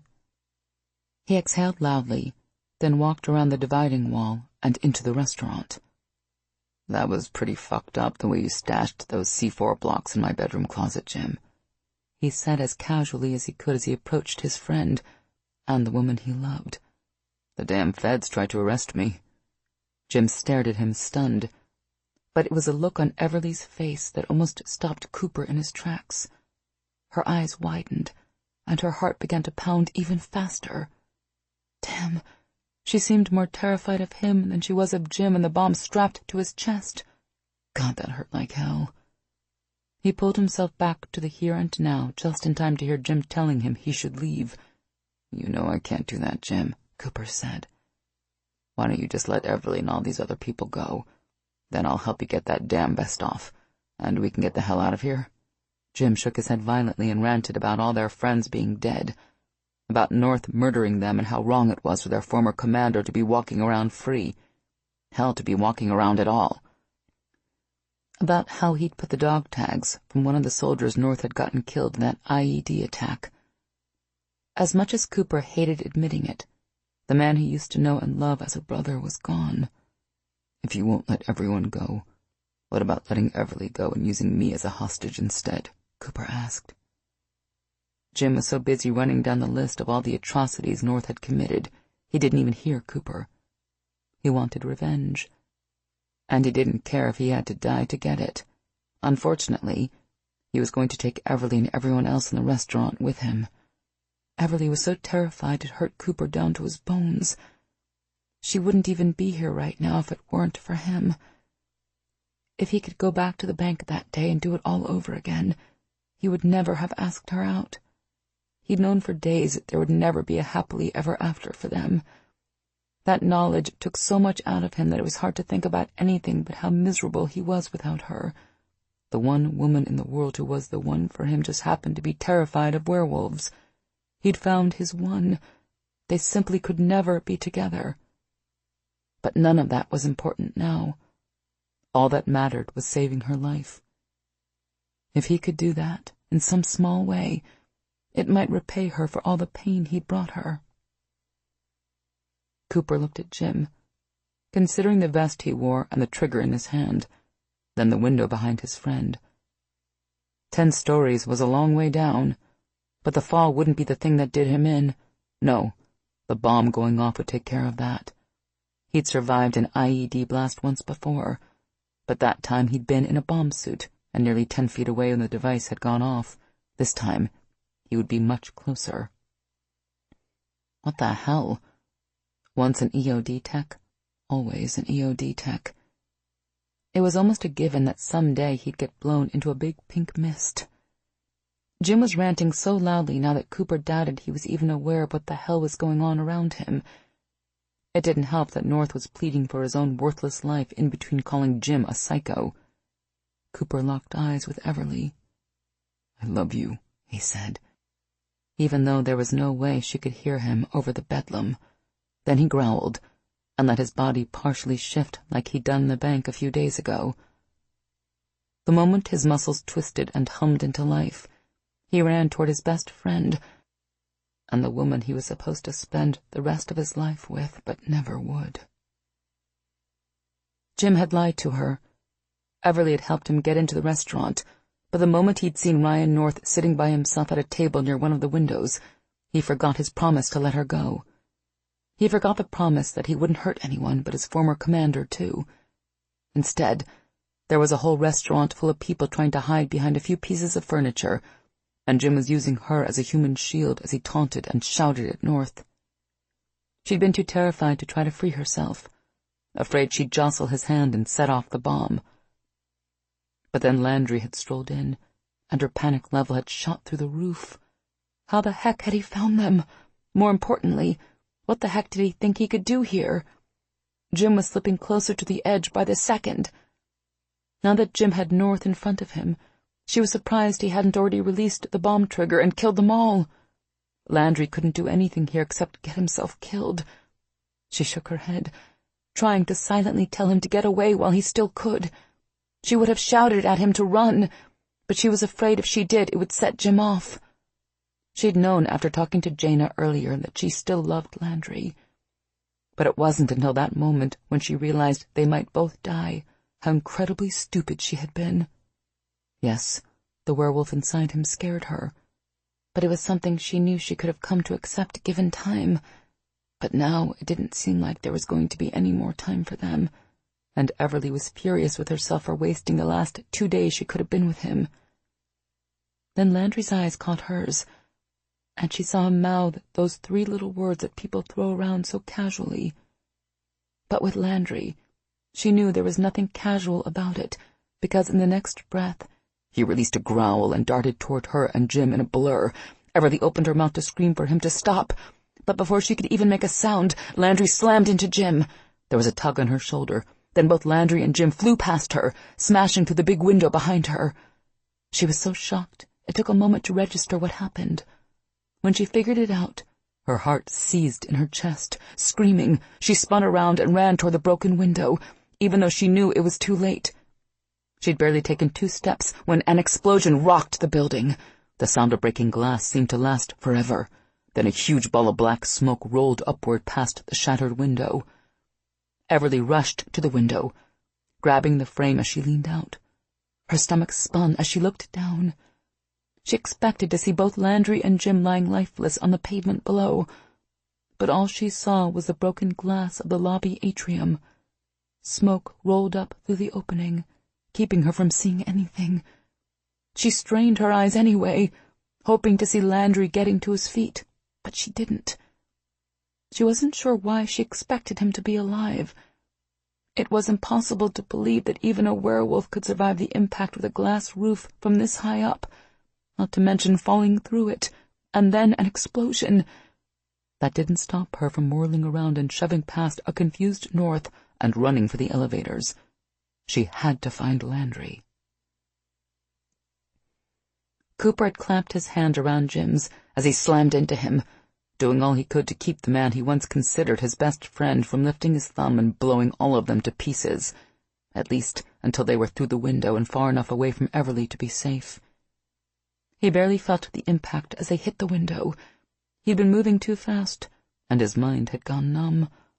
Only one thought existed in his head: let Everly live through this. Jim tore at his hand as they fell, but Cooper hung onto the bomb trigger, silently counting the milliseconds, until they were far enough away from the only perfect thing that had ever stepped into his life. The air whistled in his ears, and the sensation of weightlessness was almost a comfort. He expected it to last only a few seconds, so he didn't bother to look down. Why should he worry about what was coming when he couldn't do anything about it? One moment he was falling, the next he and Jim smashed into something that shattered under them. It took a nanosecond for Cooper to realize it was glass, not pavement. They'd hit the roof of the atrium. Shit. He must have landed on one of the aluminum framing pieces that held up the glass of the atrium. While the glass beneath Jim shattered, whatever was under Cooper didn't. He heard and felt things inside him break as he bounced on impact. Then, as Jim was ripped out of his arms, Cooper felt himself slide down the inclined glass roof and keep right on going. Cooper went only a couple feet when the blast hit him, breaking the glass out from under him and flinging him off the atrium roof into the air. He was immediately transported to that day more than 4 years ago, when another blast had shoved him like this. Except this time, he didn't have all those images of regrets and things left undone running through his head. He had gotten far enough away from Everly, and she was safe. He had no regrets, and had left nothing undone this time. He'd met and spent an amazing week with the love of his life. A man couldn't ask for more than that. Frag from the bomb and glass thrown by the blast wave sliced through him, but only for the barest fraction of a second. Then he was spinning uncontrollably toward the ground, rushing up to meet him. Cooper tried to twist around, flailing against unresisting air as he attempted to get his feet under him. But he hit something that definitely wasn't the ground before he could. It yielded, then snapped under him, altering his trajectory and bouncing him against the glass wall of the building. He had a moment to realize he'd bounced off a tree branch before he hit more, ricocheting back and forth like a pinball in an old-fashioned arcade game. Every impact slowed him down, but it also hurt like hell as smaller branches stabbed into him like tiny knives, and larger ones slammed into him like baseball bats. Things were cracking and snapping inside him like a fucking bowl of Rice Krispies. He gave up any thought of getting his feet under him and settled for getting his arms up to protect his face and head. He'd hated his old army bomb suit, but he would have killed for one right about then. Cooper held his breath, his body tense as he waited to hit the next branch. But it didn't happen. Instead, he slammed hip first into the ground. Agony exploded through him as he felt bones break. Pain unlike anything he'd ever experienced rushed through him. Shit. If he was feeling pain, did that mean he was still alive? The answer to his question was a black sheet slowly pulled over his head. Chapter 19. The elevators were mobbed with terrified people trying to get down from the restaurant level, so Everly headed for the stairs. She ran down the steps so fast she almost fell. It didn't help that her eyes were so full of tears she could barely see. She almost stopped half a dozen times, convinced that she really didn't want to see what she knew she'd find downstairs. How had everything gone so wrong? The conversation with Jaina had finally made her realize how badly she'd treated Landry, a man who had never done anything but save her life over and over, loving her the whole time. But when she tried to fix her mistake, it seemed like fate had decided to conspire against her, teasing her with a glimpse of the man she could have had, then taking him away in the most horrible way. Seeing him go through that window with Jim had taken a part of her soul she doubted she could ever get back, especially if Landry was gone. That thought brought even more tears to her eyes, but her feet kept moving of their own accord, bringing her to the ground floor much faster than she would have thought possible. She ignored the door that led outside, reaching out to shove down the bar on the door that led into the lobby instead. The area that Jim had practically dragged her through 15 minutes earlier was in chaos now. Glass was still falling from the atrium roof, and thick, hazy smoke filled the space. People ran across the open area, screaming and crying. Everly ignored everything but the broken body lying partially in the reflecting pool in the center of the atrium. She couldn't tell for sure if it was Landry or Jim from where she was. Knowing there was only one way to find out, she slowly walked toward the body. She didn't want to know, but she had to. Could a werewolf survive something so awful? When she finally got close enough to see, she immediately knew two things. One, the body there wasn't Landry's, and two, if it had been, not even a werewolf would have survived that kind of damage. Everly turned away from the mangled body, praying the horrific image wouldn't be seared into her mind for the rest of her life. Fighting the urge to be ill, she turned her head left and right looking for Landry, but he was nowhere to be found. Afraid to hope, she scanned the lobby again when she caught sight of something lying on the sidewalk outside the building. It was shrouded in the shadows of the nearby trees, and it wasn't moving, but Everly knew it was Landry. She had no idea how he'd ended up outside, and she didn't care. She headed for the exit and hit the door at a full run, then sprinted around the outside of the building, almost slipping on the sidewalk. She was moving so fast. She slowed as she approached Landry's unmoving figure. Every instinct in her body screamed to throw herself down beside the man she loved.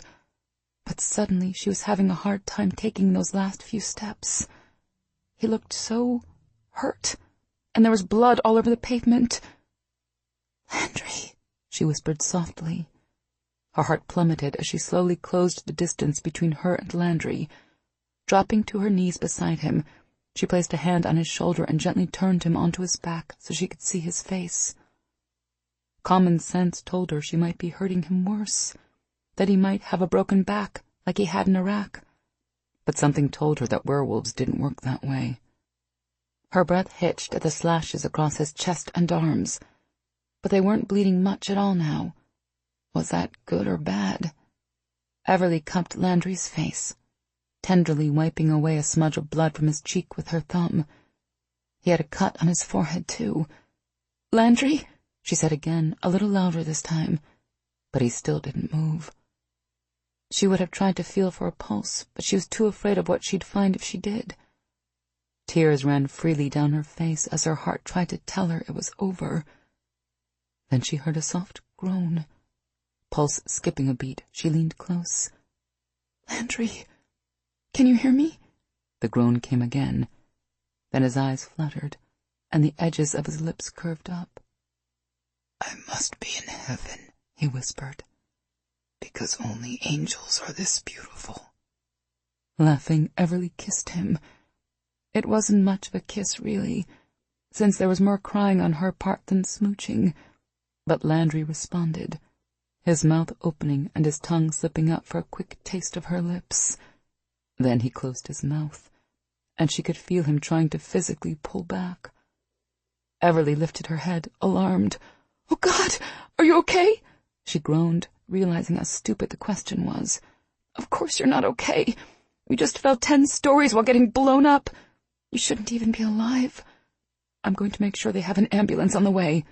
She started to stand, but Landry grabbed her hand, stopping her.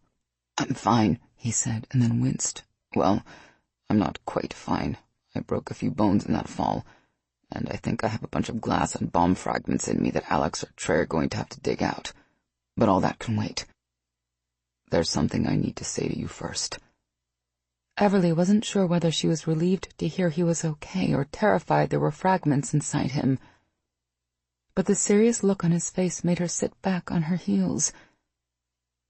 Everly heard sounds coming from the front of the condo, mostly those of people shouting and running away from the building, but also the distant wail of approaching sirens.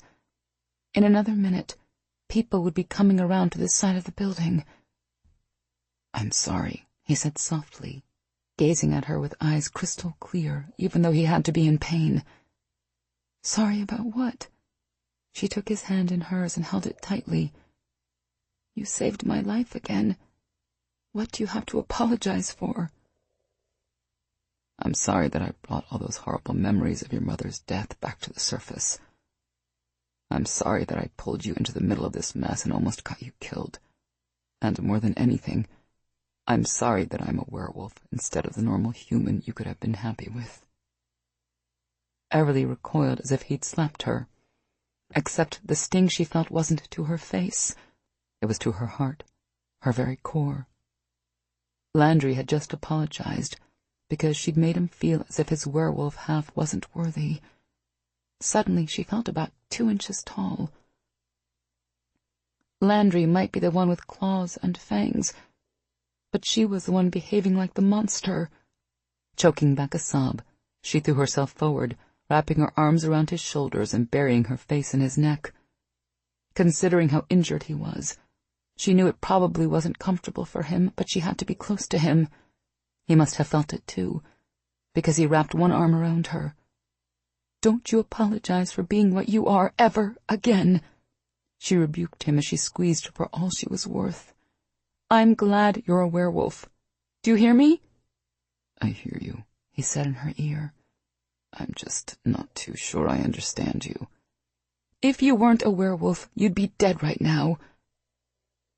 The thought brought fresh tears to her eyes, and she pressed her face tightly against his neck.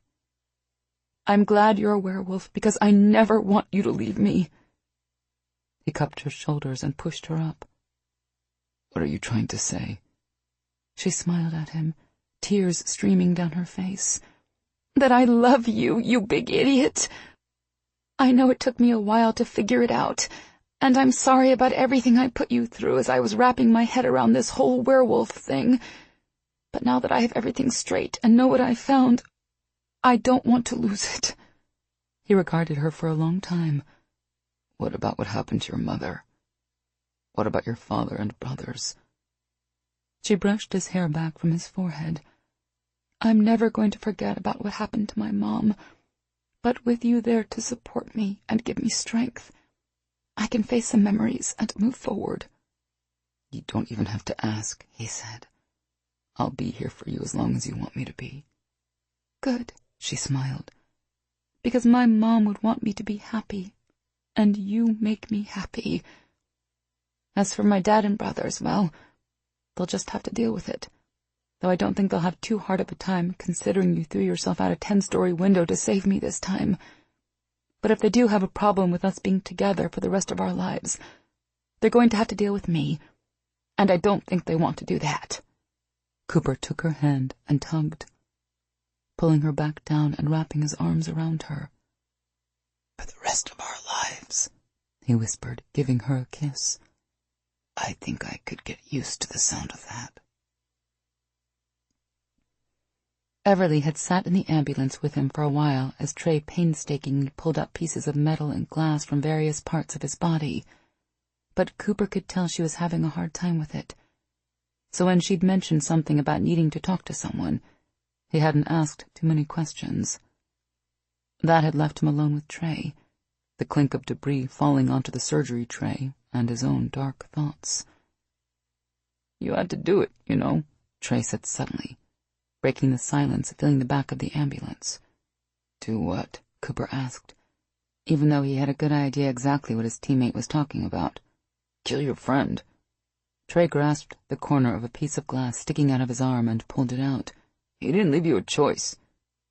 If you hadn't done what you did, Everly would be dead, and so would a lot of other people. Cooper nodded. On some level, he knew Trey was right. But it didn't change the fact that the man who had saved his life all those years ago was dead at his hands. He wasn't sure he'd ever get past that. The back door opened, and Xander stuck his head in the ambulance. With what North and the other witnesses in the restaurant are saying, plus your friend from the Bureau, I think I might be able to keep the FBI from taking you in for resisting arrest and obstructing a federal investigation, he said to Cooper. But I doubt Gage is ever leaving town after this. Well, that's one less thing to worry about, Trey said when Xander closed the door. He shoved a pair of forceps between two of Cooper's ribs and pulled out a shard of green-tinted glass almost 2 inches long. Now we just have to hope he can get Alex Brooks and Everly's brothers out of jail. Cooper couldn't stop a hiss of pain from slipping out as Trey took another piece of glass from his side. Shit. They heard a lot more coming out than they had going in. Then again, he didn't actually remember them going in, so maybe he was wrong about that. He was just glad Trey could sense where the fragments of metal and glass were without the aid of an X-ray. It was already going to be hard enough explaining how he'd survived the bomb blast and the fall from the 10th floor. It would be worse if he had to go for major surgery to get bomb debris out of him. Cooper ignored the stunned looks from the 2 paramedics standing beside the ambulance when he stepped out 15 minutes later. His t-shirt still had blood on it and rips in a dozen places, but at least he didn't look like a human pincushion anymore. That was certainly going to start a few new rumors about the Dallas SWAT team. He immediately scanned the parking lot looking for Everly. He found her by Dennis, talking in a soft voice as she signed a piece of paper. He and Dennis had spoken for about 5 minutes when the FBI agent had first arrived at the scene. The conversation had been cool, to put it mildly. Cooper had burned a bridge there, and something told him he might never be able to rebuild it. Dennis took out his cell and put it to his ear on the opposite side of the big bruise already forming along his jawline thanks to Armand's punch.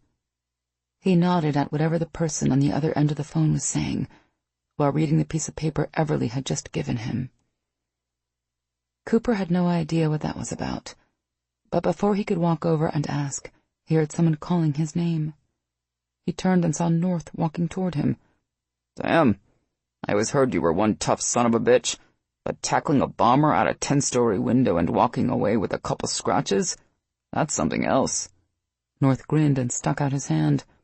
I just wanted to thank you. That crazy fuck Wainwright would have killed me and everyone in that restaurant if you hadn't stopped him.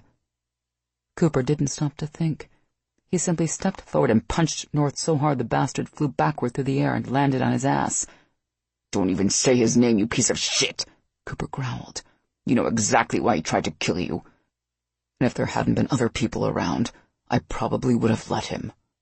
North cradled his jaw and looked around, his gaze going first to Cooper's SWAT teammates, then to the uniformed cops, and finally to Dennis and the other FBI agents on the scene.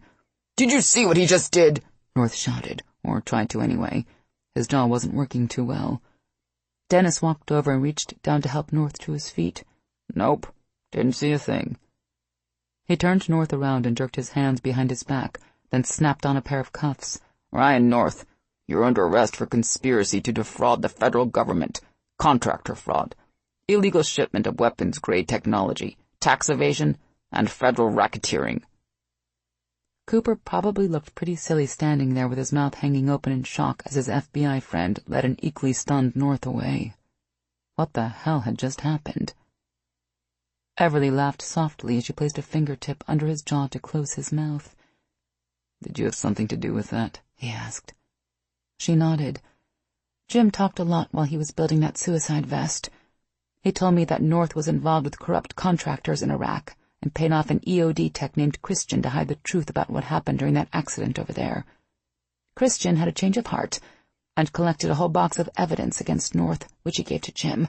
While you were with Trey, your FBI friend sent some people over to the storage unit, where Jim took me to check it out. Apparently, there was a lot of dirt on North.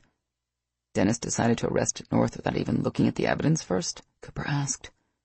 That wasn't the way the FBI normally worked. They preferred to have all their ducks in a row before they moved on anyone. I think he would have rather waited until he'd gone through all the evidence first, Everly said. But when I mentioned what you said about North planning to fly out of the country tonight, he realized he couldn't wait. Cooper watched as Dennis put North in the back seat of a car, then got in and drove away. It wasn't the crime Jim had wanted the man punished for, but it might help Jim's soul find some kind of peace, knowing North would be in jail for a very long time. Maybe it would even help Cooper's. "You okay?" Everly asked, putting a hand over his heart and resting it there. Even through the bloody clothes he had on, her touch felt good, comforting, right.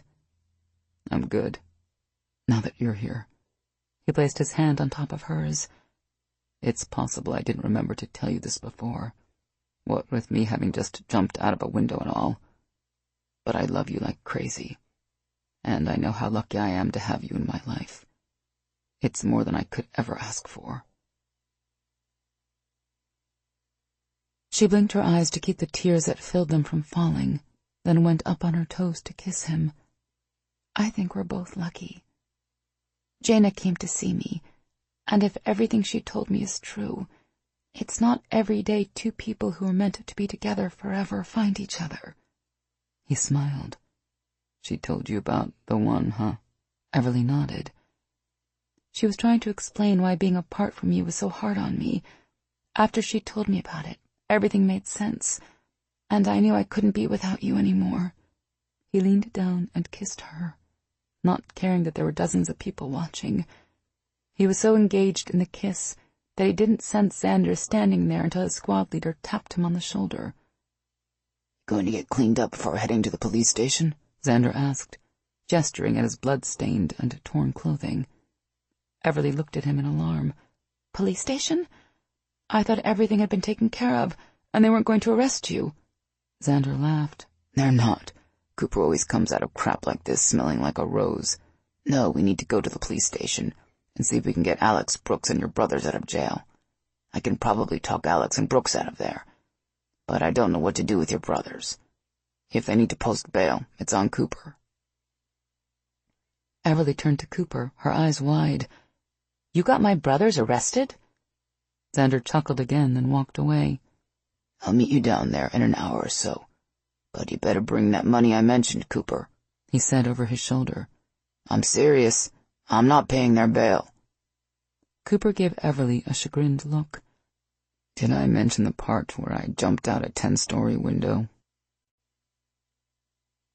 Chapter 20. Everly sat at one of the wooden picnic tables in the SWAT compound 2 weeks later, soaking in the sun and nibbling on the cheeseburger Landry had brought her before heading out to play volleyball with all the other SWAT guys and some of their friends. She'd never been a huge fan of playing volleyball herself, but she definitely didn't mind watching muscular guys run around in the sand without their shirts. Of course, she wasn't eyeing all the guys in quite the same way, especially her brother. As she watched Tristan dive for a ball coming over the net low and fast, batting it into the air just before it hit the dirt, Landry leapt over her youngest brother, setting the ball a little higher and closer to the net so Tristan could spike the ball over for a point.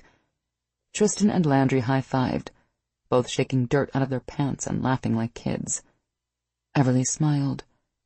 Her father and other brothers still weren't thrilled with her decision to spend her life with a werewolf, but Tristan was dealing with it much better. He'd already spent a lot of time with her and Landry, and had even hung out at the SWAT compound a couple times. She sipped her water, focusing on Landry and how unbelievably sexy he looked with his shirt off, that beautiful wolf head tattoo flexing as he moved. It was rather funny that a werewolf had a tattoo of a wolf on his chest, like he had a private joke no one else knew about. But as she looked at the other muscular chests out there, she realized that all the SWAT guys had the same tattoos on their chests. Crap. She'd been staring at them for over an hour and it just hit her. Everly looked at Jaina, who was sitting with her, Mac and Khaki, watching the guys play. Suddenly, everything fell into place, and it all made a strange kind of sense. "Oh my God," she said. "All the guys on the SWAT team are werewolves?" Jaina asked, as if she'd been reading Everly's mind. Was that something werewolves could do? Yeah, the whole SWAT team is made up of werewolves, Khaki included. They're a pack like mine. Yours? Everly's eyes widened. You mean Joseph, Chris, and Mo are werewolves? Jaina laughed. Yes, they're all werewolves. Why didn't Landry tell me? Does Mia know? Cooper was waiting to tell you. He didn't want to overwhelm you with too much all at once. It's the same reason Joseph hasn't said anything to Mia yet. Jaina shrugged. You know better than anyone. Learning something like that can be hard on some people. He'll tell her in time, if it turns out they're meant to be together, and if he thinks she can handle it. Everly supposed she could understand why Joseph was hesitant to say anything to Mia. Anybody need seconds or thirds? Alex asked, interrupting her musings as he walked by with a tray full of burgers, hot dogs, and steaks, Tuppy trailing behind him with a big doggy smile on her face. Alex's food was so good that Everly almost said yes, but she still had half a cheeseburger left. Jaina and Khaki obviously didn't have that problem.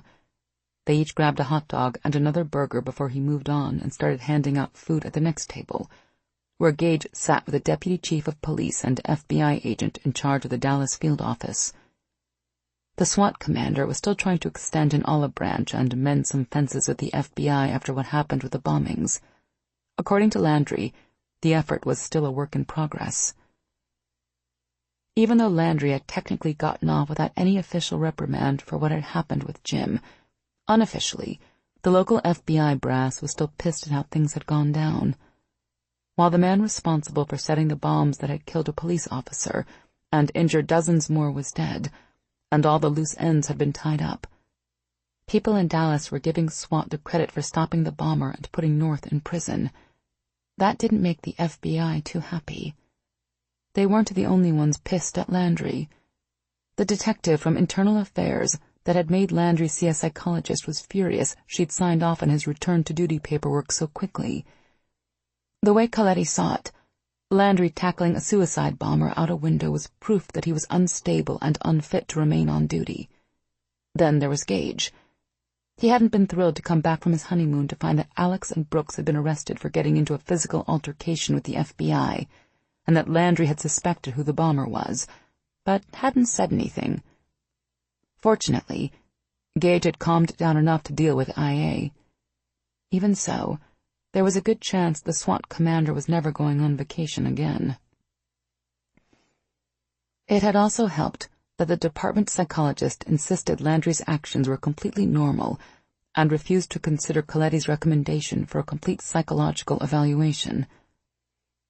Everly was just taking another bite of her cheeseburger when the volleyball game broke up. Landry ran over to her, knocking sand off his hot, glistening body, and looking good enough to eat.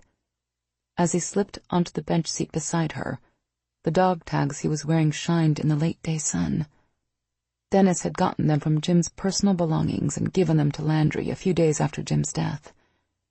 Everly hoped that little gesture on Dennis's part meant Landry and the FBI agent might be able to work out their issues and be friends again someday. Everly brushed some stubborn grains of sand off Landry's back as he wiggled closer to her. That was when she noticed the scars he'd gotten from the leap out the 10th floor window and subsequent explosion were all but gone now. There were some faint lines that crisscrossed the skin of his chest, back, shoulders, and arms. The deeper scars, the ones from Jim's death, would take much longer to heal.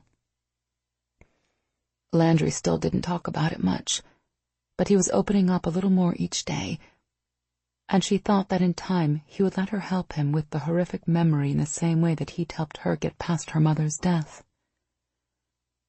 Landry eyed the other half of her burger with such an adorable expression she couldn't help but slide it over to him. He flashed her a grin as he accepted her offering. "I love you. Do you know that?" "Yes," she laughed, leaning over to kiss him and getting sand all over her clothes in the process. She didn't bother to wipe it off. She and Landry would be kissing a lot more before the barbecue was over, so she'd only get dirty again. Besides, a little sand was a small price to pay for one of his amazing kisses. "I love you, too." He picked up the cheeseburger, but stopped with it a few inches from his mouth. She followed his gaze and realized he was looking at Gage's table. "What's up?" she asked. She'd gotten used to Landry being able to eavesdrop on conversations from a ridiculous distance away. She only hoped they weren't talking about him. She'd had all the drama she could stand between worrying about Landry being suspended and getting her brothers out of jail. But Cooper shook his head and turned his attention back to his burger. They're talking about a new drug ring that's moving cut-rate heroin through Mid and South Texas. The feds are considering setting up a joint task force to deal with the situation, and asked if Gage could put a few of us on it when needed. Everly hoped her eyes didn't widen too much. Drug ring? Aren't those people dangerous? Landry grinned. Nah, we eat drug dealers for breakfast. Everly shook her head, not sure she was ever going to be comfortable with the work Landry and his friends, his pack, did. But it helped knowing that since he was a werewolf, she didn't have to worry about him as much. According to Landry and her father, there wasn't a whole lot out there in the world that could hurt a werewolf. That made breathing a lot easier for her. Cooper grabbed another cheeseburger when Alex passed by with more food. Everly wondered if she should get something for Mia and Joseph. They were catching some alone time at Everly's apartment, but were supposed to be here soon. Landry had moved in with her and Mia a few days after they'd gotten back together.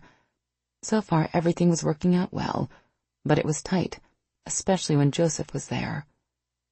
Everly had talked to Mia about finding a place with Landry, and while Mia was bummed Everly was moving out, she was looking forward to having Joseph over more often.